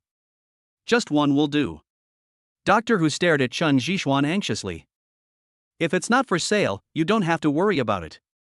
Chen Zhishuan gave an affirmative answer. Doctor Who didn't expect Chen Zhishuan's answer to be so clear and concise. He could only stare at the Fengming needle over there with envy. About 5 minutes later, Chen Zhishuan quickly put away the Fengming needle. Doctor Who was still thinking about stealing one or two, but he didn't expect Chen Zhishuan to act so quickly. Chen Zhishuan ignored him and picked up a ballpoint pen to write a prescription. The insect has been forced out, but there is still some poison in Grandpa Su's body that has not been cleared out. Follow this prescription to detoxify Grandpa. In a few days, Grandpa will be fine. Chen Zhishuan instructed Su Ming. Is that all? Su Ming found it unbelievable. Is it over? But my grandpa has been ill for so long? Didn't they say to use Fanlong KO? Su Ming took the prescription but still couldn't believe it. Fanlong grass can indeed get rid of poisonous insects, but it's not the only way. If my master had the Fengming needle, he wouldn't even mention Fanlong grass. Chen Zhishuan smiled. When dealing with poisonous insects, the Fengming needle is a powerful weapon. Well, young man, should we talk for a while longer? Doctor Hu looked at Chen Zhishuan somewhat unwillingly. No way, brother-in-law, I have to go. Chen Zhishuan didn't want to deal with these people, especially when others were eyeing his Fengming needle. Don't worry, I'll arrange for you to live there. The old man's condition is unclear after all, and you won't be there for the next 2 days, right? Su Ming would never let Chen Zhishuan leave. He took him to find a room and arranged for him to stay. Soon, Su Ming arranged for the guards to boil the medicine according to the herbs on the prescription. Thank you. Su Rongrong leaned on Chen Zhishuan's shoulder and said, Isn't it what I should do? With the old man's support, I'll see who in the Su family dares not to marry you to me. Chen Zhishuan said with a smile. TSK, is it necessary to be like this? You show your affection wherever you go. Su Ming came back at some point and teased the two of them. Brother-in-law, I'm so envious. Just find one for yourself. Chen Zhishuan said as he kissed Su Rongrong on the face, deliberately provoking Su Ming. Okay, I was going to take you to play with the gun over there, but now it seems that it is not necessary. Su Ming said and turned to go out. No, brother-in-law, I was wrong. Take me with you. Chen Zhishuan immediately grabbed Su Ming. Just kidding, how could he let such a good opportunity slip away? You go with my brother, I'll go see Grandpa. Su Rongrong said with a smile. Su Ming could only shake his head helplessly at Chen Zhishuan who was relying on him. After leaving the clinic, Su Ming changed into a training uniform, drove an off-road vehicle and headed towards the back mountain of the military area. This is the Special Operations Zone. It's the area I'm responsible for. Don't run around. Su Ming reminded again. Chen Zhishuan nodded. Just kidding. He was not stupid. It would not be fun to be used as a target. The car drove for nearly 30 minutes before it stopped at a training ground nearby. Looking at the soldiers training in the mud pit, Chen Zhishuan followed Su Ming. Hello, Captain. The 3 soldiers next to him saluted Su Ming. Come on, how's the situation today? Su Ming asked the people training below. Captain Su, these people are able to endure hardships and not many of them have quit, said a man with a dark face. That's fine, but you have to be careful about the intensity. Don't let me hurt you, or I'll come after you, Su Ming said with a smile. Clear. Okay, White Fox and Black Wolf, you two come with me. Just leave Qiangzi here. Su Ming gave the order, then took the 2 of them into the car. The black-faced man also followed and sat in the car. After bypassing the mud pit here and driving about 2 miles, we finally arrived at the shooting range. Hello, this is my brother-in-law Chen Zhishuan. I brought him here to play, and you two will entertain him. Su Ming pointed at Chen Zhishuan and introduced him. Black Wolf. Arctic Fox. The 2 introduced themselves to Chen Zhishuan and extended their hands at the same time. Soon, Chen Zhishuan felt something was wrong. The 2 did not let go after shaking hands. Instead, he could feel that they were exerting force. Looking at this scene, Su Ming next to him shook his head and sat aside without saying a word. After more than 10 seconds, the Black Wolf and the White Fox let go of their hands. So, your show of force doesn't work? Su Ming said slowly. Captain Su, your brother-in-law is really good. Why don't you bring him to our team? Black Wolf said with a grin. You're overthinking it. He's different from us. He's Mr. Chiu's apprentice and a famous doctor. And you're still thinking of showing off your power to him. If we just compare skills, I'm not his match. Su Ming deliberately tried to draw hatred from Chen Zhishuan. Really? Brother Xian, let's have a competition? Black Wolf immediately became interested. How could Chen Jixuan not hear that Su Ming was setting a trap for him? However, the wound on his abdomen had not healed yet, and he did not want to wrap it with gauze for a few more days. After all, Su Rongrong was waiting for him to pick her over there. Just call me Xuanzi. I'm injured. Once I recover, I will definitely stay with you to the end. Chen Jixuan explained. Okay. There was no choice but for Black Wolf to give up. Okay, we'll deal with each other again in the future. Xuanzi will be your health doctor in the future and will not be here for the next few days. Su Ming said with a smile. Brother-in-law, are you trapping me again? How could I agree to that? Chen Jixuan stared at Su Ming in confusion. What? You don't want to give me this face? Besides, I'm doing this for your own good. Do you think Wang Tianlai will forgive you? With this title, at least Wang Tianlai won't dare to do anything wrong in public. Su Ming explained. Chen Jixuan did not answer immediately, but fell into deep thought. Indeed, what Su Ming said made sense. Chapter 65, Barbecue. The Wang family is too powerful, especially Wang Tianlai. After the fight, Chen Jixuan knew clearly that Wang Tianlai was a wolf that would not let go once it set its eyes on something. What's more, the relationships among the families are so complicated now, and their interests are so intertwined, no one knows what will happen. After all, Mr. Chiu and new energy technology played a big role in his escape from the Wang family. Without these two things, he might have been killed by the Wang family long ago. And Su Ming gave this identity, which at least made Wang Tianlai be cautious when taking action. Seeing that Chen Jixuan agreed, Su Ming beside him smiled and said, "Look, all the good things are left for you, why don't you thank me?" Thank you. Chen Jixuan said very sincerely. Okay, enough talk. Black Wolf and White Fox, the two of you take out all our things. We have to entertain our doctor well. Su Ming called. The two nodded and then walked into the gunroom not far away. Not long after, two people came out carrying a lot of ammunition boxes. A number of guns were placed in front of Chen Jixuan, reflecting bright light in the sunlight. Looking at those guns, Chen Jixuan's hands began to itch. Su Ming picked up a Type 54 pistol, quickly loaded the bullet into it, pulled the trigger and shot at a target in the distance. The bullets all hit the red dot on the target, which was a very impressive move. The Type 54 pistol is used by grassroots commanders and special forces. It has a capacity of 7 rounds and is used for self-defense and attacking the enemy at close range. It has an effective range of 50 m and can also shoot within 100 m. The magazine can be replaced quickly during combat, Su Rong introduced. Chen Jixuan reached out and picked up a Type 54 pistol, and a sense of familiarity immediately came to his mind. He slowly picked up a magazine and pushed the bullets into it one by one. After reloading, he suddenly raised his hand and shot at the human-shaped target in the distance. 7 shots were fired in a row, each one hitting the same place and the bullet passing through the same bullet hole. This move made Su Ming, who was standing nearby, drop his jaw in shock.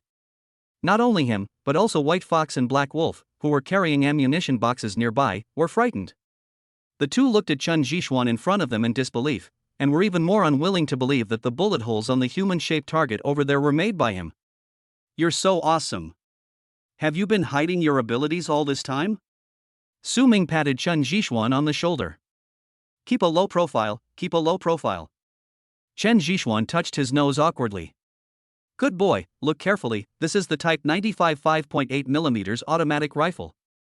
As soon as he finished speaking, Su Ming started performing over there. Every shot would hit the bull's eye, which was very scary. Chen Jixuan subconsciously touched it, his fingers sliding across the surface of the gun as if he was caressing his lover's skin. Under the surprised gazes of Su Ming and the other two, Chen Jixuan began to operate skillfully. Half an hour later, Su Ming sat aside, looked at Chen Jixuan who was smoking and said, "If you were not Rongrong's boyfriend, I would definitely ask you to join the army. You are such a terrible guy. Yes, compared with Xuanzi, we are far behind." Baihu sighed. "No, we have to go back and take good care of those cubs." Black Wolf muttered. No one expected that Hailang suffered such a great blow. When he returned, those new recruits were beaten to a pulp and kept cursing, causing Chen Jixuan to sneeze all night long. After satisfying his craving, Chen Jixuan returned to his room. Su Rongrong didn't come back, so Chen Jixuan leaned on a chair and called Fatty Zhang. "Xian Zi, where have you been during this period? I can't contact you by phone." Are you okay? Fatty Zhang asked anxiously. I'm fine. How are things over there? Chen Jixuan asked curiously. Everything is fine, but Yan Quan is in trouble. Fatty Zhang began to talk on the phone. It turned out that Starlight had been developing well, especially without the interference of Xingxing Group. Under MOE's leadership, several markets were opened up in just a few days. As for the equipment for new energy production, MOE also got a lot of it.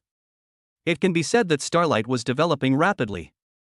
But at this time, Yan Quan's lover came to the door and insisted on marrying Yan Quan, threatening to jump off the building if he didn't get married.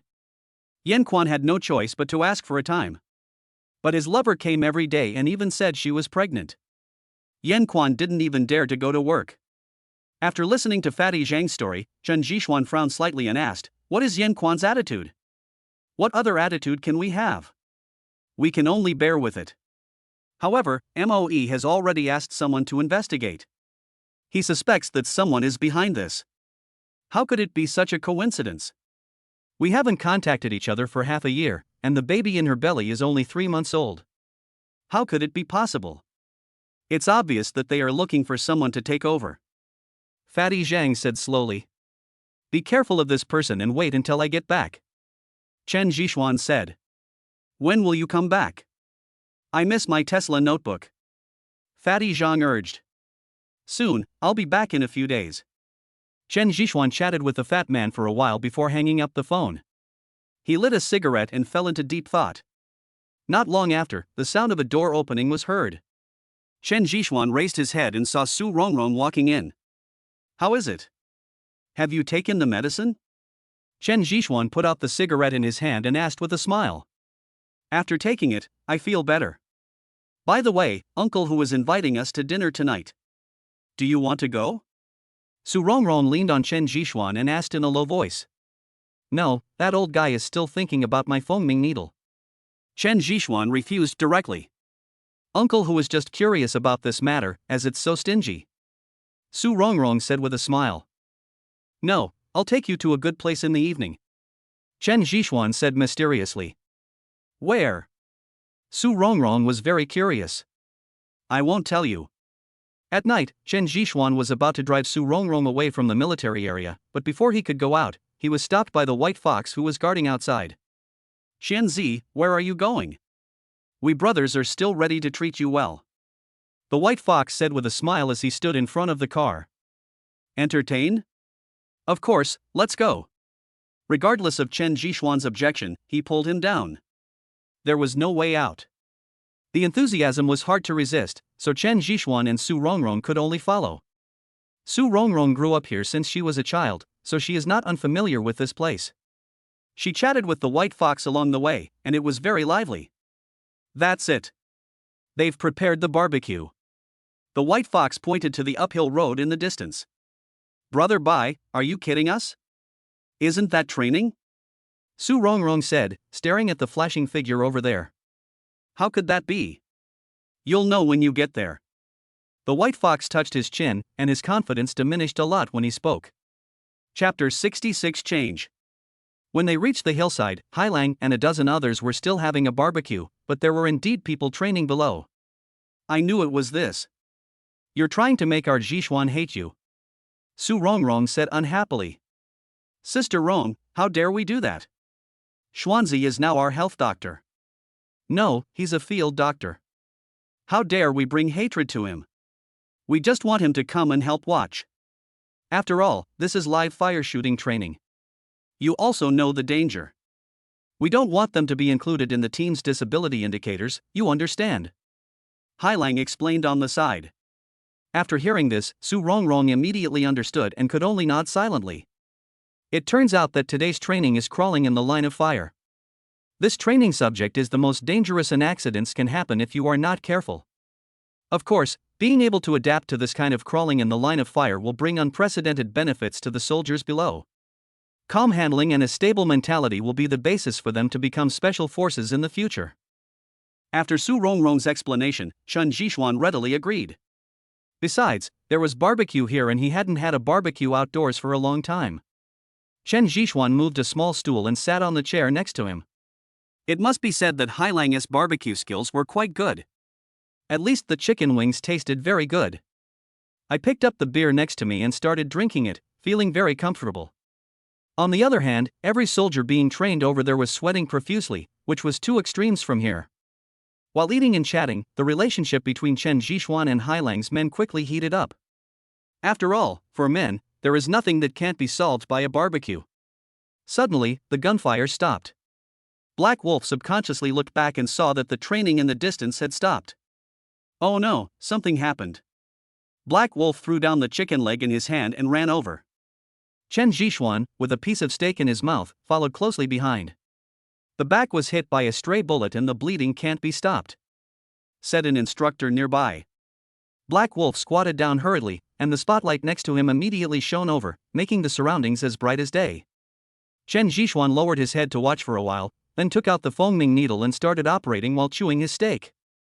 "It's okay, just send him to the health center to remove the bullet," Chen Zhishuan murmured. Seeing that Chen Zhishuan stopped the bleeding with just a few pricks, Hailang and others were stunned. "Send him away, and continue the training," Black Wolf said. "Let's withdraw." At this moment, the people around stared at Black Wolf and shouted. Black Wolf's already dark face turned even darker when he heard this. He looked around and asked, "Do you all think so?" "Yes, we can accept training, but we can't accept your attitude towards us.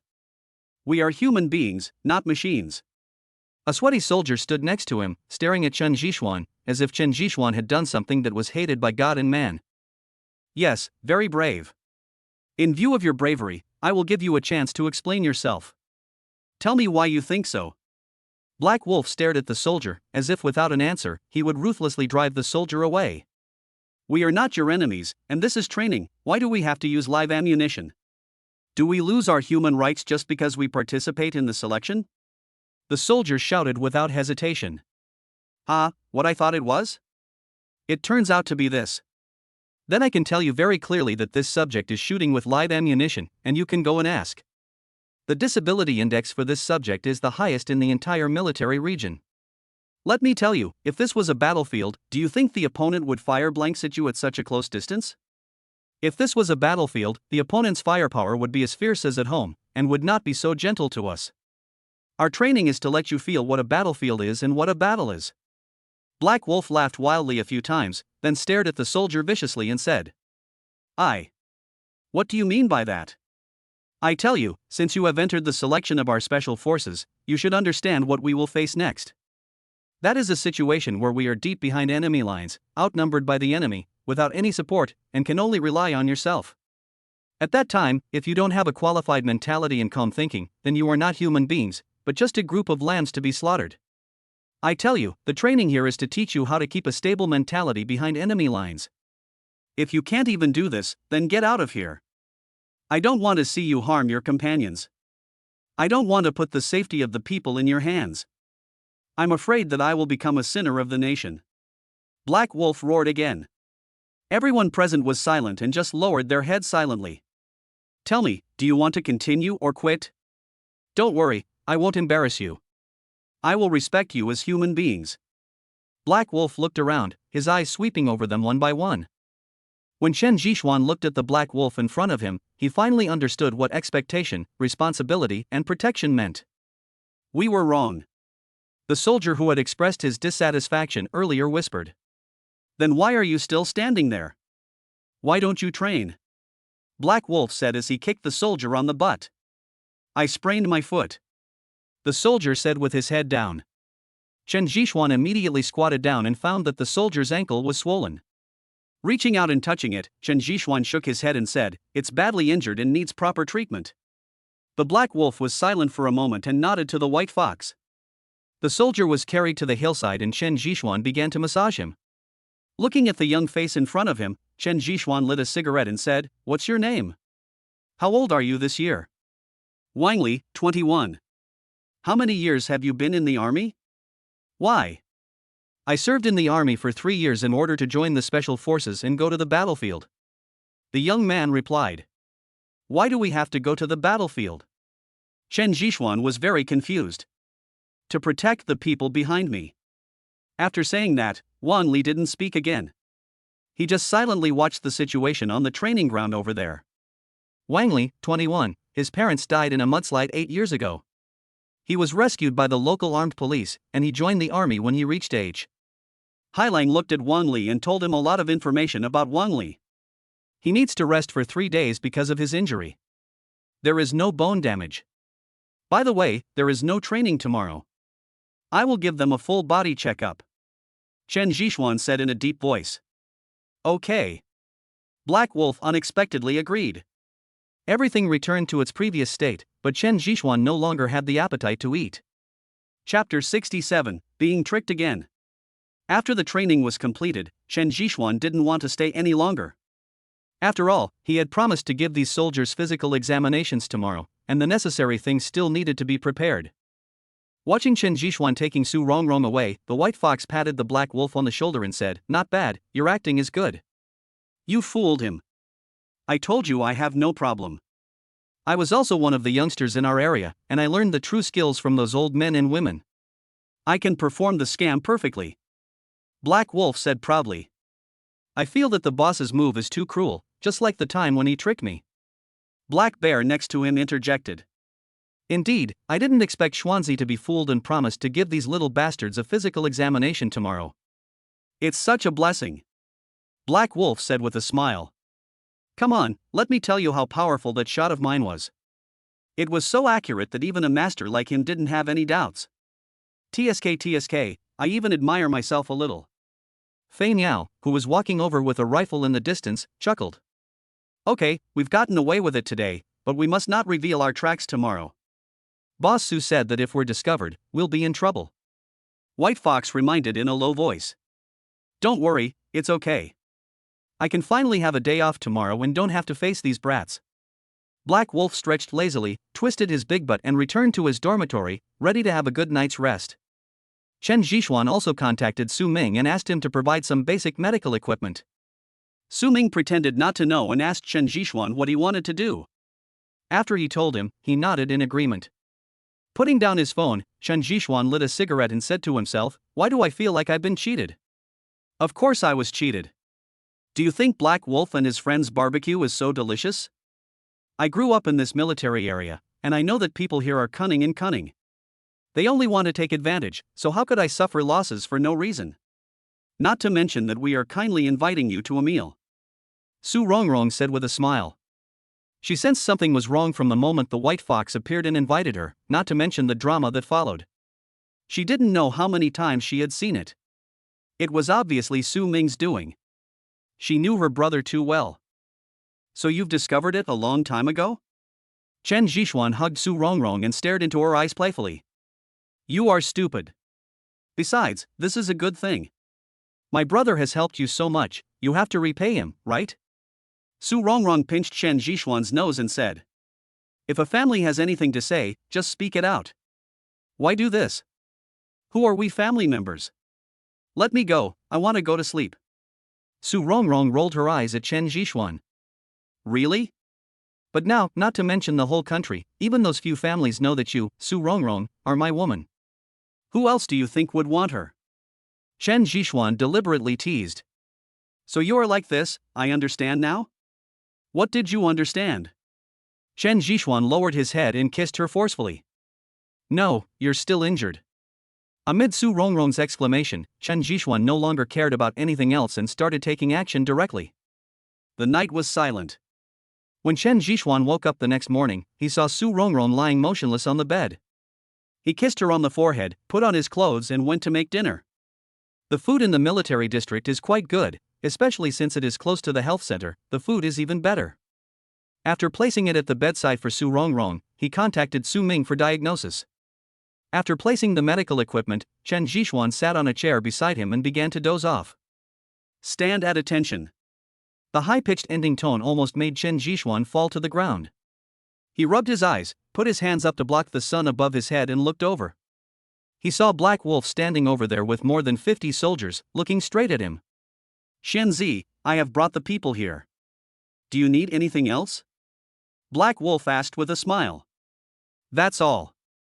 You can do whatever you want. Let them line up.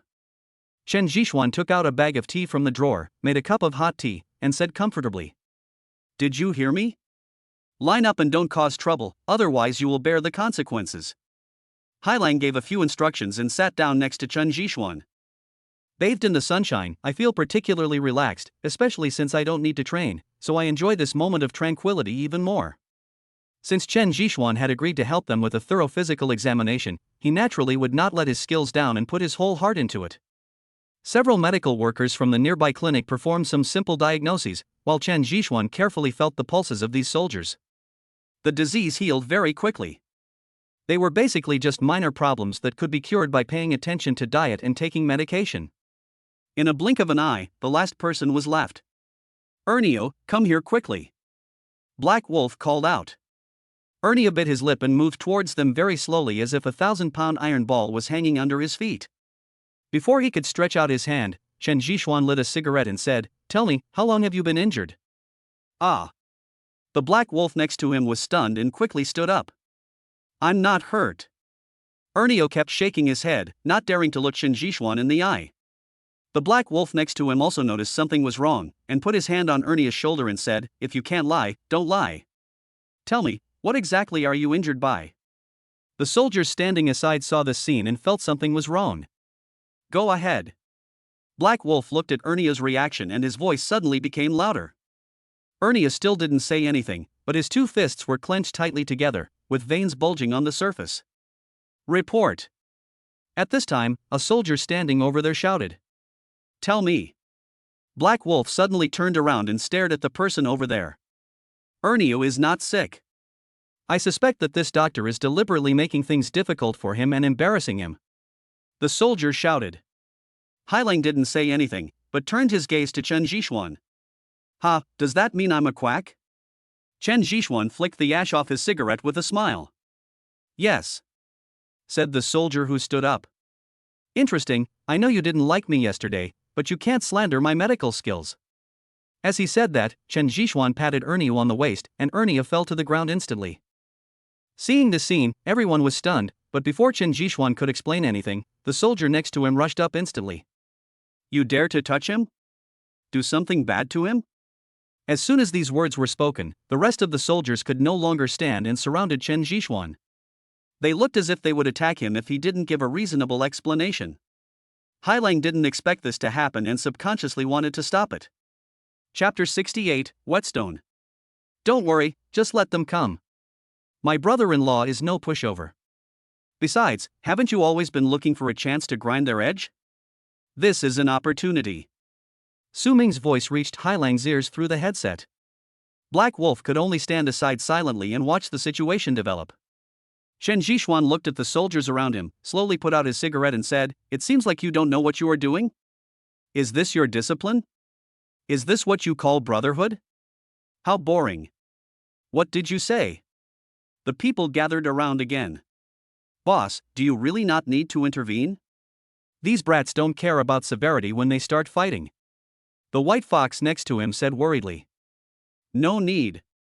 By the way, how is Ernio's health?" Su Ming asked curiously while sitting in the car. "All indicators are normal, and he works very hard, so his scores are among the best in all aspects," said the white fox. "Really? But my brother-in-law said he is sick, so he must be sick. Just wait and you will know what a miracle doctor is." Su Ming smiled and looked not far away again. Chen Zhishuan stared at these people, then raised Ernio who was lying on the ground and said, "Are you really not going to tell me?" "I'm not sick." Ernio stared at Chen Zhishuan's eyes, his eyes full of anger and unwillingness. "You are so stubborn. I really don't know how Su Ming taught you." "Well, since you insist so much, I won't treat you anymore. I'm leaving." Chen Zhishuan didn't want to cause trouble. "Make way," Chen Zhishuan said to the soldiers surrounding him. "This kid is trying to run away, White Fox, give him something good," Su Ming said playfully. The white fox immediately understood and took out a slingshot from his pocket, and also took out a cigarette but that he had prepared long ago. He aimed at a young man nearby and shot directly. The position was just right and it hit the guy's head. The man reacted quickly and subconsciously grabbed the cigarette butt. "Fuck him." The man suddenly raised his fist. When Chen Zhishuan saw this scene, he knew that this must be another trick of Su Ming. However, seeing that the man had started to take action, Chen Zhishuan couldn't just stand there and get beaten, right? He stretched out his hand and pushed it out. The soldier lost his balance and was thrown to the ground, and several soldiers standing behind him also fell to the ground at the same time. This completely provoked the conflict between Chen Zhishuan and the soldiers, and the emotions were like a burst dam that could no longer be stopped. Everyone rushed towards Chen Zhishuan without any hesitation. The white fox did not expect things to develop so quickly, and just stared at that place intently. The crowd was in chaos, and the dust on the ground was blown up, making the already chaotic scene even more filthy. In less than 10 minutes, the dust settled and a group of soldiers were lying on the ground, yelling. On the other hand, Chen Zhishuan's clothes were not even messy, and he lit a cigarette leisurely. After taking a deep breath, Chen Zhishuan turned and walked towards Su Ming's car. TSK, this kid is so smart, he can figure this out. You guys hold on, I'm leaving first. Su Ming turned around and wanted to leave. But when he turned around, he found that Baihu and others had already slipped away and their figures were gone. A bunch of ungrateful bastards. He cursed inwardly and wanted to drive away, but when he reached out to start the car, he found that his keys were missing. Hello, brother-in-law, are you enjoying the view? Chen Zhishuan leaned against the window and stared at Su Ming playfully. It's my brother-in-law. My car is broken. Please help me get someone to fix it. Su Ming could only say it reluctantly. It's broken. Let me take a look. Chen Zhishuan said as he poked his head in. Looking at the SUV without a key, Chen Zhishuan simply climbed in through the window. No, it's those. Su Ming started to pass the buck. After all, it was not a glorious thing to be discovered that he was plotting against him. Okay, brother-in-law, stop pretending. I know everything. It's all you're doing. But there is one thing I need to tell you. That Ernio can't participate in training anymore, otherwise you're committing murder. Chen Zhishuan said slowly. What do you mean? When it came to business, Su Ming spoke very seriously. There's something wrong with the child's body. In my words, it's congenital malnutrition and his bones are not fully developed. If he continues to undergo high-intensity training, accidents are bound to happen. Chen Zhishuan said firmly. Are you so sure? Su Ming hesitated. Chinese medicine emphasizes observation, auscultation, questioning and palpation. I only need to take a look to know his condition. Look carefully at his eyes, you can see that the pupils have turned yellow. According to normal people, this only happens when they are 40 years old. And didn't you notice that the boy's walking is a little unstable now, and his body is leaning to the left? This is a sign of bone damage. I just used a force to touch his waist lightly, and you saw the situation. He fell directly to the ground. So he can't participate in any training. Chen Zhishuan explained a lot, and Su Ming was stunned.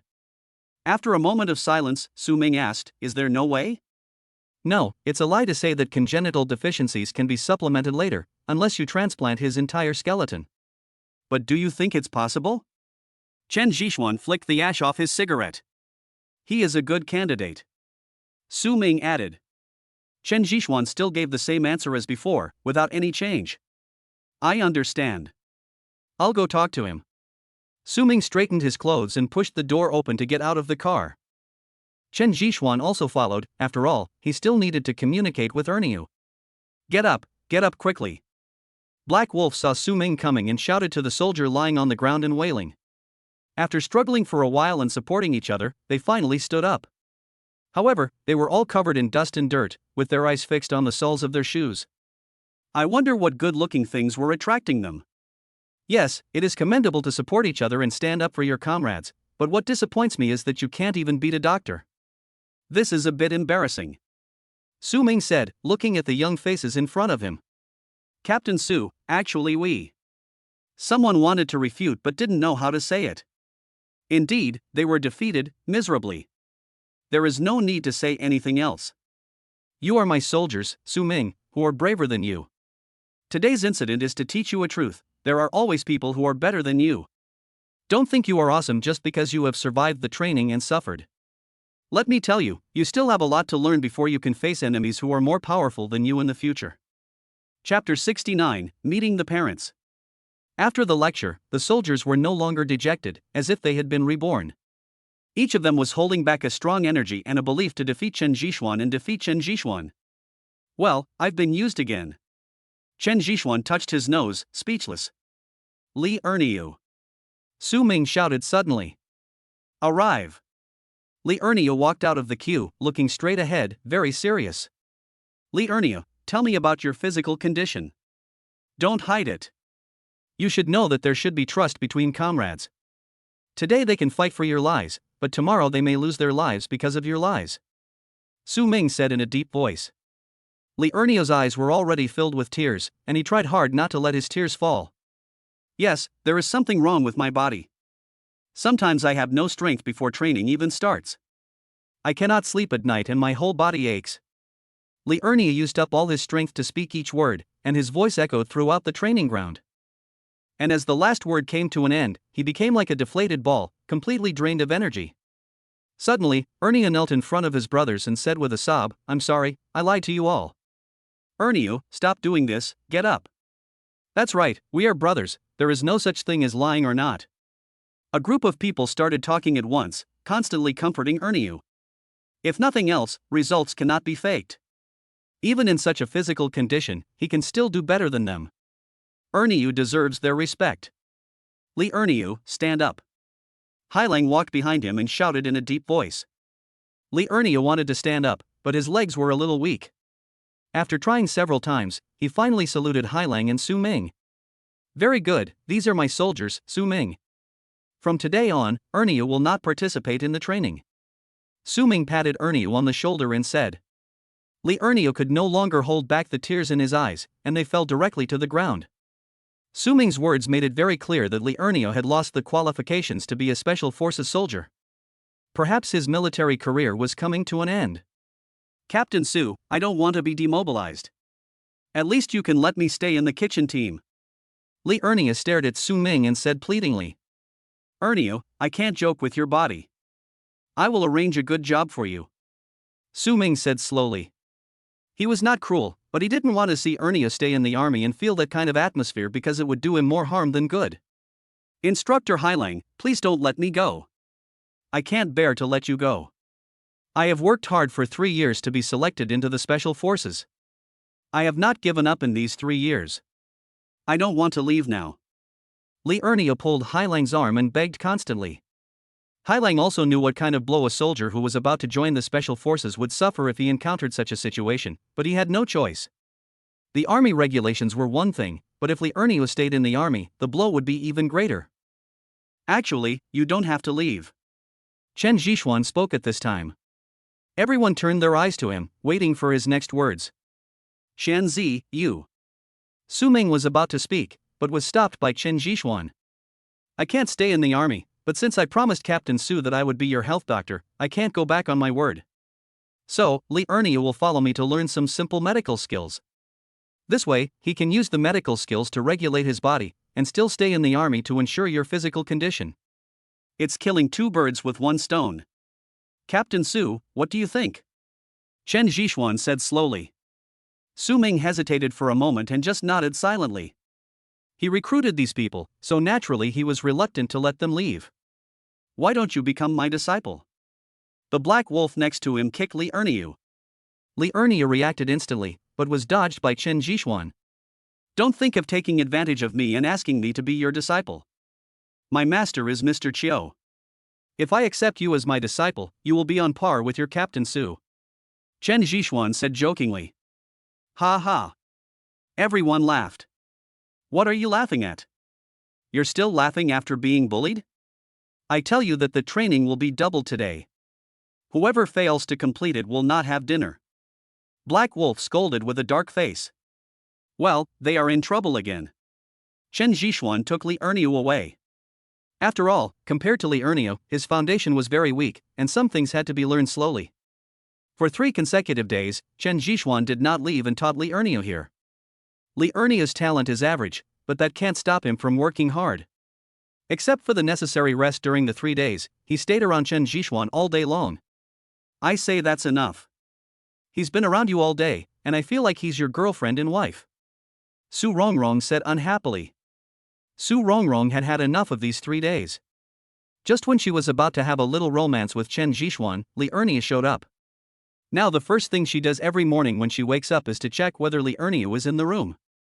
Okay, it's the last day, let's leave tomorrow, okay? Chen Zhishuan said with a smile. After leaving some basic medical books given by Mr. Chiu and giving Li Ernia some instructions, Chen Zhishuan left without looking back. Within 3 days, Mr. Su had regained consciousness, or at least his mind was normal, and he had been sent back to the Su family. Mr. Su specifically asked Chen Zhishuan to report there. This time you're really meeting your parents. I hope they have forgotten what happened before. Chen Zhishuan muttered. But no matter how worried Chen Zhishuan was, the Su family's visit was inevitable. The car roared away, carrying Chen Zhishuan's melancholy with it. At the gate of the Su family, looking at the big villa, Chen Zhishuan shook his head and said, "Sure enough, everyone enjoys life when they have money." Shut up and don't talk nonsense. This was allocated to my grandfather by the higher-ups. Su Rongrong pinched Chen Zhishuan and said, "The gate of the Su family is still heavily guarded.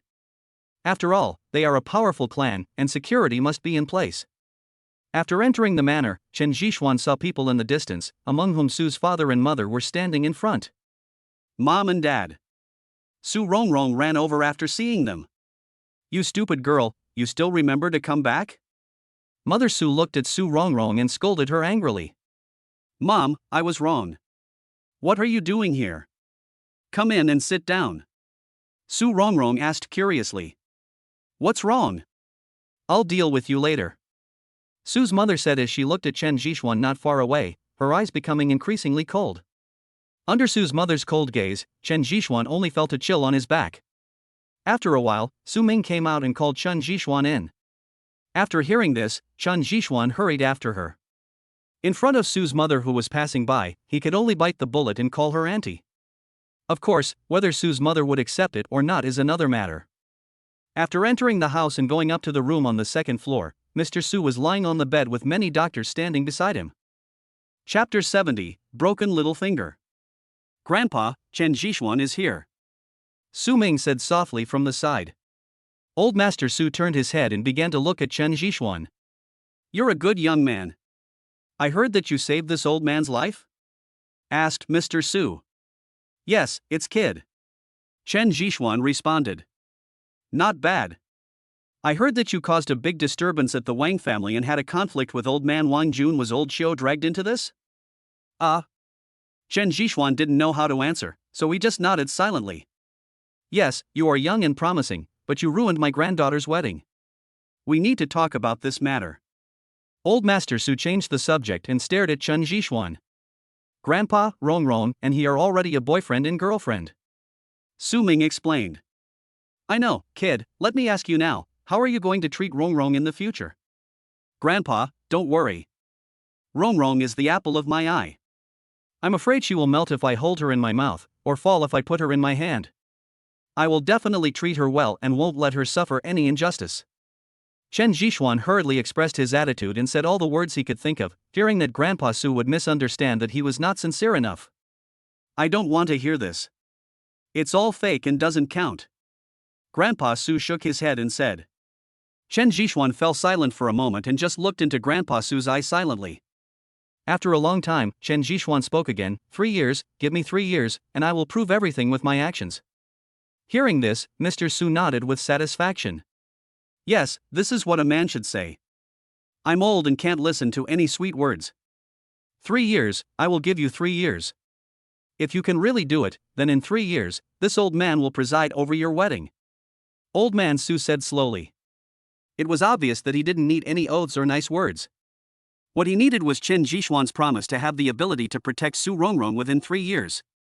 Seeing that Mr. Su agreed, Chen Zhishuan also breathed a sigh of relief. "Boy, you've caused a big mess this time. The Wang family will not let it go. If you can't protect Rongrong well within 3 years, don't blame me for cruelly breaking you up. After all, she is the apple of my eye and the flesh of my eye," Grandpa Su explained. Chen Zhishuan understood and naturally didn't say much. "Okay, we've met. I know you young people are busy, so I won't disturb you anymore. Go away and remember the agreement between us," Grandpa Su reminded again. "Kid understands." After leaving the room, Chen Zhishuan felt a lot more relaxed. He always felt uncomfortable inside. Brother-in-law, my grandfather has said so. You have to work harder, otherwise the old man will do what he says. Su Ming joked. I will try my best. Chen Zhishuan murmured. When I walked out of the door, I saw the people from the Su family just walked into the house. Chen Zhishuan didn't dare to face Su's father and mother, so he could only sneak out of the house. Su Rongrong was already waiting for him outside the house, but she looked a little unnatural. What's wrong? My beautiful lady? Chen Zhishuan asked curiously. It's nothing. Let's go back. I don't want to stay here anymore. Su Rongrong pulled Chen Zhishuan into the car and went straight back to the flower market. On the way, Su Rongrong was very surprised and didn't say a word. Chen Zhishuan couldn't stand it anymore, so he could only park the car aside and said, What's going on? What happened? My parents don't let me follow you. They said that if I follow you, they won't let me enter the house. Su Rongrong said in a low voice. What about you? Chen Zhishuan lit a cigarette and waited for Su Rongrong's answer. I agree, so you have to support me. Su Rongrong turned her head and stared into Chen Zhishuan's eyes. Don't worry, it won't be long before I can bring you back to the Su family with dignity and make your parents accept me. Chen Zhishuan promised. Well, I believe you. When he returned to his home, it was already dark. Chen Zhishuan took a shower, lay on the bed and started signing in. But after shouting for a long time, the system finally gave a prompt sound. Ding, the system is upgrading, host, please don't worry. Upgrade? And you come up with this trick? Chen Zhishuan muttered a few words. He called out again, the same words. Well, it's impossible to sign in. After a while, Fatty Zhang and Moe came back. Chen Zhishuan originally wanted to introduce Su Rongrong to the two of them, but when he saw Fatty Zhang and Moe's bandaged left hands, he immediately frowned. Fatty. After shouting, Fatty Zhang and Moe raised their heads. Xianzi, you're back. Fatty Zhang replied with a smile, hiding his left hand behind his back. What are you hiding? What's wrong? What's going on with your hands? Chen Zhishuan asked in a deep voice. It's nothing. I just went out to play billiards with Lao and Mo and got hit accidentally. Fatty Zhang explained. Yes, don't smash it, it will be fine in a few days. Moe also replied. Keep making it up. Was it hit with a hammer? Blood is oozing out. Chen Zhishuan pulled it over and pinched it gently. The next second, he discovered that there was no little finger there at all. Xianzi, listen to me, we are just. Fatty Zhang was about to say something, but was stared back by Chen Zhishuan. Moe, tell me, I don't want you to lie to me? Chen Zhishuan sat aside, looking at Moe and Fatty Zhang opposite him. Moe wanted to speak, but was touched by Fatty Zhang and he stopped talking. If you don't tell me, do you think I can't find out? Fatty, do we still need to hide our relationship? Chen Zhishuan said coldly. Xianzi, let's just forget about this matter. It doesn't matter if there is no little finger. Fatty Zhang responded. Who did it? Chen Zhishuan stared at Moe. Moe couldn't stand Chen Zhishuan's gaze and could only slowly say a name, Wang Tianlai. It's him. It seems like it was a wrong decision for me not to kill him. Chen Zhishuan said angrily. It turned out that Wang Tianlai deployed people to investigate Chen Zhishuan the next day, so the information of Fatty Zhang and Moe was naturally placed on his desk soon. Afterwards, he sent someone to take away the two men's little fingers, saying it was a gift for Chen Zhishuan, and it also marked the start of his battle with Chen Zhishuan. He asked me to tell you that Xingguang will go bankrupt and he will take your life. Fatty Zhang saw that he could no longer hide it, so he just blurted out everything. Interesting, the Wang family is really unwilling to suffer any loss. After Chen Zhishuan said this, he opened the door and left. Fatty Zhang and Moe were left looking at each other in bewilderment, neither of them understanding what Chen Zhishuan meant for a moment. Chapter 71 Final Decision.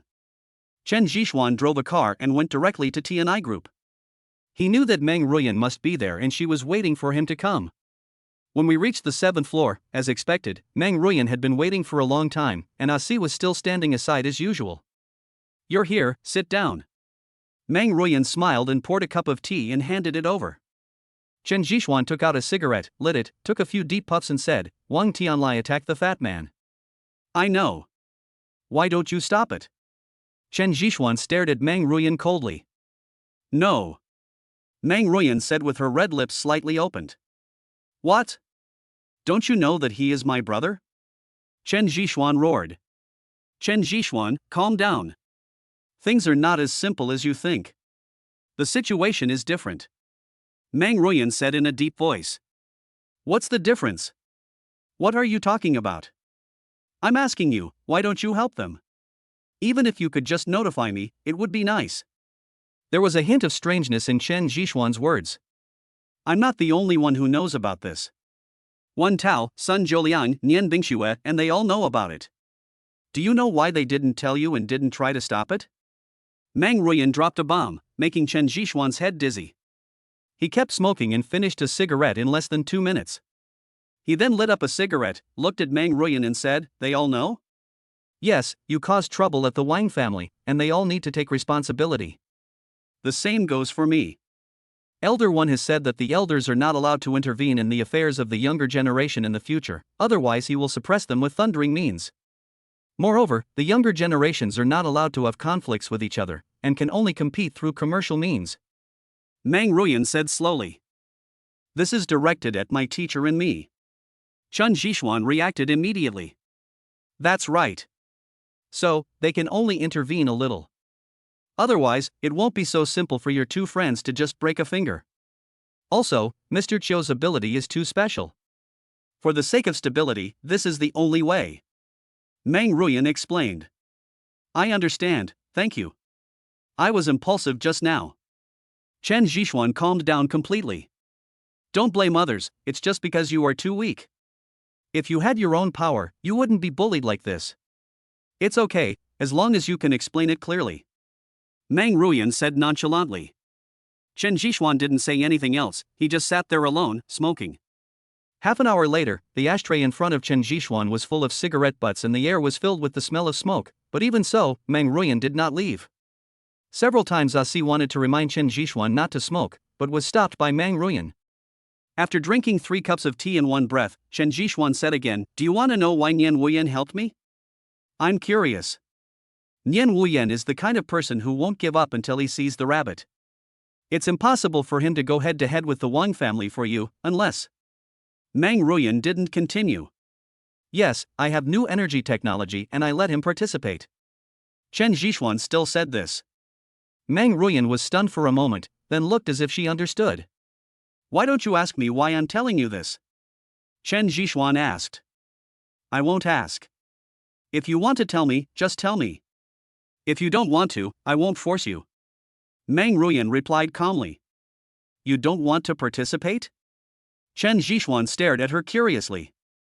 I want to, but will you give me this chance? I will give it to you, but I need the support of the Meng family, all their support, and then I can let you dominate new energy technology. Chen Zhishuan threw out a big cake. Full support? Dominate new energy technologies? You must be kidding me. Meng Ruyan said. No. In addition to the Nian family, the Wen family and the Sun family have also intervened in the development of new energy technology. Let alone other things, can I take the lead with only the Wen family? Besides, aren't you afraid that I will abandon you after I get the technology? Meng Ruyan stared at Chen Zhishuan playfully. Whether I can take the lead is not up to me, but up to you. It depends on how big your appetite is, Meng Ruyan, and whether you dare to snatch it from the Wen family. As for being afraid that you will kick me away, to be frank, I am really a little afraid, but I believe you won't do that. Seeing that the two were playing charades, Asi next to them simply stopped listening and went to open the window to let the smoke out. After talking with Meng Ruyan for a long time, Chen Zhishuan finally left, leaving behind the Tesla notes he had obtained. Miss, do you really want to be tied to him? Asi asked hurriedly after Chen Zhishuan left. Why not? Tesla notebook, new energy technology, this is a great temptation, how can I resist it, no one can refuse it. Meng Ruyan said excitedly as she looked at the Tesla notebook in her hand. What about the Wen family? Asi asked worriedly. The Wen family? He is right. That depends on how big my appetite is. But I believe I can eat it. Besides, don't underestimate Chen Zhishuan. Why doesn't he go to the Su family for cooperation instead of looking for me? Meng Ruyan said playfully while looking at the neon lights outside. I don't know. Because I am realistic, I have nothing to do with him, and I can be the head of the Meng family. He is a lion that has awakened, but facing a pack of wolves, he needs a partner, and I am his best choice. Meng Ruyan murmured. If Qin Jixuan were here, he would definitely be amazed by Meng Ruyan's intelligence again. Indeed, Meng Ruyan's words were exactly what he thought. Meng Ruyan is very realistic and can distinguish between pros and cons. It can be said that compared with others, she is the most capable person. What's more, Qin Jixuan has nothing to do with Meng Ruyan. Even if there are conflicts in the future and they become enemies, Qin Jixuan will not feel uncomfortable at all. Of course, the most important point is that Meng Ruyan can control the entire Meng family, and her existence can give Qin Jixuan more protection. After returning home, Qin Jixuan briefly introduced Su Rongrong to Moe and then returned to the bedroom. Fatty Zhang wanted to talk to Qin Jixuan several times, but he held back. Lying on the bed, although Su Rongrong didn't understand what was happening, she could feel that Qin Jixuan was extremely upset at the moment. Did something happen? Su Rongrong asked gently. No. By the way, will you still go to work at the police station? Qin Jixuan changed the subject. Well, this is the only way. I can't stay at home every day. I will become exhausted. Su Rongrong said. That's right, but you are not allowed to enter the criminal police team, otherwise I won't let you go. Qin Jixuan said. That would be so boring. Besides, I'm an adult now, so I naturally know how to protect myself. Don't worry about me. Su Rongrong said coquettishly. Chapter 72. Something went wrong.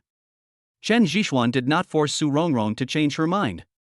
In his words, if you like someone, you should respect everything about her. The next morning, Su Rongrong went to work early, and Qin Jixuan followed Fatty Zhang to the company. Through Moe's measures, the company has become more united and the whole atmosphere has become relaxed and pleasant. Qin Jixuan never mentioned Fatty Zhang's severed finger again, but he discovered one thing, that is, and Ran cared more about Fatty Zhang. Xianzi, do you have something to talk to me about? Moe walked in curiously, not understanding why Qin Jixuan called him. Moe, this thing is for you. Go find Meng Ruyan. She will introduce other partners. Remember, we only need to take our share. Also, this thing belongs to us, Xingguang. No matter whose hands it passes through, it is ours. Qin Jixuan handed the original Tesla notebook to Moe. Maybe he was still worried at the beginning, but after the finger severance incident, he completely trusted Moe. I will do my best, but Xuanzi, do you really want to deal with Meng Ruyan? Although I have never met her before, I have heard of her reputation. I am afraid we are letting a wolf into the house. Moe asked worriedly. Don't worry. Meng Ruyan and I have an agreement. She won't dare to be too presumptuous. You just need to do your own thing. Qin Jixuan instructed. Moe was a smart man. He understood what was said immediately and nodded to go out and make arrangements. After explaining everything, Qin Jixuan finally breathed a sigh of relief. Before, he could only look at the things but not touch them, but now he finally had the chance to take them out. After strolling around for a whole day, Qin Jixuan was feeling very idle. He didn't have to go to work, as someone was taking care of the company's affairs. Looking at the people coming and going on the street, he felt very empty for a moment. Finding a bar in a corner and sitting down, Qin Jixuan began to experience the corrupt life. Maybe it's because it's getting off work, more and more people are coming and going here, and everyone has a tired look in their eyes. Bars are places where urban white-collar workers often hang out and are perfect for releasing stress. The annoying music actually calmed Qin Jixuan's heart down. With glass of wine flowing down their stomachs and the wild music playing, the place started to get hot. You little brat, you're getting away with it at such a young age, you deserve to be punished. Suddenly, a young man in a suit and white-rimmed glasses ran out from the toilet next door, and he accidentally fell to the ground. The two security guards behind him came over cursing, each holding one of my legs, and walked into the toilet. The young man kept shouting that he was wrong, but what he was faced with were two fists as big as sandbags. Qin Jixuan looked at the familiar face and walked over with a questioning look on his face. You little brat, this beating is for nothing. From now on you will stay and work in the bar. When you have paid off all the debts, you can leave again. If you dare to run, we will break your legs. The two security guards threw a bucket and a mop over, obviously asking the young man to clean the toilet. Cyan, is that you? Chen Zhishuan asked curiously, holding a cigarette in his mouth. The young man raised his head and then showed an excited expression. Brother Xian, it's really you. Xian quickly stood up and began to straighten his wrinkled suit, revealing a hint of embarrassment. Hey, do you know each other? The security guard stared at Chen Zhishuan suspiciously. Chen Zhishuan ignored the two of them and took out a stack of money from his pocket and threw it at the security guard. Is that enough? Enough, enough. The two security guards were also good at judging people by their appearance. After seeing Chen Zhishuan's actions, they knew that the other party was not someone they could afford to offend. Brother Xian, actually Xian wanted to explain something but was stopped by Chen Zhishuan. Don't say so much for now, go and fight back. Brother Xian will take care of you if anything happens, Chen Zhishuan said with a smile. Xian hesitated for a moment, but ultimately did not take action. As for the two security guards, they also left in disgrace. This made Chen Zhishuan sigh that time flies. If it were in the village, if he asked Xian to take action, he would definitely do it without saying a word, even if he got a bloody head. As people grow up, they have more concerns, and many people have been tempered by society and have lost their edges. After a moment of silence while reminiscing about the past, Chen Zhishuan gently patted Xian's shoulder and said, "Wash your face and come out. I'll wait for you outside." Xian nodded and went to wash up. Thinking that it has been nearly 3 years since I left the village, many things have changed, and my former friends have grown up. I don't know if I will see them again. Brother Xian, my wallet was stolen. I will go home and return your money. Xian whispered as he sat next to Chen Zhishuan. No need. By the way, why are you in the flower market? Have you graduated? Chen Zhishuan handed over a cigarette, and Xian lit it skillfully and started smoking. I'm doing an internship and have found a company that has some spare money. By the way, Brother Xian, do you know what's going on at home? Xian said as he flicked the ash from his cigarette. What's going on at home? Isn't everything fine? I went back for a few days during the Chinese New Year. Chen Zhishuan asked puzzledly. Brother Xian, something happened in your family, don't you know? Your uncle had his leg broken by the village chief's son, your aunt became sick due to anger, and the house was also demolished. Xian said cautiously. What? Chen Zhishuan stood up suddenly, staring at Xian over there. This is what happened. Four eyes immediately began to explain what happened. It turned out that in order to support Chen Zhishuan's schooling, his parents secretly borrowed money from the village chief. The village chief's money was so easy to borrow, 9 out of 10 returned, it was a typical loan shark. After 3 years of hard work, the money they earned was not enough to pay the interest. However, all this was kept secret from Chen Zhishuan, and he did not hear any news when he went home for the new year. That was all because Chen Zhishuan's parents had bribed the people around them. However, as soon as Chen Zhishuan left, the village chief brought people to ask for money. After a conflict, Chen Zhishuan's father had his leg broken by the village chief's son, and his mother also fell ill because of this incident. After hearing this, Chen Zhishuan rushed out of the bar without looking back. Only one sentence echoed in his head, which was his mother's advice: be good outside, and tell mom if you don't have enough money. After hailing a car, Chen Zhishuan rushed to the train station. My hometown is on the edge of the flower market. The road is difficult to travel on. It takes 7 or 8 hours to drive there. The only shortcut is to take the train. The train passes by a small temple 10 miles away from the village, and then crosses a mountain to get there. After buying a train ticket, Chen Zhishuan could only suppress his anxiety and wait for the train to arrive. For the first time, he felt time passing so slowly and waiting was a torture. Chapter 73 Searching for Relatives. Half an hour later, Chen Zhishuan listened to the announcement on the radio and stepped hard on the chair next to him, causing the aluminum alloy chair to deform instantly. It turned out that today's train was cancelled due to a landslide at Shirley Xiaomiao. Remember, there is only one train going back and forth every day. Fatty, drive an SUV to pick me up. I'm at the train station. After making the call, Chen Zhishuan leaned against a pillar and lit a cigarette. He really didn't expect so many things to happen at home. More than 10 minutes later, Fatty Zhang drove over in a Hummer. Xianzi, what's the matter? It's so urgent. I have no choice but to drive Laoyan's car. Fatty Zhang said. It's nothing. I just went back home to take care of some things. You can get off and take a taxi back. Chen Zhishuan said slowly. No need. I'm fine too. I'll go back with you. Fatty Zhang had already noticed that something was wrong with Chen Jixuan, and immediately sat in the passenger seat. Chen Jixuan glanced at Fatty Zhang and wanted to say something, but in the end he didn't open his mouth. Following the route he remembered, Chen Jixuan quickly traveled through the city. Soon, he was spotted for speeding. However, Chen Jixuan's driving skills were inherited, and with the performance of the Hummer, it was not so easy for him to be caught up. He left the traffic police far behind in just 3 streets. But for Yan Quan, today was a difficult day. Calls from the traffic police detachment came one after another, leaving him overwhelmed.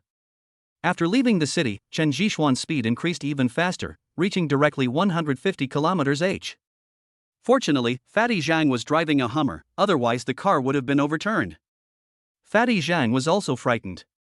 He held onto the handrail next to him tightly, and the seatbelt was almost wrapped around him 3 times. It was a journey that should have taken 7 or 8 hours, but Chen Jixuan only drove for 5 hours to arrive. Looking at the dust on the Hummer, Fatty Zhang got out and vomited the moment he stopped the car. There was no way out. The bumpy ride almost made him vomit his breakfast. I'm talking to Xuanzi. Fatty Zhang finally relaxed a little and raised his head to say something to Chen Jixuan, but when he turned around, there was no one there. Are you in such a hurry? Has something happened? Fatty Zhang parked the car at a corner at the entrance of the village and then walked into the village alone. It was already dark, and there was no other light in the village except for the lone street lamp at the entrance. The roads in the village were even more difficult to walk on, full of potholes. Fatty Zhang almost sprained his ankle several times. With the help of a flashlight, he strolled around the village with difficulty. There were quite a few local dogs in the old village, and Fatty Zhang was very nervous along the way, fearing that a local dog would rush out and bite him. Chen Jixuan had already arrived at his home by now. The dilapidated courtyard wall had been pushed down, and the house was in ruins. There was an excavator parked next to it. There were many people playing cards in a room. The lights were dim and the whole house was filled with smoke. Chen Jixuan pushed the door open and found that his parents were nowhere to be seen. Who are you? A pot-bellied driver asked as he looked at Chen Jixuan rushing in. Where are the people here, the owner of the house, and my parents? Chen Jixuan grabbed the driver by the collar and asked viciously. Let go. The driver struggled and kept slapping Chen Jixuan's hands. Speak quickly. Chen Jixuan then grabbed the fat driver's neck, and the huge force made the driver's face turn red instantly. Boy from the Chun family, stop it, or someone will get killed. At this time, the person next to him recognized Chen Jixuan and hurriedly stopped him. Chen Jixuan then slowly let go of his hand and was about to ask something when he saw the driver holding a beer bottle and throwing it at Chen Jixuan's head. He punched subconsciously, and the beer bottle broke. The driver, who weighed more than 200 pounds, flew backwards, collapsing the card table over there, and finally lost consciousness.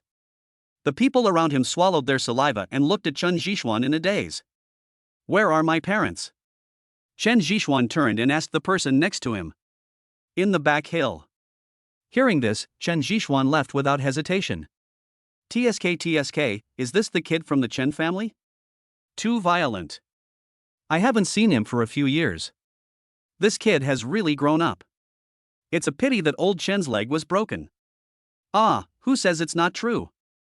The village will be lively again with this kid back, and old man Lu's family will be in trouble again. Who said it wasn't true? Old Lu was so ungrateful. We couldn't afford such a high interest rate. He even demolished the house and drove the 2 elderly people to the back mountain. The back mountain is a mass grave. The Lu family father and son are not afraid of retribution. It's good to have retribution. Eliminating the Lu family father and son is a threat to the people. A few people sighed a few times, then poured cold water on the unconscious driver over there to wake him up. Seeing that the driver was fine, they started playing cards again. After all, in a village like this, playing poker is the only form of entertainment. As soon as Chen Jixuan went out, he ran into Fatty Zhang. Before Fatty Zhang could say anything, Chen Jixuan ran away like the wind. Fatty Zhang could only grit his teeth and drag his fat body to chase after him, but the distance between them was getting farther and farther. When he reached the back mountain, Chen Jixuan kept shouting around, but there was no response at all. The mountain wind blew, and his voice disappeared before it could reach far. For the first time, he felt despair, the kind of despair that came from being homeless. I searched for more than 10 minutes, but found nothing. Hoo-hoo, Xuanzi, what's going on? Fatty Zhang finally arrived and asked the anxious Chen Jishuan over there. Help me find my parents. Search separately and light the dry grass when you find them. Chen Jishuan gave instructions and then went up the mountain. Fatty Zhang didn't want to climb the mountain again, so he could only start looking around the foot of the back mountain. An hour later, Fatty Zhang found a cave from which he could see fire. I walked in quietly, and immediately I heard voices talking from inside. It's a human, not a ghost. Fatty Zhang muttered and breathed a sigh of relief. Who are you? Why are you coming in? The person who came towards me was a middle-aged woman with disheveled hair. Fatty Zhang shone the flashlight on his phone over there, and the next second he hurriedly took out his phone and searched for something inside. Soon, a photo of Chen Jishuan when he was a child was dug up. Are you Mother Chen? Fatty Zhang asked cautiously. Who are you? Chen Jishuan's mother stared at Fatty Zhang warily, and even secretly picked up the broom next to her, ready to take action at any time. I am Chen Jishuan's college classmate. I am here to accompany Xuanzi to see you. My name is Zhang Xiaoa. Fatty Zhang introduced himself. Chapter 74, Revenge Never Waits for an Expiration Date. Hearing Fatty Zhang say that he was accompanying Chen Jishuan to look for him and the others, Chen Jishuan's mother's face changed, and then she pleaded in a low voice, Son, tell Chen Jishuan that we old couple haven't been found, okay? Auntie, why? Xuanzi already knows everything. If you two don't show up, he might do something crazy. Fatty Zhang reacted immediately and started to persuade Chen Jishuan's mother. Chen Jishuan's mother didn't say anything, but just lowered her head silently. Taking advantage of this opportunity, Fatty Zhang secretly opened his mobile phone and found that there was still a little signal, so he edited a text message to Chen Jishuan, indicating his location. After the text message was sent, Fatty Zhang began to calm Chen Jishuan's mother down. More than 20 minutes later, Chen Jishuan rushed in from the cave entrance. Looking at the old man in the firelight, he suddenly knelt on the ground.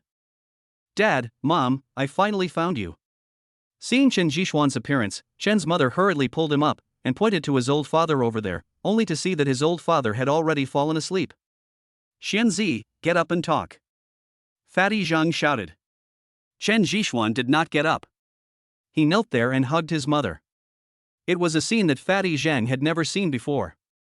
After a long time, Chen Jishuan finally recovered a little bit of normality. Mom, why didn't you tell me? I've grown up now. If Cyan hadn't told me, I wouldn't know that you and my dad would become like this. Chen Jishuan said. We don't want you to worry. Besides, the doctor said that your father's illness needs to be treated by the god of land, so we moved here. Chen's mother was still hiding the truth and made up an excuse that the god of land could treat the illness. Chen Jishuan did not point it out, but just silently enjoyed the kindness from his parents. The mother and son talked a lot. Finally, Mother Chen felt a little tired and went to rest. Chen Jishuan picked up a lot of branches outside and put them into the hole in the ground, making the fire burn very vigorously. In the light of the fire, he looked around. This is an air raid shelter left over from the war. It is very deep and has collapsed inside, leaving only a 7 or 8 meter passage outside. The toiletries, clothes, quilts, etc. were neatly placed on the dirt next to it. Looking at this scene, Chen Jishuan slowly walked out of the air raid shelter.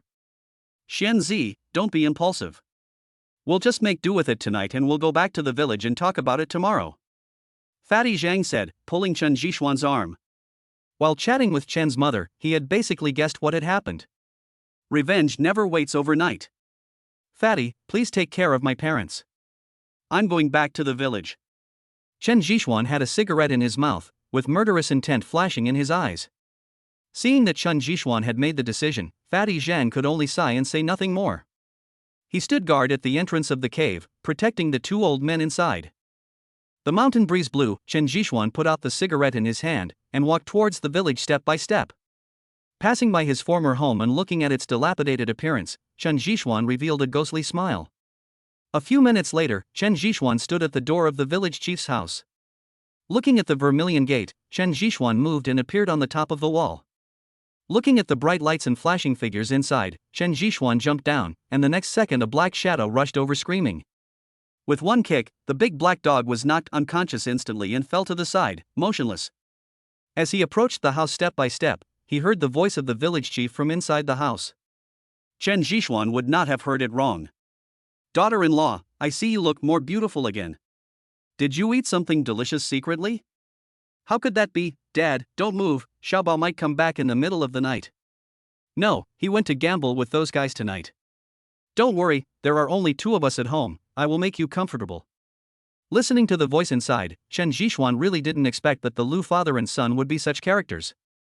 Just as he was about to push the door open, he heard Lu Xiaobao's wife say coquettishly, Dad, don't be anxious. I want to ask you something. Explain. Give me the Chen family's land deed. I have a sister who doesn't have a house yet. How about that? No problem.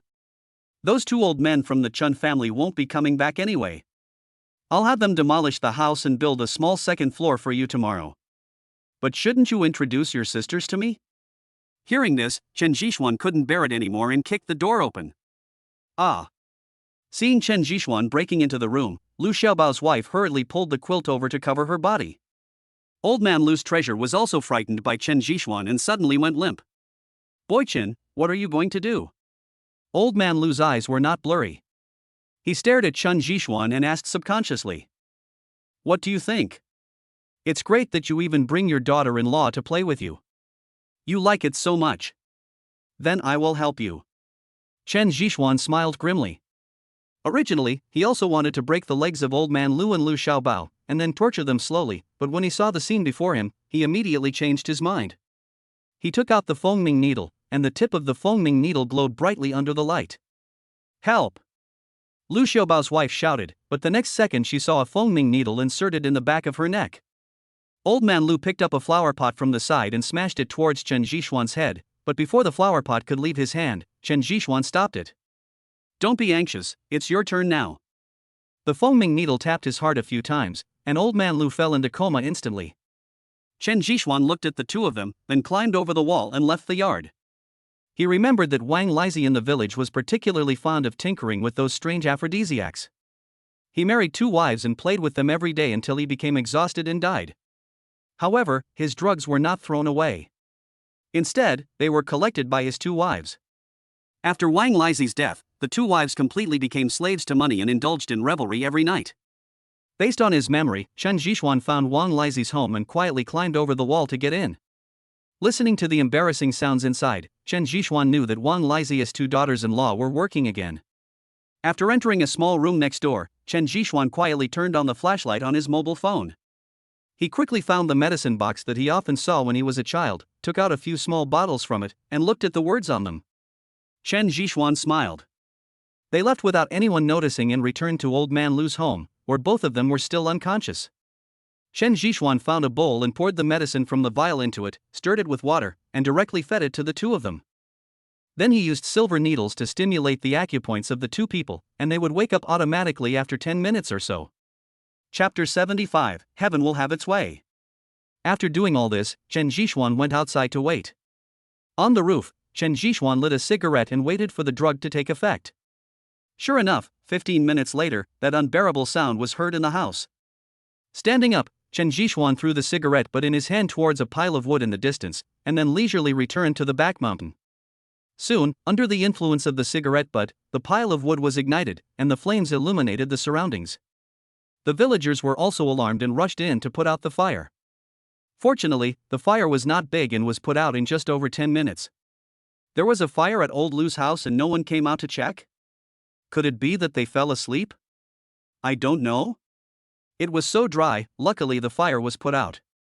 The lights are still on inside, why don't you go in and take a look? The villagers around hesitated for a moment, then bravely walked in. As soon as they got close, they heard the strange sound. A few brave young people leaned over and were soon attracted by the things inside. Who could have imagined seeing something like this late at night? Everyone started laughing. Where is the fire? Where is my wife and my father? At this time a voice came from outside. Everyone stepped aside at the same time, staring at Lu Xiaobao who came in. Lu Xiaobao might have drunk too much and couldn't walk properly. Looking at the fire that had been put out, he staggered back into the house. After entering the house, everyone started eavesdropping again.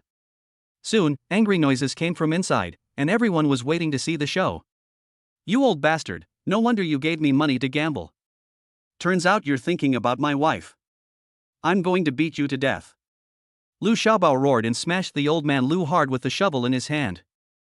As for his wife, she was so overwhelmed by lust that she was still hugging old man Lu and asking for a kiss. Beat to death you bitch, beat to death you old man, beat to death you adulterous couple.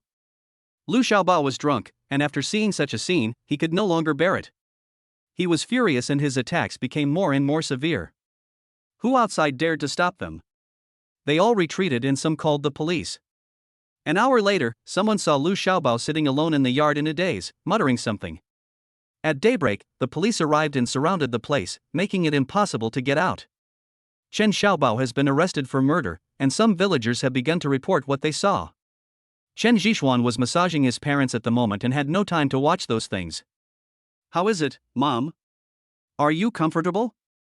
Here are the techniques I learned. Chen Zhixuan asked while massaging. It's comfortable, but this is not a skill. Don't have any bad ideas.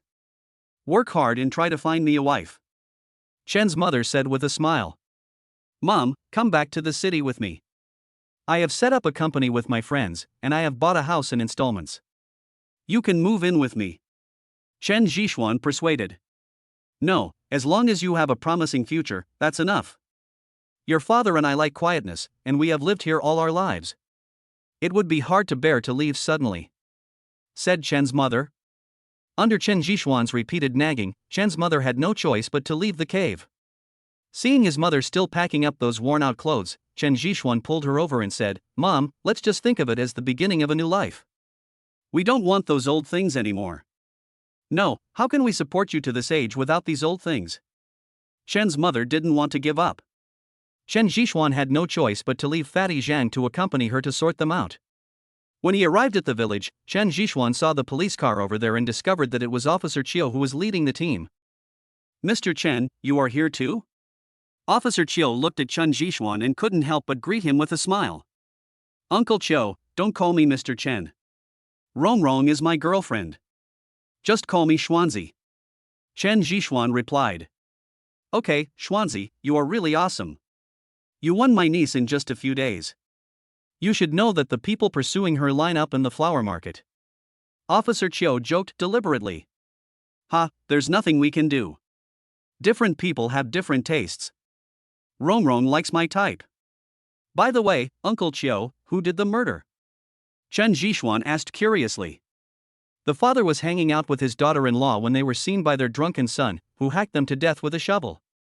It was very cruel, said Officer Qiu. Can I go and see Lu Xiaobao? Chen Zhixuan asked. Do you know him? Officer Qiu asked curiously. Of course, this is my hometown, of course I know it. Chen Zhixuan was speechless. You can look, but don't get close. That person is mentally unstable. Officer Qiu warned. Of course, I don't want to cause trouble. Chen Zhixuan smiled. After getting on the prison van, Chen Zhixuan slowly lit a cigarette while looking at Lu Xiaobao who was being held in the back. Lu Xiaobao, do you know me? Chen Zhixuan whispered. Chen Zhixuan, are you here to laugh at me? Lu Xiaobao was conscious and not crazy at all. He looked at Chen Zhixuan coldly and asked. Look at you and make fun of me? I don't have the time for that. Don't you think your current situation is retribution? Chen Zhixuan said. Mr. Chen, how dare you make fun of me? Do you believe that I will kill you? Lu Xiaobao struggled to come over, but his hands and feet were controlled and he couldn't move even a step. Kill me? Do you remember that you broke my dad's leg? Don't worry, when you go in there, I will ask someone to take good care of you and make you feel like you are in heaven. Chen Zhixuan bit the cigarette and these words came out from between his teeth. You are looking for death. Lu Xiaobao said angrily. Oh, you scared me to death. You're not afraid to tell you that I was the one who set the fire last night. I found out what your father did and lured you here on purpose. Chen Zhixuan chuckled, his tone revealing that kind of pleasure.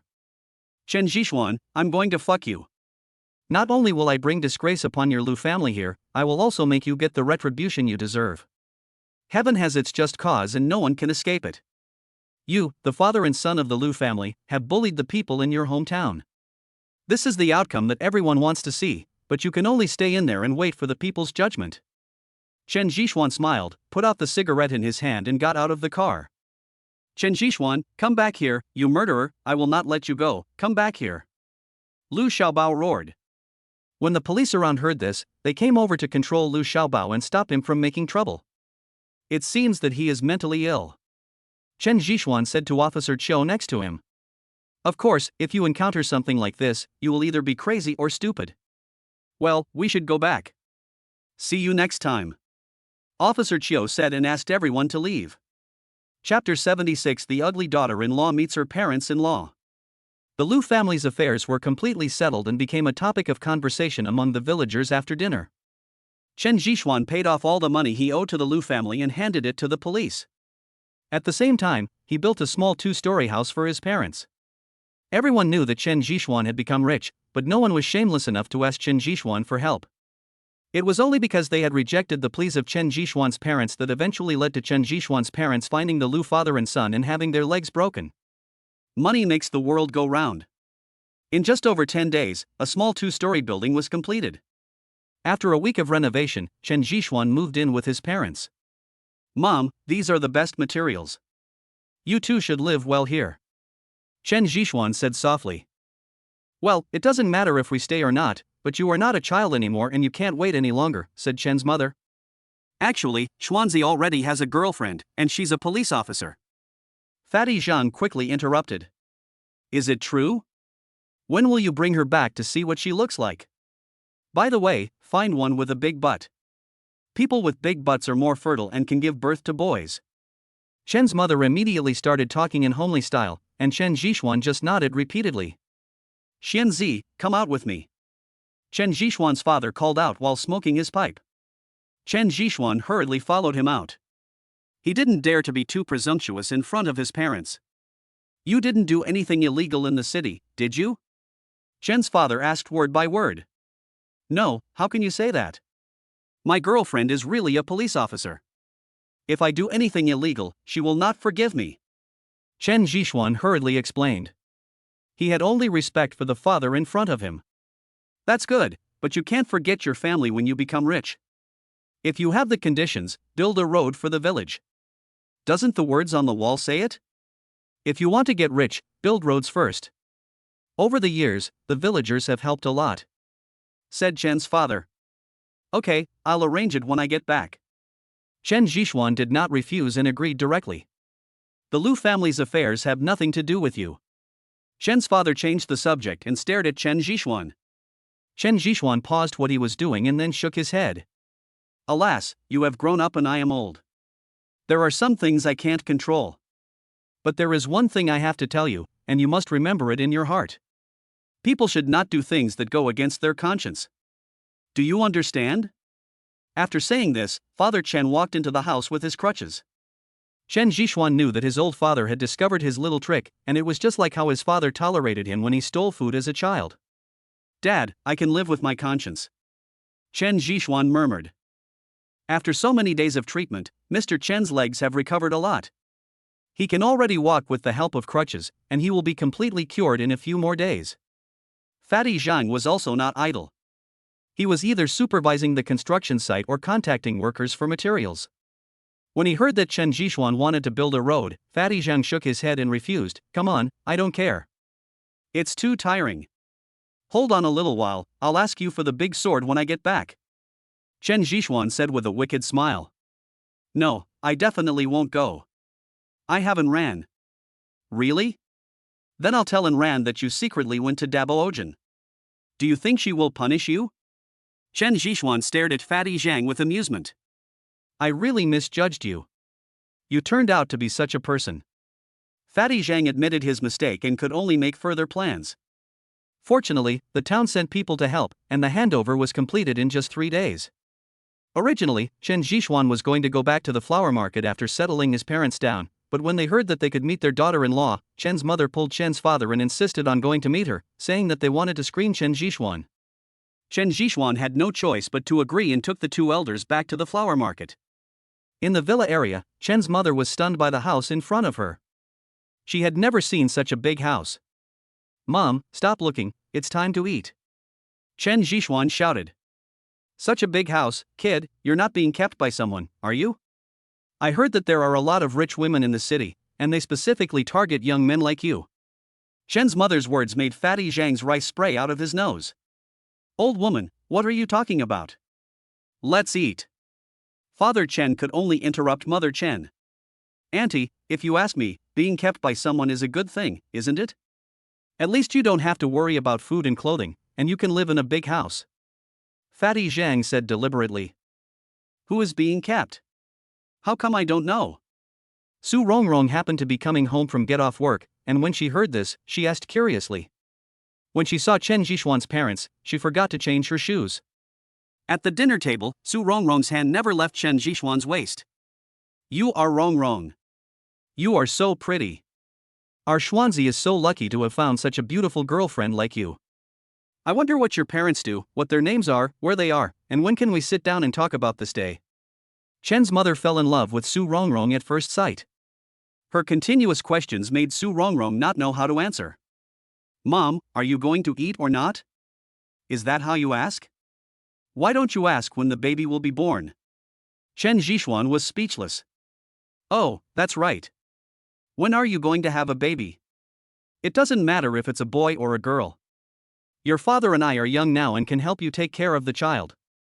Young people nowadays are busy with work and cannot take good care of the child. We will be enough. Chen's mother immediately urged. Faced with Chen's mother's questions, Su Rongrong was really at a loss. Hee, old woman, just eat your meal. Let the young people decide their own affairs. Don't meddle in other people's business. Father Chen couldn't bear to listen any longer and interrupted Mother Chen. Seeing that Chen's mother was no longer asking questions, Su Rongrong breathed a sigh of relief, but her hand turned 360 degrees. Chen Zhishuan endured the pain in his waist and ate happily. After dinner, Su Rongrong took Chen Zhishuan into the house. Are you trying to embarrass me on purpose? You didn't even tell me when my parents came, and you made me so embarrassed. Su Rongrong pinched Chen Zhishuan's ears, looking as if she would make him suffer if he didn't explain to her. It happened suddenly. I was looking at cars and didn't have time to send you a message. Besides, my mother likes you very much. What are you afraid of? Just be open and honest. Chen Zhishuan said with a smile. I also said that if your father hadn't rescued me, I would have crawled into the ground. Su Rongrong is not so easily fooled. I was wrong. So, you stay with my mother tomorrow and I'll give you a chance to deal with my mother-in-law. Chen Zhishuan admitted his mistake. What does mom like? I can take her out for a walk. Su Rongrong's attention was immediately diverted. Chapter 77, Cooperation in the Envelope. Perhaps in order to leave a good impression on Mr. and Mrs. Chen, Su Rongrong took 3 days off to stay with the two elders. Although she was often pushed to the point of being speechless by the two elders, she was not impatient, and even her thinking began to change a little bit. Chen's father and mother only stayed for 3 days before returning to their hometown. In their words, they could not adapt to life in the city. They didn't know anyone when they went out, and there were so many people that it gave them a headache. What's more, they were also worried about the road that Chen Zhishuan was building for his hometown. Chen Zhishuan tried to persuade them to stay again and again, but finally he had to send the two elders home personally. On the way, Chen's mother looked at the health products placed beside her and shook her head, saying, "These things are quite expensive, right? Tell Rongrong not to buy so many things next time. Your father and I are old, and we don't need these things." Mom, this is Rongrong's gift. If you don't accept it, Rongrong will think that you have something against her. Chen Zhishuan said with a smile. Xiaoxian, Rongrong is a good girl, you have to treat her well. If I find out that you are having an affair with other girls outside, I will punish you. Father Chen threatened. Chen Zhishuan nodded repeatedly and promised that he would not do anything rash. After sending the two elders back, Chen Zhishuan did not stay overnight. The reason made him laugh and cry. Chen's mother said that Su Rongrong was afraid of the dark alone, so she asked Chen Zhishuan to rush back overnight. When I got home, it was already 12 o'clock in the evening. Seeing that Su Rongrong was still waiting for him, Chen Zhishuan immediately rushed over. Go take a shower, you're so dirty. Su Rongrong pointed a finger at Chen Zhishuan's forehead and said with disgust. Okay, then I'll go take a shower. Chen Zhishuan replied, and walked into the bathroom twisting his head deliberately. After another round of making love, Su Rongrong fell asleep. Chen Zhishuan lay on the side, lit a cigarette and started calling the system. The system has not been upgraded yet? The system has been upgraded, the host can sign in. Really? Are there any changes in this upgrade? Chen Zhishuan asked curiously. Nothing has changed, except that the sign-in rewards can be accumulated. When accumulated to a certain level, they can be exchanged for corresponding items. At the same time, the sign-in mall has been opened, and the lottery function has also changed. The host can choose a category to participate in the lottery. As Chen Zhishuan listened to the introduction of the system, he felt it became more and more humane. However, when he saw the cumulative number of days for redeeming the sign-in rewards, he was completely stunned. A fighting specialization requires signing in for 7 days to be redeemed, and the others are even more expensive. However, the only thing that made Chen Zhishuan satisfied was the mall for exchanging sign-in rewards. It had a wide range of items. It only took 2 days of sign-in rewards to exchange for a 100-year-old ginseng, which was very cost-effective. Yes, by the way, where is my lottery draw? I remember I still have one chance to draw a lottery. Chen Zhishuan said. The system upgrade is free once, and you will get a chance to win a lottery once a month. The system prompted, and the virtual interface reappeared. After this upgrade, the interface was released. Looking at the many categories above, Chen Zhishuan slowly clicked on the martial arts category over there. Soon, an interface like a Russian roulette appeared, with many small grids on it, small words in each grid, and a small ball in the middle of the interface. Let's start. Chen Zhishuan's mouth was watering as he looked at the various martial arts techniques listed above. He even saw those strange internal energy techniques that existed in martial arts novels. However, it should be very difficult to draw one. With the command, the small ball in the turntable was immediately thrown out and started running around the entire turntable. The speed was getting slower and slower. Chen Zhishuan stared at the 9 Yang divine art in the small grid in front of him and kept muttering, "Stop, stop." The ball seemed to have heard Chen Zhishuan's words and began to slowly stop. I got it. Chen Zhishuan clenched his fists excitedly, and the smile on his face could no longer be concealed. But the next second, the ball rolled forward again. Ding! The lottery is over. Congratulations to the host for obtaining the essence of Tai Chi. Looking at this scene, Chen Zhishuan was completely stunned. Ding! The essence of Tai Chi has begun to be passed on. Host, please accept it. Listening to the system's prompts, Chen Zhishuan could only lie down silently and absorb the essence of Tai Chi. After more than 10 minutes, Chen Zhishuan had completely mastered the essence of Tai Chi at the same time. He also clearly felt that the Tai Chi he inherited was different from the one practiced by the old people in the park. It was a method that could both maintain health and fight against enemies. All in all, it wasn't a big loss.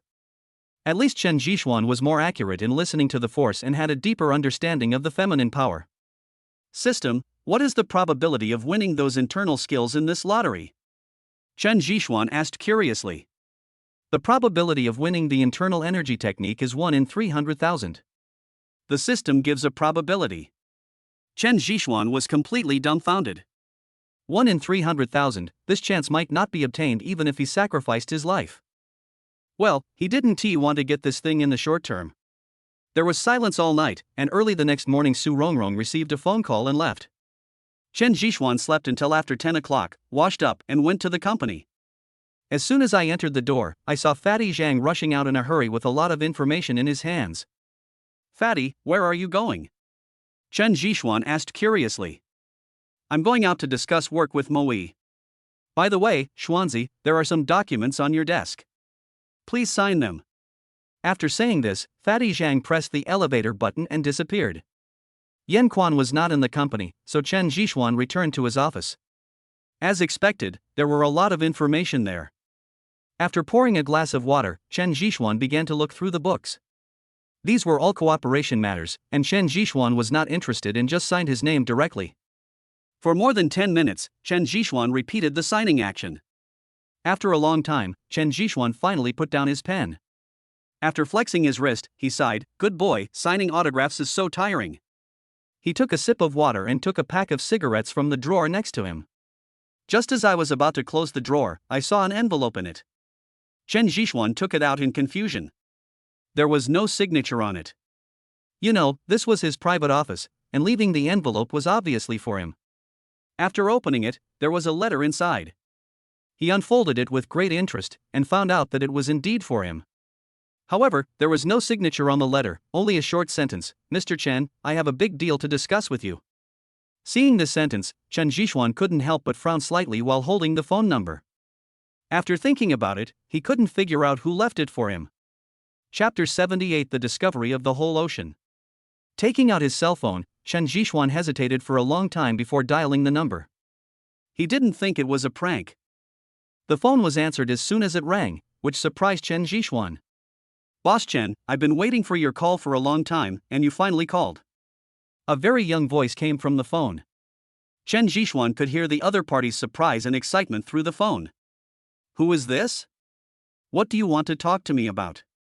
Chen Zhishuan asked curiously as he lit a cigarette. "Actually, it's nothing. I just want to cooperate with Boss Chen. Don't worry, I'm not a liar. I asked MOE to help pass the message to you. If you don't believe it, you can ask MOE to verify it." The other party was afraid that Chen Zhishuan would misunderstand, so he hurriedly explained.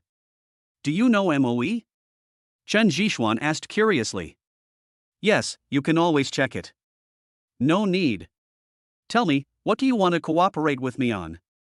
Chen Zhishuan flicked the ash off his cigarette. "This is a big matter. If you have time, come to number 323 Jianxi Road. I'll wait for you at the door," the other party said softly. "Okay." Chen Zhishuan also understood that if it was really a big collaboration, it would be difficult to explain it clearly over the phone. After putting down his phone and smoking a cigarette, Chen Zhishuan rushed to number 323 Jianxi Road. Jianxi Road is located at the southernmost end of the flower market. It is now an area to be developed. Many outsiders and people who work in the flower market live near Jianxi Road. After getting off the car, Chen Zhishuan looked at the house number and took out his cell phone again. Just as I pushed it out, I saw a young man running out from the yard. His hair was very messy with water droplets on it. It was obvious that he had just washed his hair. "You must be Mr. Chen. My name is Quan Dahai, you can call me Dahai." Quan Dahai introduced himself. "Chen Zhishuan." Following Quan Dahai into the yard over there, he did not go upstairs, but walked into the basement. "Mr. Chen, my life is a little tight, please don't despise me." Quan Dahai let Chen Zhishuan in awkwardly. The entire basement was divided into many rooms, and Quan Dahai only occupied one of them. After entering the room, Chen Zhishuan realized what a mess it was. Socks and underwear were all over the place. The only tidy place was the table over there. The table was very clean. There was a computer and keyboard on it, and a lot of books next to it. While Quan Dahai was tidying up the clothes beside the bed, he pulled out a stool from under the clothes and placed it next to the computer. "Please sit down," Quan Dahai said softly. "Okay." Chen Zhishuan did not dislike it. You know, when there was no system, he was also living in such a miserable situation. His monthly salary was only enough to support himself, and he was single, so he didn't need to pay attention to anything. Quan Dahai took a disposable paper cup and filled it with water for Chen Zhishuan, then sat down opposite Chen Zhishuan. "Tell me, I'm curious about what you want to cooperate with me on?" Chen Zhishuan said with a smile after taking a sip of water. "Mr. Chen, don't you know that you play stocks?" Quan Dahai whispered. Chen Zhishuan thought for a moment, then replied, "I played for a while when I had nothing to do before, but as you know, few outsiders can make money, so it's called tuition." Seeing Chen Zhishuan openly speaking out about his shortcomings, Quan Dahai felt that he had received a kind of unspoken respect. "Mr. Chen, it's easy since you have had contact with stocks. My cooperation this time is about stocks. I wonder if you are interested," Quan Dahai said as his hands skillfully flew on the keyboard. After more than 10 seconds, he turned the display screen to Chen Zhishuan. "Japan's stock market trading chart?" Chen Zhishuan murmured as he looked at the stock trading chart.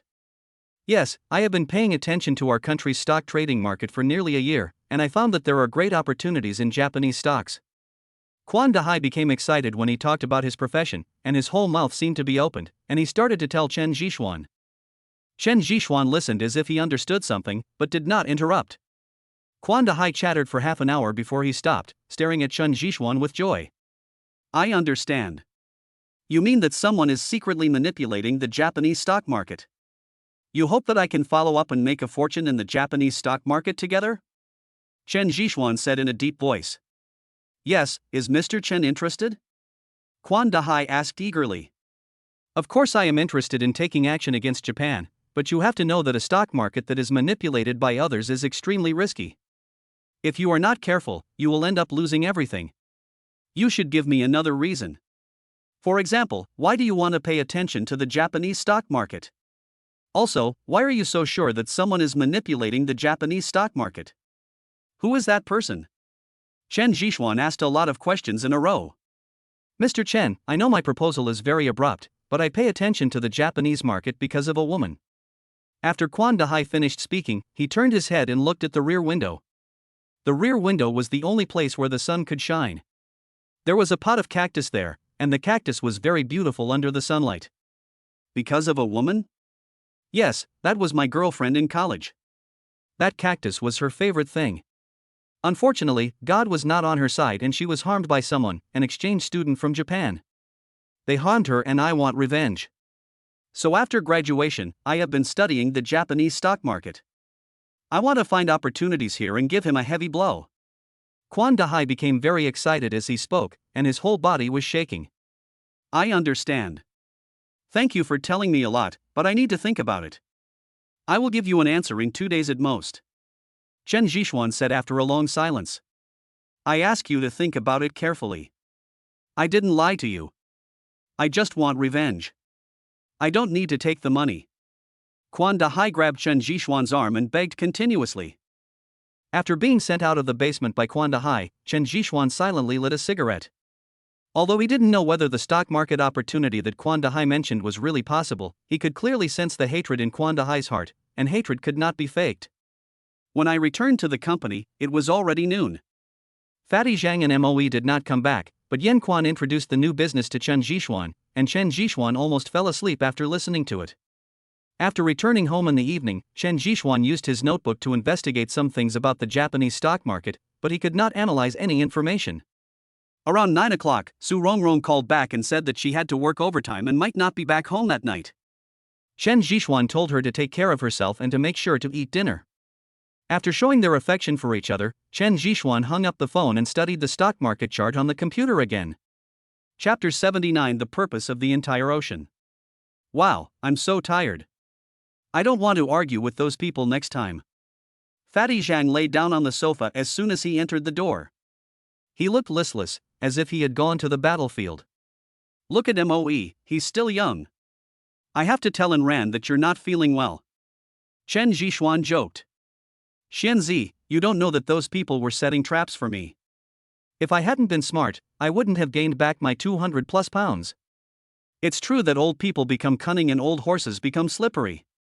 This saying is absolutely true. Fatty Zhang complained. Come on, you are such a cunning boy, are there any people plotting against you? Chen Zhishuan didn't believe it. When Moe passed by Chen Zhishuan, he saw Chen Zhishuan studying the stock market chart, and then asked curiously, did you see the sea? I feel like vomiting when I see the sea. Fatty Zhang said jokingly. Chen Zhishuan ignored Fatty Zhang and nodded, saying, yes, I saw the envelope today and contacted him. What do you think? Moe said after taking a sip of water. I should be the one asking you this. You brought me this information, and now you don't want to say anything? Chen Zhishuan asked back. Moe was silent for a few seconds before he spoke. Quan Dahai and I have known each other for 3 years. At that time, he had not yet graduated. One time, I went to his school to look for someone and happened to meet him. At that time, he was discussing the stock market with a friend. I sat over and listened for a while. I found that he was very sensitive to stocks and had his own judgment on the market. So we got to know each other. At the same time, I gave him 3,000 yuan to help me operate. In just 15 days, he returned 6,000 yuan to me.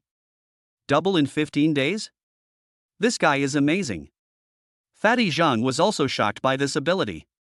Yes, it was only 15 days. I thought he was only staying for a short period of time. Since then I wanted to recruit him into Xingxing Group. Unfortunately, he graduated and I was tricked by someone, so I never had the opportunity. He contacted me some time ago and said there was a big deal. As you know, I'm still a worker and can't afford a big deal, so I introduced Xianzi to him. I didn't expect him to be so serious and wrote a letter for me to bring it over. Moe said slowly. This guy is a talented person. If we have a chance, we can recruit him to us. I am also interested in his stocks. Fatty Zhang said, putting his arm around Moe's neck. Since you praise him so much, it seems that he is not bragging. But he must have heard about you. Why don't you apply for a job?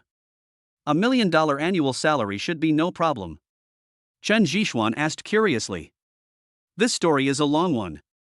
Quan Dahai had a girlfriend, who was the campus belle. I don't know what she saw in him, but she followed him. I saw that guy showing his affection to me all the time for 3 years. But in the year of graduation, his girlfriend was harmed by some exchange students from Sakura country. I don't know what happened to that girl, she couldn't get over it and jumped off the building to commit suicide. This matter caused a lot of uproar at the time. Unfortunately, the other party was too powerful, so the guy could only accept the final result. But they didn't give up, but kept thinking about revenge. Moe took the computer and handed it to Chen Zhishuan in less than a minute. Is this the thing? Chen Zhishuan looked at the content above and turned his head to ask. Yes, although this happened more than a year ago, he hasn't forgotten it, and those exchange students are all from the Mitsubishi Group in Sakura country. Everyone knows that the Mitsubishi Group is one of the 4 giants in Sakura country. How can he shake it alone? Now he comes to the door and says that he has seized an opportunity. Moe explained the whole cause and effect, and the fat man over their side. Damn it, Xuanzi, we have to help this guy no matter what and give the Sakura people a good beating. The fat man said indignantly. Chen Zhishuan was not so impulsive. He quietly lit a cigarette and thought. Okay, you don't have to get involved in this matter. I have my own considerations. If this is really an opportunity, I don't mind taking a big bite of Mitsubishi Heavy Industries meat when I help him get revenge. Chen Zhishuan sneered. Good job. By the way, hasn't my sister-in-law come back yet? The fat man said, looking around. No, I'm working overtime tonight. By the way, Fatty, it's time for you two to move out. After all, it's not good to hang around in front of me all day. Chen Zhishuan said to Fatty Zhang with a playful look. I knew you would say that, a guy who is inhumane to the opposite sex. But where can Lao Mo and I go? Fatty Zhang said, rolling his eyes at Chen Zhishuan. I also bought a villa next door. You can move there. It's right next to it. Chen Zhishuan handed over a bunch of keys. That's better. We agreed to move tomorrow, but I don't feel like moving today. Fatty Zhang said shamelessly.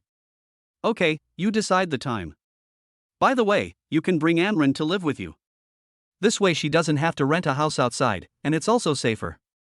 Chen Zhishuan reminded. You tell me. I'll go discuss it with Amran right away. Fatty Zhang left happily, leaving Moe all alone. They had agreed to live together, but now he was excluded again. Early the next morning, Chen Zhishuan went to the airport to pick someone up. After waiting for a long time, a fat man came out, chewing gum in his mouth. Sancher, here. Chen Zhishuan called out.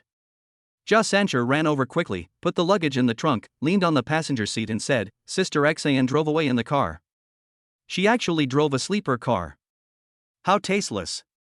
I know you still said that I won't get my car back. Chen Zhishuan shook his head and smiled bitterly.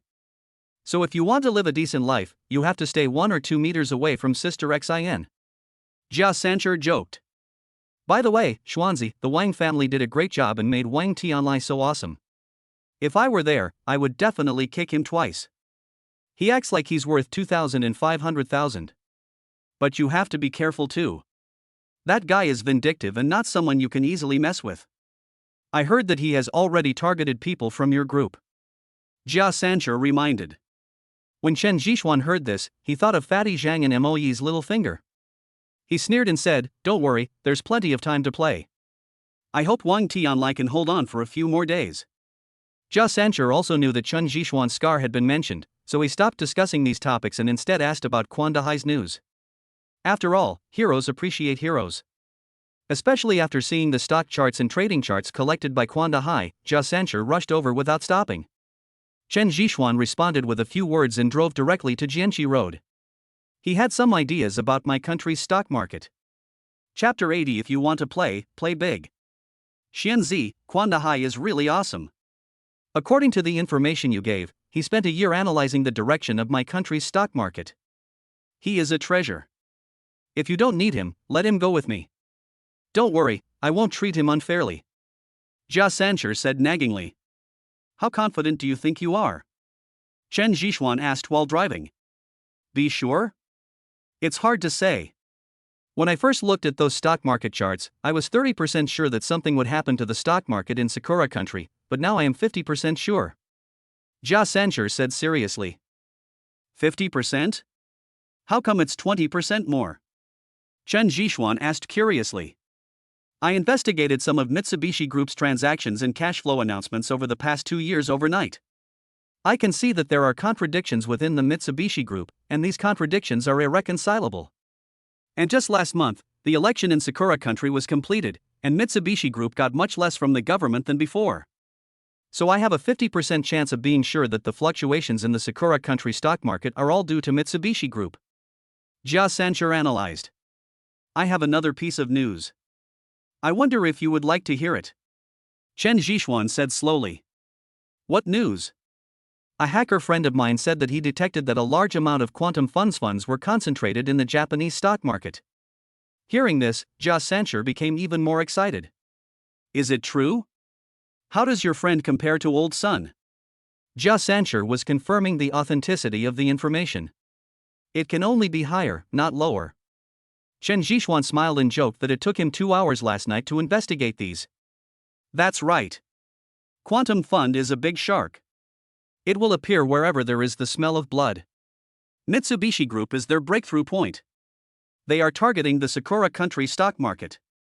This is an unprecedented opportunity. Jia Sancher's eyes narrowed and he began to rub his hands unconsciously. How confident are you now? 100%. I can't wait. Jia Sancher said with a smile. The car stopped outside and Chen Zhishuan went straight to the basement. As soon as I entered, I saw several people knocking on Quan Dahai's door continuously. The door had been dented by the sticks in their hands. Seeing this, Chen Zhishuan walked over step by step. Make way, we want to go in, said Chen Zhishuan. Boy, do you live here? Tell Quan Dahai that it's time for him to pay back the money he owes. The little yellow-haired man in front of him was smoking a cigarette and fiddling with the baseball bat in his left and right hands. Click. At this moment, Quan Dahai's door opened. It was only after he heard Chen Zhishuan's voice that he dared to open the door. You dare to come out, kid. The little yellow-haired boy immediately smashed Quan Dahai's head with the baseball bat in his hand without any hesitation. Chen Zhishuan grabbed the baseball bat and with a simple pull and push, the baseball bat in the little yellow-haired boy's hand was in his hand. Fuck your uncle, you dare to touch me, brothers, come on. The little yellow-haired man stared at Chen Zhishuan and shouted viciously. The 2 thugs next to him immediately rushed over and hit Chen Zhishuan with the things in their hands. The baseball bat in Chen Zhishuan's hand only flashed 2 after images, and then the 2 thugs knelt in front of Chen Zhishuan, hugging their legs and crying. Don't come over here, or I'll call the police. The little yellow-haired boy was frightened and spoke incoherently. A gangster called the police? When the police come, who do you think will believe, you or me? I forgot to tell you that my girlfriend is a criminal police captain. Do you want me to call her over to handle it? Chen Zhishuan said playfully, staring at the little yellow-haired boy in front of him. Well, I don't want the money anymore. Is that not okay? The little yellow-haired boy begged for mercy. Don't refuse. I'll help him pay back whatever he owes you. Chen Zhishuan immediately took out his wallet. 3,009. Said the little yellow-haired boy. It's not much. Chen Zhishuan took out 5,000 yuan. Mr. Chen, I only borrowed 1,000 and used it for less than a month. Quan Dahai said next to him. Usury? The rate has increased by 2,900 in 1 month? You guys are really evil. Jia Sancher next to him said in surprise. 5,000, take it and get out. If I see you again, be prepared to leave lying down. Chen Zhishuan threw the money over. The little yellow-haired boy hurriedly picked up the money and fled away with his little brother. Thank you, Mr. Chen. Quan Dahai was very grateful. He really had no way to deal with these people. Don't be so polite, just call me Zhishuan. By the way, I came here to introduce you to a friend, and also to tell you that I'm here to play with you. Chen Zhishuan said with a smile. Quan Dahai, right? I'm Jia Sancher, just call me Sancher. Jia Sancher said with a smile. Mr. Jia, please come in, please come in. Quan Dahai greeted from the side. It's still as messy as before, without any change at all. After sitting down, Chen Jishuan handed Quan Dahai a cigarette, then lit it and said, Sancher also plays stocks. This time I came here just to talk to you. By the way, how much money do you need? Quan Dahai was stunned for a moment, then raised a finger and said, I only need 10 million, and I can at least get 30 million in return. Only 10 million? There's a piece of news I haven't told you. Quantum Fund has set its sights on Mitsubishi Group. There's no point in making such a small move. How about I personally invest 100 million? If you want to play, play big. Jia Sancher said with a smile. 100 million? Quan Dahai was shocked. Yes, 10 million is too little. I have here how much you need, just tell me. Sancher is right, if you want to play, just bite off a piece of his flesh. Anyway, it's not our own country. Chen Jishuan said. Quan Dahai was silent. There was nothing he could do. The money was too much for him to digest the news for a while. Thank you. Quan Dahai suddenly knelt down. There's no need for this. Chen Jishuan hurriedly helped him up. I also know about your girlfriend's affairs. Let's use this stock market event to get revenge. Jia Sancher patted Quan Dahai on the shoulder. Yes, I will. Quan Dahai said seriously. By the way, from now on, you are an employee of our Starlight, and your environment has to change. After all, the conditions here are not good. If the network is disconnected, I will suffer a great loss. Chen Jishuan said half-jokingly. Xingguan? With MOE? Quan Dahai stared at Chen Jishuan and asked. Why? Don't want to? Yes, yes. Quan Dahai nodded hurriedly, fearing that Chen Jishuan would go back on his word. That's fine if you're willing. Go pack up the things you think are valuable. I'll contact the moving company immediately. Chen Jishuan instructed. Soon, the people from the moving company were waiting in the yard, and Quan Dahai just packed his computer and the cactus. To him, the other things were just necessities of life. Chapter 81 Negotiation. So, are you afraid that I will take the person away? That's why you are so anxious? Jia Sancher deliberately said in a low voice. That's right, I kept a close eye on the people. I was really afraid of your methods. I was afraid that you would sell me out. I was even helping you count the money. Chen Jishuan replied humorously. Well, it's true that birds of a feather flock together. Following Sister Xin, all of you have become bad. Jia Sancher said helplessly. Really? How about I tell this to Shiner? Chen Jishuan stared at Jia Sancher with amusement. Okay, I was wrong, Brother Xian, my dear brother, please forgive me. Jia Sancher surrendered immediately. It was meaningless. He didn't want to provoke the witch Xin. When he arrived at Fatty Zhang and Moe's new place, Quan Dahai still felt like he was dreaming. There are many rooms here. You can choose one. Then I will take you to the company and complete the entry procedures for you. Then I can safely hand over the funds to you for operation. Chen Jishuan looked at everything that had been settled and greeted Quan Dahai. Quan Dahai naturally had no objection and followed Chen Jishuan to Xingguan. Chen Jishuan asked Moe to draw up the contract. Chen Jishuan finally breathed a sigh of relief after seeing Quan Dahai sign the contract. He looked at Jia Sancher beside him and said, Don't worry about it, Sancher. She is already mine. Your people, okay? Really, when are we going to take action? Jia Sancher said with a sneer. I don't know either. It depends on Boss Chen's decision. Quan Dahai said. The day after tomorrow, my friend has confirmed that something big will happen the day after tomorrow, so we will also take action the day after tomorrow. Chen Jishuan said in a deep voice. How much money do you need? I'll prepare it. Fatty Zhang next to him asked. Don't touch the company's money. I will get the money in the evening. 500 million, plus Sanchi's own 100 million, 600 million should be enough. Chen Jishuan said after thinking for a while. 600 million? Isn't it a bit too much? What if the other party targets us? Moe beside him hesitated. Not much. The Quantum Fund's target is Sakura country, and our target is also Sakura country. The two sides have nothing to do with each other. We just need to keep up with the pace, Jia Sancher said with a smile. It has been decided. We will start the action the day after tomorrow. Quan Dahai has also been assigned a separate company to go there with Jia Sancher to study strategies. Chen Zhixuan drove to TNI Club. After all, he couldn't take out 500 million in cash right now, so he needed the help of his ally Meng Ruyan. On the 7th floor, Chen Zhixuan sat opposite Meng Ruyan and stated his request. 500 million? What do you need so much money for? Meng Ruyan was very curious. Earn some extra money, Miss Meng. Is 500 million a lot? Not much, right? Chen Zhixuan said. See, how much liquid funds do we have left in our account? Meng Ruyan turned her head and asked see. 700 million, only 700 million. Si replied. Give Zhixuan 500 million yuan, no need to write an IOU. Meng Ruyan ordered. Si went there to handle it, and Chen Zhixuan was not worried that Meng Ruyan would not lend him money. You know, new energy technology cannot be measured by money. And Meng Ruyan was not afraid that Chen Zhixuan would run away. If he ran away and did not pay back the money, then he would not have a share of the new energy technology. I'll give you the money, but you have to do me a favor.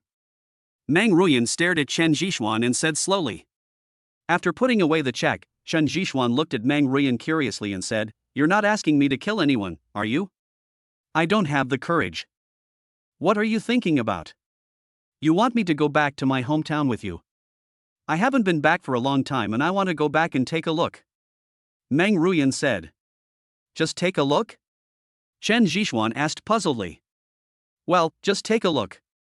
When you have time, just accompany me for a walk. Meng Ruyan nodded. I'm available anytime, you set the time, but it would be best if it's a week later.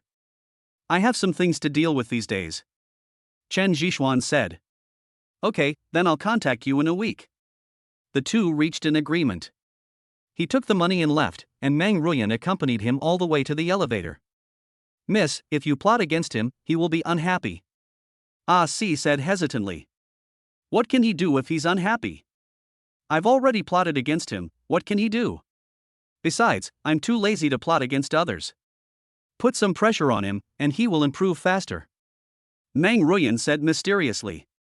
On the Xinguang side, Chen Zhixuan had already handed the check to Fatty Zhang, who was in charge of it and awaiting Quan Dahai's orders. In the evening, Chen Zhixuan went directly to the police station. He had no choice but to ask for her help because Su Rongrong had to work overtime again. This time he came to take her away by force. When I arrived at the police station, I saw several people wailing there and holding up a banner saying something about how they treated human life as worthless and how lawlessness was going on. Chen Zhixuan was not surprised. After all, this kind of thing often happened in the flower market. However, it was the first time he saw someone causing trouble like this in the police station. Officer Chiu? What's going on? Chen Zhixuan looked at Officer Chiu, who was standing aside with a sad face, and immediately leaned over to ask. Alas, it's all because of that girl Rongrong. She was too impulsive. Several young people went to prostitutes and didn't pay. As you know, we have been cracking down on this aspect. Those people came to make trouble, saying that their children were innocent and asked them to release them. Said Officer Chiu. What does this have to do with Rongrong? Chen Zhixuan asked curiously. It was because one of the young men was so bold as to touch Rongrong, and ended up being beaten by Su Rongrong and sent to the hospital. Officer Chiu said helplessly. Good fight. If I were here, I would definitely defeat him. Chen Zhixuan said coldly. Well, you two are a couple who follow the same path. I can't afford to offend you. The patient has almost recovered after treatment and is being locked up inside. But the family members don't agree and have made a scene here. It's already the second day. I can't eat or sleep. If they continue to make a scene like this, something will definitely happen. Officer Chiu explained. Can I go in and take a look? Chen Zhixuan asked. Okay, you can also persuade Miss Rong and let her say a few words. As for prostitution, just deal with it according to the regulations. I can't stand it if it goes on like this. Officer Chiu said. Chen Zhixuan nodded, and then followed him into the police station. After going in and understanding the situation, Chen Zhixuan did not persuade Rongrong, but asked her to handle the matter impartially. As for the matters outside, he would handle them. After going out, Chen Zhishuan walked straight towards the people who were causing trouble. Who is the leader among you? I am Su Rongrong's boyfriend. Tell me if you have anything to say and don't make trouble here. Chen Zhishuan shouted. Soon, everyone gathered around, talking at once, and some were even preparing to do something bad. Fortunately, this is the police station with a special location, so they dare not move. Chapter 82, It is impolite not to reciprocate. After finding a deserted place nearby, Chen Zhishuan called everyone over. Tell me, what can you do to stop causing trouble? Chen Zhishuan asked, looking at the family in front of him. It's simple. Our demands are very simple. Release my son and compensate us for our medical expenses. Otherwise, we will come here every day. A middle-aged man came out and said. When Chen Zhishuan heard this, he knew that he had met a professional. He had seen quite a few of them before, but he never expected that he would encounter these scoundrels one day. It's impossible to let him go, and it's also impossible to pay compensation. Chen Zhishuan said with a smile. Are you kidding me? The middle-aged man came over with a small stool. I have money, a lot of it, but why should I give it to you? If you don't leave now, I have plenty of time to play. I will pay someone to play with you. I just hope you won't regret it then. Chen Zhishuan stared at the middle-aged man coldly, his tone becoming increasingly gloomy. Scare me? I've seen everything. You people won't cry until you see the coffin. I want to see if there is anyone who will do anything about the officials bullying the people. Also, I have recorded the video and will put it online for you later. The middle-aged man took a mobile phone from the side and pointed it at Chen Zhishuan. Chen Zhishuan rubbed his cheeks, adjusted his hair and said, I'm not an official. I'm just a person. I haven't told you anything about touching my girlfriend, and you still want money? I'm telling you, I've seen all kinds of cheating methods. You can do whatever you want, but don't regret it. That family wouldn't listen, and everyone took out their cell phones. Seeing that these people were not going to listen, Chen Zhishuan didn't say another word and went straight into the police station. I'm telling you, don't do anything rash. Looking at Chen Zhishuan's gloomy face, Officer Chiu persuaded him. No, I am a legal citizen, but dealing with these people requires some different means. Chen Zhishuan sneered. After finding a computer with Officer Chiu, Chen Zhishuan went in alone. An hour later, Chen Zhishuan came out with a thick stack of documents in his hand. Officer Chiu, I'm sorry to trouble you again. I hope you don't mind. Chen Zhishuan handed it over casually. Officer Chiu was still confused, but after watching for a few minutes, his brows furrowed. Where did you get these things? Asked Officer Chiu. A friend of mine helped with the investigation. Now you can deal with those people with justification. Chen Zhishuan said with a smile. For an hour, Chen Zhishuan investigated the records of these people in the flower market. Who would have thought that these people were vagrant criminals and they all had criminal records to some extent? No one knew who gave them the courage to gamble at the police station. Perhaps they had read too many 36 stratagems and thought that the police station was the safest place. With the information provided by Chen Zhishuan, Officer Chiu immediately asked someone to verify it. An hour later, Officer Chiu had requested the dispatch of special police. Looking at the people making trouble outside, Chen Zhishuan blew out a smoke ring and said, God will punish you for what you have done. And those people didn't react at all, they just continued lying there, every movement was so skillful. More than 10 minutes later, when the gate was closed, the SWAT team members surrounded the area. What are you doing? What are you going to do? The middle-aged man in the lead immediately exclaimed and pointed the video screen in his hand at the SWAT team members over there. Wang Laosi, don't you know clearly? Then let me tell you, 3 years ago, you organized a gambling gathering in the suburbs of the flower market. You ran away at that time and were not caught. I didn't expect that you would dare to come here to cause trouble. You are really not afraid of death. 2 years ago, you were drunk and caused trouble, and were eventually released on bail. Do you think that's the end? Last month, you went to act as a medical agent and beat up a doctor. You can't have forgotten these. Officer Chiu sneered while holding the stack of papers. With every word Officer Chiu said, Wang Laosi was completely dumbfounded. Don't look, we're still here. You're all vagrants. Now you're all caught in one fell swoop. Come in and talk with us. At Officer Chiu's order, everyone was taken into the police station. How do you know the details of those people? You know, a lot of things are covered up and it's hard for us to grasp them. Su Rongrong next to him asked curiously. She felt that Chen Jishuan was becoming more and more mysterious. Ha, I can only say that your skills are not up to par. By the way, it's time to come back at night, Chen Jishuan said, hugging Su Rongrong's slender waist. How is that possible? You brought so many people in at once. Everything will be fine this week. Su Rongrong shook her head. So, I'm the one digging my own grave? Chen Jishuan was speechless. Why, you can't bear to leave me? Su Rongrong said with a sweet laugh. Of course, I can't sleep without you, Chen Jishuan said as he prepared to take action. Come on, don't mess around. I'll spend a few days with you after I'm done with my work here. I'm going to be busy now, Su Rongrong said and ran away, fearing that Chen Jishuan would do something out of line. Looking at Su Rongrong's disappearing back, the smile on Chen Jishuan's face disappeared instantly. When he was investigating just now, he found out that these people were hired by Wang Yu. He really didn't expect that the descendants of the Wang family would resort to such tricks. At the same time, it also made Chen Jishuan more vigilant. It is not scary for a person to lose his life. What is scary is that a person loses his dignity. The Wang family's tactics have already begun. Jishuan, you've helped a lot this time. Officer Chiu walked over with a smile. Chen Jishuan immediately put away his emotions and greeted him with a smile. After staying for a while, Chen Jishuan finally had to leave alone. I went back and told Fatty Zhang what I found. Fatty Zhang rubbed his brows and said, this is a warning from others. It won't be so simple next time. We all have to be careful. You and MOE should not go out casually recently.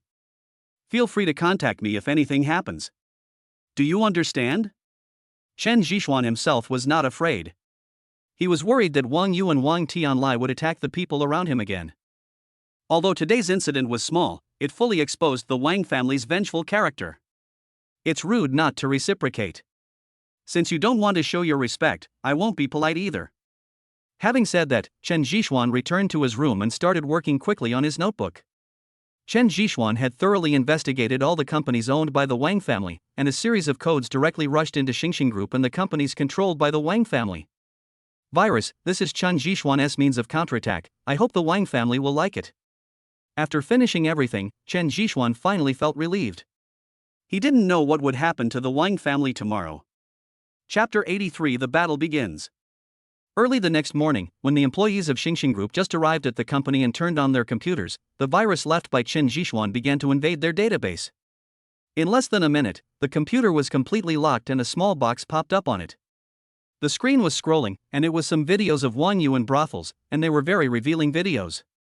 This shocked everyone completely, and they couldn't help but stare at the video and start discussing it. Look, this is the life of rich people. It's really decadent. Who says it's not true? Young Master Wang looks so handsome, but he's actually a little beast behind the scenes. Who is so bold as to do such a thing? I don't know, but the young master of the Wang family is famous. Young Master Wang should go to work in Sakura country, and it will be easy for him to become a star. Shoo, be careful, someone might be watching us. Xingxing Group has become a mess, and the competent authorities are overwhelmed. No matter how their technicians fiddle with it, they cannot remove these programs. In the end, they can only use the most primitive method, unplugging the power supply. It's not just Xingxing, many companies under the Wang family are like this. When the news reached the Wang family, Wang Qingshui threw his beloved teapot to the ground, and the scalding tea splashed all over Wang Yu. Who is it? Who dares to target my Wang family like this? Check it out for me and find out who did it. Wang Qingshui shouted to the housekeeper next to him. Dad, do you think it was that guy Chen Jishuan who did it? Wang Yu said with a stiff face. Chen Jishuan? Did you provoke him? I told you 800 times, don't provoke him now, and wait until everything stabilizes. Did you do something bad secretly and get caught in the act? Wang Qingshui immediately suspected Wang Yu. Wang Yu quickly shook his head to indicate that he did not do anything wrong. Xiaoyu, the old man has given Tianlai such an opportunity. When Tianlai is thoroughly familiar with everything in my Wang family, Chen Jishuan will be just a flea. Don't be impulsive and don't act recklessly, disrupting the old man's arrangement. Otherwise, you will have no place to beg for mercy. Wang Qingshui warned coldly. Wang Yu nodded quickly. He knew what the old man was planning and dared not do anything rash. Notify our company that has been invaded by the virus.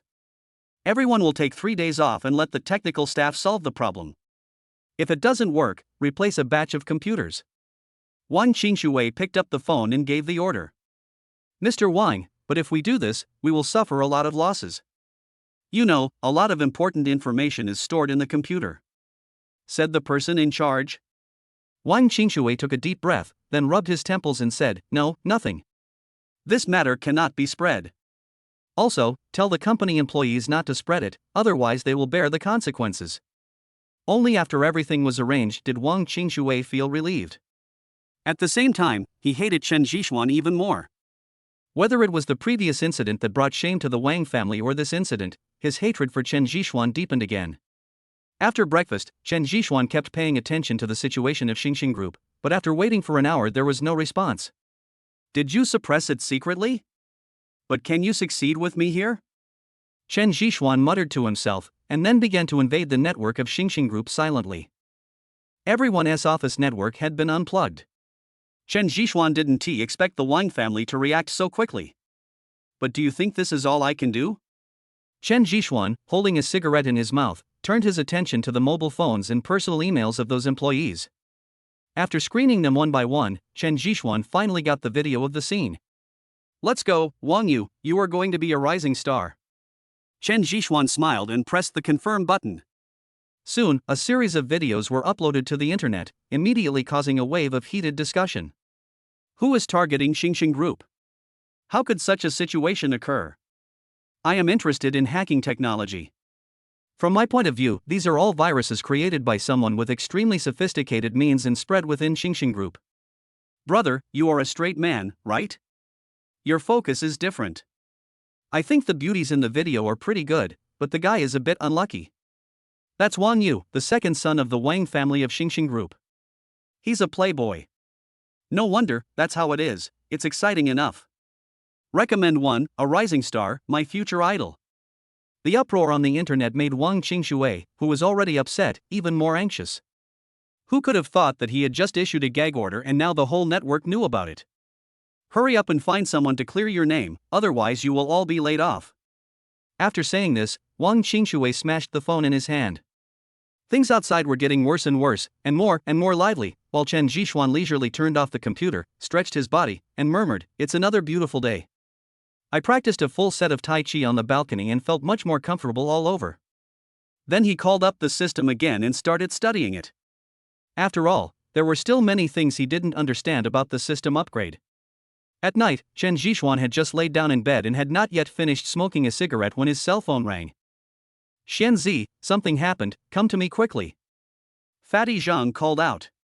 Chen Zhixuan immediately jumped out of the window and rushed to Fatty Zhang's villa in his slippers and pajamas. At the gate of the villa, Fatty Zhang was waiting for Chen Zhixuan anxiously. "What's wrong? Are people from the Wang family coming?" Chen Zhixuan asked, looking around warily. "No, it's the stock market." The quantum fund took action and began to sweep up the stocks of the Sakura Country Sanling Group in large quantities. The stock began to fall wildly. Fatty Zhang said anxiously. After hearing this, Chen Zhixuan finally breathed a sigh of relief. After all, he had just slapped the Wang family in the face during the day and was afraid that they would do something desperate. When I entered the room, I saw Moe, Quan Dahai and Jia Sancher were all there, and all three computers were turned on. Awesome. If Quantum Fund doesn't take action, it will be a thunderous blow. Jia Sancher shouted excitedly over there. Follow the market. Quantum Fund's offensive is very fast and will not give Sanling Group much time. Quan Dahai, who was standing next to him, tapped quickly on the keyboard with a thin layer of sweat on his forehead. Chen Zhixuan didn't understand, and he also knew that he shouldn't ask now, so he just looked at everyone silently. In the entire villa, there was only the sound of 3 people typing on the keyboard and some words of transaction. For half an hour, none of the 3 of them took a break. An hour later, the whole sea finally stopped and started moving. The quick movements caused his fingers to cramp as he was moving them on the table. Chapter 80 for the shark behind. What happened? Chen Zhixuan watched them stop what they were doing and asked curiously. Quantum Fund is a hungry wolf. It has already pulled down the stock price of Sanling Group to an all-time low. Sanling Group has also reacted and started to push up the price. Now all we need to do is watch the show. Jia Sancher at the side took a sip of his drink, crossed his legs and smiled. That's right, who could have known that the Quantum Foundation would choose to take action at this time? If it weren't for Dahai watching, we might have missed this opportunity. MOE was also very excited. You know, this was a virtual war worth 600 million. I just checked. There was a nuclear leak in Sakura country. The leak occurred within the scope of Sanling Heavy Industries, and Sanling Group is responsible for it. Fatty Zhang said while holding his mobile phone. I see. It seems like Quantum Fund has received the news a long time ago and has been waiting for this moment. I wonder if stock investors in Sakura country will jump off buildings starting tomorrow. Jia Sancher played with the pen in his hand playfully, his two little eyes narrowed completely. After listening to these words, Chen Zhishuan felt relieved. But don't be careless. The Quantum Fund is too ruthless and will leave no one alive. If the Sakura government takes action, we will be in trouble. Quan Dahai beside him reminded. Come on, I'm well aware of the little things going on in Sakura country. The government will have to take action at least tomorrow. After all, the person taking office now is not the candidate recommended by Sanling Group. People will repay favors, and they will also hold grudges. Jia Sancher said with certainty. Looking at the numbers jumping on the computer screen, Chen Zhishuan took a sip of water and didn't know what he was thinking. Half an hour later, the stock price was pulled back again at a very fast speed, even higher than the previous price. How about it? Are you selling it? MOE asked Quan Dahai over there. Quan Dahai shook his head and said, Don't worry, it's not that easy. Let's take a rest first. This battle won't end so soon. Chen Zhishuan didn't understand, but since the two professionals had spoken, he could only return to his room. In the room, Chen Zhishuan had just laid down when he received a call from Meng Ruyan. Ms. Meng, aren't you going to rest so late? Do you have something to talk to me about? Chen Zhishuan asked curiously. Zhishuan, what a good trick. Did you know in advance that these things would break out in Sakura country, so you asked me for so much working capital? Meng Ruyan asked in a low voice. How could that be? I just found out about it. What's the matter, Miss Meng, want to play some fun? Chen Zhishuan asked puzzledly. Don't play for fun, but I'm giving you a reminder. You'd better withdraw before noon tomorrow. This is a trap. Retail investors can't survive. I don't even dare to go in. Aren't you afraid that you'll be left with nothing? Meng Ruyan reminded. What's the meaning? It's very simple. Quantum Fund is just a hungry wolf, and there is a big shark behind it. If we don't withdraw by noon tomorrow, the big shark will swallow everything. Meng Ruyan was still playing charades. Chen Zhishuan wanted to ask something, but Meng Ruyan had already hung up the phone. After lighting a cigarette, Chen Zhishuan didn't know why Meng Ruyan suddenly called him. Quantum Fund is just a hungry wolf, but there is a big shark behind it? He became more and more confused, and at the same time he had a bad feeling in his heart. After explaining the matter to Fatty Zhang, he stopped thinking about it. After all, this was not an area he was proficient in. I spent the whole night in silence. When I opened my eyes the next morning, it was already past 9 o'clock. After a quick wash, he went to Fatty Zhang's villa. As soon as he pushed the door open, a smell of cigarette smoke wafted out. Wherever you look, there are cigarette butts everywhere on the ground. 4 people with dark circles under their eyes were still guarding the computer, and there were quite a few instant noodle buckets next to them. What's going on? You didn't get any rest all night, did you? Chen Zhishuan asked curiously. Xianzi, the shark is coming. Fatty Zhang said with all his strength. Shark? Chen Zhishuan walked over, only to see Jia Sancher handing him a piece of paper. Wang family? Chen Zhishuan looked at the news above and felt very unwell. Yes, last night I used my connections in the circle to start investigating the driving force behind the Quantum Fund. I just got some clues. It should be the Wang family. Jia Sancher coughed. His throat was a little dry after smoking all night. It's impossible. How could the Wang family have such great power? You know, that's the Sakura country. Chen Zhishuan frowned in disbelief. The Sakura country has a lot of foreign exchange reserves, which cannot be shaken by the Quantum Fund and the Wang family alone. What if we add the United States? Moe looked up and asked. The United States? The Wang family is cooperating with the United States? Chen Zhishuan looked at Moe in disbelief.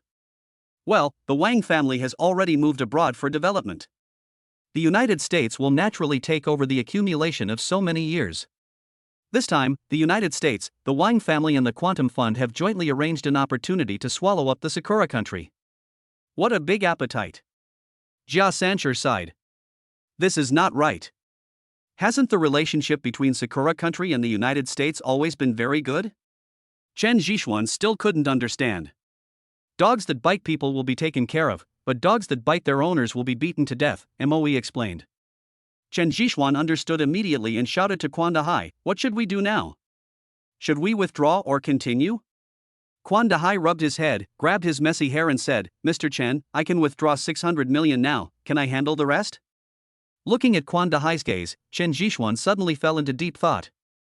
You want to dance on the edge of a knife, but don't be stupid. We have gained 2 billion this time. Moe hurriedly stopped him. If they stop now, they will definitely make money, and even more than triple their original capital. If they continue, they will really be swallowed by sharks. Mr. Chen, I don't want to give up just like that. I want the Mitsubishi Group to die. I want those second-generation rich people who rely on the Mitsubishi Group to beg on the streets. Quan Dahai said viciously. At this moment, he fell into madness. Okay. Chen Zhishuan finally agreed. Thank you. Quan Dahai knelt down in front of Chen Zhishuan and kowtowed 3 times. Chen Zhishuan did not dodge but accepted it. This is what he deserves. 2 billion was taken away just by kneeling. I'll help you. Jia Sancher stood up with a smile, lit a cigarette skillfully and said. Thank you. I'll help you too. I want to see if I really can't keep up with the pace of the times. It's just a shark, right? Even if it swallows us, I will make him feel bad. Moe seemed to be 10 years younger, and he became full of fighting spirit. Chapter 85 Dancing on the Tip of a Knife. It is impossible for one person to shake an entire country, but the entire ocean in front of him chose to do so. Maybe he may not succeed, but Chen Zhishuan believes that he has already won, and this belief is invincible. Time passed by little, and the minute hand had reached 12 noon. It's coming.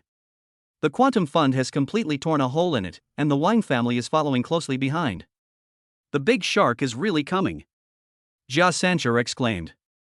The price that was originally raised by the Sakura country fell again in an instant and fell to the freezing point. Can you poop? Moe next to him stared at Quan Dahai and asked. Quan Dahai didn't say anything, but muttered something that no one could understand, and his eyes kept looking around for something. At the T&I Club, many people had already been guarding Meng Ruyan. Everyone was listless, having fought for a whole night. Moreover, many Chinese families participated in this swallowing plan. Miss, all the goods have been cleared out and the Americans have come in. Ah-Si reported. Well, I know, how much is the income? Meng Ruyan said. 3 billion yuan. Said Ah-Si. The Wang family has really made up their minds this time and gambled their entire fortune. However, after this, the Wang family has completely stood up. Grandpa Wang made a good move. If this was not China, the layout would be restricted. Otherwise, with Grandpa Wang's character, he would definitely take action here as well. Meng Ruyan took a sip of tea and said. Indeed, Mr. Wen and his men have already issued an order and closed the domestic stock market at the same time. Ah-Si said. It takes a lot of courage to close the stock market. Mr. Wen is also aware of the dangers of this. By the way, have Chen Zhishuan and the others withdrawn? Meng Ruyan asked. Our people said not yet. The big retail investors have all retreated, but there is still one person left there, and that should be Chen Zhishuan. Ah-Si replied. Why don't you stop? What on earth do you want to do? Meng Ruyan muttered to herself while looking at the green shade in the distance. What's the matter? It's been 4 hours, and you still haven't made a decision? This is the lowest point, and it won't get any higher. Once the United States makes a fatal move again, we will definitely not be killed by the attack. Jia Sancher shouted to Quan Dahai. No, there is still a chance, the stock market will not fall like this. Quan Dahai kept shouting, and the whole person became crazy. Die Hai, that's enough. We can still get away now. After all, we don't know to what extent the United States wants to achieve. If the freezing point is broken, all efforts will be over. MOE also kept persuading Quan Da Hai over there. It will take some time, but it will definitely rebound, it will. Quan Da Hai stared at the computer screen, bloodshot in his eyes. Chen Zhishuan lit a cigarette. Although he did not understand the twists and turns of the stock market, he knew that Quan Da Hai was waiting for an opportunity for a complete reversal, an opportunity to escape unscathed and to suppress the final blow of the Sanlang Group. 1 cigarette, 2 cigarettes, 3 cigarettes, the lighter kept buzzing. He's back, he's back. Another hour later, MOE on the other side shouted excitedly. I guessed it would bounce back. This is my last chance. Quan Da Hai almost jumped up. Slingshot theory, the Sakura country wants to sweep everyone out once and for all. Jia Sancher understood it immediately, and he was no longer worried, with a hint of a smile on his face. No, it's impossible for Sakura country to go out less often. Quan Da Hai kept shaking his head. What? Why? Jia Sancher was confused. Okay, now is not the time to talk about this. When will we let go? MOE interrupted their conversation. Don't be in a hurry. Let it rise slowly. We will release it when it reaches the peak. Quan Da Hai said mysteriously.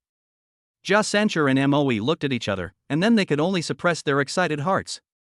Within an hour, stocks in Sakura country recovered across the board, especially Sanlang Heavy Industries, which recovered very quickly, returning to its previous price in almost half an hour. Let's do it. Close all positions without leaving a single cent, Quan Da Hai said suddenly.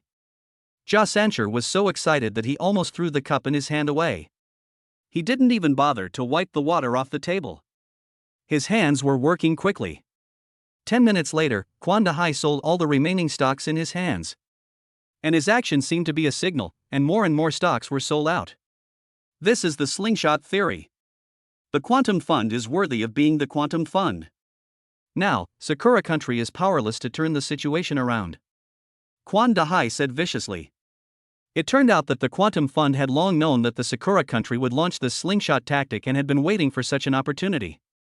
When the slingshot was pulled to the bottom and rebounded to the highest peak, it took advantage of that gap to throw down a large stone to completely suppress the so-called slingshot, leaving the Sakura country with no room for rebound. Awesome, I thought so. This time we are pulling out the teeth from the tiger's mouth. The Sanlang Group is going to be disbanded.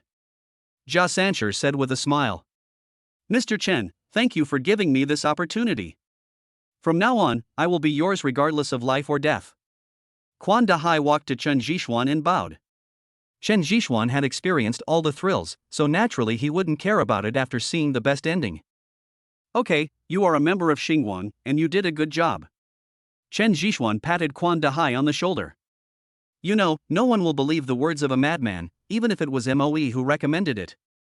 Quan Da Hai had approached many people before to discuss cooperation for revenge, but was rejected by everyone. It was Chen Zhishuan who gave him the capital, allowing him to participate in this battle and avenge his girlfriend personally. He will never forget this. How much have we earned? Do we still have the 2 billion? Fatty Zhang asked in a money-grubbing manner. 20 billion? That's just a drop in the bucket. Do you know how much we got when we finally closed our positions? 6 billion, 10 times more. Jia Sancher gestured, waving 2 fingers. 6 billion? It's made, it's really made. Fatty Zhang shouted with his mouth wide open, his saliva almost dripping out. But Chen Zhishuan was not happy at all. He had obtained 6 billion, but what about the Wang family? He had a headache when he thought about it. Money was not omnipotent, but in foreign countries, money was omnipotent.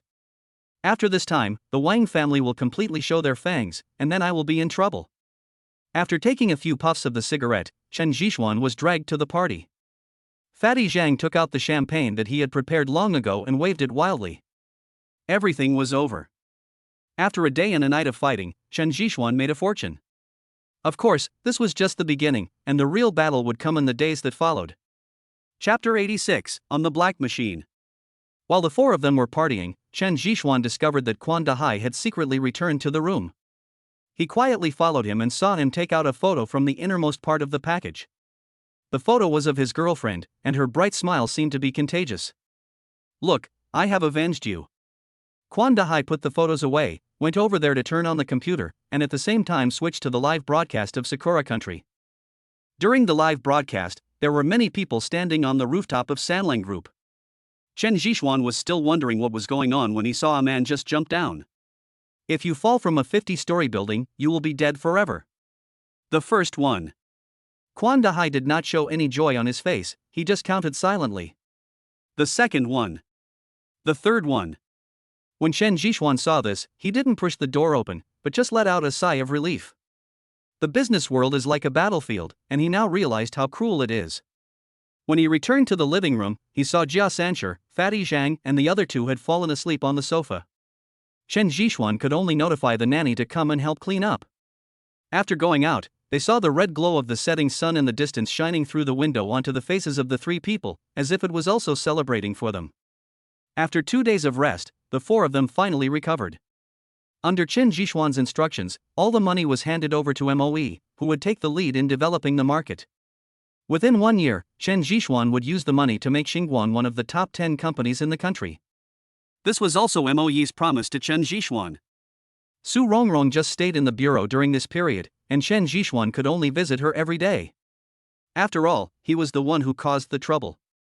That day, when Chen Zhixuan was about to go out, he saw Ah Si already waiting at the door. "Mr. Chen, congratulations." Ah Si congratulated with a smile when they met. "Do you have something to talk to me about?" Chen Zhixuan asked curiously. "Mr. Chen is really a forgetful man. Could it be that you have forgotten what you promised our young lady?" Ah Si said slowly. Chen Zhixuan reacted instantly and could only sit in Ah Si's car and follow him to TNI Club. Meng Ruyan had been waiting for a long time. When she saw Chen Zhixuan coming, she smiled and said, "Let's go." Before Chen Zhixuan could say anything, Meng Ruyan had already sat next to him. The tempting smell of perfume filled his nose, and Chen Zhixuan could only sit quietly aside. Ah Si was driving in the front, Chen Zhixuan and Meng Ruyan were sitting in the back, and he actually felt a little nervous. Not bad, dancing on the edge of a knife, and even dug out a big piece of meat before leaving. "I'm really curious about who is behind this. Can you introduce me to him?" Meng Ruyan opened her red lips slightly, and her curious question broke the awkwardness. "Jia Sancher and MOE." Chen Zhixuan said. "It's him, no wonder. But there should be someone else." Although Jia Sancher is very talented, he likes to arrange everything and won't take such risks. MOE has good management skills, but he was at most a traitor in that battle. There must be someone else in command. Meng Ruyan shook her head in disbelief. "It's really gone," Chen Zhixuan said confidently. It was the first time he realized that a smart woman could be so difficult to deal with. "What?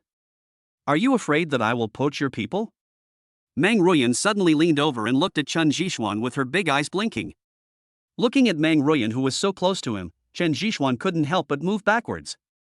"Ha, look how scared you are. Don't worry, sister won't eat you." Meng Ruyan smiled and returned to her seat. When we arrived at a private airport, the plane had been waiting there for a long time. After getting on the plane, Chen Zhixuan drank 2 glasses of water before he calmed down. This time he finally experienced what temptation was and understood the power of Kyoto's #1 rose. Miss Meng, where are we going this time?" Chen Zhixuan asked curiously. "Are you asking so many questions because you're afraid that I will sell you out?" Meng Ruyan turned her head and asked. "No, I'm just worried that I can't do it well." Chen Zhixuan touched his nose awkwardly. He, it's not a big deal actually. I just want you to pretend to be my boyfriend. Don't worry, it's only for a few days, and everything will be fine soon." Meng Ruyan said it without hiding it. "What? Are you kidding me?" "Get off the car, don't stop the plane, I want to get off the plane." Chen Zhixuan struggled to stand up. Meng Ruyan looked at Chen Zhixuan and then deliberately said, "Why, man, are you so scared by such a small thing? Or do you think I have wronged you?" After she finished speaking, Meng Ruyan slowly moved closer to Chen Zhixuan. In Chen Zhixuan's eyes, Meng Ruyan, with her curvy figure, was like a ferocious beast, and he could not avoid her. "No, aren't you making me hate you? I'll be in trouble if Rongrong finds out," Chen Zhixuan said as he kept leaning back. Suddenly, Meng Ruyan stretched out a finger and pointed it under Chen Jishuan's chin, then said very gently, "Don't worry, it's okay, there won't be any hatred, and Rong girl won't be so petty, what do you think?" Well, Chen Jishuan was on a black plane and couldn't get off even if he wanted to. "Just stay quiet, it will only be there in a few hours." Meng Ruyan stopped teasing Chen Jishuan and sat aside to rest. As expected of a private jet, it had everything you could imagine. Chen Jishuan picked up a bottle of red wine, opened the lid and started drinking. 7 hours later, the plane finally landed. After exiting the cabin and looking around, he asked blankly, "Is this still China?" "Of course not, this is the United States, and my parents are on vacation here." "Don't worry, they won't sell you out." Meng Ruyan chuckled and then took Chen Jishuan's arm. Feeling the warmth from Meng Ruyan's body, Chen Jishuan subconsciously wanted to pull his hand away. "Get used to it, and don't mess up your performance, otherwise I will be angry," Meng Ruyan threatened. Chen Jishuan could only enjoy the helpless tenderness and followed Meng Ruyan into the car over there. Through the car window, Chen Jishuan looked at the streets of the United States. There were unfamiliar faces everywhere, but he didn't speak any foreign language yet. "System, are you here? I want to exchange for foreign language proficiency," Chen Jishuan shouted silently in his heart. The exchange mall has been opened for the host. Looking at the exchange price, Chen Jishuan was speechless. It took 7 days of sign-in rewards to redeem a foreign language proficiency certificate. He gritted his teeth and exchanged it directly. Ding! Congratulations to the host for redeeming foreign language proficiency. Please accept it. Chen Jishuan leaned back in his chair, and soon that feeling of enlightenment came into his head again. After more than 10 minutes, many more languages appeared in his head, not only Mido, but also languages of other countries, a total of 25 languages. Chapter 87, Bad Mouth. "What are you thinking about so intently?" Meng Ruyan said curiously as she looked at Chen Jishuan. "Nothing, I'm just curious about what life is like for people here. Can they really make money without doing anything every day?" Chen Jishuan replied casually and took out his mobile phone to edit a text message for Su Rongrong. "How can you not work? Work is needed everywhere. Don't be fooled by the appearance that Americans have a lot of free time. This is all an illusion. The purpose is to create an atmosphere that others will yearn for and become their workers," Meng Ruyan explained. "Oh, just like those people who moved to Beijing." "Yes, only a few people who come to Beijing to work can succeed, less than 1%. The rest just contribute to the local people. They give all their hard-earned money to the landlord, and after eating and drinking, they still live the same as before," Meng Ruyan said incisively. Chen Jishuan turned his head and stared at her, then half-jokingly said, "You have such a deep understanding. It seems that you have also been to Beijing?" Meng Ruyan was silent for a while, then said, "I didn't go to Beijing, but I have experienced that kind of life. It's hard to imagine how I survived, but it's all over, isn't it?" Chen Jishuan became more and more curious. In his memory, Meng Ruyan was high and mighty, and was given the golden key since birth. In his opinion, it was not easy for her to say such words. When she said she had experienced it, he still had a little bit of disbelief. The car was shuttling through the streets and Meng Ruyan didn't say another word. Chen Jishuan didn't ask, and the two of them just stayed in silence until they reached a villa area. Villas abroad are much better than villas in China. Whether it is the surrounding environment or the surrounding streets, they are so quiet, giving people a feeling of being hidden in a bustling city in their spare time. It is neither as lonely as returning to the mountains, nor as complicated as the bustling city. "Miss, we're here." "Ah," she said respectfully while standing outside the car. Meng Ruyan stared at the manor in front of her for a long time without getting out of the car. Chen Jishuan wanted to get out and get some fresh air. First he took the plane and then took the car. He was almost suffocated. Leaning aside and lighting a cigarette, he began to appreciate the villa in front of him. The entire villa should be a product of the last century and has a very old feel, especially the decorations and the paint used on the exterior, which give people a strong sense of history. The area is not small. Looking around, Chen Jishuan has not seen the wall yet. The grass on the ground is very green and neat. I guess someone is mowing it regularly. The lives of rich people are filled with the smell of money. Chen Jishuan shook his head and sighed. Compared with this place, my own villa is really dwarfed and not worth mentioning. You are also a rich man. You made so much money a few days ago. If you like, you can get one for yourself. Meng Ruyan said as she put her arm around Chen Zhishuan. Forget it, I only have that little money for my wife, so I'd better keep it. Chen Zhishuan smiled awkwardly. Meng Ruyan ignored Chen Zhishuan, but lowered her head silently and walked forward step by step. From her expression, you could tell that she was worried. Walking on the cobblestone path next to him, Chen Zhishuan kept looking left and right, feeling a bit like Granny Lu entering the Grand View Garden. Hey, who did I think it was? Isn't this the eldest daughter of the Meng family? Why did she bring a wild man home this time? It seems like she wants to fight for the inheritance? At this moment, a pinched voice came over, and Chen Zhishuan subconsciously turned his head. But I saw a middle-aged woman over there, who was dressed very fashionably and had a thick pearl necklace around her neck. She was dressed very luxuriously. There was also a foreigner standing next to her, who was very tall and had very fair skin. What was rare was that Meng Ruyan did not refute, and did not even look at the man, and continued to walk forward with Chen Zhishuan. Sister, you're back. Before I took a few steps, I saw a young man running towards me from behind. Meng Ruyan finally reacted, turned her head and revealed her original smiling face. Little brother, long time no see. Sister, is this my brother-in-law? He's a little bit handsome, but much better than that Wu Yuchen. The young man was very sweet-mouthed and made Meng Ruyan laugh as soon as they met. Let me introduce you. Chen Zhishuan is your brother-in-law, and this is my younger brother Meng Honling. Meng Ruyan introduced. Hello, brother-in-law. Meng Honling called out politely. Chen Zhishuan felt his pockets and found that he had not brought anything with him, so he just took out a box of Zongnanhai cigarettes. I came in a hurry, how about you have one? Chen Zhishuan awkwardly handed over a cigarette. Meng Honling stared at the smoke in front of her, not knowing how to respond for a moment. Your brother-in-law is like this, he likes to joke. This is for you. Remember to be careful when you drive out. Meng Ruyan handed over a pair of car keys. Thank you, sister. Meng Honling was very happy holding the key. You poor bastard, I really don't know what you like about him. The harsh voice came from the side again, and Chen Zhishuan couldn't help but frown slightly. Uncle, how can you say that to your brother-in-law? Besides, haven't you already left my Meng family? Why are you coming back? Although Meng Honling is not very old, he is very good at arguing with people.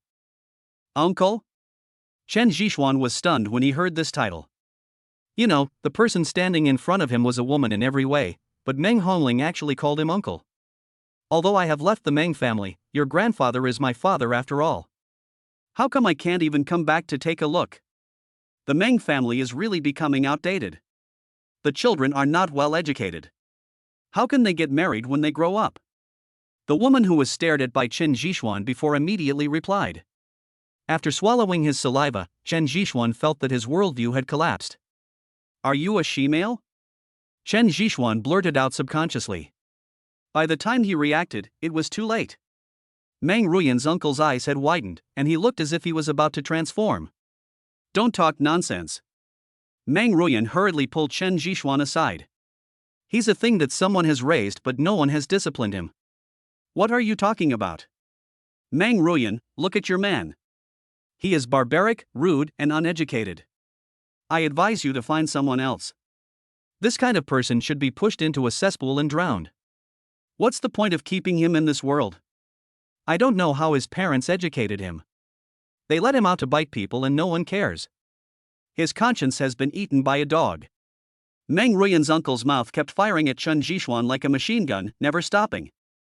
Chen Zhishuan originally didn't want to cause trouble for Meng Ruyan, but Meng Ruyan's uncle became more and more excited as he talked, so Chen Zhishuan simply slapped him. Chapter 88, A Dozen Seconds of Fighting. It was finally quiet. After a slap, everyone fell silent and didn't say a word. Meng Ruyan's uncle covered his face and stared at Chen Zhishuan in disbelief. After several seconds, Meng Ruyan's uncle screamed, as if he was a dead mouse caught in the door. It was very unpleasant to hear. You bastard, how dare you hit me? Meng Ruyan's uncle yelled and threw the bag in his hand over. The lover next to him also took action and made a boxing gesture. Chen Zhishuan grabbed the bag and threw it away. Honey, teach him a lesson. Meng Ruyan's uncle pointed at Chen Zhishuan and yelled. The tall man immediately took action, but in less than a second, his head hit the grass and he fell into a coma. Brother-in-law is so awesome. Meng Honling next to him exclaimed. Meng Ruyan didn't expect things to turn out like this, and could only stand aside and watch silently. What are you looking at, Shimale? Chen Zhishuan was like this. Since he had offended her, he would not be shy about anything. I'm going to fight you. Meng Ruyan's uncle was so angry that he rushed up desperately, rushing towards her with high heels and claws bared. With a kick, Meng Ruyan's uncle lay on the lawn over there.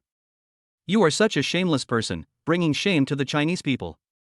You don't want to be a good man, but insist on putting on heavy makeup and acting like a bitch. Oh, I should say a eunuch, you bitch. Chen Zhishuan cursed. You. What do you mean by I? It's really not worth it for me to get angry with such an unfaithful, unfilial, unkind and unjust person like you. Chen Zhishuan sneered. Brother-in-law, how come you are unfaithful, unfilial, unkind and unjust?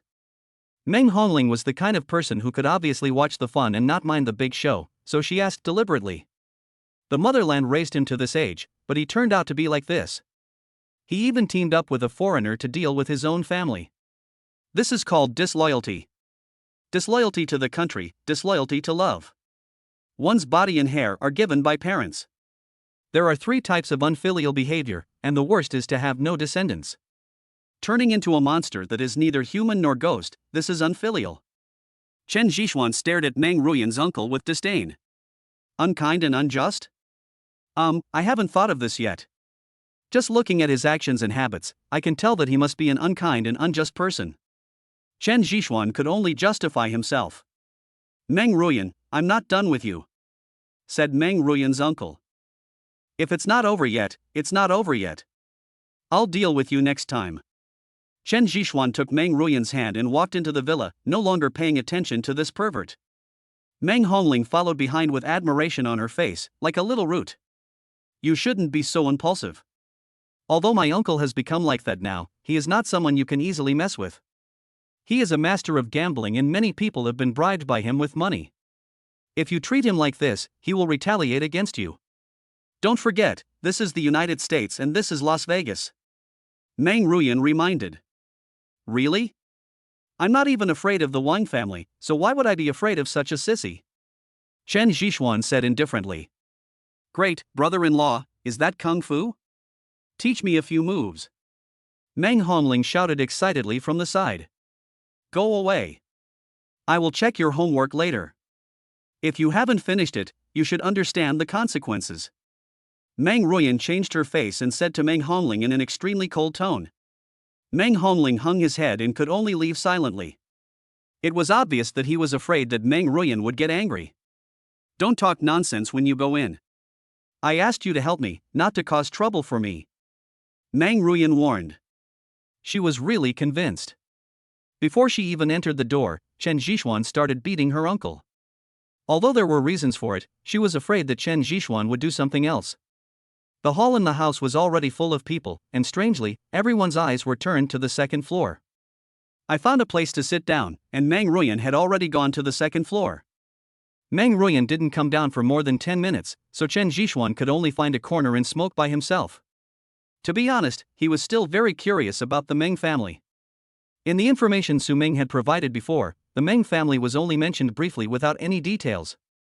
Moreover, he always felt that something was wrong about playing the role of Meng Ruyan's boyfriend.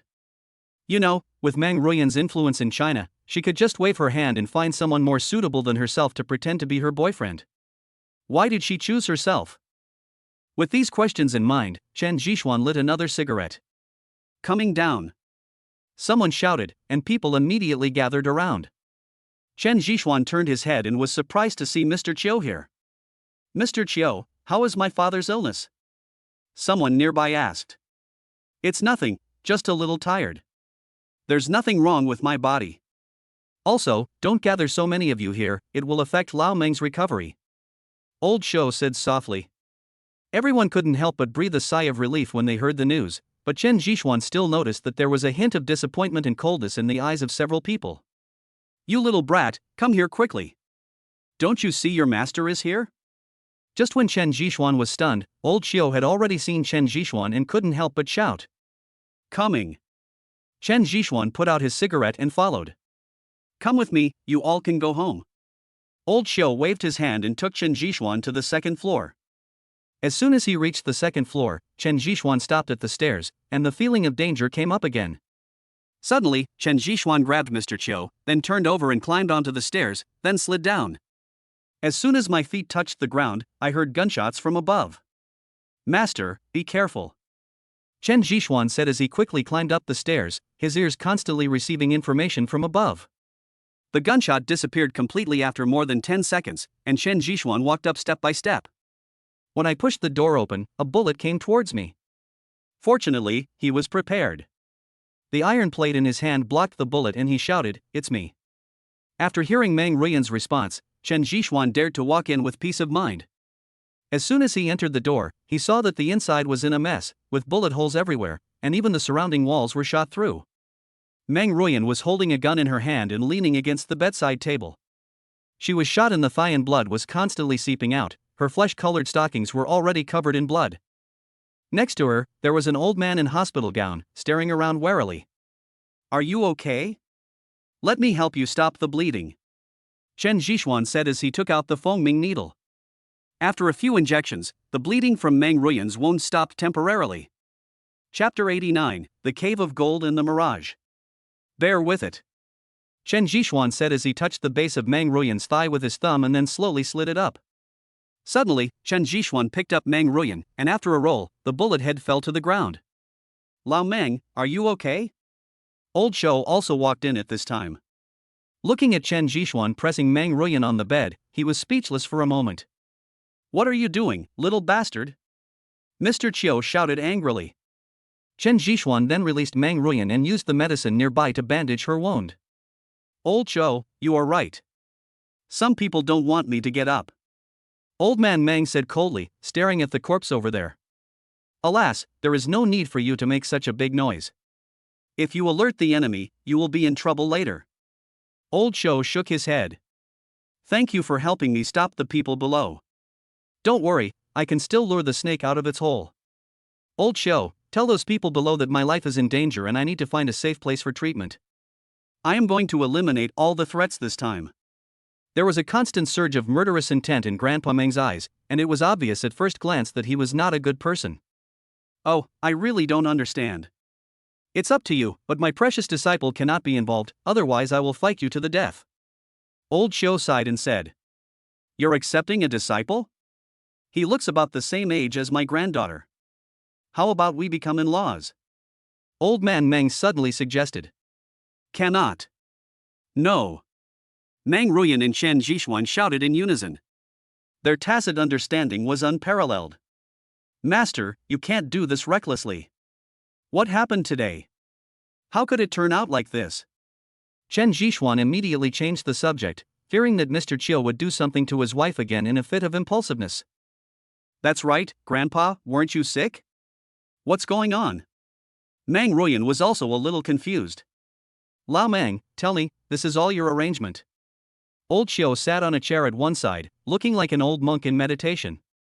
"Actually, it turned out that Mr. Meng was sick before because someone drugged him. After Mr. Chiu's diagnosis, he found out that someone wanted to deal with him, and the person who wanted to deal with him was most likely a descendant of the Meng family. So he deliberately revealed the news that he was about to die, and then Mr. Chiu took over and said that he was fine, in order to lure out the person behind the scenes." As expected, as soon as Mr. Chiu made the announcement, someone started attacking Mr. Meng. After hearing all this, Chen Jixuan sighed that Mr. Meng was really courageous. He used himself as bait to lure those people into the trap.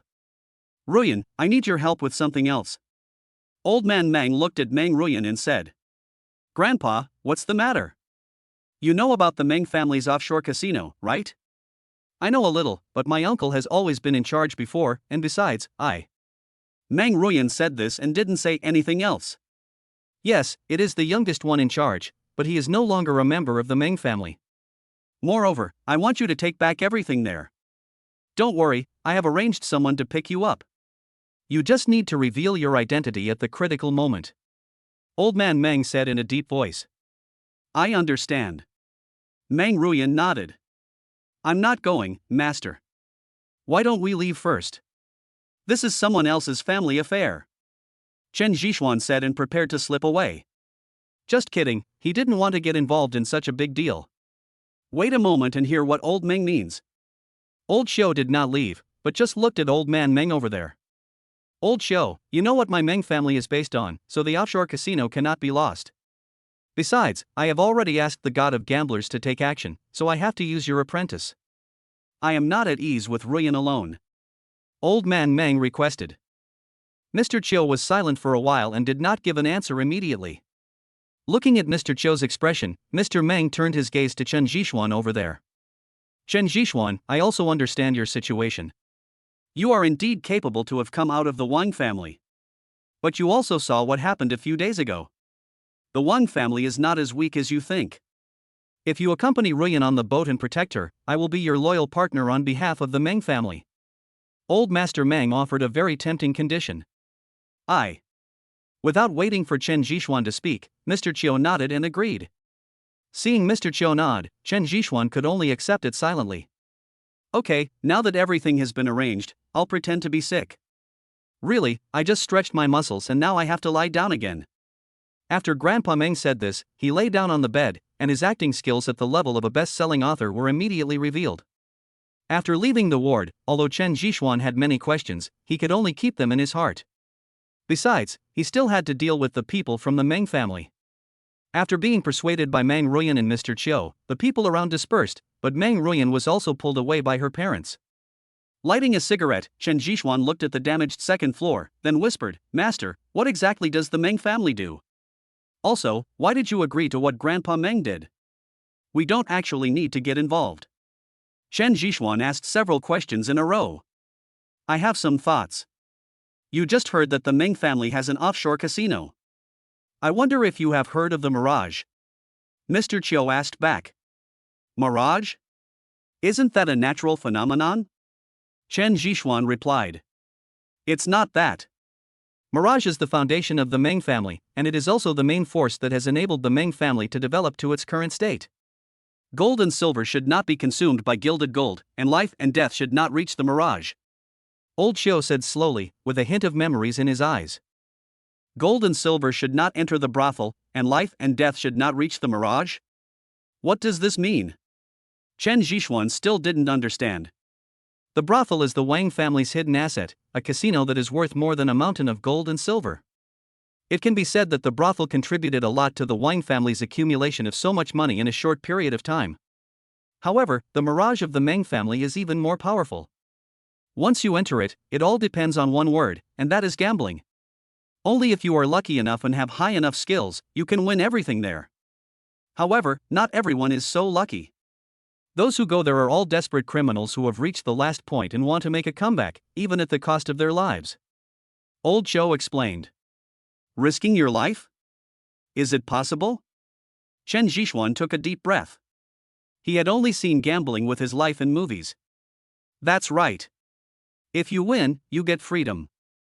If you lose, you'll be homesick. It goes on and on. You have to know that those who get there are either rich or noble. There are so many connections behind each of them. That's why the Meng family will become bigger and bigger. That's why the Mirage is the foundation of the Meng family. Old Xiao sighed.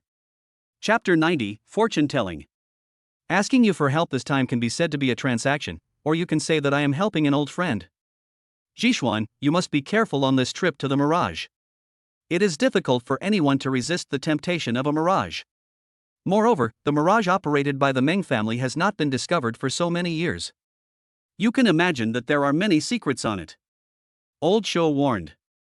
I understand. Chen Jixuan responded. The brothel or the Mirage, the choice is obvious, isn't it? Go and have a rest. Maybe you will leave tonight. By the way, be careful of the youngest son of the Meng family. He has betrayed the Meng family, but he has a lot of power. If you offend him today, he will most likely seek revenge on you," said Mr. Chiu. Speaking of the youngest, Chen Jixuan immediately became interested. He didn't understand who gave him the courage to be a eunuch instead of being the third young master of the Meng family. Speaking of this matter, he can only blame himself. Back then in the Mirage, he was the trump card of the Meng family. He encountered several people from the man-monster country. Those people didn't care and started fighting on the boat. He had no choice but to take action. No one knew what happened that night. The next day, all those people from the man-monster country were dead. They were tortured to death by Meng Qianqiu. Their deaths were very ugly. Meng Qianqiu changed and became more and more feminine. Finally, under the pointing of people, he betrayed the Meng family and became what he is now. Old Shou recounted the past again. A dream of 1,000 years, what a great name. Mr. Meng is really foresight. Chen Zhixuan said with a smile. After waking up from a dream, the man turned into a woman. Okay, don't talk nonsense about some things, and don't just look at the surface. I also came to check his body then, and found that he would not be able to have sex in this life, and there was an extra feminine energy in his body, which only women have. The pain is perhaps only understood by him. After saying this, Mr. Qiu went to rest. Chen Zhixuan doesn't care about these.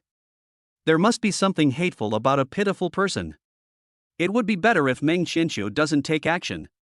If he does, he will not be vague. In the middle of the night, Meng Ruyan's figure appeared at the head of Chen Zhixuan's bed. Miss Meng, are you so interested that you come to see me sleeping so late at night? Chen Zhixuan suddenly opened his eyes. Who's watching you sleep? Let's go, we have to leave. Meng Ruyan said unhappily. Thinking about what happened during the day, her face actually turned slightly red. Because of the darkness, Chen Zhixuan naturally didn't notice it. Are we leaving now? How are we leaving? Chen Zhixuan was very curious. Go this way. Meng Ruyan had inserted a syringe into Chen Zhixuan's thigh at some point. Watching the liquid entering his body, Chen Zhixuan collapsed on the bed. Chen Zhixuan was unconscious, and Meng Ruyan took out a syringe and inserted it into her arm. Soon, the two of them lay there motionless.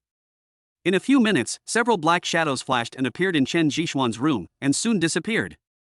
There was nothing on the bed, and the syringe also disappeared. I hope everything goes well for them. Old Man Meng said, looking at the black shadow on the screen. Don't worry, my apprentice is born in the year of the cat and has 9 lives. Mr. Qiu said this, but he was still worried in his heart. When Chen Zhixuan woke up again, he found himself trapped in a space with small lights around him. He could clearly see Meng Ruyan beside him. Wake up. Chen Zhixuan pushed Meng Ruyan. Meng Ruyan rubbed her head and looked around. Ms. Meng, won't you give me an explanation? Chen Zhixuan's face darkened. After all, he was really unprepared for Meng Ruyan. I don't know where this place is. My grandfather said that in order to reach the mirage, you must inject that thing, and I have never been to a mirage. Meng Ruyan said puzzledly, looking at the small lights around. You're really trying to trick your granddaughter. You don't even know that you've been sold by your grandfather. Chen Zhixuan was speechless. Logically speaking, how come Meng Ruyan is such a smart woman? Her IQ drops in front of her grandfather. Don't talk. Listen carefully to see if there are any sounds outside. Meng Ruyan said softly, leaning against the side. Holding his breath, Chen Zhixuan could clearly hear the sound of the waves. Are you in the sea? Chen Zhixuan said with some concern. It seems so, and have you noticed that we are going in circles? Meng Ruyan rubbed his temple. Sea vortex? Chen Zhixuan shouted suddenly. Soon, the space where the two were located began to rotate. The speed was getting faster and faster. The two men couldn't bear it anymore and fainted again. When they woke up, they were already on a cruise ship. The cruise ship was very large, with more than 20 floors and was very spacious all around. Where is this? Chen Zhixuan stood up weakly and looked around. Welcome 2 guests to Mirage. Please register over there and we will arrange a room for you. A waiter came over and said with a smile on his face. Chen Zhixuan stretched his neck, looked down, and found that the space where he and Meng Ruyan were was actually a coffin, which was wrapped in a metal material. Damn it, this is so unlucky. Chen Zhixuan woke Meng Ruyan up and kept mumbling something. Meng Ruyan was also very curious about her surroundings, but she did not show it. She just stood silently beside Chen Zhixuan, holding his arm. You too, please register your gambling money, the waiter reminded. Chen Zhixuan looked at the gambling money registration form in front of him and was very surprised and didn't know what to write. Meng Ruyan did not hesitate and directly wrote her name, followed by a small bracket with a life in it. Are you crazy? Chen Zhixuan pulled Meng Ruyan and said. Meng Ruyan didn't say anything, but just signaled Chen Zhixuan to hurry up. Chen Zhixuan hesitated for a moment, but finally wrote his own name like Meng Ruyan and left his life behind. Welcome to distinguished guests. Your room is on the 20th floor. Someone will take you there in a while. By the way, there are various masks in the room. If you don't want others to know your identity, you can wear a mask. As he spoke, a waiter came out and took Chen Jishuan and the other person to the 20th floor. Chen Jishuan kept looking around on the way. It was pitch black with only the sound of waves. He was sure that he was on the sea and the cruise ship was still moving forward. As for where the cruise ship was going, no one knew and the direction was even more unclear. Chapter 91. Do you know how to gamble? After entering the room, Chen Jishuan was very surprised. The room was more than 100 square meters and the space was very large. It had all kinds of things, including a lot of sex toys. Interesting, the service is really thoughtful. Chen Jishuan said playfully. Stop playing around, check the surroundings to see if there are any eavesdropping devices or something. Meng Ruyan looked around. Don't waste your energy. If Mirage installs surveillance cameras for this purpose, it really won't deserve the name. By the way, why did you add your name when you signed just now? Chen Jishuan was very curious. Writing fate means that we can bet our lives together. Only in this way can we gain the respect of the Mirage waiters. And anyone who gets on the ship will sign the same, so we are no exception. This is the rule of Mirage. Meng Ruyan explained. These are what your grandfather told you, right? Chen Jishuan asked.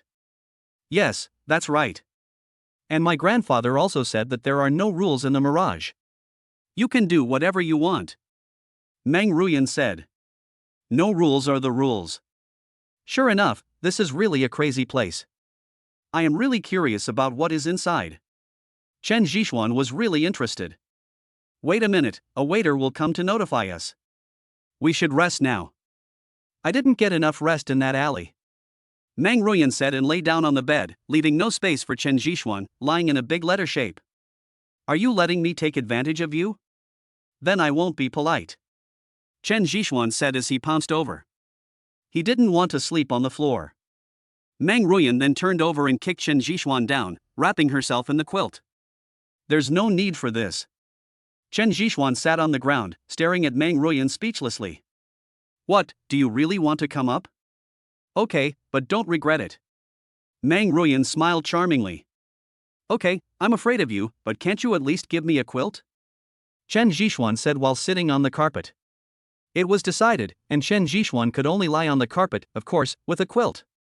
Perhaps because they were not in good spirits, they both fell asleep.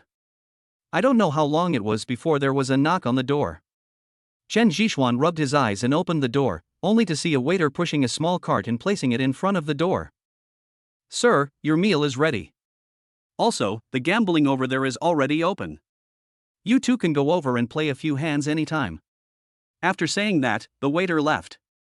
Chen Jishuan pushed the cart into the house. To be honest, he was really hungry. After placing more than 10 dishes on the table, Chen Jishuan woke Meng Ruyan up. It's time to eat, and the gambling market over there has already opened, said Chen Jishuan. After dinner, Meng Ruyan leaned on Chen Jishuan's shoulder again and walked out. Following the corridor, Chen Jishuan took the elevator to the bottom floor of the cruise ship. As soon as he entered, he heard noisy sounds. After walking out of the elevator and looking at the gambling tables around him, Chen Jishuan randomly found a seat and sat down. This kind of gambling scene was the first time he had seen it and it was a bit novel. He found a bunny girl and got a glass of red wine, then shook the glass and took the chips handed over by the waiter.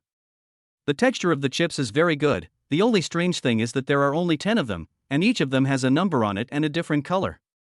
Seeing that the market was about to open, Chen Jishuan placed the 10 chips in his hand directly on the small words. This was a dice-shaking gambling table. The moment after he put it down, everyone stared at Chen Jishuan in surprise. Many people were wearing masks, but Chen Jishuan could sense the surprise beneath their masks. You're crazy. You're playing such a big game right from the start. Meng Ruyan exclaimed. She seemed to want to take it back, but the casino has its own rules. That is, there is no regrets once you land and you have to let go. No, why are you so anxious? What are these 10 numbers used for? Chen Jishuan noticed something was wrong and asked curiously. These 10 chips are your life. The different colors represent your gambling capital. money, power, lover, children, health, organs, house, real estate, etc. are all included in these 10 chips. Put all 10 chips on it and you are gambling your life. Meng Ruyan explained while staring at the dice cup nervously. It's okay, what if I win? Although Chen Jixuan was surprised that these 10 chips meant his life, he was absolutely confident that he would win. I opened the dice cup and saw the numbers 1, 2, 3, and a small 6. Huh, stop messing around. Meng Ruyan finally breathed a sigh of relief. Chen Jixuan's 10 chips were returned, and he had 10 more. So, does that mean I already have 2 lives? Chen Jixuan said with a playful smile. That's the theory. After all, these are just my guesses. This is my first time here too. Meng Ruyan said. Then don't be nervous, let's play slowly. Chen Jixuan put his 10 chips in his pocket and just played with the chips he won in his hand. At this moment, he suddenly stopped, turned around, put his hand on the shoulder of a person in front of him and said, "Brother, that's my life. You shouldn't object to borrowing it for fun, right?" The man smiled playfully. Chen Jixuan did not hesitate. He used more strength in his hands and kicked him in the calf. The man fell to his knees. How about you play with your life for me? Chen Jixuan sneered. A hand reached into the man's pocket and found that there were only 10 chips of his own, and no extra chips. Get out. He kicked the man on the back and was quickly asked to leave by the waiter. There are really no rules. Chen Jixuan put away his chips and looked at the expressions of the people around him coldly. If I hadn't discovered it in advance, I might not have been able to get off this boat. After walking around with Meng Ruyan, they did not find the so-called god of gamblers, but they did see quite a few gamblers who had lost all their money. Each of them was dismissed by Chen Jixuan. Under the mask, he lamented the chaos of this place more and more. Continuing to search like this is like looking for a needle in a haystack. Who knows how many people there are, or whether there are any private rooms. We have to let them come to us. Chen Jixuan shook his head. How do I find it? Win. But I don't know how to gamble. Meng Ruyan said helplessly. You don't know how to play, but I do. Let's go. I'll let you be a rich man for once and experience the feeling of being rich. Chen Jixuan smiled and walked towards the gambling table where they had gambled on the size of the bet. Chen Jixuan only placed one bet each time, but luckily he won every time. After winning 5 games in a row, Meng Ruyan asked curiously, "Do you really know how to gamble?" Chapter 92, Second Floor. It doesn't matter if I win or not, that's all that matters. Chen Jixuan said mysteriously, and then continued to place bets. It was the 13th hand, and Chen Jixuan had 13 more chips in his hand again. With Chen Jixuan as a beacon, more and more people gathered around him. Whatever Chen Jixuan did, the people around him would do the same. Following Chen Jixuan, many people won a lot of chips. Get out of the way, let me do it. At this moment, a man with a fat face squeezed in. He stared at Chen Jixuan, who was holding dozens of chips in his hand. Chen Jixuan had noticed this person a long time ago. This burly man had been playing dirty tricks on several people just now, but he didn't expect that he would follow him. Buy now and leave now. As the dealer over there shouted, everyone turned their eyes to Chen Jixuan. Chen Jixuan casually placed one of the chips on the small one over there. I don't believe it. The 13th round was small, this time I'm betting big. The sturdy man stared at Chen Jixuan and sneered.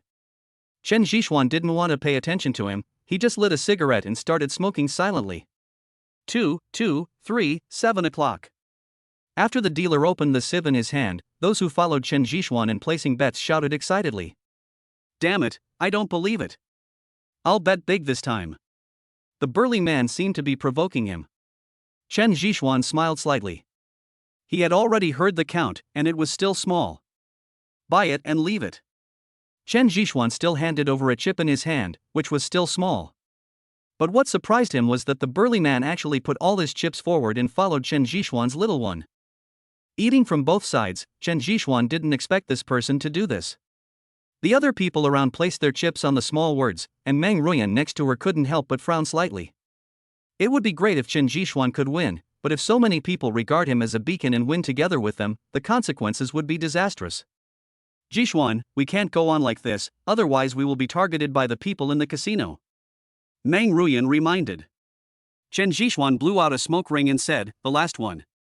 Sir, would you like some drinks? At this time, a bunny girl came over with a tray full of drinks. Chen Jixuan picked up a cup and heard another whisper in his ear, "Sir, you can go to the second floor to play, there is no need to stay here." Hearing this, Chen Jixuan was stunned for a moment, and soon he noticed that the sieve over there moved. The original 1, 2, 3 has now become 4, 5, and 6. It's time to place your bet. 3 seconds left. The dealer shouted.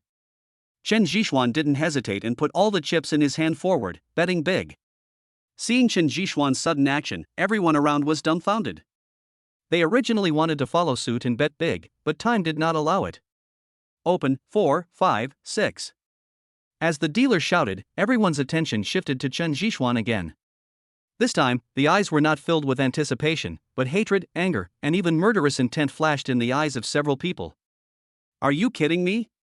The sturdy man looked at how most of his chips had been taken away, and grabbed Chen Jixuan by the collar and said, "Get out." Chen Jixuan spat out a word coldly. "What did you say?" The sturdy man suddenly pulled out the scimitar on his waist and slashed it towards Chen Jixuan's neck. He grabbed the sturdy man's thumb and broke it with force. Ah! Chen Jixuan listened to the big man's wailing and ignored it. Instead, he glanced at everyone present and said, "Don't blame others if you don't have the ability. Others are not your parents and will not forgive you for anything."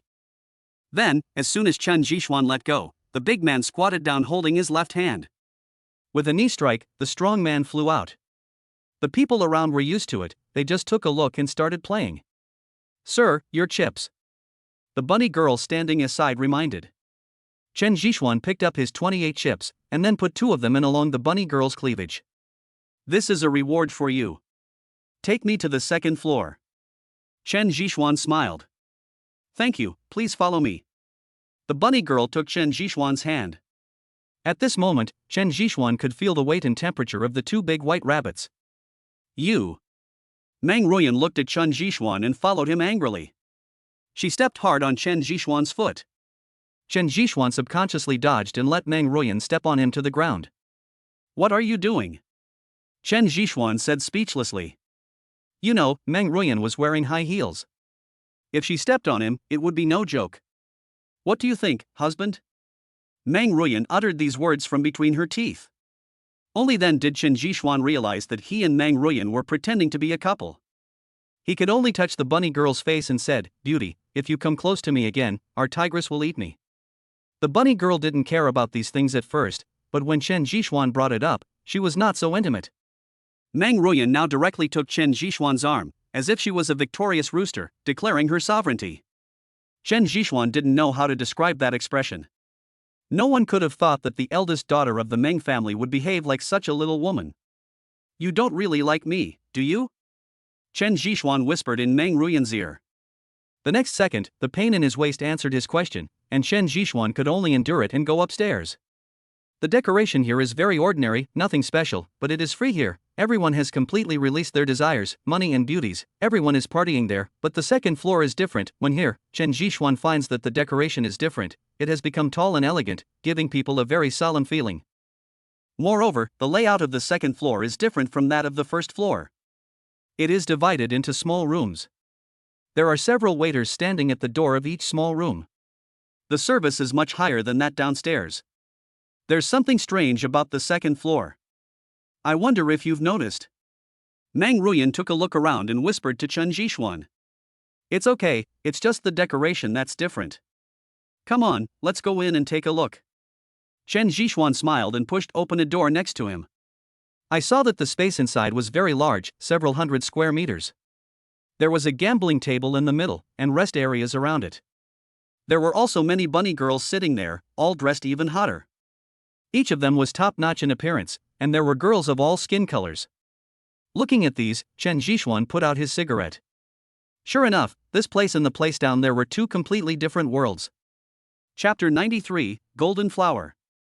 After finding a seat and sitting down, Chen Jixuan looked at the person next to him.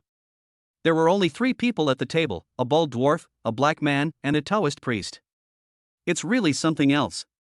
Nowadays, even Taoists come to gamble. There was nothing special about the other 2 people, but the Taoist priest was holding a fortune cat in his hand, wearing a string of cat's eyes on his left hand, and a tiger head on his right wrist.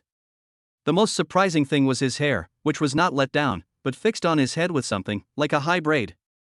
Ladies and gentlemen, sorry for the long wait. Let's get started.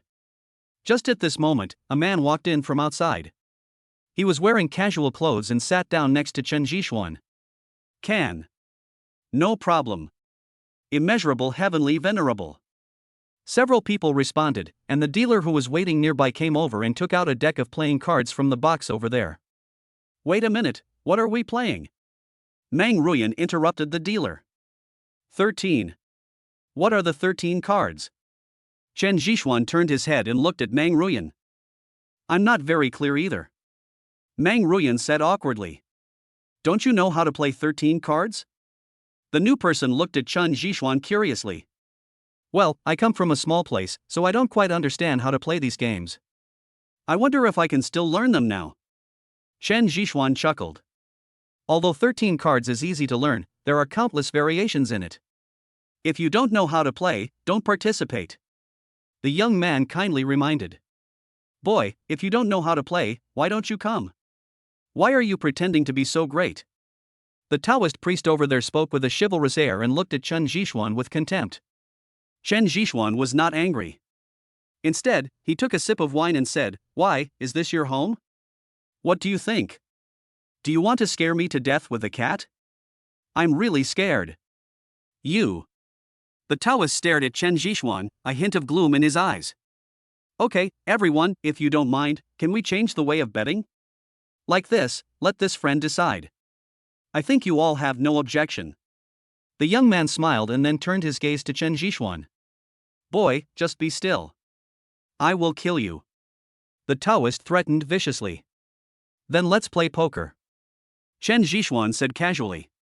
Hearing the 3 words, Mang Ruyan next to her lowered her head. The 4 people over there were also dumbfounded. Finally, the young man took over the conversation and said, Everyone, there is no problem with playing poker, right? Can. Yes. Seeing that everyone agreed, Chen Jishuan called the dealer and started drawing cards. Soon the cards were dealt one by one. Chen Jishuan looked at the people next to him, smiled and threw the chips in his hand out and said, Then I won't be polite. 10. The people over there were dumbfounded and didn't understand what Chen Jishuan meant. Don't you want to look at the cards? The young man next to him reminded. There's no need, I know I won. Chen Jishuan said with a smile. The young man was silent for a moment, looked at his cards, then shook his head and said, You guys are so lucky, I won't follow you. What about you? You guys are not going to follow me, are you? Chen Jishuan stared at the Taoist priest provocatively. The Taoist priest kept stroking the lucky cat in his arms, but in the end he did not follow and simply folded his cards. Boy, you were cruel this time. I will kill you next time. The Taoist priest left a cruel remark. Chen Jishuan didn't mind and turned his attention to the dwarf and the black man over there. The two looked at each other and threw them away one after another. It's really interesting. I threw the cards away without even looking at them. I was very surprised. What cards did I have? Chen Jishuan said as he turned them over. It was a deck of scattered cards, and the largest one was a small 6. Oh, if you had followed me, I would have been in trouble. Fortunately, you didn't. Chen Jishuan said as he threw the cards away. The dealer pushed the chips to Chen Jishuan and put all the cards into the card cutter next to him, turning them into powder. A new deck of cards was opened and the dealer began to shuffle the cards. Wait, I want the cards. The young man took out a toothpick and inserted it into the card over there. This is it. Do you want to come more? The young man asked Chen Jishuan and others. Chen Jishuan didn't say anything, and neither did the other 3. The cards were dealt, and Chen Jishuan threw them into the pile over there without even looking at them. What are you doing? Mang Ruyan asked in surprise. You know, just laying the foundation requires 2 chips. It's nothing. I can't win this time. Instead of feeling uncomfortable holding onto it, I might as well just throw it away. Chen Jishuan said with a smile. The young man next to him was stunned for a moment, then threw the chips in his hand away. 5. And me too. The dwarf and the Taoist priest followed without any hesitation. You really don't know how to gamble? Mang Ruyan murmured. No, but my eyes are still very useful. When the cards were shuffled just now, I almost remembered everything. So I know I can't win. Instead of holding on to them, I might as well throw them away. Chen Zhixuan explained quietly. Then what's the meaning of this?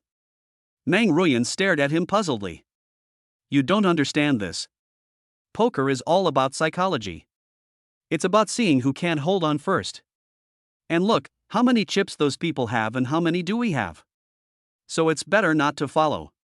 Chen Zhixuan analyzed the situation to Meng Ruyan very calmly. This place is different from ordinary casinos. Each person has only 10 chips. If the other party adds more chips and you can't keep up, you will be the one who suffers in the end. Meng Ruyan also reacted immediately. She was not stupid and she understood what Chen Zhixuan meant after just a few words. Using the big to bully the small, this is a typical poker tactic. Chen Zhixuan suffered this a lot when he was in school. 10. The young man next to him put in 10 chips again, and this time, the Taoist priest began to hesitate. If Chen Zhixuan remembered correctly, the Taoist's cards should be a pair of preserved eggs, which was not small in a card game among 5 people. The dwarf had a straight, but the young man next to him only had a random deck. Could he be trying to scare the two of them away? Chen Zhixuan muttered to himself. You know, since I folded my cards at the beginning, the young man has been raising the bet. I retreat. The Taoist hesitated for a long time and had no choice but to give up. Only the shorty and the young man were left on the field, while the black man hadn't been there from the beginning. I'll follow it, add 10 more. The dwarf put the chips in his hand in. This time, Chen Zhixuan was confused.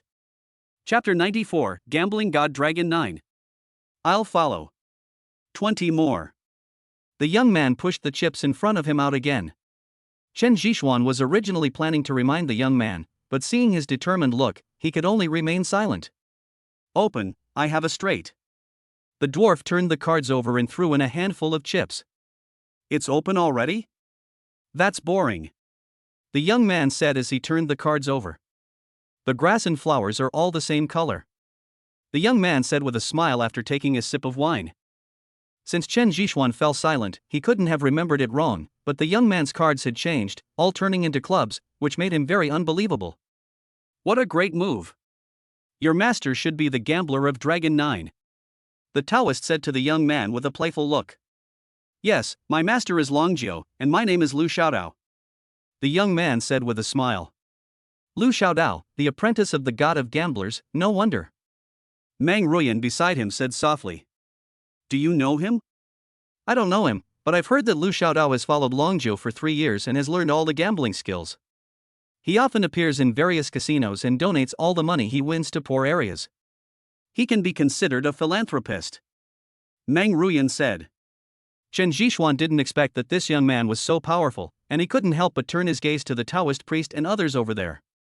Lu Xiaodao, where is your master Longjiu? I really want to spar with him, said the Taoist priest. Looking for my master? You'd better defeat me first, you evil Taoist priest. Lu Xiaodao replied nonchalantly. Okay then, I'll play with you. The evil Taoist said as he stroked his cat again. The cards were dealt again. Chen Zhixuan looked at the cards in his hand and began to hesitate for a moment. The cards in his hand were a straight, and according to the order of the cards, this should be the biggest card, but Lu Xiaodao's move just now frightened him. Boy, if you don't dare to follow, then don't follow. The evil Taoist priest mocked over there. No. Chen Zhixuan didn't fall for it and folded his cards directly. However, Lu Xiaodao next to him showed a satisfied expression and threw the chips in his hand away. 20. This time we are starting directly with a big investment. Chen Zhixuan lit a cigarette, leaned back in his chair and watched the performance. As the chips on the table increased, Chen Zhixuan became more and more frightened. I follow. Open your cards. 3 preserved eggs. The evil Taoist priest smiled and turned over his cards. Chen Zhixuan felt that he had made a wise decision to retreat. When the dwarf next to him saw this, he threw the cards in his hand onto the table and folded angrily. Lu Xiaodao looked at the 3 preserved eggs, then looked at the 3 preserved eggs in his hand, and beads of sweat appeared on his forehead without him knowing when. Open it, let me see how much you have learned from your dark horse crossing the forest. The evil Taoist priest challenged. Don't be nervous, how about I help you open it? At this moment, a voice came from behind Lu Xiaodao. After Lu Xiaodao turned his head, he stood up. Master, why are you here? Lu Xiaodao was very respectful, yet a little excited. Long Jiu is here, why don't you open the cards? The evil Taoist did not stand up, but stared at Long Jiu. Chen Zhixuan also took this opportunity to observe Long Jiu. He saw that he had a big backcombed hair and always had a smile on his face. Okay, since you invited me, I can't spoil your fun, right? As he said that, Long Jiu turned over the cards one by one. It was a mixed bag of cards, and it was obvious that the evil Taoist won. Long Jiu, you are not as powerful as the legend says. You are just so-so. The evil Taoist said while playing with the lucky cat in his hand. Of course, how dare I show off my little tricks in front of you, but do you need to be so serious, evil Taoist? A green dragon on the left and a white tiger on the right, a lucky cat with a sky-high braid, so, are you going to kill them all? Long Jiu said as he sat down with a smile. What does that mean? Chen Zhixuan didn't know what it meant. I don't understand either. Meng Ruyan shook her head. But she was observing Long Jiu carefully. You know, her grandfather had told her that Long Jiu was her helper. That's the outfit of the evil Taoist priest. It can also be said to be a feng shui layout. The azure dragon absorbs water, which is a favorable location. The white tiger swallows gold as well. The lucky cat attracts wealth. This is a feng shui layout for gathering wealth. Long Jiu kindly explained. So that's how it is. He is trying to bring himself good fortune. Lu Xiaodao understood immediately. And Long Jiu did not speak in a low voice, everyone around heard it. Ha, you are worthy of being Long Jiu. But can you win my wealth-making game? The evil Taoist praised. You'll know if you give it a try. Deal the cards. Long Jiu threw the cards in front of him. The dealer cut all the cards into powder and took out another deck of cards. Little brother, don't follow this game. I'll have a good time with them. Long Jiu persuaded Chen Zhixuan. Of course. Chen Zhixuan replied.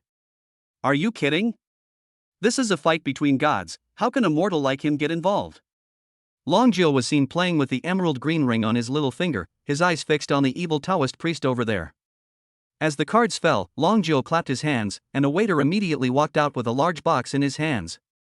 Lu Xiaodao then opened the box, and the chips inside scattered directly onto the table. So many? Chen Zhixuan couldn't help but swallow. Long Jiu knocked on the table, only to see Lu Xiaodao push the entire box out. 10,000. It's this big right at the beginning? But I like it. It's time to change the title of God of Gamblers on your head. I don't mind taking over. The evil Taoist priest clapped his hands as he spoke. A waiter next to him came over and put down a suitcase. After opening it, it is also chips. What about you two? Long Jiu smiled and looked at the dwarf and the black man over there.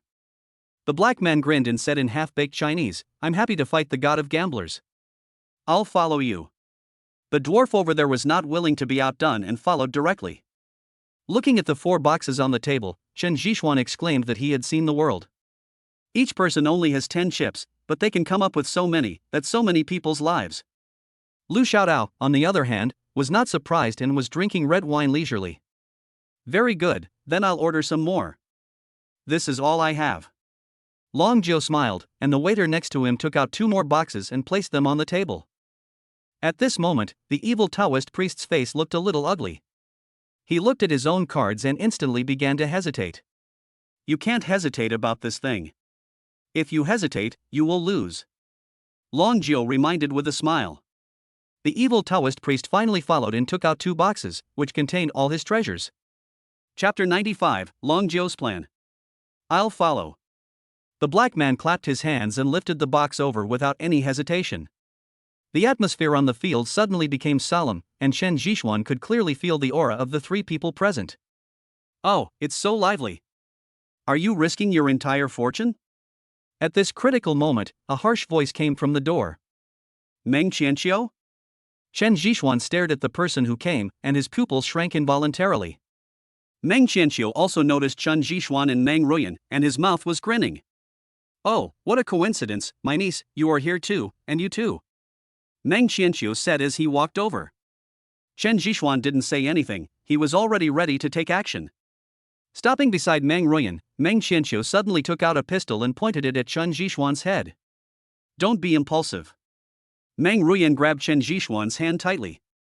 Boy, I said I would make you live a life worse than death. I didn't expect that God would really give me this opportunity.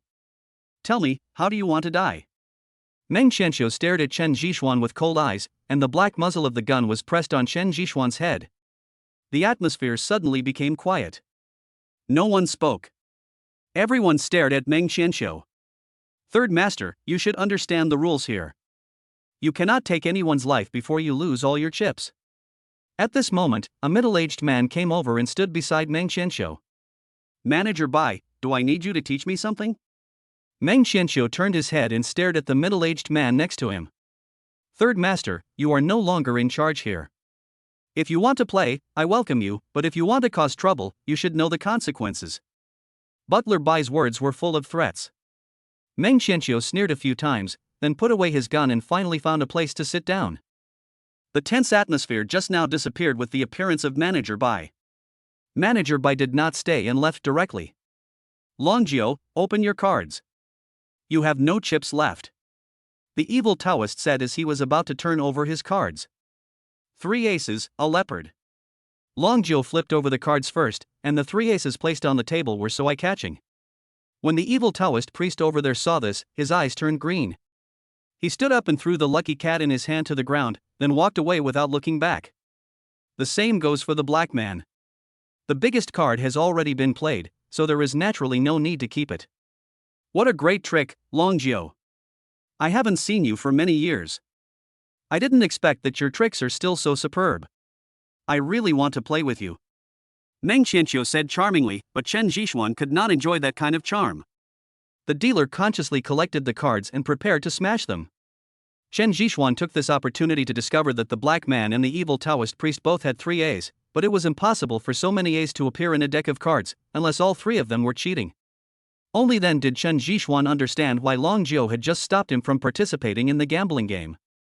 If he participated, he would never know how he would die. Master Meng-san, I don't want to fight with you. Longjio said. Are you going to interfere in what happens tonight? Meng Qianqiu took out a makeup mirror and drew her willow-shaped eyebrows without any scruples. Mr. Meng-san, is this a threat? Longjio put away his smiling face and showed a serious expression for the first time. Longjio, if you don't interfere, I will let you leave here safely, and I will give you a lot of money so that you can do charity. But if you interfere, then everything will be hard to say. Meng Qianqiu said sarcastically. Mr. Meng-san, you really have changed. But I will participate in the gambling game tonight. Longjio refused in a tone that left no room for negotiation. See you tonight. I hope you can show up on time. Mr. Meng-san said and left, pointing at Chen Zhishuan with his index finger raised. Master, there is actually no need for us to participate. Lu Xiaodao whispered on the side. Stop talking and go back to the room first. If you have time, you can come and sit with me. Longjio made an invitation. Chen Zhishuan and Meng Ruyan were just at a loss as to what to do, so naturally they would not refuse Longjio's invitation. Back to Longjio's room, it was almost the same as theirs, except that it was a little bigger. Mr. God of Gamblers, my grandfather. Meng Ruyan couldn't help but ask. Miss Meng, just call me Longjio. Since your grandfather asked me for help, I will naturally not go back on my promise. However, you two have been targeted by Meng Qianqiu, so this is a bit troublesome. Longjio said frankly. Meng Qianqiu, that's easy, but I'm curious, who is in control of this ship now? Chen Zhishuan raised his question. Butler Bai, he was trained by Master Meng. Since Meng Qianqiu stepped down, Butler Bai has been in control. Moreover, Butler Bai is implementing the measures that Master Meng left for him, which is to hold a gambling contest. Whoever wins can regain control of the ship. Longjio said. Anyone can do it? Chen Zhishuan didn't think that Mr. Meng would be so stupid. Of course not, it must be someone from the Meng family. In fact, old Meng did not expect things to develop like this. Any heir of the Meng family is qualified to control this ship, so now we just need to win. Longjio said. Then why don't you let Master Meng directly ask to hand over the control to Ruyan? Chen Zhishuan was very surprised. Since Manager Bai was trained by Master Meng, then everything would be easy. It's not that simple. With current technology, anything can be done. So in order to prevent being calculated against, Mr. Meng made such a decision. Long Jiao explained. After listening to what Long Jiao said, Chen Jishuan finally understood. It has to be said that man proposes, God disposes. The Meng family would have an outlier like Meng Qianxiu. But I don't know how to gamble. Meng Ruyan beside her said worriedly. It doesn't matter. Just participate in the gambling. If I beat everyone, I will lose all the money to you in the end. Isn't that all that matters then? Long Jiao said with a smile. This is the only way. By the way, when will it start? Chen Jishuan asked curiously. Someone will remind you. Go back and rest. The waiter will call you when the time comes. Long Jiao said. Chen Jishuan nodded and pulled Meng Ruyan out of Long Jiao's room. Back in the house, Chen Jishuan lit a cigarette. He always felt that things would not be that simple. There is weirdness everywhere. Such rules seem to favor the Meng family, but there is also a big hidden danger. That is, if Long Jiao turns against them, then all their efforts will be in vain. Of course, Chen Jishuan did not tell Meng Ruyan about these thoughts. Meng Ruyan over there took out a small piece of jade and played with it, not knowing what she was thinking about. Time passed little by little, and Chen Jishuan and others became a little upset. Chapter 96, Confusing. Knock knock. A series of knocking sounds were heard. At first Chen Jishuan thought someone was walking upstairs, but after listening for more than 10 seconds, Meng Ruyan suddenly stood up. Morse code. What do you mean? Chen Jishuan asked. Someone asked us to meet on the deck. Meng Ruyan said slowly as she listened to the knocking sounds. Let's go and take a look. Chen Jishuan said as he opened the door. Meng Ruyan hesitated for a moment, then left the room. There was no one on the deck, it was empty, and everyone was gambling inside the cabin. After circling around, Chen Jishuan asked doubtfully, Did you hear it wrong? No, that must be Morse code, and the other party asked us to come here. Meng Ruyan said firmly. Since Meng Ruyan was so sure, Chen Jishuan could only search around again. After all, there were still many corners that had not been checked. After walking a few steps, he suddenly stopped and said to the person behind him, Friend, since you are here, why do you have to be so sneaky and not show your face? Ha, it turns out that the people in the Meng family are not simple.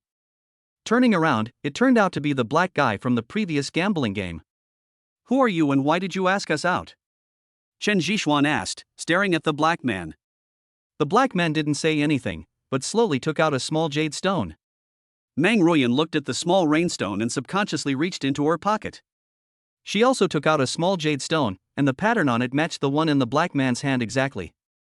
Who are you? Did my grandfather call you here? Meng Ruyan asked anxiously.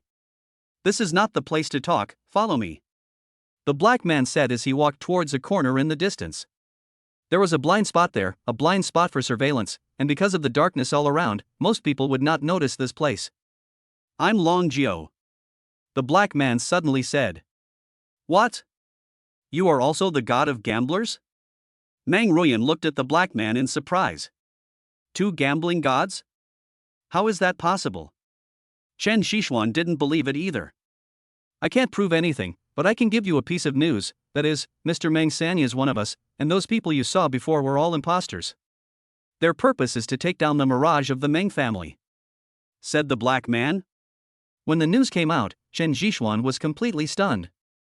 Not only her, but Meng Ruyan next to her was also a little confused. Okay, I should go back now. You guys just be careful, the black man said and was about to leave. Chen Jishuan suddenly pulled him back, and a bullet grazed his arm and shot past. The bullet left a bloody mark on his arm, which was very scary to see. I glanced over there secretly and saw several people walking over with guns with silencers installed on the muzzles. It's not safe here. You 2 go first, the black man said while enduring the pain. Without any hesitation, Chen Jishuan grabbed Meng Ruyan and climbed up to the upper floor. As for the nigger, he jumped into the sea over there. The people below hurried over and continued searching around. After walking around for a while, Chen Jishuan finally returned to the room. What is going on? Who are those people? Chen Jishuan murmured. I don't know either. I'm also very confused now.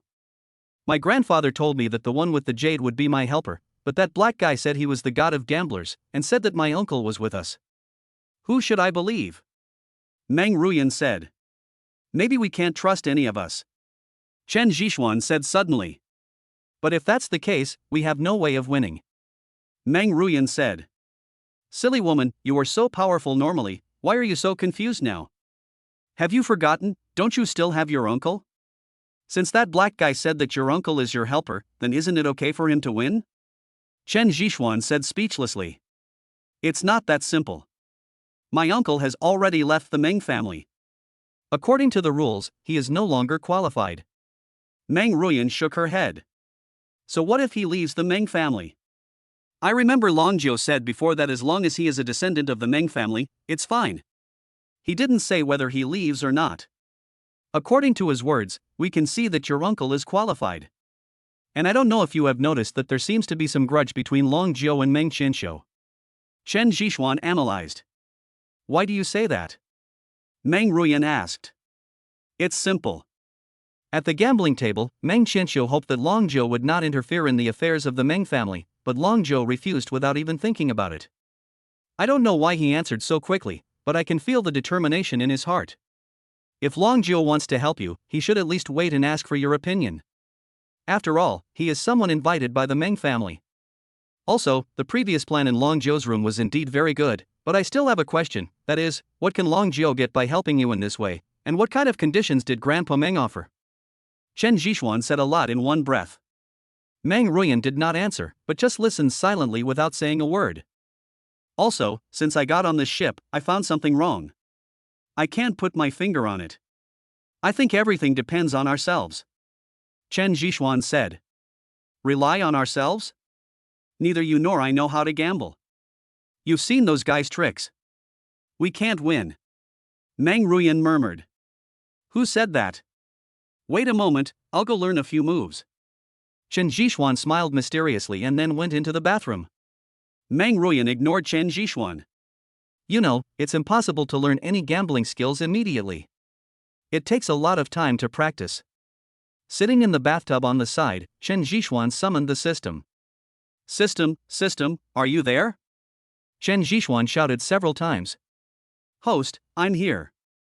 Are there any gambling techniques in this exchange mall? I want to exchange. Chen Zhishuan said. Yes, it takes 7 days of sign-in to redeem the reward. Host, do you want to redeem it? 7 days? So many? I don't seem to have that many days rewards to redeem. Chen Zhishuan said. The host still has 8 days to redeem the sign-in reward. The system prompted. 8 days? Chen Zhishuan remembered that he had just redeemed a 7-day sign-in reward for language learning, and there were only 2 days left. Where did he get 5 more days? The host has been sleeping for 4 days before, and including today, it is exactly 5 days. The system explained. Slept for 4 days? That means I drifted on the sea for 4 days? Chen Zhishuan reacted immediately. Yes. Damn it, Meng Ruyan injected me with something that made me sleep for 4 days. By the way, system, can you locate my current position? Chen Zhishuan asked curiously. No, the system does not have this function enabled, but it can inform the host that the location is constantly moving with the ocean currents. Chapter 97, all the staff are here. I want to exchange my gambling skills. Chen Zhishuan didn't ask any more questions and said directly. Host, are you sure you want to exchange your gambling skills? Sure. Ding. Congratulations to the host for redeeming the advanced gambling technique. Soon, a warm current flowed into Chen Zhishuan's body again. Familiar feeling, familiar taste, Chen Zhishuan even began to become obsessed with this tingling sensation. A few minutes later, Chen Zhishuan had a lot more skills in his mind, all of which were about gambling methods. After savoring it carefully, Chen Zhishuan felt a little more confident, but he didn't know whether he could win the bet on Shen Longjiu now. Out of boredom, Chen Zhishuan looked through the redemption mall again. It didn't matter anyway. More than 10 minutes later, Chen Zhishuan slapped his thigh and yelled, "System, come out, you are playing with me." What instructions does the host have? The system appeared again. This advanced cheating technique requires 3 days of sign-in rewards to redeem. Do you need 7 days of sign-in rewards for your advanced gambling technique? Chen Zhishuan asked. Host, gambling skills are different from cheating skills. Why is it different? Aren't they all gambling methods? If you don't explain it clearly to me, you will have to make up for my lost days next time. Chen Zhishuan said relentlessly. Cheating is a means to achieve a goal, while gambling skills include card dealing skills, card playing experience, probability judgment, psychological tactics, etc. At the same level, gambling skills are higher than cheating. The system prompts. Hearing this, Chen Zhishuan didn't understand, but no matter how he called out, the system did not appear again. Okay, I've been cheated again. Should I sign in on time next time? I always feel that it's not cost-effective to redeem rewards like this. Chen Zhishuan murmured. Indeed, he found a drawback. This day exchange can indeed solve his current problems, but it reduces a lot of opportunities. Thinking of this, Chen Zhishuan decided not to exchange it next time, and sign in once a week to see if there are any good things. Zhishuan, what are you doing in there? It's time to leave. Meng Ruyan's voice came in. Only then did Chen Zhishuan put his thoughts aside and walked out of the bathroom. The waiter is waiting outside, the gambling game will start soon. Meng Ruyan said in a low voice. Chen Zhishuan nodded and followed the waiter out of the room. The gambling game is on the 3rd floor of the cabin. There is a passage on the other side. The elevator can only reach the bottom, and then you have to walk up the stairs to the 3rd floor. The originally lively scene below disappeared, and except for the waiter, there was no one gambling. What's going on? Where are the people? Meng Ruyan looked curiously at the emptiness that shouldn't have appeared. Ladies and gentlemen, everyone has arrived on the 3rd floor, said the waiter. When I went up to the 3rd floor, I saw that the place was already crowded with people. How should we get on stage? Chen Zhishuan touched his chin, speechless. Follow me. Meng Ruyan pulled Chen Zhishuan and walked towards the passage next to her. There were many waiters standing, guarding the entire passage. I'm here to compete. My name is Meng Ruyan, this is my boyfriend and also my helper. As she said that, Meng Ruyan picked up a needle next to her and inserted it directly into her index finger. The blood dripped from the needle into the small dish over there, and the waiter immediately put it into an instrument. A few minutes later, the light inside the instrument flashed a few times. Ms. Meng, this is your qualification to participate, and you need to put down the chips and we will exchange them for you. The waiter next to her said respectfully. Speaking of chips, the two of them only have 35 in total, which Chen Zhishuan won from playing downstairs before. The previous gambling game made Chen Zhishuan clearly understand the disadvantage of having fewer chips. If he had known this earlier, he should have won a few times earlier and would not have been so embarrassed. After registering their numbers, Chen Zhishuan and Meng Ruyan were taken into a lounge on the side. The lounge wasn't big, just a few dozen square meters, but the view here was the best, and the entire casino could be seen clearly. Looking around, Chen Zhishuan pointed to the glass opposite and said, "Isn't that Longjiu? How could he get in?" "I don't know." Meng Ruyan whispered. You know, if you want to participate in the competition, you must have someone from the Meng family as a representative, only then will you be eligible. Longjiu and Lu Xiaodao are not from the Meng family, and if the two of them are real, then they should come in with Meng Ruyan. Chen Zhishuan discovered this, and Meng Ruyan naturally knew it too, but she didn't say it out loud. Things had come to this point, and even if she didn't want to get involved, she couldn't. Don't worry, I will definitely take back the control of Mirage for you. Chen Zhishuan said with a smile. After sitting quietly for nearly 30 minutes, Manager Bai appeared in the casino. He stood at one end of the gambling table and started talking with a microphone in his hand. Everyone, today is the handover moment of my Meng family's Mirage. As the manager of Mirage, I hope everyone can witness this gamble with me. The winner will inherit the Meng family's Mirage, said Manager Bai. Soon, noisy sounds were heard all around. No one expected that the Meng family's internal affairs would be exposed in the open. Chen Zhishuan may have understood a little more, and at the same time he became more wary of Manager Bai. On the surface, if you lose and don't admit it, you will lose people's support, and Mirage will also lose its credibility. After all, no one likes a boss without credibility, especially Mirage. The fact that it has been around for so long and so many people are willing to come here can only prove one thing: Mirage is fair. And the winner will not feel good either, as he will be hostile to some people and needs to show extraordinary strength, otherwise he will still encounter obstacles when inheriting Mirage. After some more inflammatory remarks, manager Bai retreated. It started. Chen Zhixuan stared at Long Jiao and Lu Xiaodao, who had already appeared in the casino, and he frowned slightly. Let's go down, Meng Ruyan said, then took Chen Zhixuan's arm and left the lounge. After leaving the house, without sound insulation, Chen Zhixuan felt the terrifying power of the two god of gamblers. The cheers and shouts around him were unprecedented. Sitting down at the gambling table, Meng Ruyan's eyes never left Long Jiao. Ms. Meng, don't worry. Just wait to win. Long Jiao smiled mysteriously, then sat down opposite Chen Zhixuan. The black man also appeared, followed by Meng Qianxiu. The two walked in one after the other. Your uncle is here. The black guy came in with your uncle, Chen Zhixuan reminded. I saw it. That dwarf is here too. How did he get in? Meng Ruyan became even more confused. Chapter 98, Game 1. Those who should appear and those who should not appear were all standing in front of Meng Ruyan. She was very confused. There are more people coming. That evil Taoist priest is here too. Sure enough, the evil Taoist priest came over behind a woman, still holding the cat in his arms. That's my aunt. I didn't expect she would come to fight for it, Meng Ruyan said in a deep voice. My uncle, my aunt, the short guy over there in Longjiao, things are becoming more and more interesting, Chen Zhixuan said while blowing out smoke rings. Manager Bai was still standing there, as if he hadn't noticed anyone. After a few minutes, when no one came in, Manager Bai ordered people to close the passage over there. Please, all members of the Meng family, come out and sign this agreement. Butler Bai took out an agreement from over there. It was an agreement on the ownership of the control of Mirage. Meng Ruyan walked over, Meng Qianxiu also walked over, Meng Ruyan's aunt also walked over, and the dwarf with sunglasses walked over, and as for Long Jiao, the one who walked over was actually Lu Xiaodao. Looking at this scene, although Meng Ruyan was very confused, she could only bear it. The person wearing sunglasses never took them off, but Meng Ruyan still discovered her identity by looking at the tattoo on her wrist. Cousin, are you here to fight for the Mirage too? Meng Ruyan said, staring at her cousin in front of her. Hearing this, the man wearing sunglasses slowly put down his hat and took off his glasses.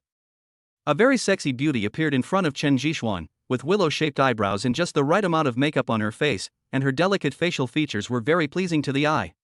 Little sister, am I not from the Meng family? Cousin Meng Ruyan chuckled. Her every frown and smile was so captivating. Cousin, why did you betray the Meng family? Meng Ruyan stared at her cousin. Ruyan, you are still young and you don't understand the hardships of the women of the Meng family. What did I get from my marriage to the Meng family? All I got was the other party's contempt and beatings.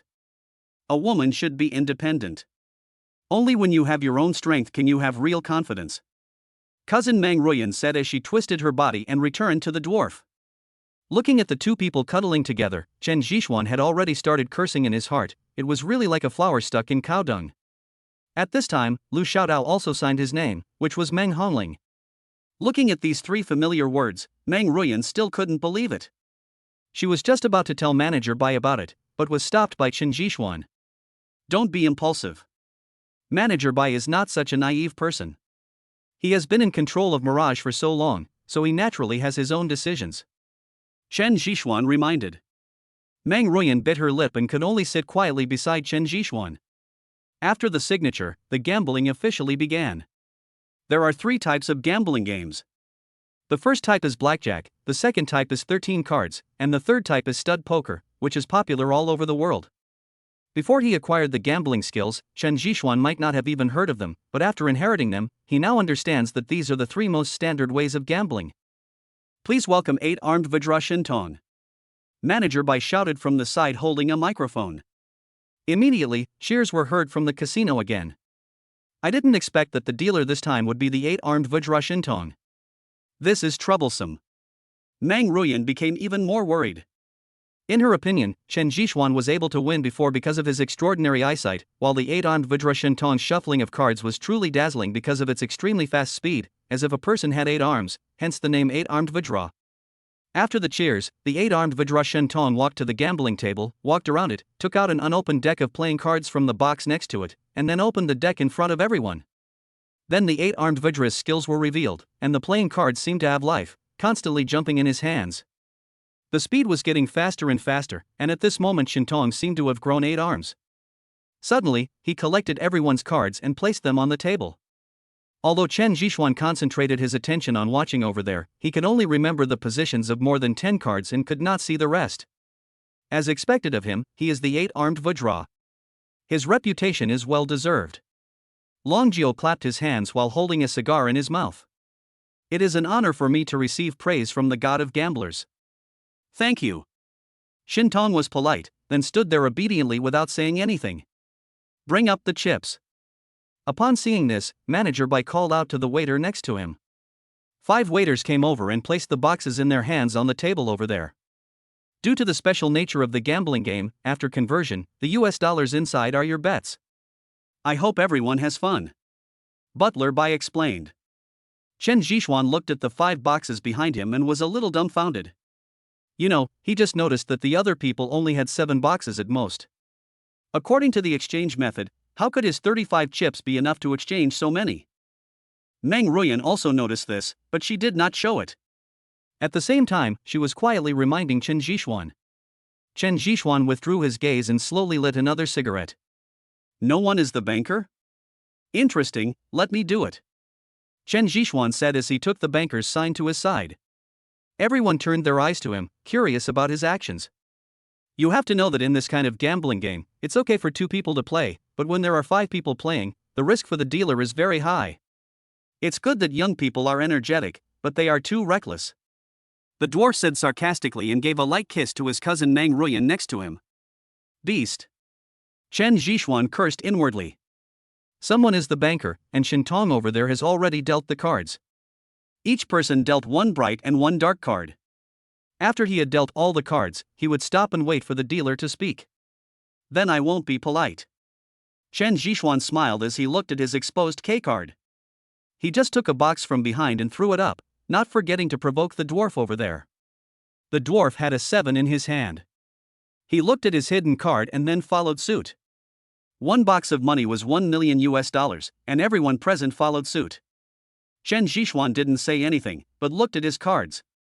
Mr. Chen, do you want a card? Shintong asked. No need, pass. Looking at Chen Zhixuan's confident expression, the people over there all showed a trace of solemnity on their faces. Could it be that his first hand is blackjack? The evil Taoist thought secretly in his heart. After all, it is very abnormal for the dealer not to want any cards in the first round. Not only him, everyone was staring at Chen Zhixuan's cards, and they all had the same idea. Chapter 99, The Cruel Woman of the Ming Family. Mr. Inoue, what about you? Shintong said, looking at the dwarf. I want a card. Shintong gave him 1, which was a 3 of hearts. I want more. Inoue shouted. Another card was pushed over, a 5. Mr. Inoue, do you want more? Shintong asked.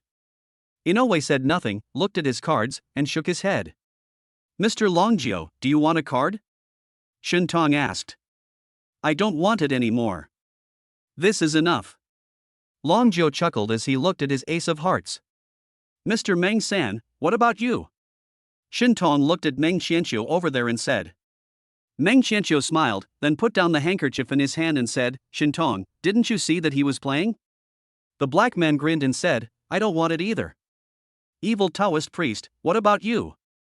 Shintong finally turned his gaze to the evil Taoist priest over there. The evil Taoist stroked the lucky cat in his hand and stared at the hand of the 8-armed Vajra Shintong. He was recalling the order of the cards. After more than 10 seconds, he exhaled and said, I want it. The evil Taoist's whole card was a 2 of clubs, and the card he dealt was a 10 of red stars. I want more. Shintong handed over another card, which was a 4 of diamonds. After picking up the whole card and taking another look at it, the evil Taoist priest opened his mouth and asked for another card. It was an ace of spades, and the evil Taoist priest laughed when he saw it. It seems that my luck is still good. I want more. The evil Taoist priest stared at Chen Zhixuan with a playful look and shouted. You know, he already has 15 points on the board, and it is obvious that the ace of spades is counted as 1 point. If it were an ordinary gambling game, no one would want this number of points. After all, no one knows what the next card will be. There are 14 cards in total, from little one to ace. The chance of getting a card with a point of 6 or above is very high, and it is easy to bust. However, the evil Taoist still insisted on taking the cards. It was another ace of diamonds, and the people watching around exclaimed. There are 4 aces in total, and 3 have been played. I don't believe you are so lucky that you got blackjack at the beginning. I don't want it, the evil Taoist said with a smile. Chen Zhishuan didn't say anything, just smoked silently. After flicking the ash off his cigarette, Chen Zhishuan took out 2 more boxes from behind him and put them on. No one expected Chen Zhishuan to do this, they just watched him silently. The dwarf didn't follow and just turned over the cards. It was obvious that he was retreating. Long Jiao on the other side just hesitated for a moment and then retreated. The niggers also turned over their cards and did not participate. There are only 2 of us left. Do you want to follow us? Chen Zhishuan stared at the evil Taoist priest with amusement. The evil Taoist priest still looked the same, stroking the lucky cat in his hand, then snapped his fingers, and the girl Meng Ruyan next to him put the box behind her on the gambling table. I'll stick with you to the end, what about you? The evil Taoist said slowly. Chen Zhishuan did not answer, but moved the remaining boxes up. The evil Taoist priest could no longer sit still this time, and stared at Chen Zhishuan's trump card. Evil Taoist priest, you are in trouble this time. If he has A, you are finished. Long Jiao laughed over there.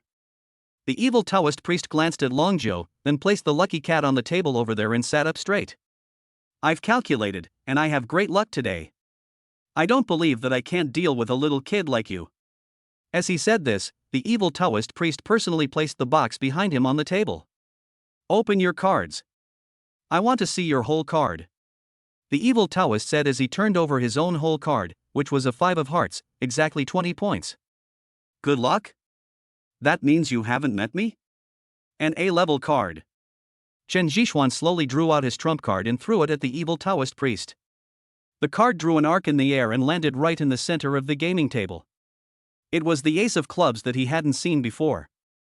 He started with 21 points, and Chen Zhishuan didn't expect that his luck would be so good. Impossible, impossible. The evil Taoist stared at the grass flower, and then turned his gaze to the 8-armed Vajra Shentong over there. I can tell from your old age that you are blurry-eyed. Didn't you notice Shentong's clothes? You were deceived by your own eyes. Chen Zhishuan said with a smile. Clothes? The evil Taoist immediately turned his head and looked at Shentong's clothes, which were a black vest and a white shirt. After careful observation, he saw the trick. The patterns on the shirt were actually the patterns of playing cards. There's no other way. Manager Bai asked me to increase the difficulty a little bit, saying that the memories of everyone present are too powerful. Shentong explained. When the evil Taoist heard this, he was dumbfounded. He saw the girl Meng Ruyan next to him suddenly stood up and pointed the gun in her hand at the evil Taoist. Puff. After a sound, the evil Taoist priest fell directly onto the chair, and the lucky cat was knocked over and fell to the ground. Seeing this sudden scene, the smiles on everyone's faces disappeared. Manager Bai seemed not to have seen it. He just sent someone to take Miss Meng Ruyan away. The bloodstains over there were cleaned up, and soon the gambling game began. Chen Zhishuan didn't expect that Meng Ruyan's sister-in-law would be so ruthless and directly kill the evil Taoist priest. If I lose, you won't treat me like this, right? Chen Zhishuan turned his head and looked at Meng Ruyan and asked. I want it too, so you'd better not lose. Meng Ruyan threatened fiercely. The gambling game continued and Shentong dealt the cards again. I'm the banker. Do you agree? The black man said in a fluent foreign language. Chen Zhishuan hesitated for a moment and made an indifferent gesture. The dealer was replaced, and no one expected Chen Zhishuan to do this. In the following gambling games, Chen Zhishuan folded every time. He had already guaranteed his bottom line and was not willing to participate in the gambling games of these old foxes. At the end of the 5th inning, the dwarf had only 1 box of money left. Everyone, take a 10-minute break and start the second gambling game. Butler Bai said and left the scene. Chen Zhishuan leaned to one side, his eyes constantly moving between the black man and Long Jiao. He had no idea which of the two was here to help him. Keep it up. Long Jiao patted Chen Zhishuan on the shoulder and went to the lounge. The black man ignored everyone and just closed his eyes silently. Zhishuan, can you see it? Meng Ruyan said. I can't tell. We have to wait until the last round. Chen Zhishuan said after taking a sip of red wine. Everyone was very cautious. Long Jiao and the black guy won 3 boxes of money respectively, and the two were tied. As for the dwarf over there was a high possibility that he would be eliminated before the next game. However, seeing that he and his cousin Meng Ruyan were still being affectionate, Chen Zhishuan cursed in his heart again. By the way, what is your relationship with your cousin? And who is that shorty? Is he your cousin-in-law? Chen Zhishuan asked casually. Chapter 100, The Trap Digged by Long Jiao. After hearing what Chen Zhishuan said, Meng Ruyan turned her gaze to the dwarf, only to see that the two were kissing. My cousin is Meng Waner, she is 5 years older than me and is already married. Her husband is Wang Tianlai, said Meng Ruyan. Who? Chen Zhishuan almost flicked the ash onto his hand. Wang Tianlai from the Wang family, but Wang Tianlai only showed up once and then disappeared without a trace. Naturally, my cousin's status in the Wang family plummeted. 2 years ago, she was bullied by Wang Yu and returned home. Unfortunately, my grandfather was already sick at that time. In order not to provoke the Wang family, my father and others sent my cousin back directly. Since then, my cousin has become very worldly, wandering among the nobles of China, and has become a famous socialite. Meng Ruyan said. Wang Tianlai's wife? Your Meng family's network of connections is really big. But Wang Tianlai is back, shouldn't he go back? Chen Zhishuan asked. I don't know either. Maybe she is trying to protect herself. Everyone knows what kind of person Wang Tianlai is. But things are different now that she has the Mirage. She has the capital to fight against Wang Tianlai. Of course, these are just my guesses. Meng Ruyan sighed. Then do you think this is the Wang family's plan?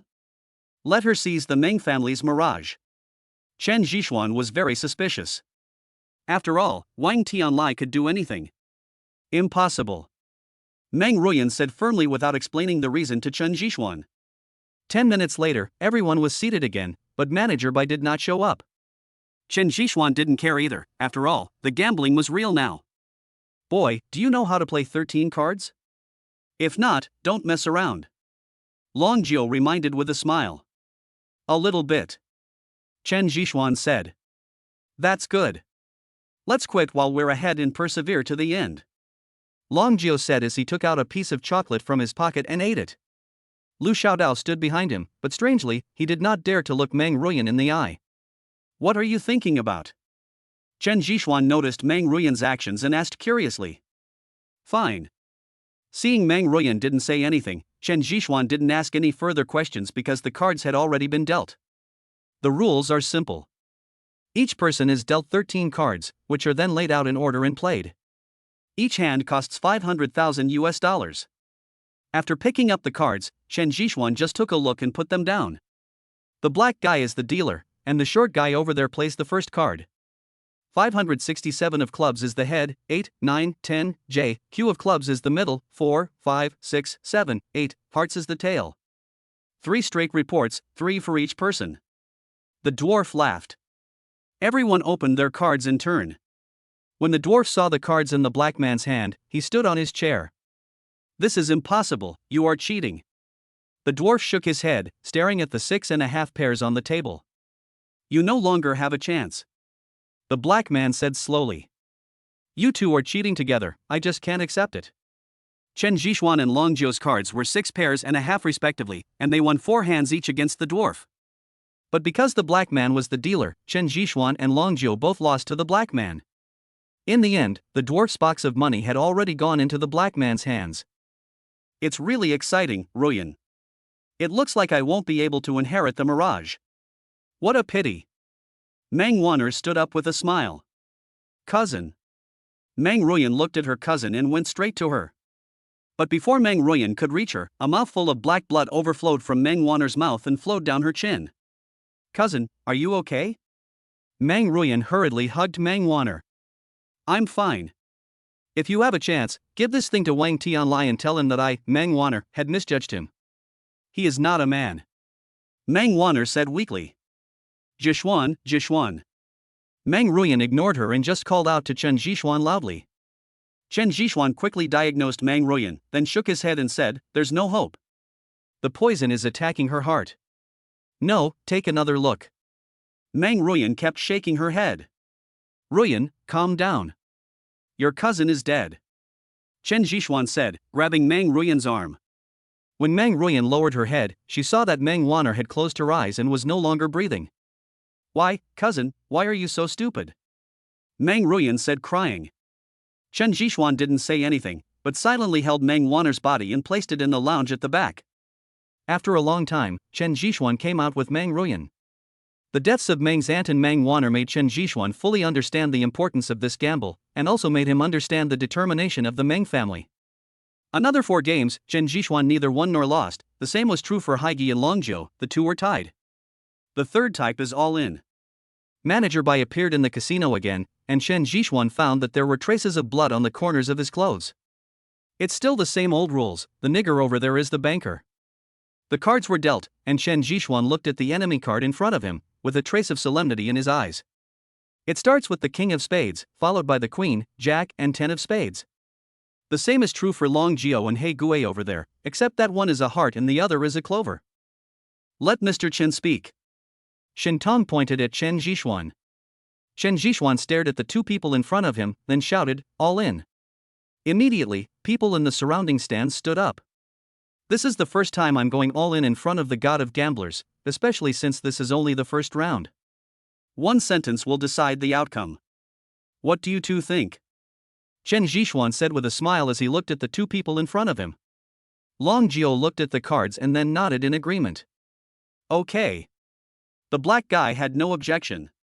All the boxes were brought up and placed neatly on the gaming table. Just as Chen Zhishuan was about to reveal the cards, he saw Long Jiu suddenly shouting, I'll open the cards first. Before the 2 of them could say anything, he turned over his cards, revealing an ace of spades. For scattered cards, spades are the highest, followed by hearts, then diamonds, and then clubs. Chen Zhishuan looked at the ace of spades in his own hole card, and his expression immediately turned grim.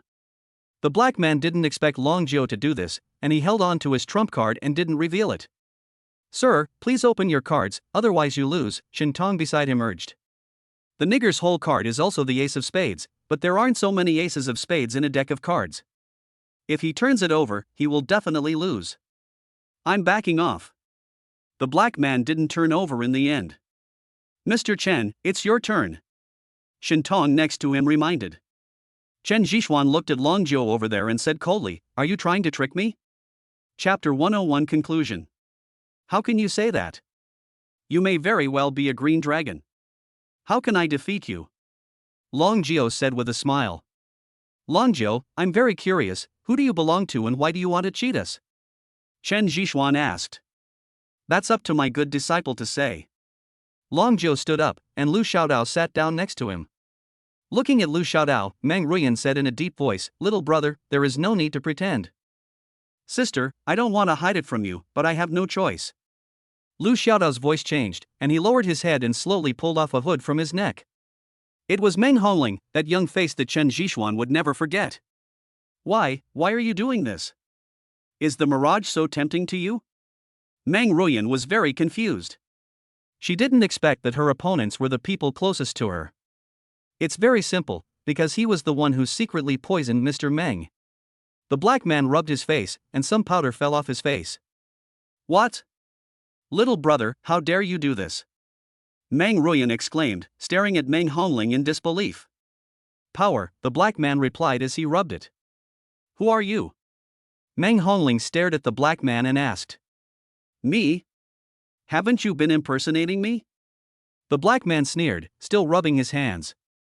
After rubbing for several minutes, it finally returned to its original appearance. I've long thought it was you, Long Jiu.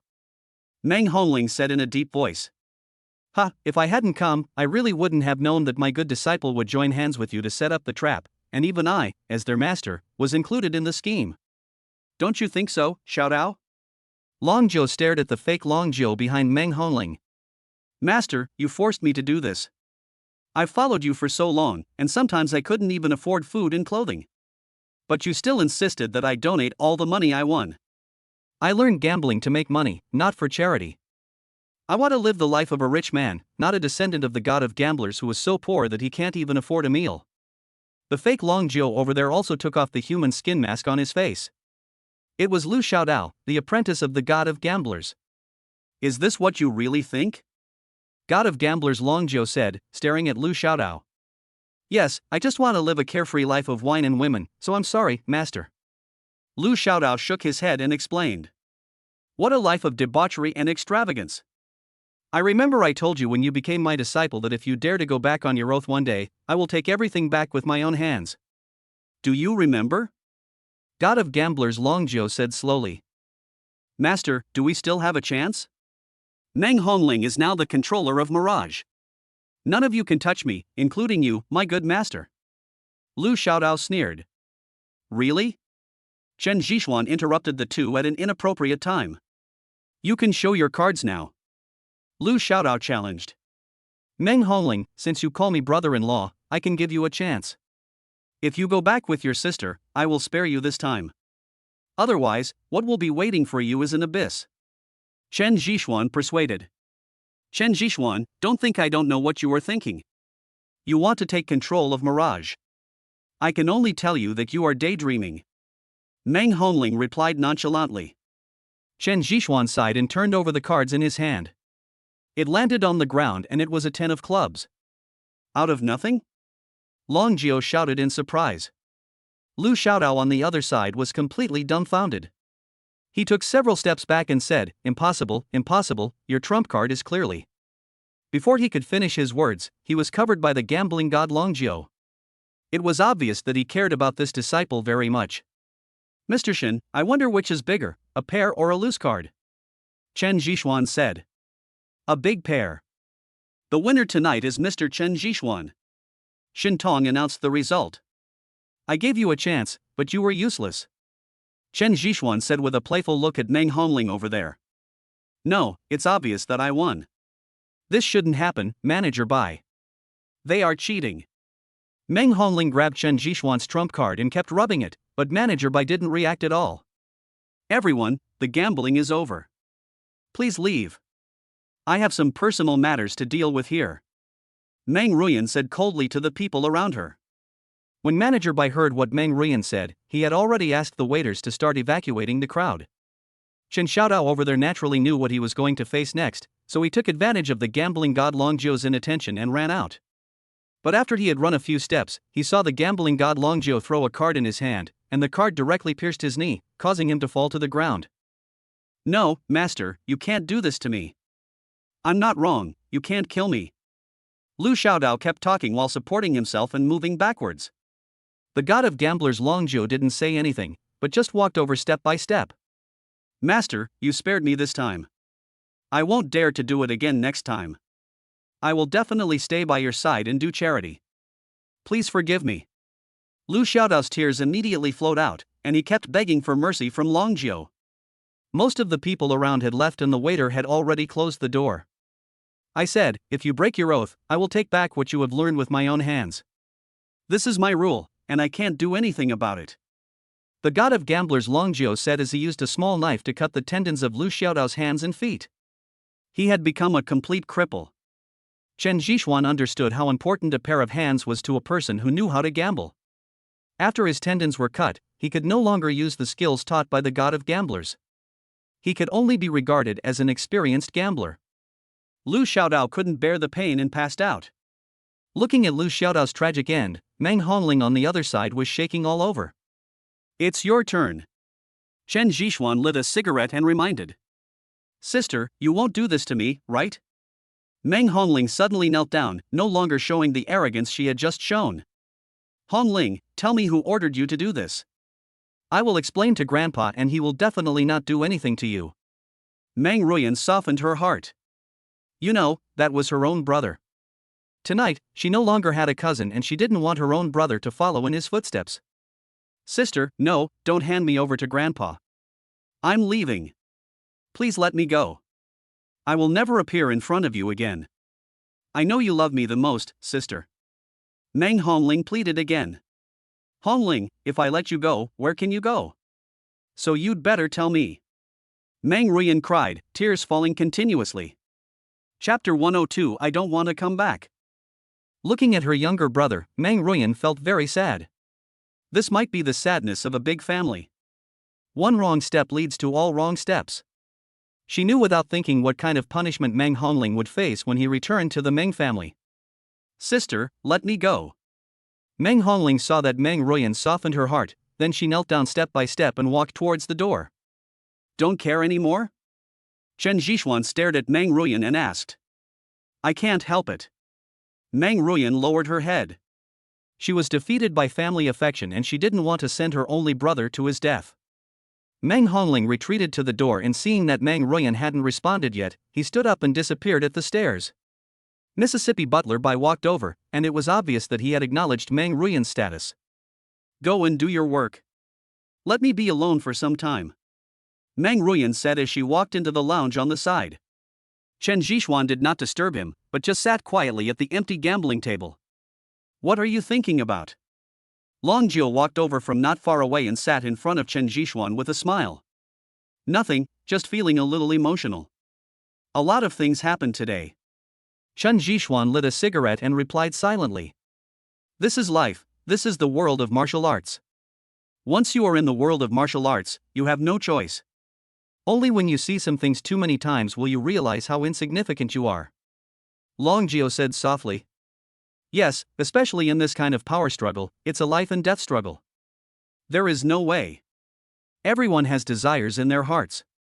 If you can't control your desires, then there is only one way out, which is the abyss. Long Jiu sighed. So you have controlled your desires, but Lu Xiaodao has not. After blowing out a smoke ring, Chen Zhishuan stared at Long Jiu and said. Yes, you are right, but you also controlled it very well. If I had known that your gambling skills had reached perfection, why would I have bothered to appear on this ship? Long Jiu took a deep breath and said with a wry smile. I was forced to do it. To be honest, it was my first time playing it too. Chen Zhishuan said truthfully. You can create something out of nothing. Your gambling skills are better than mine. It's true that the new generation outstrips the old generation. Don't say that. When you became famous, I was just a little kid playing in the mud. Besides, the words God of Gamblers are too heavy for me to bear. Chen Zhishuan heard the meaning behind the words of God of Gamblers Long Jiu and refused half-jokingly. Are you really not interested? You should know that with these two words you can gain unprecedented glory. Long Jiu asked Chen Zhishuan with a playful look. Come on, I'm just an idle person, it's fine to live quietly. I'm leaving. By the way, thank you for the last card you gave me. Chen Zhishuan left here with a smile, without the slightest reluctance. After everyone left, Chen Zhishuan checked the remaining cards. The 10 that he turned over last was not among them. This meant that someone was secretly helping him. The only one who could do this in front of the 8-armed Vajra Shunton was the long-famous god of gamblers Long Jiu. Back in the room, Chen Zhishuan lay on the sofa, looking at the dark sea outside. The water was constantly surging, as if carrying his thoughts away into the distance. I don't know how long it was before Meng Ruyan walked in. Seeing that Chen Zhishuan had fallen asleep, she took a blanket from the side and covered him with it, then stared at him silently. Chen Zhishuan slept soundly this time. When he was about to get up, he saw Meng Ruyan still sleeping against him. More than an hour later, Meng Ruyan finally woke up. Looking at the two people's actions, Meng Ruyan hurriedly got up and went into the bathroom over there. I didn't say anything, so why are you shy? Chen Zhishuan curled his lips and started moving around the room.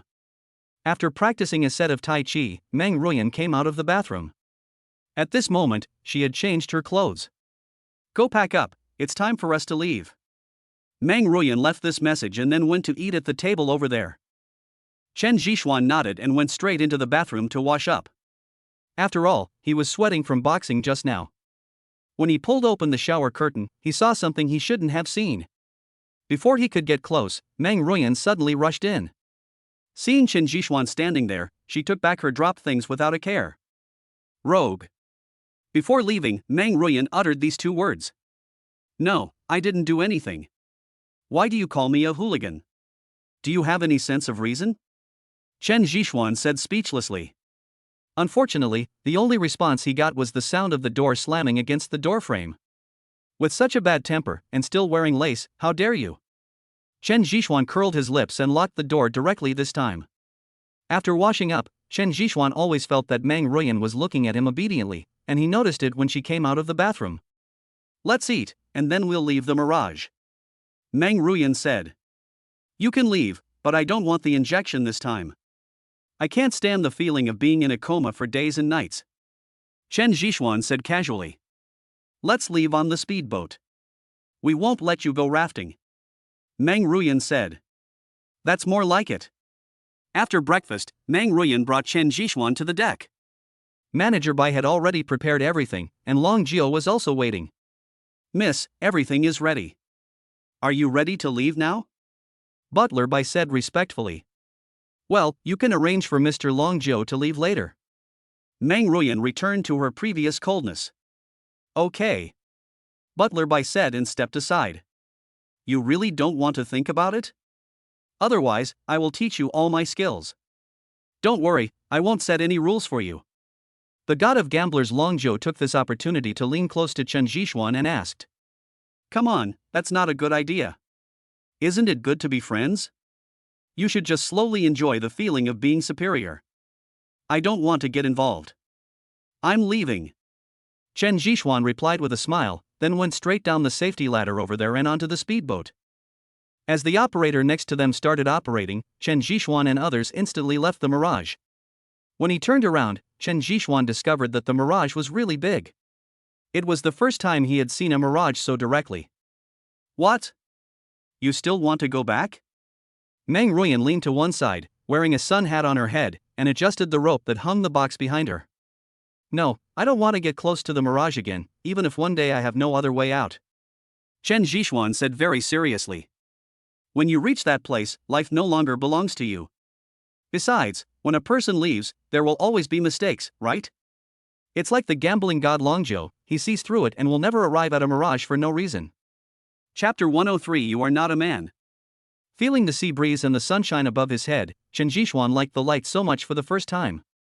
The speed of the speedboat was quite fast. After just over 2 hours, the two saw the coastline in the distance. Meng Ruyan called the operator and asked them to go directly to the shore.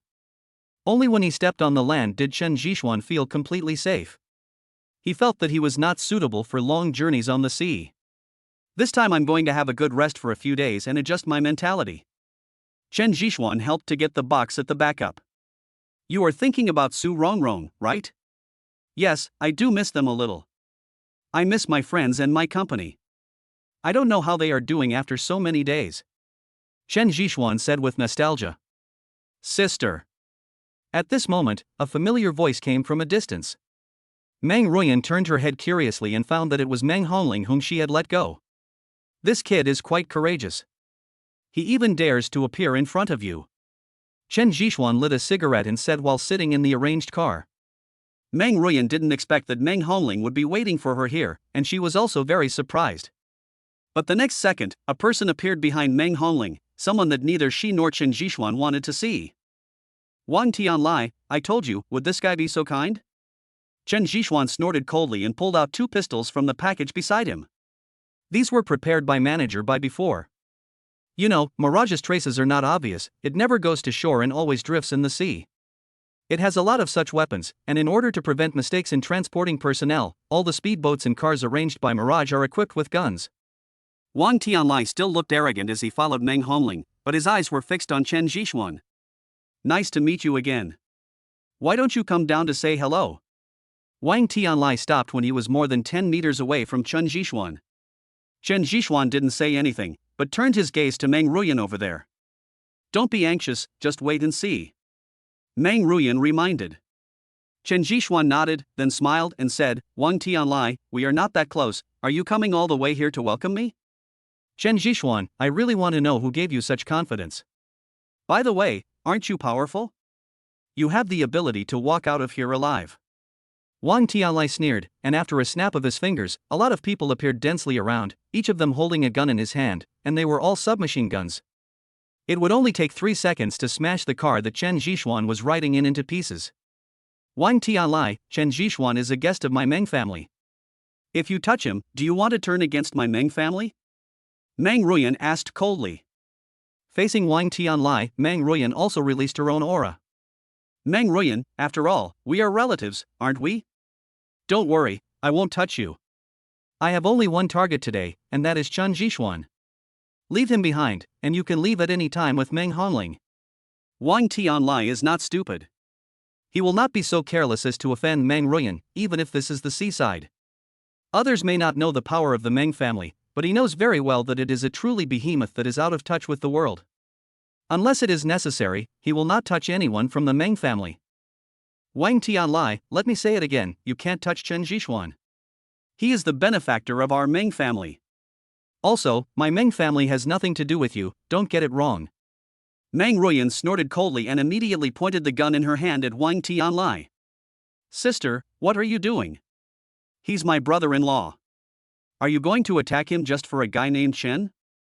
Meng Hongling shouted from the side. He is not your brother-in-law. Did you bring Wang Tianlai here? Meng Ruyan scolded. I brought him here, but we are a family. His purpose is very simple, he wants Chen Jishuan. Just give him to him. Meng Hongling roared, wishing she could capture Chen Jishuan with her own hands. I understand. Meng Ruyan was truly heartbroken at this moment. Meng Ruyan could not even dream that her own brother would help outsiders to deal with her. Meng Ruyan, don't you think about Hongling's situation? He is just a child and knows nothing. What else can he have if he leaves the Meng family? What will remain for him is endless poverty and torture. I promised him that as long as you give up Chen Jishuan, I will buy him a small island in the surrounding sea and give him enough money so that he can live comfortably for the rest of his life. Do you choose Chen Jishuan or your brother now? Wang Tianlai said playfully. Chen Jishuan didn't say anything, but just silently waited for Meng Ruyan's decision. Meng Ruyan was at a loss for words. On one side was her own brother, and on the other was Chen Jishuan. She was in a dilemma.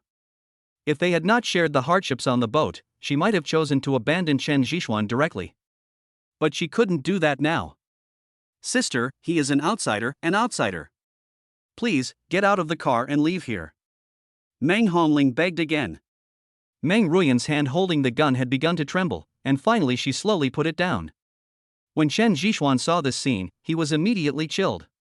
He sneered, put the pistol aside, then pushed open the car door and walked out. He understood that Meng Ruyan chose his younger brother, and he was simply an outsider. Of course, he also understood Meng Ruyan's approach. If it were him, and the person standing over there was Fatty Zhang, he would sell out an outsider without hesitation. That's right, Meng Ruyan, you can leave now. Wang Tianlai said proudly. Walking towards Wang Tianlai step by step, Chen Jishuan suddenly understood a truth, that is, people who meddle in other people's affairs will never live long, just like himself. Wait a minute, Wang Tianlai, I want to make a deal with you. Meng Ruyan suddenly shouted. Wang Tianlai ignored him and kicked Chen Jishuan in the stomach. Then the cold muzzle of the gun was pointed at his head. I'll give you a chance. What else do you want to say? Or, you can reminisce about this world. Chen Jishuan silently put out his cigarette, then looked up at Wang Tian and said, You are not a man. What did you say? Wang Tianlai slapped Chen Jishuan. I said, you are not a man. Chen Jishuan slowly turned his head and looked at Wang Tianlai. Wang Tianlai pulled the trigger without any hesitation, and the bullet shot into his thigh. Wang Tianlai, don't mess around. Meng Ruyan jumped down from the other side and rushed over here quickly.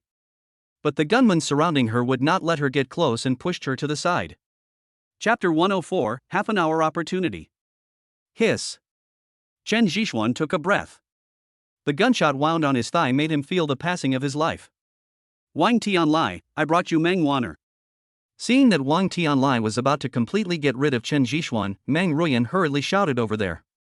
When Wang Tianlai heard the three words Meng Waner, his actions stopped instantly. Wang Tianlai, let your men open the box over there. Meng Waner is inside. Meng Ruyan looked at Wang Tianlai, who stopped and shouted again.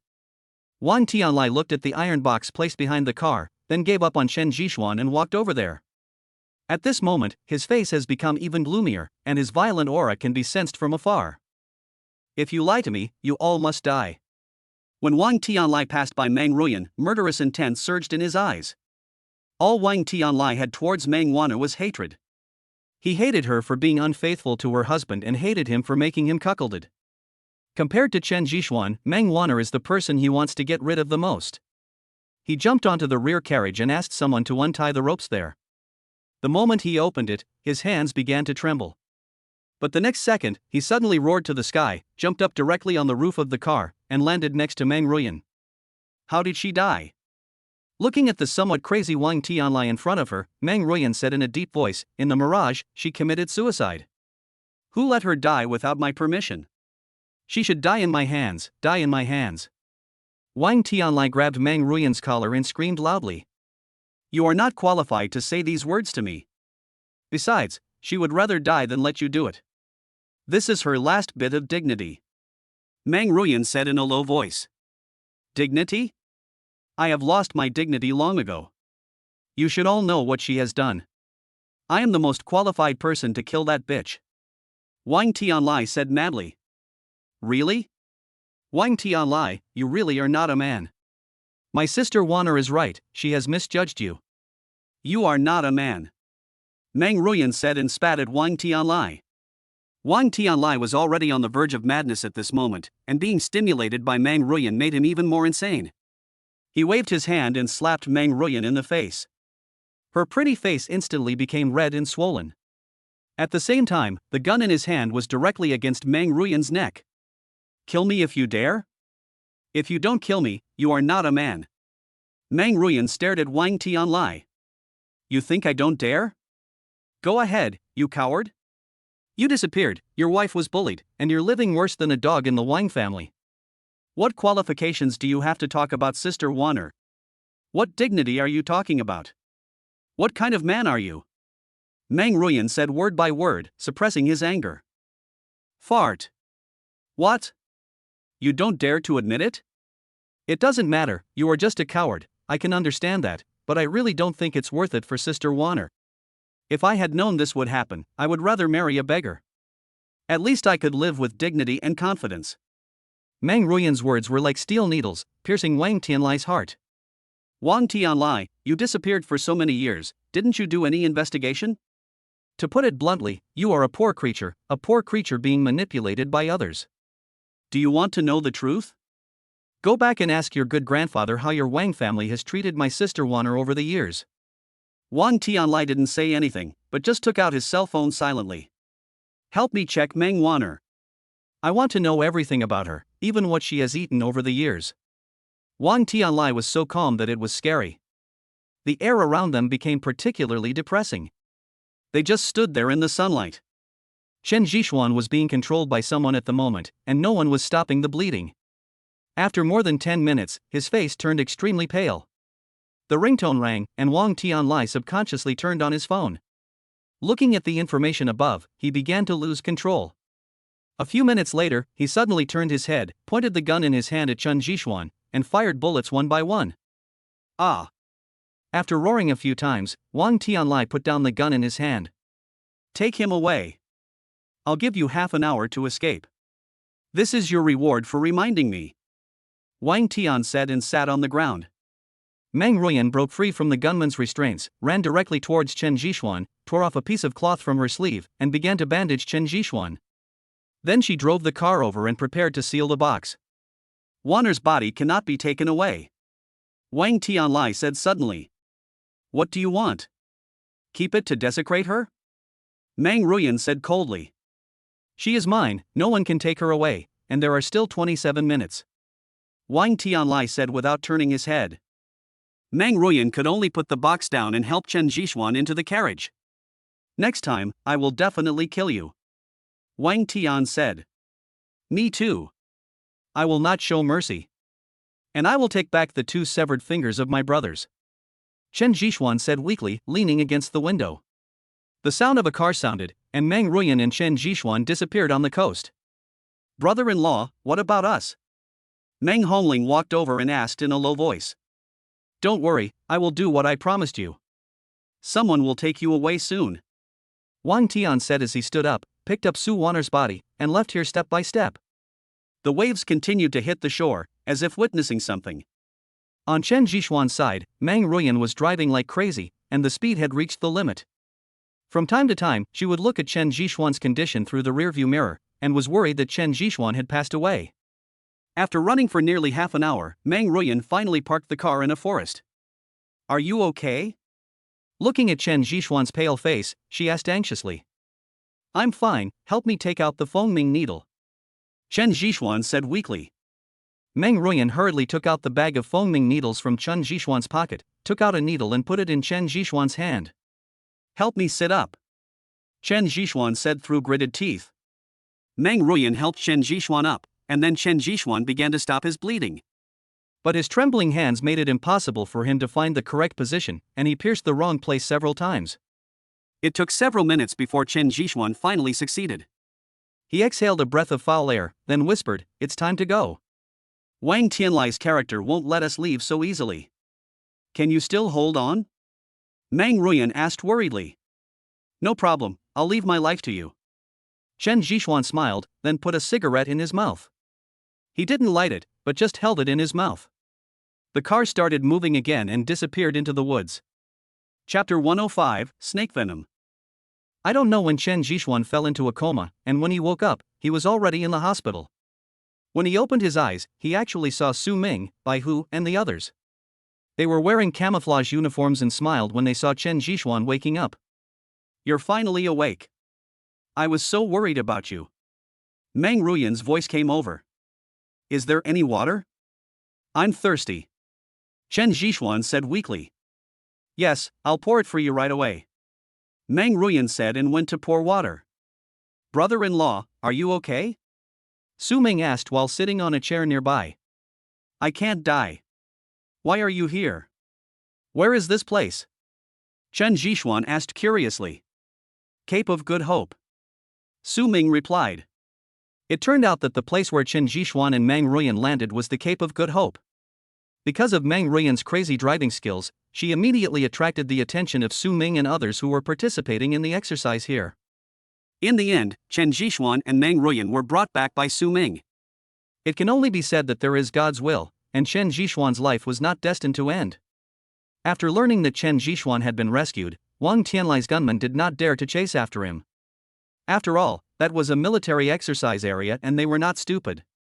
So that's how it is. Thank you very much, brother-in-law, Chen Zhishuan said. I'm glad you're okay. I have something else to do, so I won't stay with you. But I remind you, don't mess around outside, otherwise don't blame me for punishing you. Su Ming whispered in Chen Zhishuan's ear, then left with his men. There were only Chen Zhishuan and Meng Ruyan in the hospital. After all, this was just a temporary training field hospital, lacking a lot of equipment and personnel. Do you want to drink more? I'll pour you some more, Meng Ruyan said to Chen Zhishuan very gently while staring at him. Thank you, but no thanks, Chen Zhishuan said politely, then slowly closed his eyes. As he looked at Meng Ruyan in front of him, he began to feel resentful. Meng Ruyan also understood, but she just stayed by Chen Zhishuan's side silently. After a long time, Chen Zhishuan struggled to sit up. What are you doing? You still have a wound on your thigh. Meng Ruyan quickly stood up to stop him. I want to go to the bathroom. Chen Zhishuan said this with gritted teeth, and at the same time his face felt a little hot. I'll help you out, Meng Ruyan replied subconsciously. Soon, she reacted and her outstretched hand stopped in midair. Well, you can actually go outside and call for help. Chen Zhishuan broke the awkwardness and reminded Meng Ruyan. Meng Ruyan ran out without looking back, but came back in less than 10 seconds. There is no one outside, I don't know where they have gone. There's no one here. How about I help you? Meng Ruyan didn't know how to say it. Chen Zhishuan had no other choice but to nod silently. Supporting Chen Zhishuan, the two moved outside step by step. After finding a blind spot where the surveillance camera was blocked, Chen Zhishuan leaned against a tree trunk and started to solve the problem with his hands. Meng Ruyan was standing behind him with her back to him, one hand tightly grasping his clothes, afraid that he would fall into the ditch. After more than 10 seconds, Chen Zhishuan's body shook involuntarily, and then he let out a long sigh of relief. All right. Meng Ruyan lowered her head and helped Chen Zhishuan to the field hospital again. In the following time, neither of them spoke.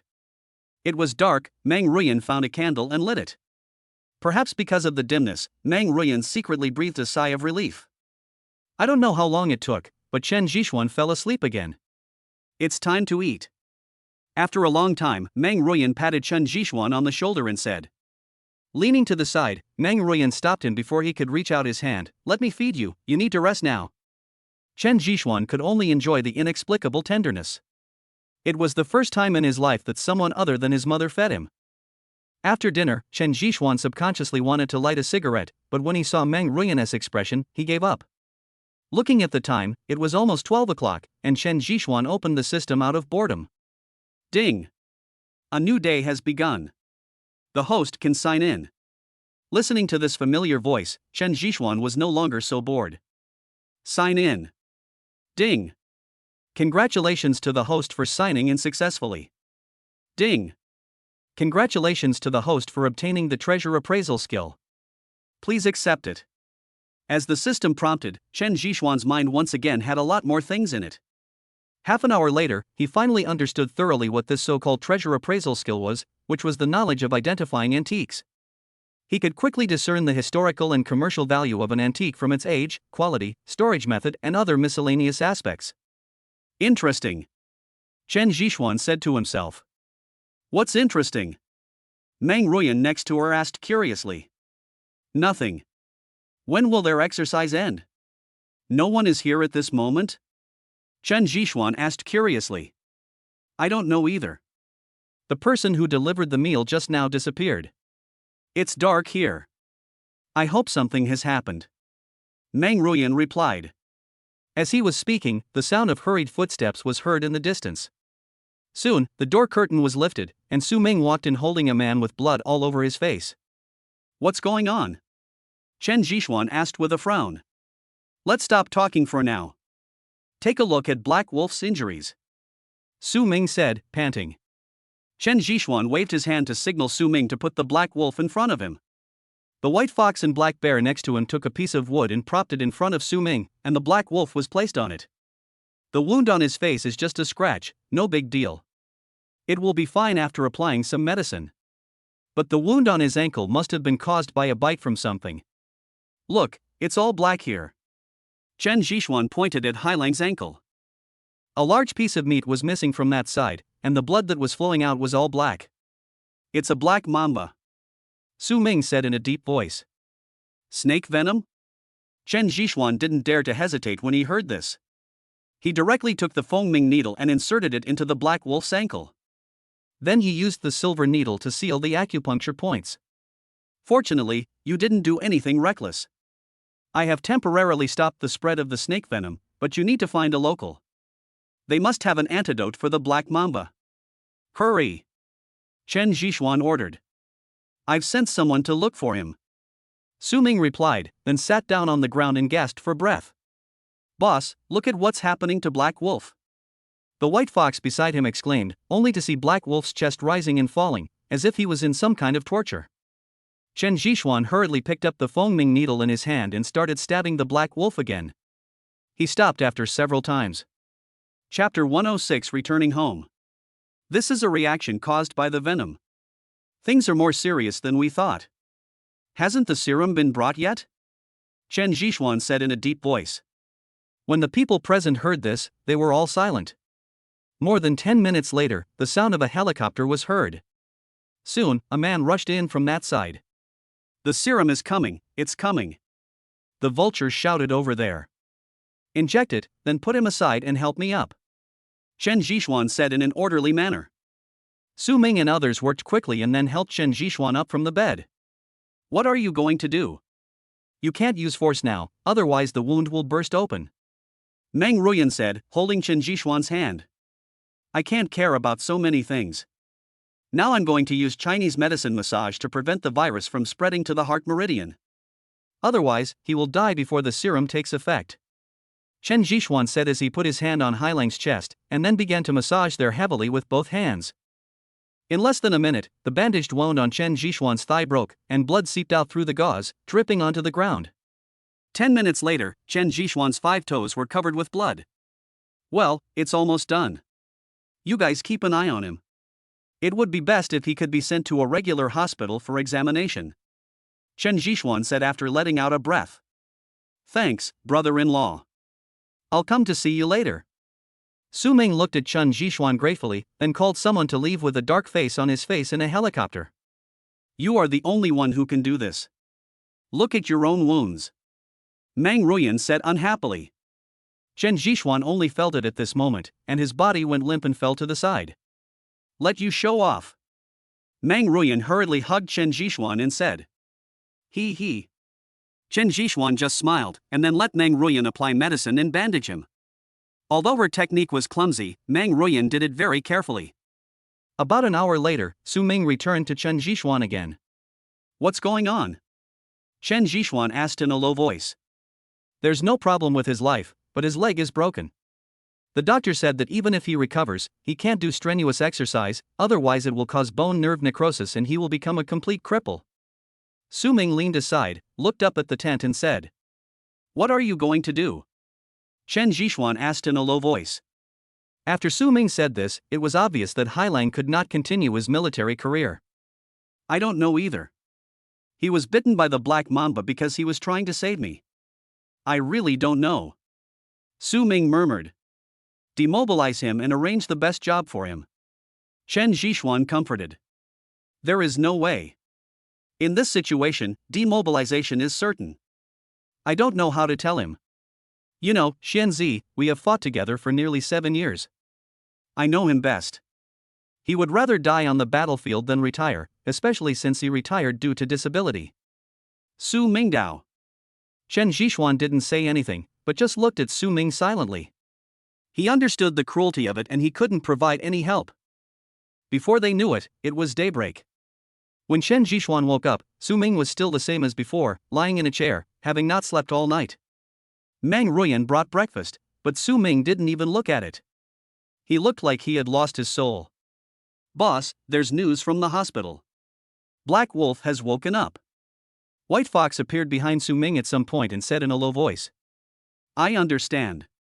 I'll be there right away. Su Ming responded, then washed his face with cold water in the basin beside him. When he was leaving, he suddenly turned to Chen Zhishuan and asked, My face is clean, right? There's nothing wrong with it, right? Clean. Chen Zhishuan smiled knowingly. Let's go. Su Ming said and left. No, what are you two talking about? Meng Ruyan asked curiously. Nothing, he figured it out. After staying here for several days, Chen Zhishuan was finally able to leave after the exercise was over. Sitting on the Chinese warship, looking at Black Wolf lying on the boat next to him, Chen Zhishuan said softly, Black Wolf, come and work with me after you return home. No, I'm going home. I haven't been back for a long time, and I don't know how my parents are doing. Black Wolf smiled. Chen Zhishuan could see the loneliness in Hailang's eyes, as well as his reluctance to leave. Shall I go with you? Xianzi, thank you for saving me. I don't want to cause you any trouble. Go back and get a wife, accompany your parents, and farm some land every day. You must come to my wedding, otherwise I will not forgive you, said Black Wolf. You have to go, and you have to bring a big red envelope. But with your face, who would be willing to give their daughter to you? Chen Zhishuan teased. You're just kidding.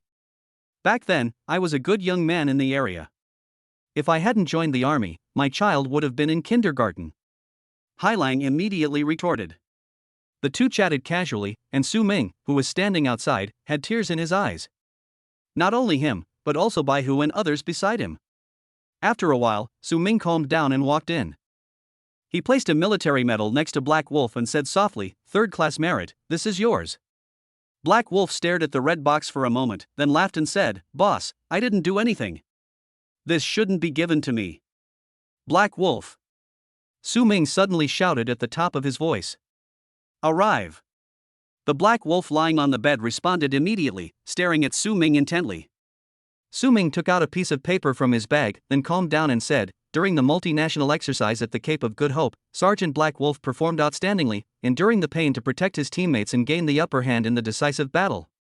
He is hereby awarded a third-class Medal of Honor." "Yes."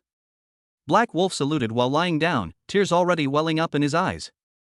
Even the toughest soldiers have their moments of tears, and no one is an exception. "Keep it well, we are waiting for your big fat boy." Su Ming smiled and patted Hailang's shoulder. "Yes, I will ensure that the mission is completed." Black Wolf replied firmly. Su Ming left, and Hailang turned around holding the badge. As his body moved, Chen Zhishuan realized that Hailang was crying and he could no longer control his emotions. On the day they returned to China, Chen Zhixuan was transferred to the hospital, and Hailang also left and was arranged by Su Ming to a specific hospital. But Chen Zhixuan will never forget the look in Hailang's eyes, the tears that fell, and the persistence. After being in the hospital for half a month, Chen Zhixuan was finally allowed to leave. I said it was okay a long time ago, why did you make me stay so long? Chen Zhixuan kept muttering while sitting in the car. But at the sight of Meng Ruyan, he immediately shut up. Just kidding, he had been completely subdued by Meng Ruyan for the past half-month. Chapter 107 Auction. After being arranged to stay in a hotel by Meng Ruyan, Chen Zhixuan finally didn't have to smell the smell of disinfectant.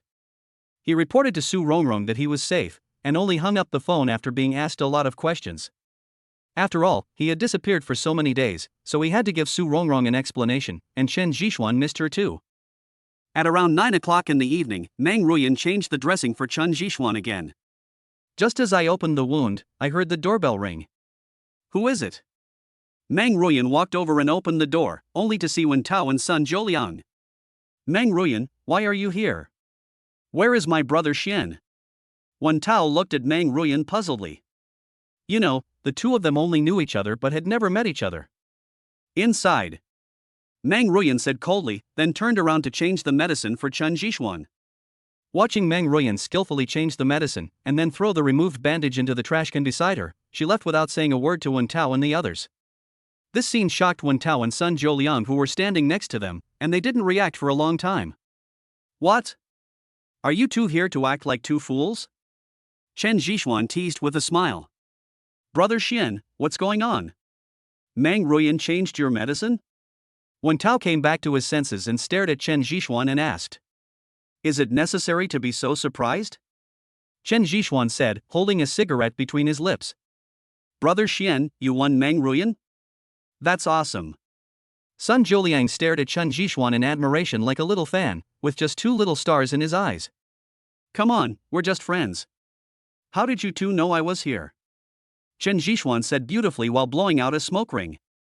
You know, he hasn't smoked even a cigarette since he was injured. Now that he is finally free, he has to enjoy this long-lost taste. Brother Xian, everything will be easy with old son around. By the way, my sister-in-law asked me a few days ago, asking where you had been and why you had been away for so many days. Wen Tao said. Nothing, I went to do something with my master. Tell me, why did you two look for me? Chen Zhixuan made up an excuse. After all, he would not talk about the Meng family's affairs casually. Oh, it's nothing actually. It's just that old son saw that you live here, so I came to visit. Also, there is an auction tonight, and I was thinking of asking you to go with us. But from the looks of you, you probably can't go. Wen Tao said, shaking his head. I'm injured, not anything else. Let's go. I've been so bored recently, so it's good to join in some fun. Besides, I haven't given Rongrong a good gift since I met her, so it's a good time to buy one. Chen Zhixuan said as he started to put on his clothes. Son Zhouliang drove one car and Wen Tao drove another. Chen Zhixuan certainly would not ride in son Zhouliang's sports car, because he was a wounded soldier. One in front and one behind, the two cars rushed towards the suburbs. At this moment, the imperial capital is still as prosperous as ever, and everyone's face is filled with fatigue after a busy day. Brother Xian, you were shot, right? I know I shouldn't say too much, but there are some things I have to tell you. Meng Ruyan is not someone you can easily mess with. I advise you to stay away from her, otherwise you will be in trouble. In the silent car, Wen Tao said after hesitating for a long time. Okay, I understand. Chen Zhixuan responded. He naturally had his own plans. By the way, Brother Xian, do you know? Wang Yu is dead. Wen Tao dropped another bomb. What? He's dead? It couldn't be you who did it. Chen Zhixuan said in surprise. No, it wasn't us, it was Wang Tianlai. Just half a month ago, Wang Tianlai returned to the imperial capital specifically, and he solved the problem personally. No one in the Wang family dared to stop him. The matter was suppressed by Grandpa Wang Jun. I also learned about it from my grandfather. Wen Tao said. After hearing the three words Wang Tianlai, Chen Zhixuan understood what was going on. Wang Yu thought that his adopted brother would not come back, so he bullied and occupied Meng Wanner, but no one expected that Wang Tianlai would come back. It has to be said that this was retribution, and Wang Yu asked for it himself. Brother Xian, why don't I ask my dad to mediate between you regarding Wang Tianlai's matter? He is a lunatic. Wen Tao said to Chen Zhixuan while looking at him through the rearview mirror. There's no need. You know that I have brought shame to the Wang family, and I was almost killed by Wang Tianlai this time. Do you think there is room for mediation between us? Chen Zhixuan said silently as he lit a cigarette. Squeak. The car braked suddenly and Chen Zhixuan almost hit the back of the chair in front of him. What's wrong?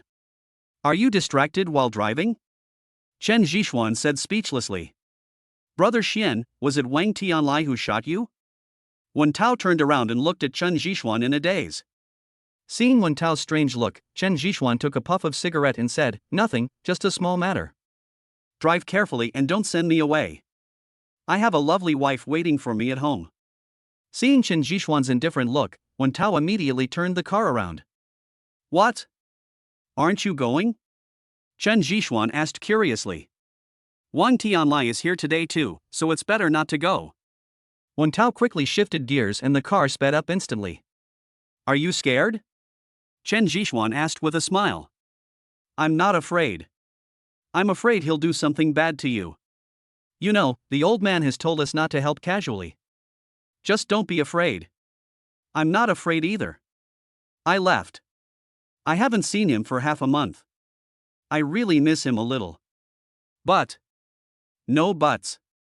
Taozi, put me down and I'll let Zhouliang take me there. Chen Zhixuan's face became serious. After hesitating for a long time, Wen Tao could only turn the car around again and drive towards the trading house in the distance. Half an hour later, the car stopped in the yard of a manor. It went without saying that this was the trading house. After getting out of the car, Chen Zhixuan followed Wen Tao inside, leaning on a crutch. Hey, you two, I've been waiting for a long time, and the auction over there has already started. Sun Zhouliang stood up from the sofa in the hall and said anxiously.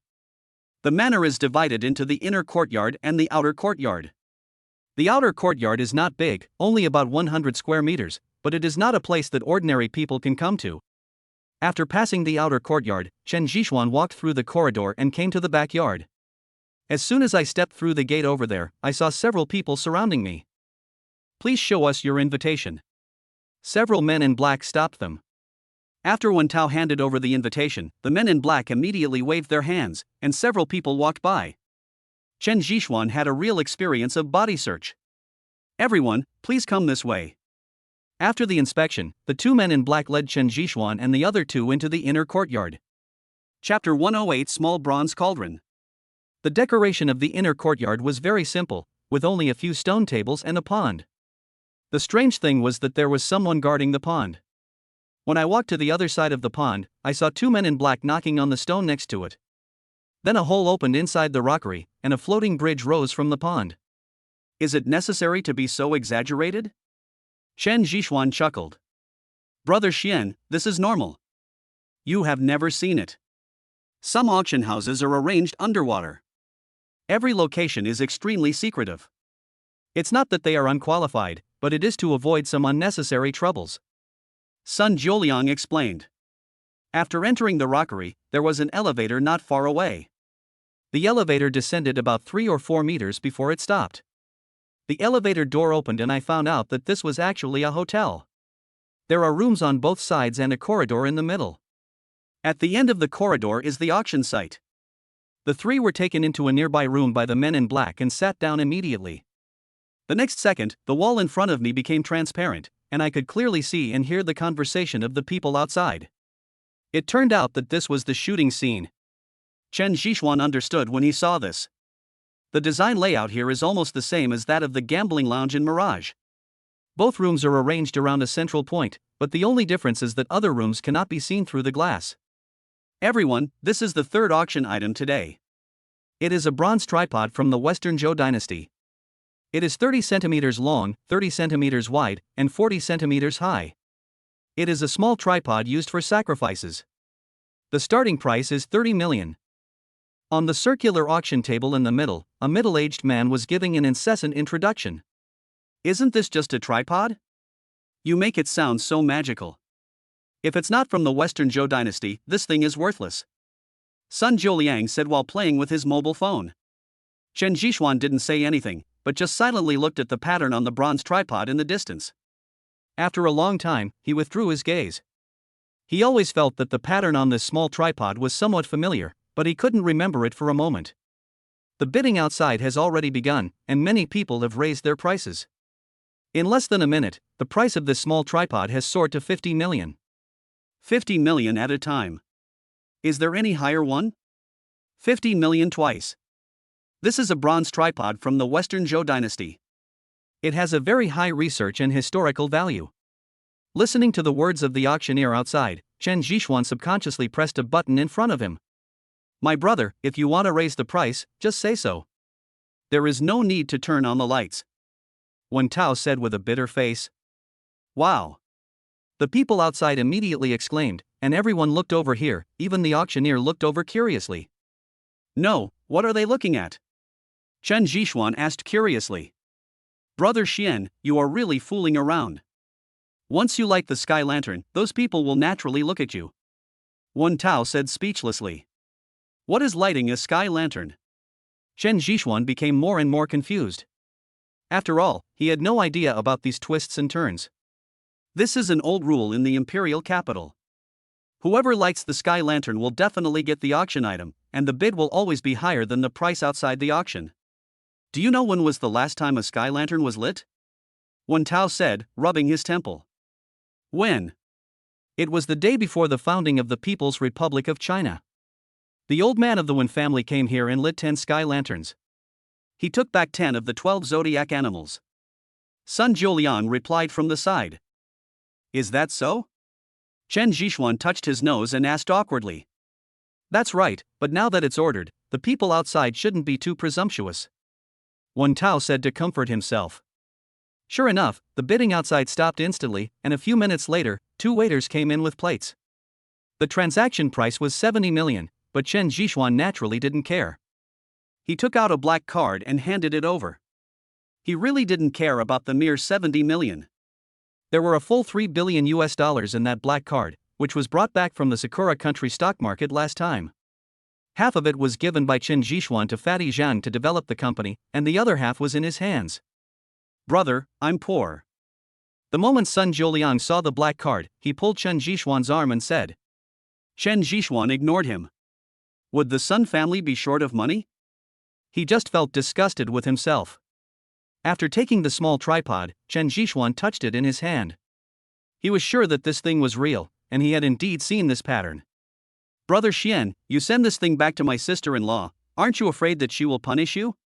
Wen Tao said, staring at the small tripod worth 70 million in front of him. I'm just studying it for fun. Chen Jishuan said, not really paying attention to the next collection. Zhou, help me analyze that painting. Is it worth buying? Wen Tao asked while looking at the painting outside. Taozi, that is a fake painting. Without waiting for Sun Jiuliang to speak, Chen Jishuan raised his eyelids slightly and took a look. Fake painting? Wen Tao next to him didn't believe it. Yes, you can tell from the color and texture of the painting that it is no more than 100 years old. It is not an authentic work of Tang Bohu at all. Also, Tang Bohu's landscape paintings do not use such heavy ink dots. Look at the pattern on the painting, don't you find it strange? Chen Jishuan chuckled. I think it's normal. What's weird about it? Sun Jiuliang next to him said after watching for a long time. Look at the color. If it was Tang Bohu's, even if it was well preserved, the color would not be so bright.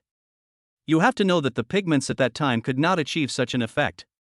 Secondly, the painting technique is wrong.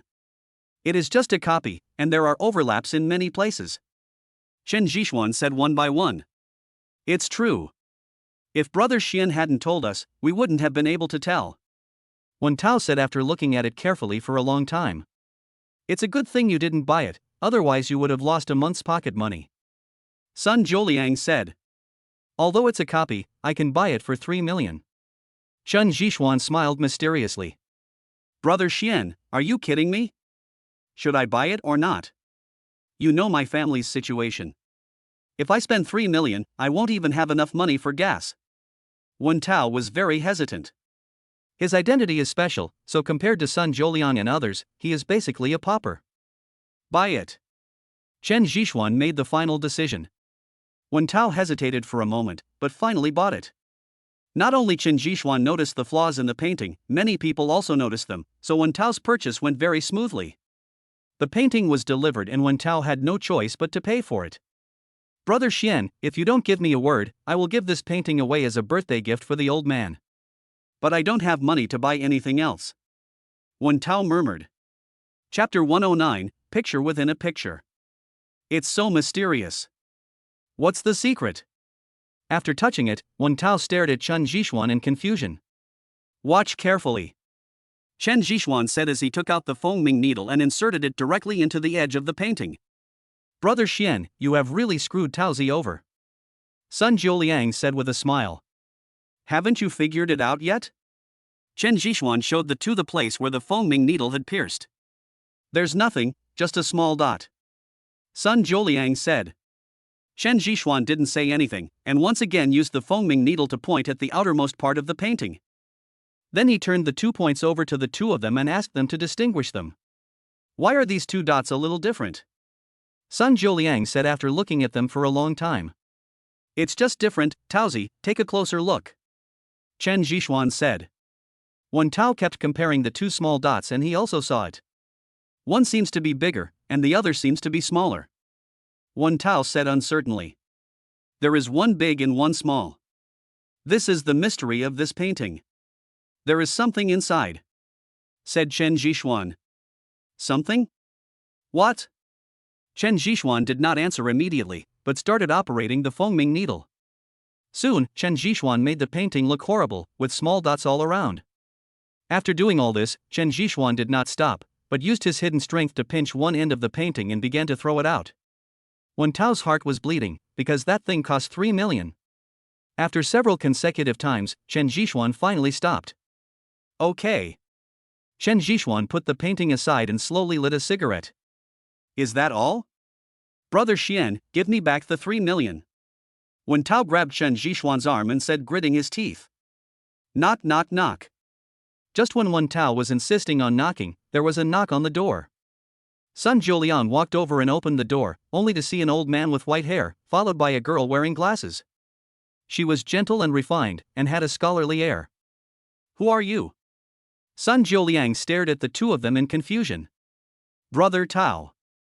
Before Sun Jiuliang could react, the girl just shouted. Wen Tao looked up, then quickly stood up and went over to greet him. Little follower? Grandpa Nye? Do you know each other? Sun Jiuliang was left aside. Grandpa Nye, why are you here? Wen Tao walked in, supporting the old man. Taozi, where is the painting you just got? Can you let me see it? Old Master Nye said anxiously, still breathing heavily. It's over there. Don't worry, I'll get it to you right away. Wen Tao said as he took the painting from Chen Zhishuan and handed it to Mr. Nye. Looking at the landscape painting, Old Master Nye frowned and said, What nonsense! Who told you to do this? Wen Tao looked at Chen Zhishuan, not knowing how to answer. Old man, don't be anxious. We have already paid the money. Sun Jiuliang replied from the side. It shouldn't be destroyed. You shouldn't have come to the auction house. It's a waste of resources. Old Master Nye immediately started to lecture them, his tone very stern. You. Sun Jiuliang suddenly became angry and wanted to argue with Grandpa Nye. Jiuliang, don't be anxious, listen to the old man. Chen Zhishuan stopped Sun Jiuliang. Brother Xian, let me introduce you. This is the famous old man Nye Yuanzhong. He is a master of cultural relics and a true treasure appraiser. Wen Tao introduced. Humph! Old Master Nye snorted coldly, as if expressing his dissatisfaction. You are Mr. Nye. I was rude just now. Upon hearing this, Sun Jiuliang immediately lowered his head and admitted his mistake. Are you kidding?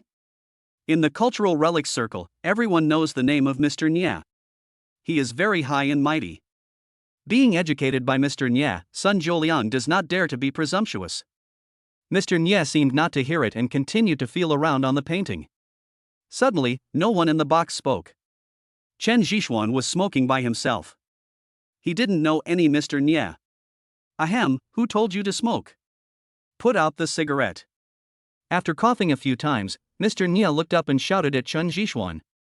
Chen Jishuan flicked the ash off his cigarette, then shook his head and said, "Old man, it seems that this is our box."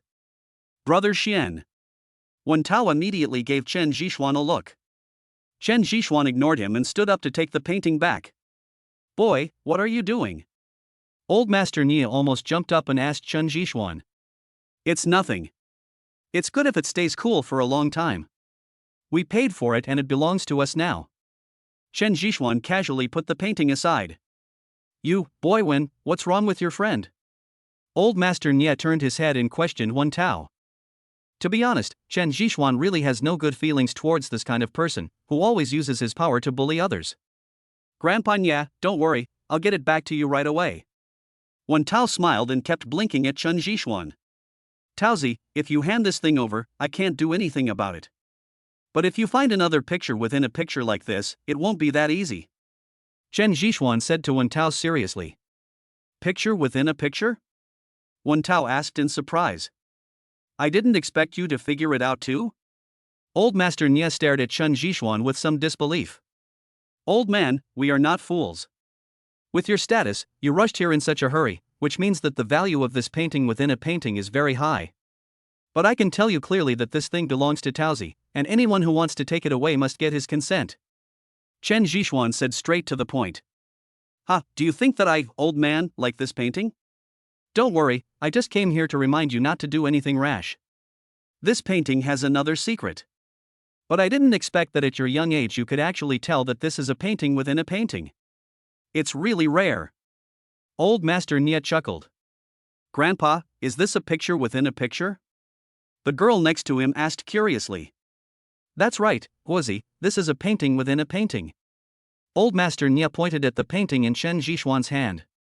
"No, Brother Xian, Grandpa Nia, what are you doing? Just say whatever you want to say." "You're even drawing within a drawing, and you're making me confused," Wen Tao said in confusion. "My friend, since you have discovered this painting within a painting, why do you still want to destroy it? This will easily destroy the painting inside."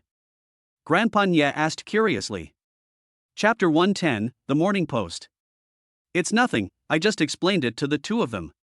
"Don't worry, the paintings inside will not be damaged." "But since you have seen it, the next job will be handed over to you." Chen Jishuan was the kind of person who would give you a respect and you would give him a 10 feet in return. Now that Mr. Nia's address had changed, he naturally would no longer be hostile. "Okay, Wuzi, go outside and get me a bowl of water and a piece of white cloth." Grandpa Nia called to his granddaughter beside him. "Good." Soon, Mr. Nia spread the painting on the table, and then placed clean water and white cloth next to it. Wen Tao and son Zhou stood there, staring at Grandpa Nia's actions intently. Only Chen Jishuan leaned leisurely in his chair and lit another cigarette. I saw Mr. Nia gently holding the white cloth, dipped it in a little water, and began to count the surroundings. Every time he touched the painting, he would pause for 3 to 5 seconds. After repeating this more than 10 times, he finally stopped. "Ink dissolves in water, and you use a towel to soak it to verify it. This is Mr. Nia's method." Soon, a lot of the ink marks on the places that had been dotted disappeared, and at the same time, black ink could be vaguely seen appearing on the rice paper. "There are really words, look quickly." Wen Tao next to him shouted in surprise. "Mr. Nia, since you have already started, just take out the paintings inside. The outside is just a decoration anyway," Chen Jishuan said with a smile. Mr. Nia didn't say anything. He picked up the white cloth again and started to light it. It took a full half hour before Mr. Nia put down the white cloth. Afterwards, he pinched the edges of the painting and shook his head, saying, "I don't have the right tools, and I'm afraid I'll damage the painting if I use my hands." "Brother Xian, why don't you come?" Wen Tao's curiosity was completely aroused, and he turned his head and stared at Chen Jishuan. Chen Jishuan hesitated for a moment, but finally nodded. He walked to the picture, took out the Fengming needle and said, "All of you step back a few steps." Mr. Nia hesitated for a moment, but still took several steps back. Chen Jishuan placed the tip of the Fengming needle on the surface of the painting. He then exerted his hidden strength and swung the needle through it. The layer of rice paper on the surface was instantly torn off, slowly floating in the air and falling to the ground. On the other side, on the table, there was a piece of cursive calligraphy. Old Master Nya walked over subconsciously and looked at the cursive calligraphy on the table. Suddenly, he reached out to grab it. Grandpa, this is not very kind of you. Chen Zhishuan stared at Grandpa Nya with a smile. No, what are you doing? Old Master Nya stared at Chen Zhishuan and questioned, as if he was a child whose thoughts had been exposed. This is Wang Shiji's Song Wan Tai. You shouldn't snatch things from the younger generation, Chen Zhishuan reminded. After hearing this, Mr. Nya had no choice but to withdraw his hand. Niegua over there knew from looking at her grandfather's movements that the calligraphy was not simple, but she did not expect it to be Wang Shiji's Sangwan Tai. Alas, it's really unpleasant to meet a little guy like you. Yes, this is Wang Shiji's Sangwan Tai. Grandpa Nya admitted. Taozi, you're rich. Sun Juliang next to him said excitedly. Although Wen Tao was not very familiar with antiques, he had heard of Wang Shiji. He did not expect that he would spend 3 million to buy Wang Shiji's Sangwan Tai. Brother Xian, is this an original or a copy? Wen Tao asked calmly. Chen Zhishuan smiled and said, of course it's the original, otherwise Mr. Nya wouldn't have done it, right? You are not a fair person, and you said it out loud. But can you give this thing to me? I will give you 200 million.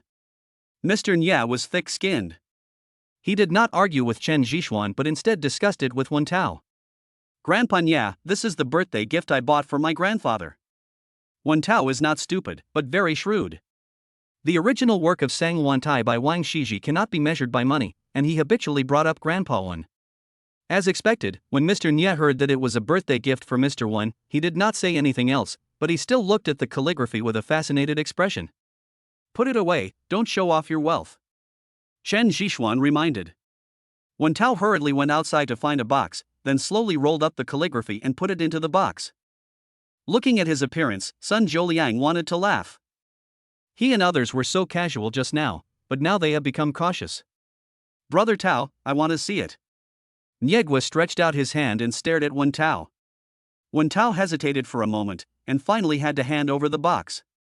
Thank you, Brother Tao. Don't worry, I'll just take a look. I won't destroy anything, and I certainly won't take over your things like my grandfather did. Niegua said as he went to study it. Old Master Nya didn't pay attention to what his granddaughter said, but turned his gaze to the small bronze tripod next to Chen Zhishuan. Did you buy this thing too? Old Master Nya reached out and picked it up. Chen Zhishuan didn't care. After all, he bought it just for the pattern on it, and he was not afraid that Mr. Nya would take it away. After watching it for a long time, Mr. Nya shook his head and put it down. The auction outside was still going on. Chen Zhishuan bought a necklace that belonged to an imperial concubine 100 years ago. He was not interested in the rest. However, Sun Zholiang took this opportunity and bought 2 pieces of jade with the help of Mr. Nya. Ladies and gentlemen, this is the last item for auction, a jade seal. As the auctioneer said this, he opened the box, which contained a crystal clear white jade seal, and there was a gold thread wrapped around the seal. The imperial seal? How could this thing appear? Staring at the seal over there, Mr. Nya stood up suddenly. What? The imperial seal? Wen Tao and Sun Zholiang were both shocked. Only Chen Zhishuan ignored them and silently looked at the seal over there. Who is so bold as to reveal such a thing? Old Master Nya said as he was about to walk out anxiously. Grandpa, don't be anxious. Take a closer look. Chen Zhishuan stopped Grandpa Nya and said. Old Master Nya looked at Chen Zhishuan in confusion, then sat down patiently. After watching carefully, Mr. Nya couldn't see anything.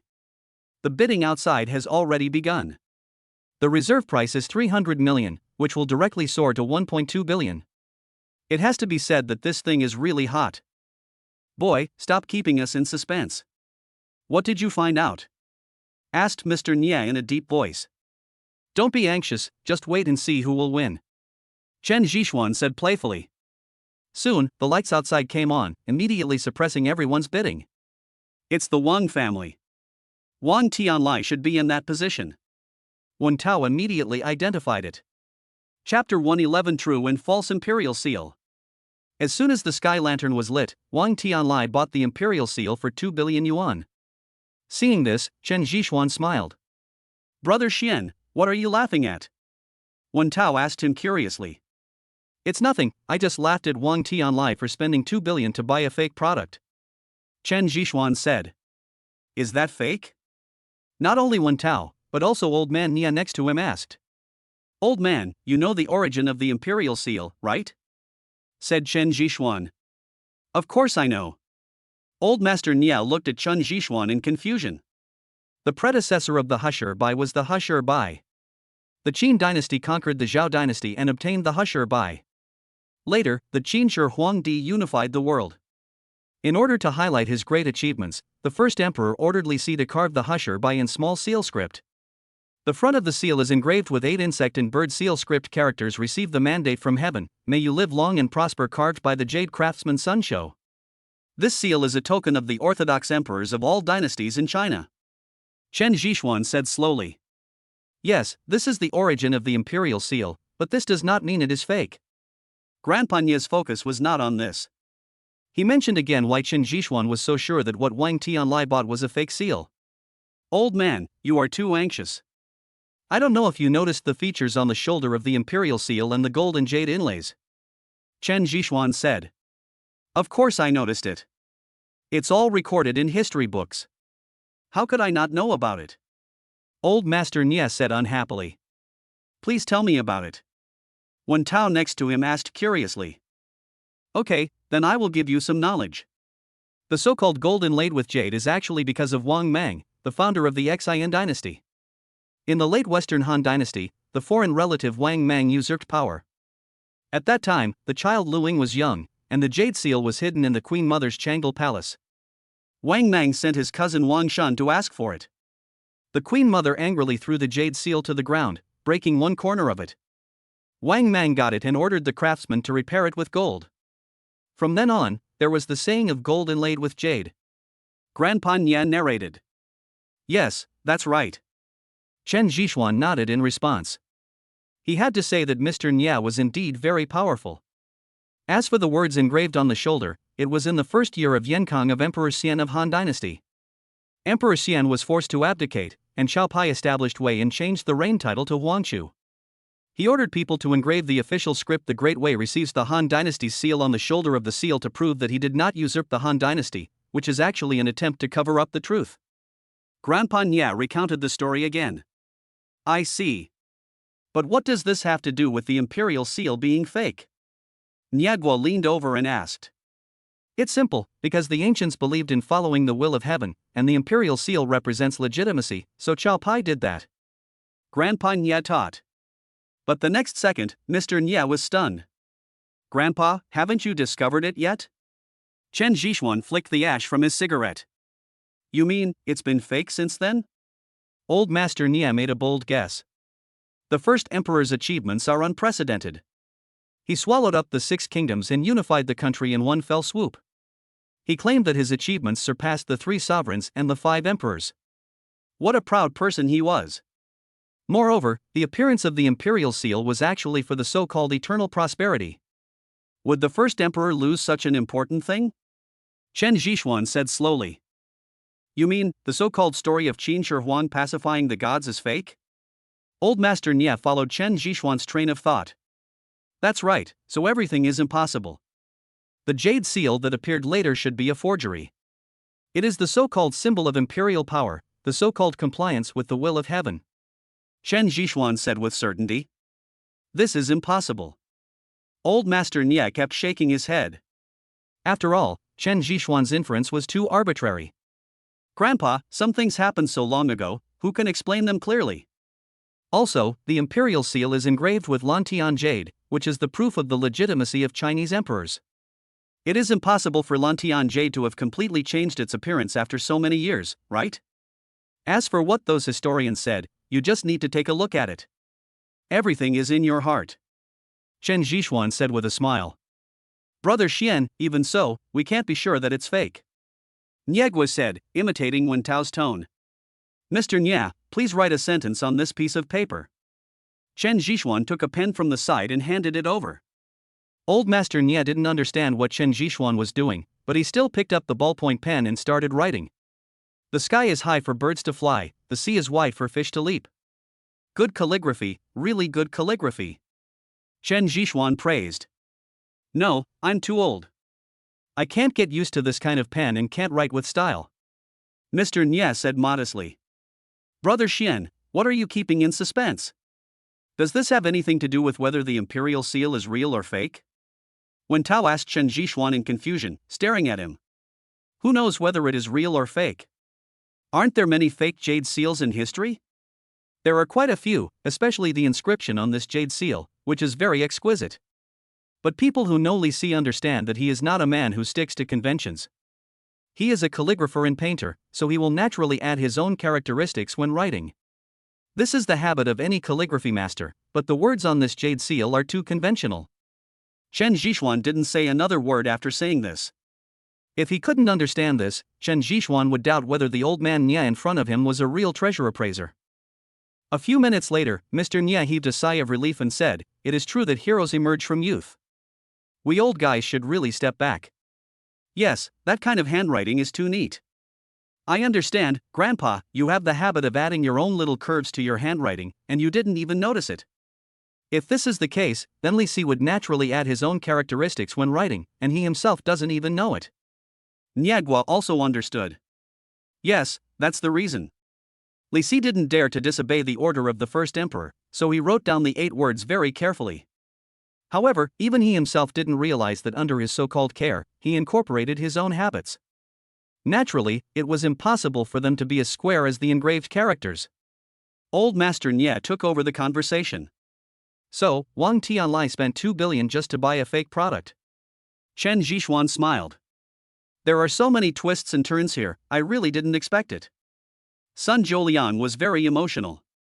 If it weren't for Chen Zhishuan's reminder, how would he know all this? So you should study hard so that you can become a real talent. But my young friend, you are also very capable. You are welcome to visit my Waikeatang. Grandpa Nye made an invitation. If I have time, I will definitely visit you. Chen Zhishuan replied politely. Well, I won't bother you anymore since I've delayed you for so long today. By the way, Wen, you must not lose that thing of yours. It's a national treasure, a priceless national treasure. If you lose it, I will definitely complain to your grandfather. Old Master Nye threatened Wen Tao next to him. Chapter 112, The Terminally Ill Wang Tianlai. Grandpa Nye, don't worry, I'm not that bad. Wen Tao said as he sent the two away. Only after seeing off Mr. Nye and the other man did Wen Tao feel relieved. Brother Xian, why do you think Wang Tianlai wants the imperial seal? Does he want to be the emperor? Sun Zholiang took the opportunity to ask. I'm not sure, but you can help investigate. Remember, don't get caught. Chen Zhishuan reminded. Okay, I understand. Wang Tianlai is really generous to spend 2 billion to buy the jade seal. Sun Zholiang responded. As he was speaking, Sun Zholiang next to him suddenly opened the door. Wang Tianlai just happened to walk over, and when he saw Chen Zhishuan, he suddenly stopped. You were lucky last time, but your luck won't always be good, believe me. Wang Tianlai stared at Chen Zhishuan and said. Maybe, but you may have to go ahead of me. Chen Zhishuan observed Wang Tianlai calmly, and his whole body was so calm. Wen Tao and Sun Zholiang next to them became alert, as they were afraid that Wang Tian would do something wrong. Let's go. Wang Tianlai's face no longer had the arrogance from before, as if he was saying hello to an old friend. I hope to see you again. Chen Zhishuan also replied. It was not until Wang Tianlai disappeared that Wen Tao breathed a sigh of relief and said, Brother Xian, why are you playing dumb with this lunatic? Chen Zhishuan did not answer, but took out a cigarette and put it in his mouth. After lighting it with a lighter, he took a few deep puffs. Brother Xian, I have a question for you. What did you say to Wang Tian just now? It's rare that he didn't go crazy today. Sun Zholiang touched Chen Zhishuan's shoulder and said. Chen Zhishuan finally came back to his senses, then shook his head and said, Nothing, it's just that Wang Tianlai is going to die soon. He's dying? Isn't that a good thing? Sun Zholiang said with a smile. After all, the death of such a madman is a good thing for everyone. Brother Xian, you must have seen it wrong. Wang Tianlai doesn't have any hidden illness. Wen Tao said with a frown. I don't know. When we just met, I could feel that he was physically weak. I even guessed that he must have been tricked by someone. Zholiang, you have to take the trouble to investigate this matter. I always feel that something is not right. Chen Zhishuan said. Seeing Chen Jishuan speaking so seriously, Sun Zhouliang on the other side said that he would do it. After returning to the hotel, Chen Jishuan sat on the sofa, made a cup of tea, and began to observe the small bronze tripod. After a long time, Meng Ruyan walked in. What are you looking at? Nothing. Chen Jishuan placed the small bronze tripod on the coffee table, then leaned aside skillfully and waited for Meng Ruyan to change the medicine. Seeing that the wound had scabbed over, Chen Jishuan breathed a sigh of relief. The tricky wound did affect his life. It should be fine in a few days. I'm going back to the flower market tomorrow. What about you? Are you still staying here? Chen Jishuan took a sip of tea and asked Meng Ruyan, who was sitting in front of him. Well, I may have to go abroad again. After all, the Meng family's affairs have not been dealt with yet. You also know the purpose behind Wang Tianlai's help to Hong Ling. I am worried that something may happen at home. Meng Ruyan said slowly. Wang Tianlai is ill. From his appearance, I can see that he won't live long. So this time when you go back, you will face much less danger. Is he sick? No way. He was still the same when I saw him last time. Meng Ruyan stared at Chen Jishuan in surprise. Who knows? Maybe it's a hidden disease, or someone has done it. I don't know either. I just feel that things are getting weirder and weirder. Chen Jishuan murmured. Indeed, in just over 10 days, Wang Tianlai would be diagnosed with this disease. Chen Jishuan simply couldn't believe it. Even a terminal illness couldn't destroy a person so quickly. No matter what, now that you're back in China, Wang Tianlai won't dare to do anything wrong. Okay, I'm leaving, and you should go to bed early. Meng Ruyan said and left. Chen Jishuan looked at her back, then casually picked up a small note next to her. There were only 2 words on the note: be careful. What should I be careful about? Could it be that Meng Ruyan discovered something? Or is there someone bigger behind Wang Tianlai's matter? Chen Jishuan's heart was in turmoil. After all, if Meng Ruyan could remind him so carefully, then one can imagine where she came from. Using his hidden strength to shatter the piece of paper, Chen Jishuan then lay down on the sofa. He even suspected that someone had installed surveillance cameras in this place. After secretly looking around and finding nothing unusual, Chen Jishuan finally breathed a sigh of relief. Looking out the window, he suddenly saw the bronze tripod on the coffee table. Under the light, the reflection of the bronze tripod on the coffee table was very clear. After sitting up and looking carefully for a long time, Chen Jishuan suddenly thought of something. He took out a piece of jade from his arms. This piece of jade was given to him by Fatty Zhang and there were some patterns on it. After comparing them, Chen Jishuan suddenly understood why he felt familiar with it, because the patterns on the small bronze tripod were similar to those on the jade piece. Looks like I have to go back to find Fatty Zhang. Chen Jishuan murmured. He put away the jade piece and the small bronze tripod and went to rest. He spent the whole night in silence. The next day, Meng Ruyan sent Chen Jishuan to the airport as promised. Have a safe trip. Meng Ruyan advised. You too. Chen Jishuan waved his hand and then got on the plane. When we returned to the flower market, it was already past 2 in the afternoon. Fatty Zhang had been waiting outside the airport for a long time. When he saw Chen Jishuan appear, he hurried to greet him. Xianzi, you are really awesome. You hand over such a big company to me. Aren't you afraid that I will ruin it for you? Fatty Zhang muttered. What are you afraid of? If it fails, you can go back to your old business like me. We can each take a porcelain bowl and beg on the street. Chen Jishuan joked. Speaking of which, Starlight has been developing rapidly during this period. I have to say that MOE is really amazing. In less than a month, Starlight has contacted a lot of people, and its scale has more than doubled. Fatty Zhang did not follow Chen Jishuan's words, but told him about the changes in Starlight. Chen Jishuan just listened silently without interrupting. Fatty Zhang became more and more proud as he spoke, and he talked for nearly half an hour before he stopped. Fatty, wait a minute. At this moment, Chen Jishuan spoke. What's wrong? Fatty Zhang parked the car on the side of the road and asked puzzledly. I'll be down for a moment. Wait for me. After saying that, Chen Jishuan opened the car door, got out of the car, and walked in one direction. Fatty Zhang was very surprised and followed him immediately. After all, he also knew that Chen Jishuan was injured. Chapter 113 Persuasion. Chen Jishuan finally stopped at a small hotel in front. Following the direction of his gaze, Fatty Zhang saw a man in military uniform moving his box over there. The box was not big, but the man had a lot of trouble moving it. Let me help you. Chen Zhishuan walked over and picked up the box. Thank you. The soldier in front of him raised his head, but his eyes were full of surprise when he saw Chen Zhishuan. Xuanzi? What? You don't recognize me? I thought you were still recuperating in the capital. I didn't expect you to come out so soon. Chen Zhishuan said with a smile. Yes, the person in front of him was Black Wolf. Let's go find a place to talk. Chen Zhishuan gestured. Black Wolf held the key in his hand and hesitated for a moment. Stop nagging me.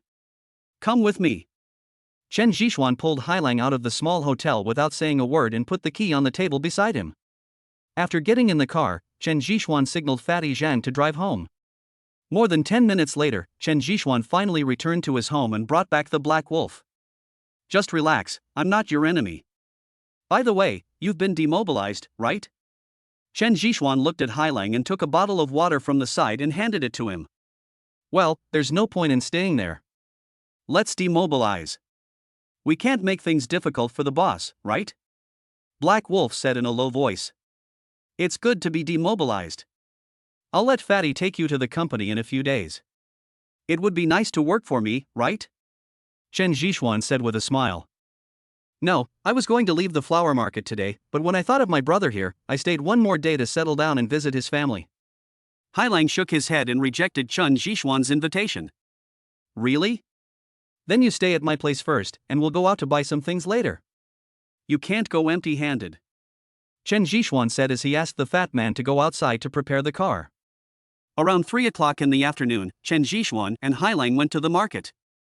Chen Zhishuan filled his car with all kinds of nutritional supplements and special snacks, and then drove to the address Hailang gave him. This place is very remote, much more remote than Chen Zhishuan's hometown. If he hadn't driven an off-road vehicle in advance, other cars would have had no chance of passing through on this road. It was not until dark that Chen Zhishuan finally saw the entrance to the village.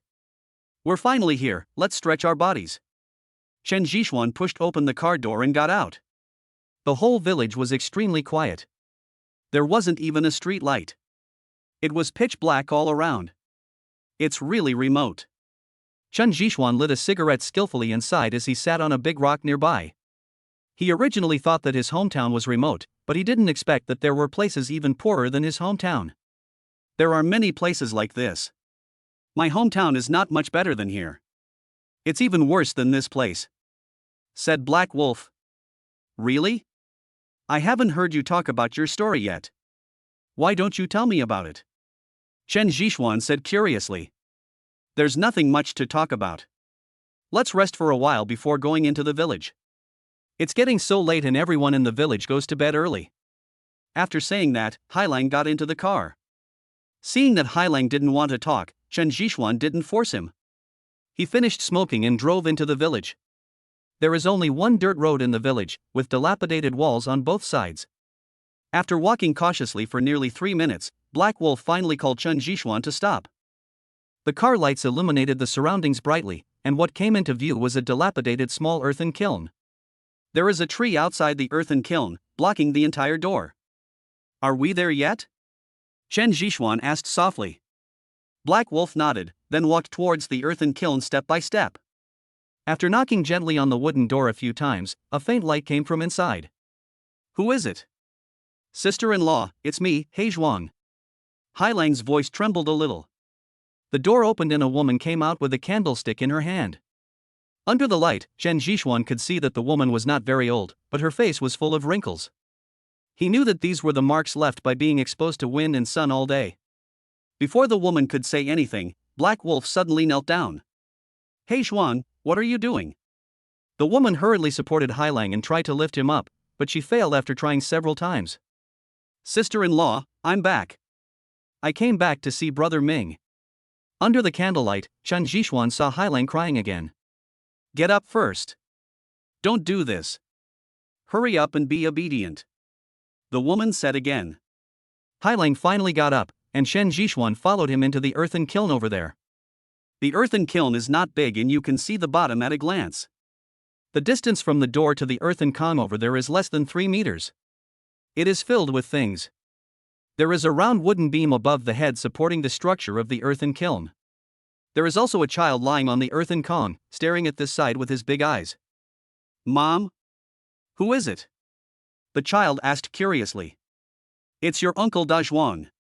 The woman replied, then quickly walked to the kiln and tidied up the clothes placed around it. Naughty boy, did you miss your uncle? Black Wolf walked over with a grin and picked up the boy, rubbing the child's face with his beard. Uncle Dajwang, did you bring me anything delicious? The child asked, staring at Hailang. I brought a lot of candies. Try them. There are many flavors. Black Wolf hurriedly took out a lot of candies from his pocket, with various flavors. Come down. That's rude. Mrs. Ming said as she was about to take the child. Sister-in-law, I love my nephew very much. Let me hold him for a while. Hailang stopped Sister Ming's hand and said. Well, just spoil him. By the way, have you eaten? I'll cook something for you. Mrs. Ming said as she prepared to make a fire. Don't bother, we've eaten. By the way, I brought you some things. Hailang said as he put the child in his arms and called Chen Jishuan to walk outside. Only after all the things in the trunk were taken down did Black Wolf stop. Why do you carry so many things? I don't need them. Take them away. They are quite expensive. It would be better to return them. Mrs. Ming knew that these things were very expensive just by looking at the shiny packaging. Sister-in-law, these are just little gifts from us brothers, please accept them, said Hailang. In the end, Ming Sa couldn't persuade Hailang anymore, so she had to accept the things and prepare a sleeping place for them. Sister-in-law, I'm back from demobilization this time. I want you to leave with me tomorrow. I promised Brother Ming that I would take good care of you and the children. Hailang stared at Sister Ming and said. Mrs. Ming paused, then shook her head and said, No, we are fine, mother and daughter, and we can't leave here. Chapter 114, Fire in the Earthen Kiln. Sister-in-law, please think about it. I will take you out. Don't worry, my money is enough to arrange a job for you and Pai Xiaozi. Besides, Pai Xiaozi also needs to go to school. He can't be a rough boy like us. Hailang kept persuading, but Sister Ming was not moved at all. Chen Jishuan didn't say anything the whole time, he just silently pulled Hailang out. Don't go too far. I'll clean up first and you can go to bed soon. When Mrs. Ming saw the two of them go out, she hurriedly shouted over there. Sister-in-law, we're not leaving. Also, you don't have to worry about anything for now. The two of us will stay in the car for one night. Chen Jishuan said as he pulled Hailang into the car. Mrs. Ming on the other side looked for a long time, and finally had to go into the house. What are you doing? I'm discussing something here. Hailang didn't understand what Chen Jishuan meant and asked in confusion. Hailang, are you stupid? You want Mrs. Ming to follow you away, is that realistic? How will the people in the village see Mrs. Ming, abandoning Brother Ming and following you? Will they call you a fickle woman? If it were you, could you bear it? Chen Jishuan was speechless. He knew very well about the gossipers in the village. But I promised Brother Ming that I would take good care of my sister-in-law and the children. Hailang immediately understood and said while rubbing his head. Everything requires methods and ways. We can't be impatient about this matter. We have to take it slowly. The villagers' thinking is too old-fashioned and they need to be guided slowly. Chen Jishuan said as he touched a cigarette. So what ideas do you have? Hailang immediately turned his gaze to Chen Jishuan over there. Let's talk about Brother Ming first. I have to solve the problem from the root. Chen Jishuan said. Black Wolf hesitated for a moment, but finally said it. It turns out that the so-called Brother Ming is his old squad leader. It was Brother Ming who brought Hailang into the army. They went through life and death together. During a drug bust at the border, Brother Ming sacrificed himself on the border in order to cover the escape of Su Ming and others. After listening to everyone's story, Chen Jishuan said in a deep voice, Hailang, it is you who should change. Do you think Su Ming can't think of how to place Ming Sa? He must have been rejected and could only help secretly in the end. You are too stupid to even think about taking Ming Sa away. Then I'll stay. I can do something. At least I can teach this little boy how to exercise, said Black Wolf. No, gossip can only make things worse. You'll make Mrs. Ming even more embarrassed, so you'd better give up the idea. Chen Zhishuan said. Then give me some advice. Black Wolf seemed to be relying on Chen Zhishuan. We can only start with the children. Chen Zhishuan murmured. Kid, do you mean the naughty boy? Asked Black Wolf. Yes, it's the child. The child must be 7 years old this year. He doesn't have the conditions to study here. There is still a chance if we start from this aspect. As he said this, Chen Zhishuan secretly taught Hailang. All night long, the two of them lay in the car and chatted about random things. Early the next morning, Ming's wife was seen standing by the car, knocking on the window. The meal is ready, come in and eat. Mrs. Ming shouted.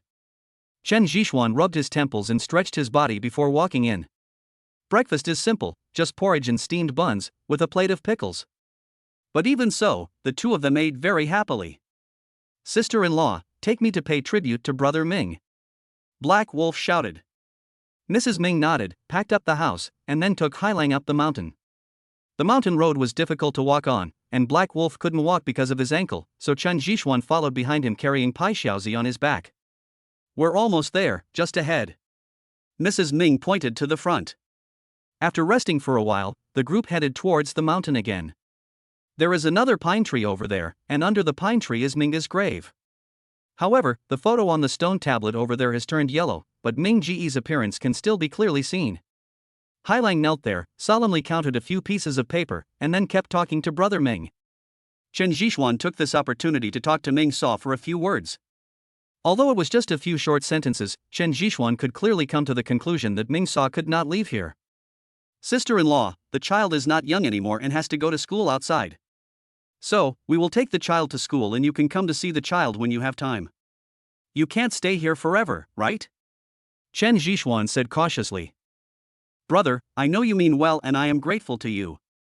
You naughty boy will not go out. Also, you should leave too. Outsiders are not welcome here. Mrs. Ming stopped talking halfway. Chen Zhishuan wanted to ask something else when he saw a man running towards him from a distance. Sister-in-law Ming, Erden and his friends are here again. Your door has been broken down. You should go and take a look. The man said, panting. When Mrs. Ming heard this, she grabbed the boy and ran down the mountain. Chen Zhishuan then followed with Hailang. When they arrived at Mingso's house, it had already been burned down. Billowing black smoke continued to billow out of the earthen kiln, and there were many people surrounding it. I squeezed into the crowd and saw Ming's wife kneeling at the entrance of the earthen kiln, staring at the fire inside with tearful eyes. Who did it?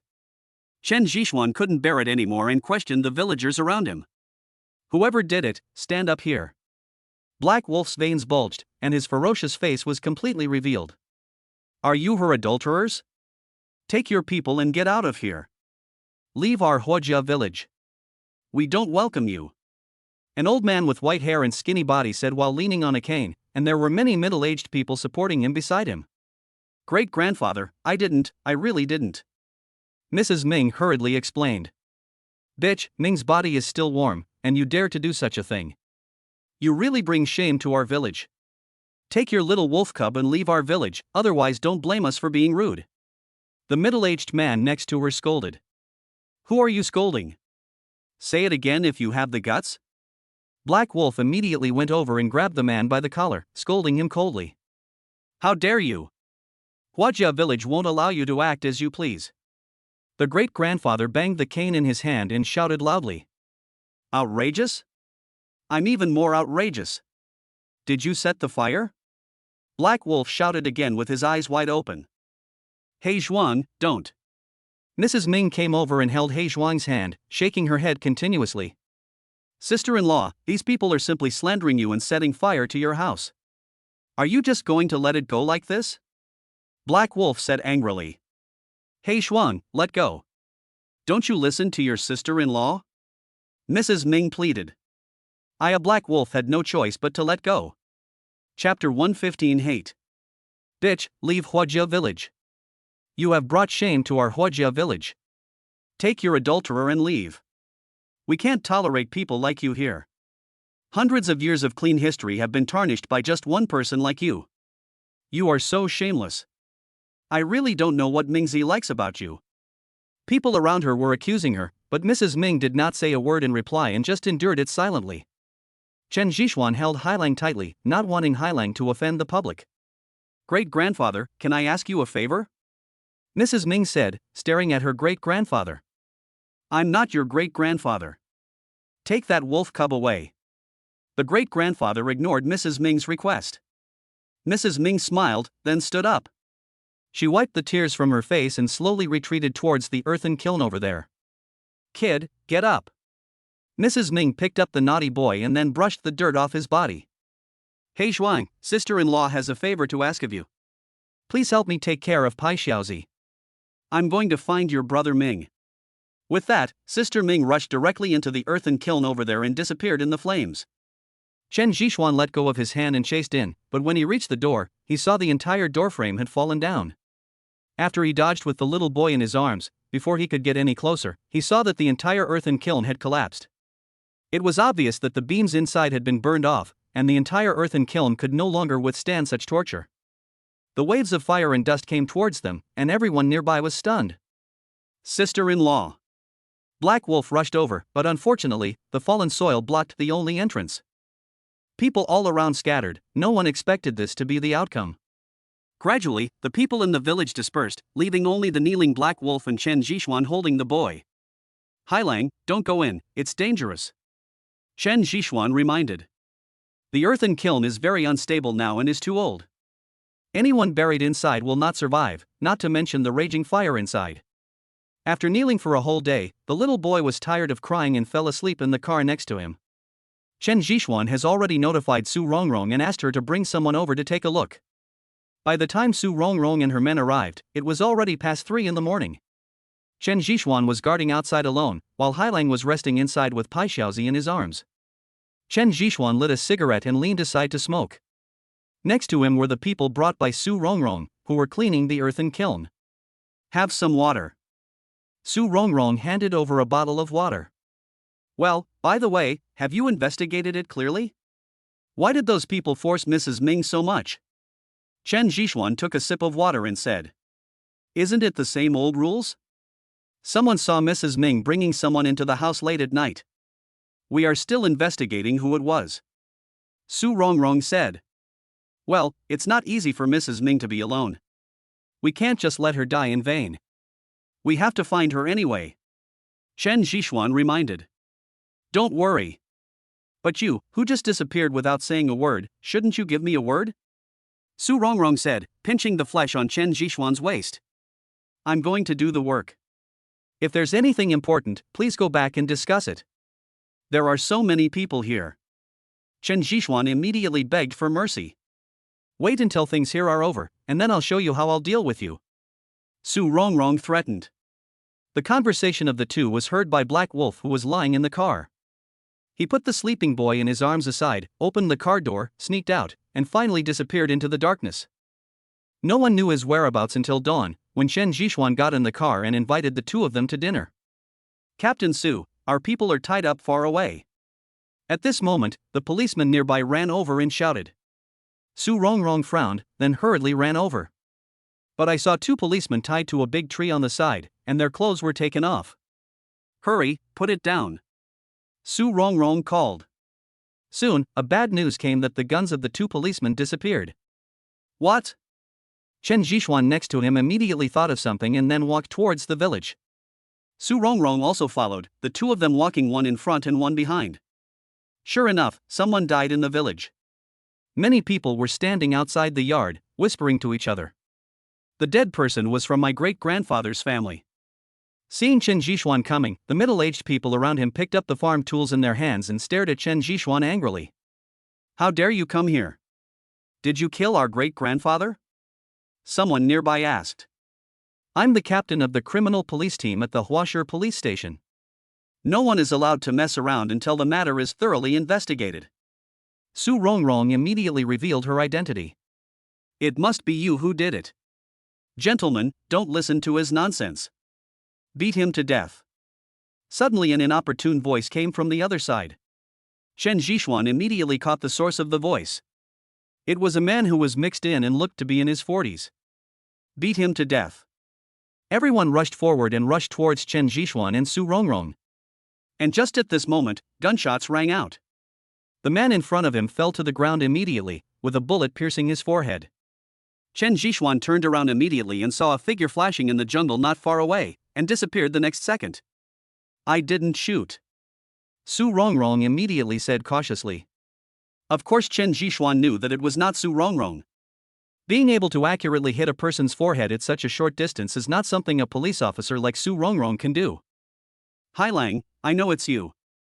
Come out, I have something to tell you. Chen Zhishuan shouted around. But apart from his echo, there was no other sound around, and no one dared to move, for fear that they would become the second target. When gunshots were heard, the police officers who were resting there rushed over. Looking at the corpses on the ground, they all became alert to the surroundings. Control them and don't let them do anything wrong. Chen Zhishuan gave a warning and then walked into the yard over there. The yard was very clean and the smell of blood came from the house. When I pushed the door open, I saw my great-grandfather inside had a bullet wound in the forehead. There was a young man next to him, and they were shot in the same place. Looking around, Chen Zhishuan suddenly saw the words on the mirror over there. The words were written in blood and have not yet completely dried. Don't interfere. There was no need to think about it. Chen Zhishuan was sure that it was Hai Lang who did it, because this sentence was directed at him. After wiping the words on it with a piece of cloth beside him, Chen Zhishuan walked out. When passing by the villagers, Chen Zhishuan suddenly stopped. He grabbed a person nearby and carried him out. What are you doing? You can't just arrest people at will. The middle-aged man struggled and shouted. Chapter 116, People's Soldiers. The villagers around started to make a commotion again, and Chen Zhishuan hurriedly covered the middle-aged man's mouth. I'll kill you if you scream again. Chen Zhishuan's icy voice rang in the man's ears. The man stopped shouting instantly and let Chen Zhishuan pull him aside. Go ahead and tell me what you know. Otherwise, we will leave here immediately and leave you to fend for yourself.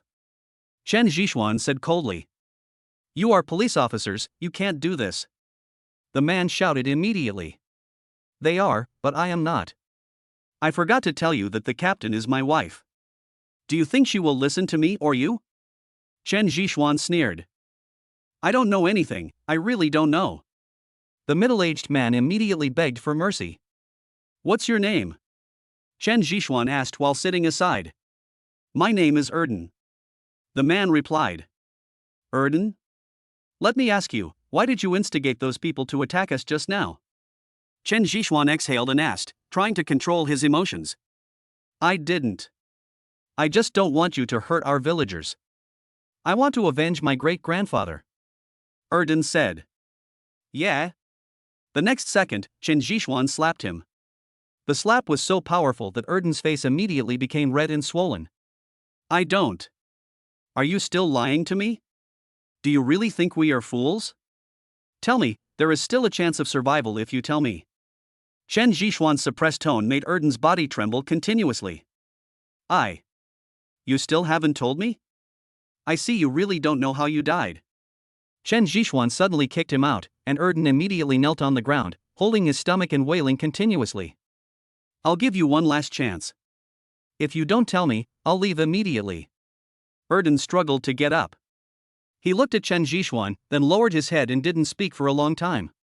Chen Zhishuan had lost his patience and turned around to leave. Commander, I told you that you don't have to die. Erden immediately pulled Chen Zhishuan's sleeve and said. I don't know, but now we guarantee your life's safety. As for the rest, the law will naturally solve it. Chen Zhishuan said. Actually, I fell in love with the young widow of the Ming family. I pestered her for a long time, but she never agreed, so I made up the rumor. I really didn't expect her to be so stubborn and seek death directly. This really has nothing to do with me. Erden explained hurriedly. After hearing this, Chen Zhishuan still didn't believe it. Although he didn't have much contact with Ming's wife, he knew that the woman was very strong and would not commit suicide because of a few rumors. Just wait for death.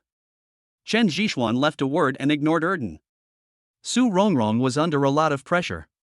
After all, she was facing hundreds of villagers. If a riot broke out, the consequences would be disastrous. Seeing Chen Zhishuan coming over, she also breathed a sigh of relief. Everyone, go home. The police will catch the murderer. Gathering here will only bring us trouble. Chen Zhishuan shouted loudly. He understood what Hailang meant. He was seeking revenge for Ming Saw and would never act rashly before the truth was revealed. Sir, you have to protect us.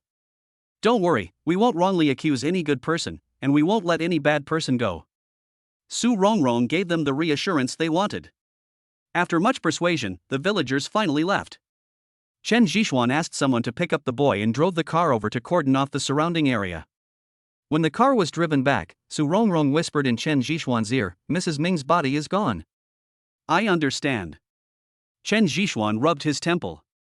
Chen Zhishuan knew Black Wolf's fighting skills best. If his thigh had not been injured, he might have been able to bring Black Wolf back. But now, he was simply powerless. Not to mention where Black Wolf was hiding now, he could not even keep up with Black Wolf. The fact that Black Wolf could move so fast showed that he no longer cared about his bone and nerve necrosis. This was his last act of madness. Unless Su Ming and the others were there was no way he could do anything by relying solely on the people here. A day passed like this, and Su Rongrong also notified the bureau. The Huasher police station immediately dispatched personnel and also notified Su Ming and others. At night, a bonfire was lit next to the car. The boy sat aside, staring blankly at the bonfire, not knowing what he was thinking. It's time to eat, naughty boy. Chen Zhishuan reminded. Uncle Zhuang is not a bad person, please don't arrest him. The childish voice of the naughty boy made Chen Zhishuan feel guilty. We won't catch him. Just eat your meal, naughty boy. Uncle Zhuang will be back soon. Chen Zhishuan coaxed. Seeing that the naughty boy was so sensible, Chen Zhishuan breathed a sigh of relief. You should eat something too. Su Rongrong said as she walked over with a bucket of instant noodles. No need. Has Erden said anything? Chen Zhishuan lit a cigarette and asked tiredly while leaning against the tire. He confessed. He and a bachelor from the same village raped Ming Saw in the back mountain. I have brought people to lock them all in the car. Su Rongrong said. These scumbags deserve to die. Chen Zhishuan shouted through gritted teeth, holding the cigarette but so tightly that it was deformed. We can't reveal it now, otherwise Black Wolf will attack again. Su Rongrong reminded in a low voice. I understand. Let's wait until your brother and the others come over. Chen Zhishuan said. 2 hours later, Su Ming arrived in a helicopter. You are finally here. Chen Zhishuan relaxed completely. The military district knows about Black Wolf's matter, and we are here to arrest him. Su Ming said. He actually. Chen Zhishuan wanted to explain, but was stopped by Su Rongrong's eyes. After finding a deserted place, Su Ming stared at Chen Zhishuan and asked, Is Mrs. Ming dead? Well, he jumped into the fire in the earthen kiln. I wanted to rescue him, but the kiln collapsed. Chen Zhishuan said with his head down. Where is the Black Wolf? Do you know? Su Ming asked again. I'm not sure. He showed up for a while during the day and then disappeared. He also took away Mrs. Ming's body. Chen Zhishuan said truthfully. The reason is that Hailang is not such an impulsive person. Su Ming stared into Chen Zhishuan's eyes. He wanted to hear the truth. After hesitating for a long time, Chen Zhishuan finally told everything. Upon hearing that Mrs. Ming had been violated, the white fox next to her immediately went berserk. I'm going to kill these bastards. Stop right there. Su Ming shouted. Boss, didn't you hear? They were the ones who forced Mrs. Ming to death. The white fox shouted. I know, but we are the people's soldiers. Su Ming said coldly. I don't want to be one anymore. Baihu suddenly threw the gun to the ground. What did you say? Chapter 117 Black Wolf Suicide. Su Ming stared at Baihu with a dark face, his eyes full of anger. He didn't expect Baihu to say such words. No, to be precise, he couldn't believe that these were words from his brother. The atmosphere froze for a moment. I said I don't dare anymore. We risked our lives and shed our blood in the front, but in the end our loved ones were humiliated and died. What kind of soldier am I and what are we protecting? The white fox sat down on the hay on the side and shouted angrily. White fox, stop talking. The vulture next to him interrupted him quickly. No, let him speak. Su Ming's face became more and more gloomy, and he might explode at any time. Just tell me, in that battle, Brother Ming stayed behind alone to cover our safe return. As a result, even Sister Ming was forced to death. I really don't know how to explain to Brother Ming down there. Without Brother Ming, would we still be alive? Would we still be standing here and chatting? Bah, to put it bluntly, those who are dead have nothing left. The white fox could no longer bear it and shouted to everyone present. Chen Zhixuan just listened silently. To be honest, he stood on the side of the white fox at this moment.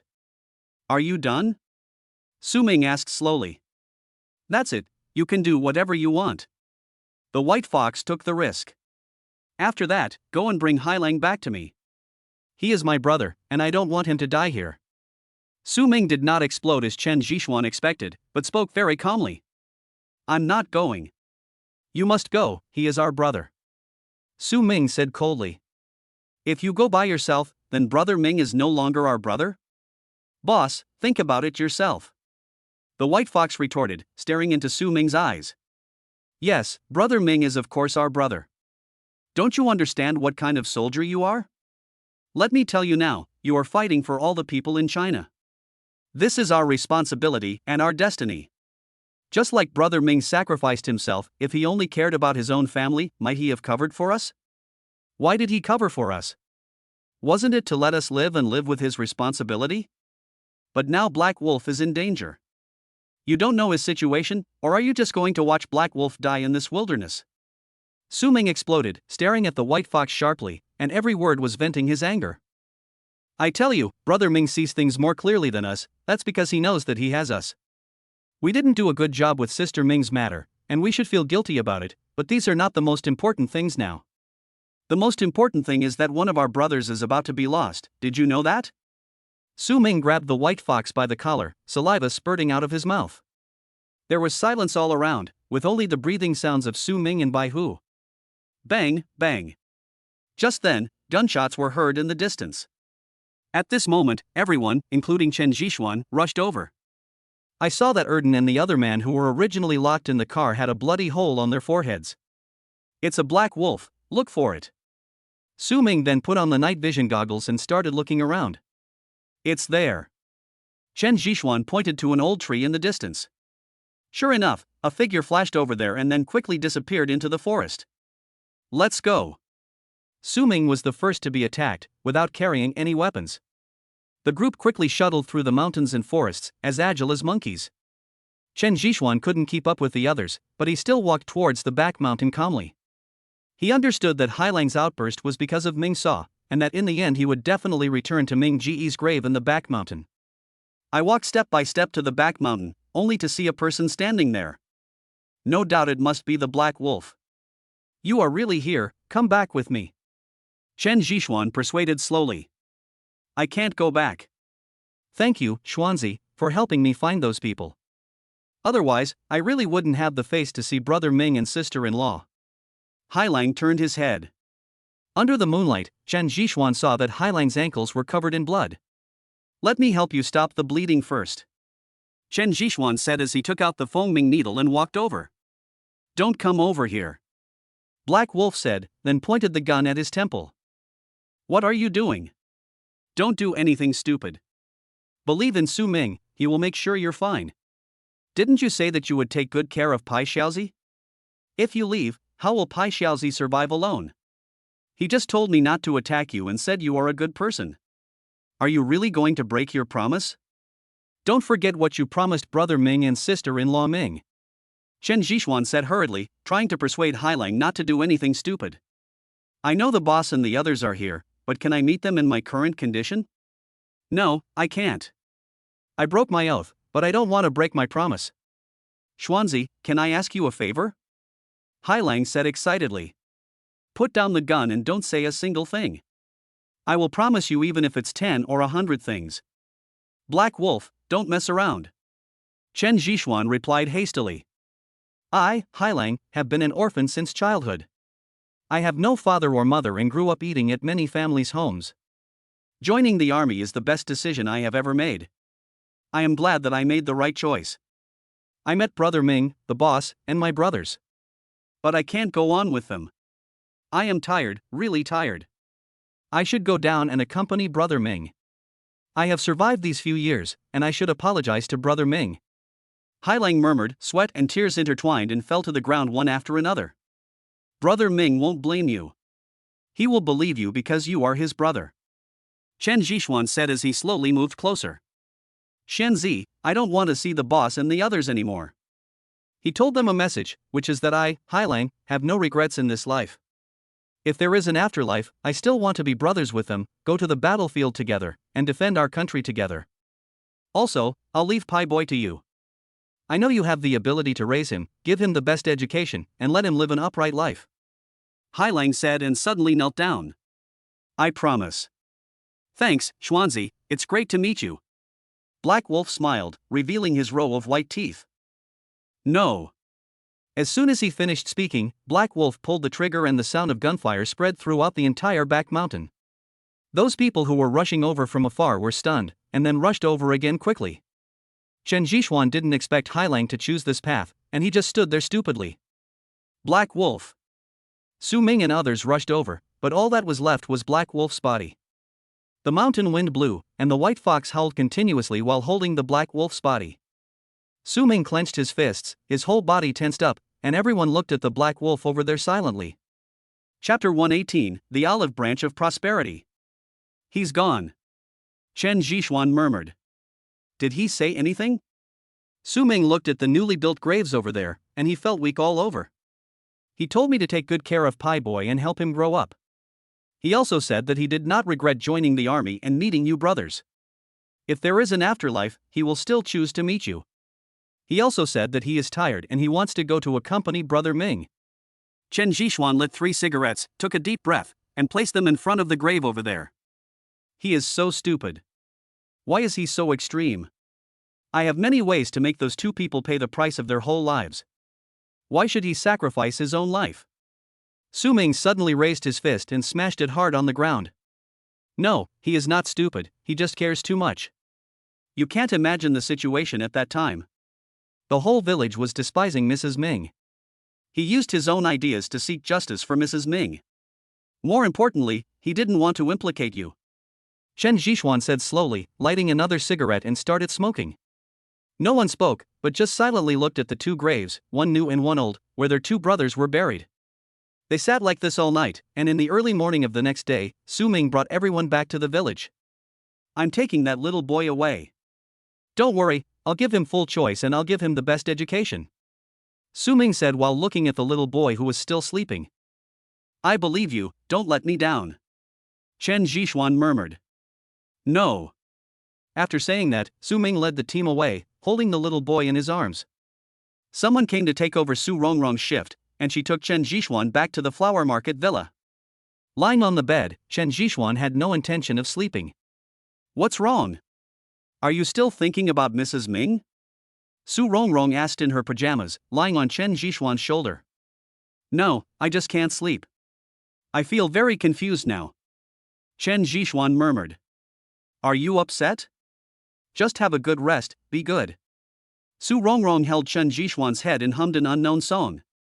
Slowly, Chen Zhishuan fell into a deep sleep. After resting for a whole day and night, Chen Zhishuan finally woke up. After a simple wash, Chen Zhishuan came to the hall, only to see Su Rongrong personally cooking a few dishes for Chen Zhishuan. Wake up. You must be hungry. The meal is ready.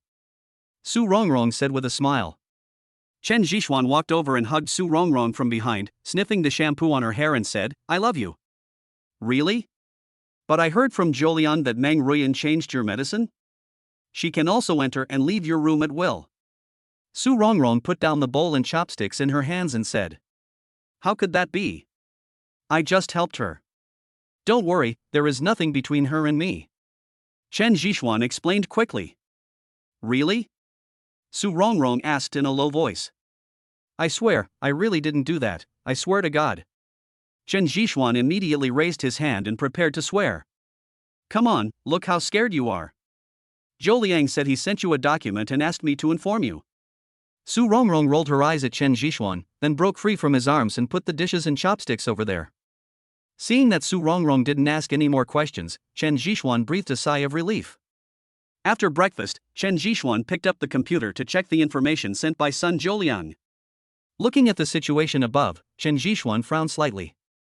Wang Tianlai was plotted against by his own mother. It turned out that Wang Qingshui's current wife was a second marriage. Wang Tianlai's mother died of childbirth complications. Wang Yu was the stepmother's real son. Naturally, Wang Yu's mother would not let it go after her own son was killed, and she attacked Wang Tianlai directly. The poison in Wang Tianlai's body was caused by Wang Yu's mother. As for buying the jade seal, it was because he heard a folk remedy that said the jade seal could help him suppress the toxins in his body. After reading this, Chen Zhixuan finally understood why the Wang family didn't care when Meng Wanna was raped by Wang Yu, just because they had such a mother. But this has nothing to do with Chen Zhixuan. What makes him very curious is that Wang Yu's mother is actually from the Zhang family. Thinking of the Zhang family, Chen Zhixuan took the small bronze tripod and left the villa. When he arrived at the company, he saw Fatty Zhang being attentive to and ran. When he noticed Chen Zhixuan coming, he immediately pretended nothing had happened and went back to his office. Pushing the door open, Chen Zhixuan stared at the pretentious Fatty Zhang and said, "Okay, have you reached base? What are you talking about? Do you think we are all like you? We are gentlemen and would not do those things." Fatty Zhang said righteously. "Get out and tell the truth." Chen Zhixuan took a book from the table and threw it over. Fatty Zhang took the book and could only reply, "Not yet, we just held hands." "Damn, Fatty, are you kidding me? Usually you have a lot of tricks, but now you're just holding hands?" Chen Zhixuan said jokingly.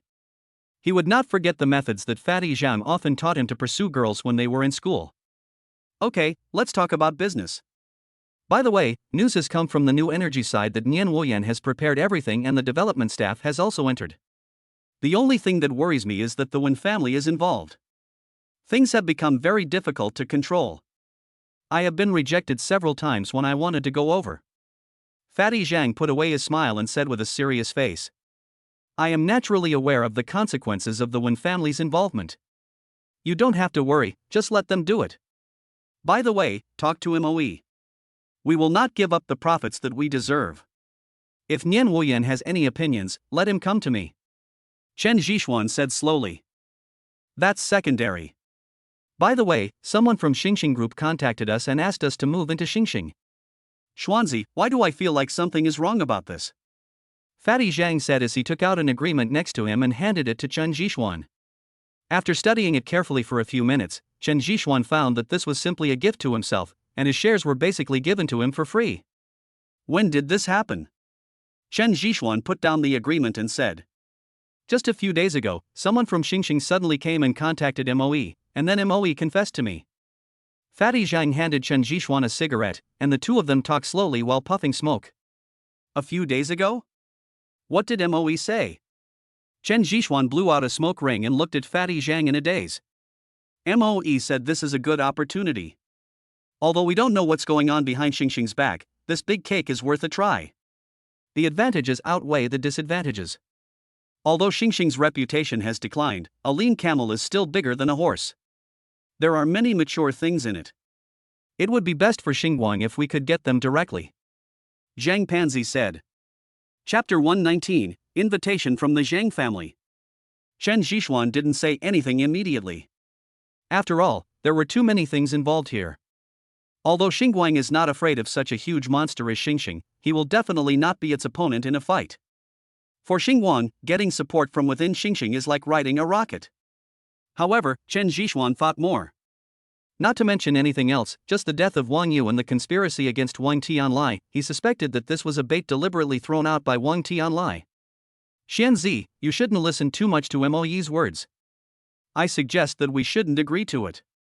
After all, our starlight is developing very rapidly now, and there is no need to take such a big risk. Fatty Zhang said slowly. How long will it take for Xingguang to reach the scale of Xingxing? Chen Zhixuan flicked the ash from his cigarette. 10 years at the longest, 5 years at the shortest. Fatty Zhang said with certainty. It's been too long, too long. I will take care of Xingxing. You don't have to worry about it. Chen Zhixuan shook his head. As he came into contact with those noble families, he became more and more anxious, because what he lacked now was time. The Wang family is just the beginning. The emergence of new energy technology will make everyone turn their attention to themselves. Under the impact of interests, there is no guarantee that others will not take action against themselves. The development of new energy only takes 3 years, or even shorter. During this time, he needs to grow into a towering tree. Xian Zi, what do you want? Fatty Zhang immediately understood Chen Zhishuan's choice. Yes, you're right. I want to get in touch with Xingxing. Don't worry, I'm not that stupid. If something is not right, I won't agree to them. Chen Zhishuan said with a smile. Well, it's good that you understand. Don't let the interests go to your head. Fatty Zhang said.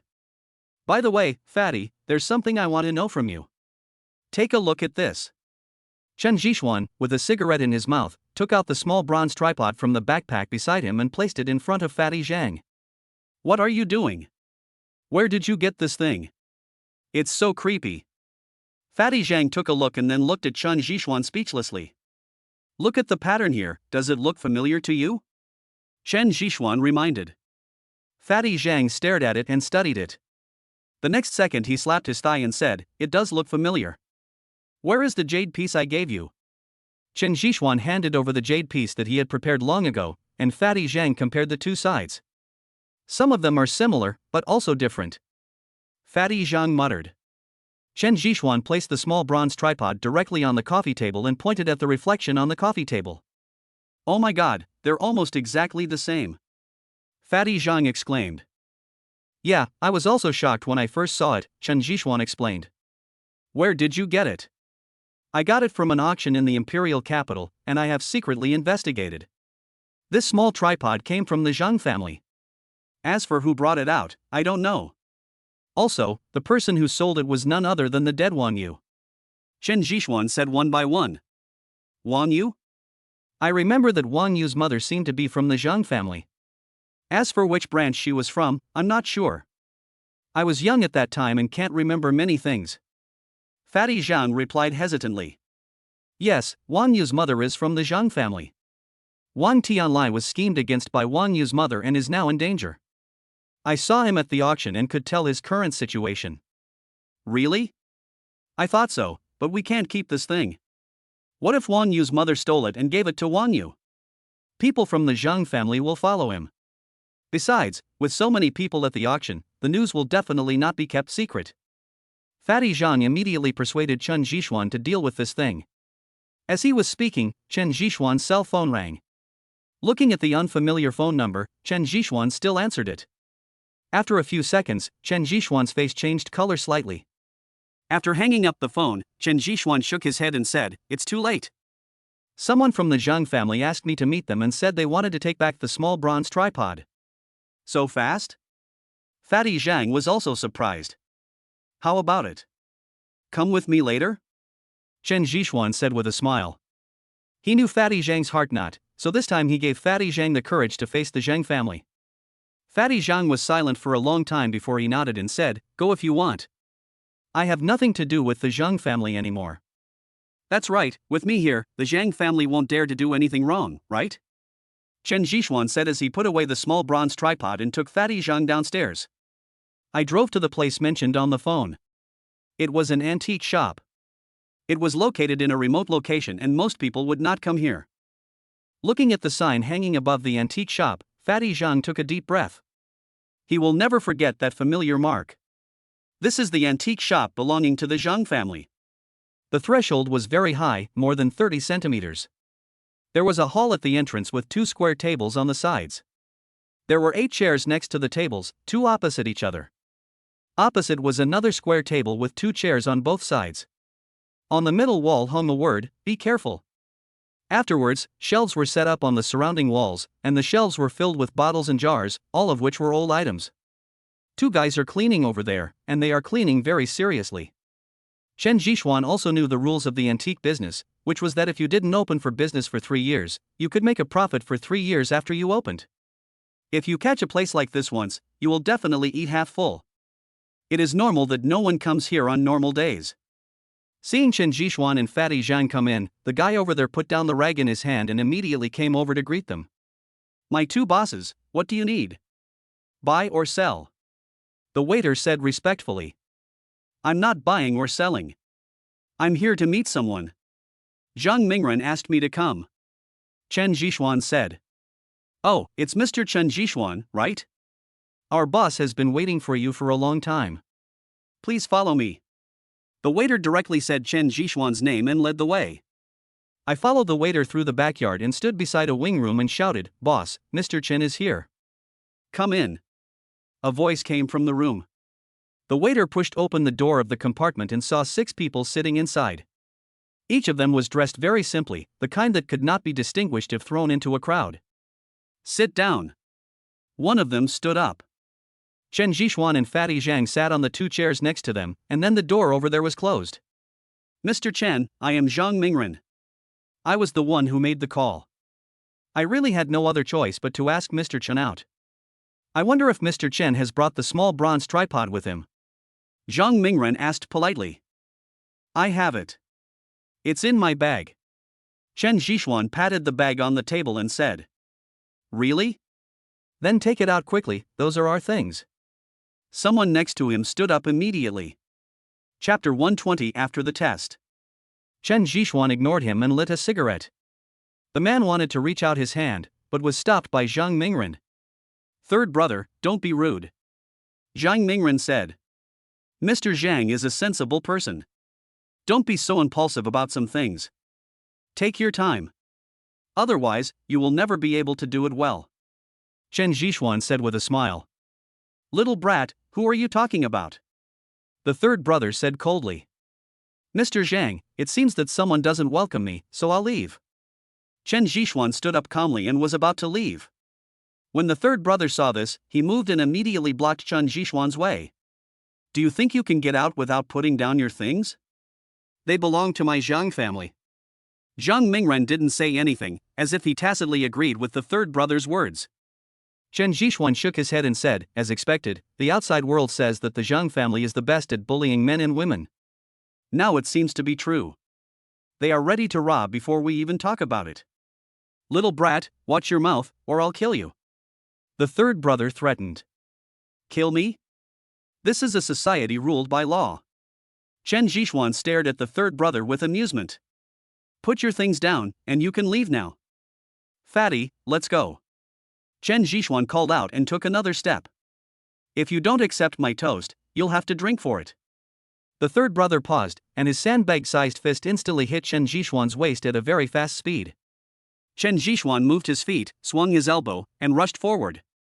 The third brother took several steps back and looked at Chen Jishuan in disbelief.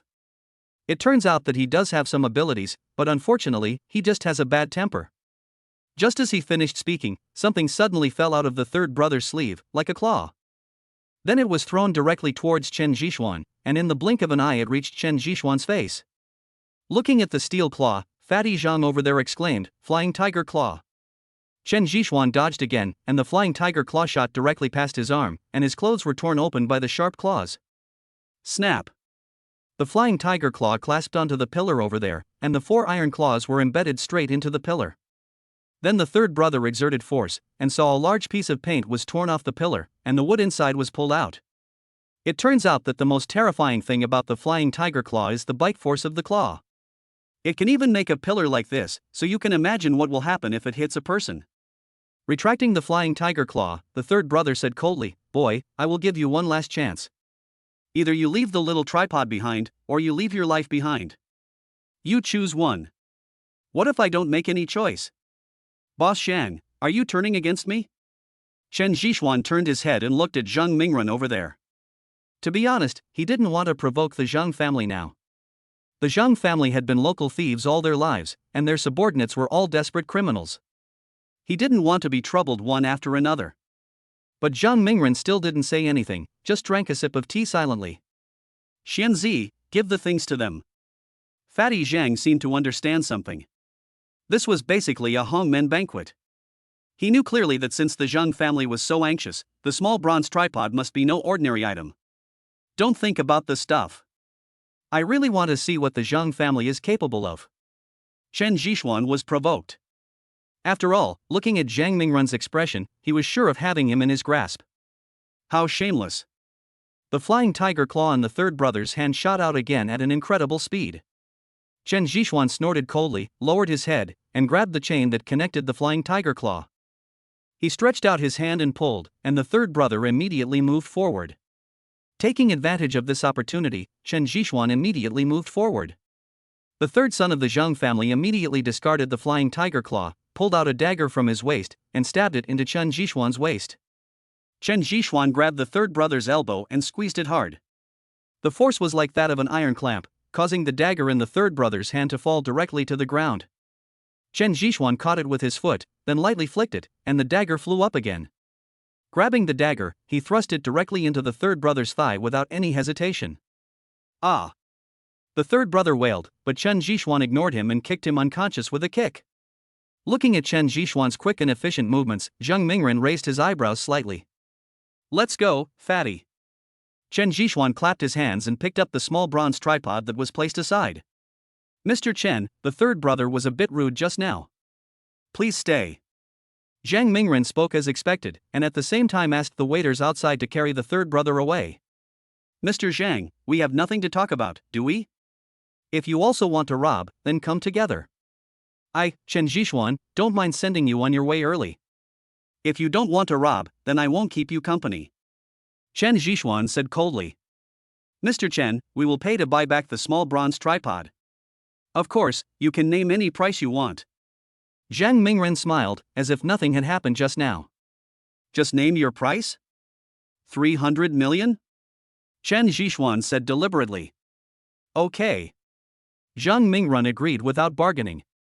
Then someone came out with a computer in his hand. If Mr. Chen agrees, I can transfer the money now, said Zhang Mingren. That's so nice, but I won't sell it. Chen Zhishuan said softly. Are you kidding? Zhang Mingren actually agreed to the price of 300 million. This shows that the price of this small tripod is definitely very high and it is extremely important to the Zhang family. Mr. Chen, are you kidding me? Zhang Mingren asked slowly, with a hint of indifference in his eyes. You were the ones who played tricks on me first. I was just returning it to you. If you are going to force me to buy it again, okay, I will accompany you to the end in the flower market. Chen Zhishuan looked at Zhang Mingren with amusement. I can let the kid next to you return to the Zhang family. This is my last bottom line. I hope Mr. Zhang can consider it carefully. Zhang Mingren's voice became increasingly gloomy. How is it? Chen Zhishuan looked at Fatty Zhang next to him. Xian Zi, can you let me deal with this thing? Fatty Zhang asked in a deep voice. Of course, it's up to you. Chen Zhishuan handed over the small bronze tripod. After all, he was just curious at first, and he had already copied the pattern on it. Thank you. Fatty Zhang quickly took the small bronze tripod. Everyone, my real name is Zhang Xiua. I think you should know that it is very easy to get this small bronze tripod back. Just hand over the people who bullied us back then and everything will be fine. Fatty Zhang said this with extreme seriousness. Impossible. Someone immediately stood up and stared at Fatty Zhang coldly. Fatty Zhang didn't say anything. He understood that Zhang Mingren was the leader of these people.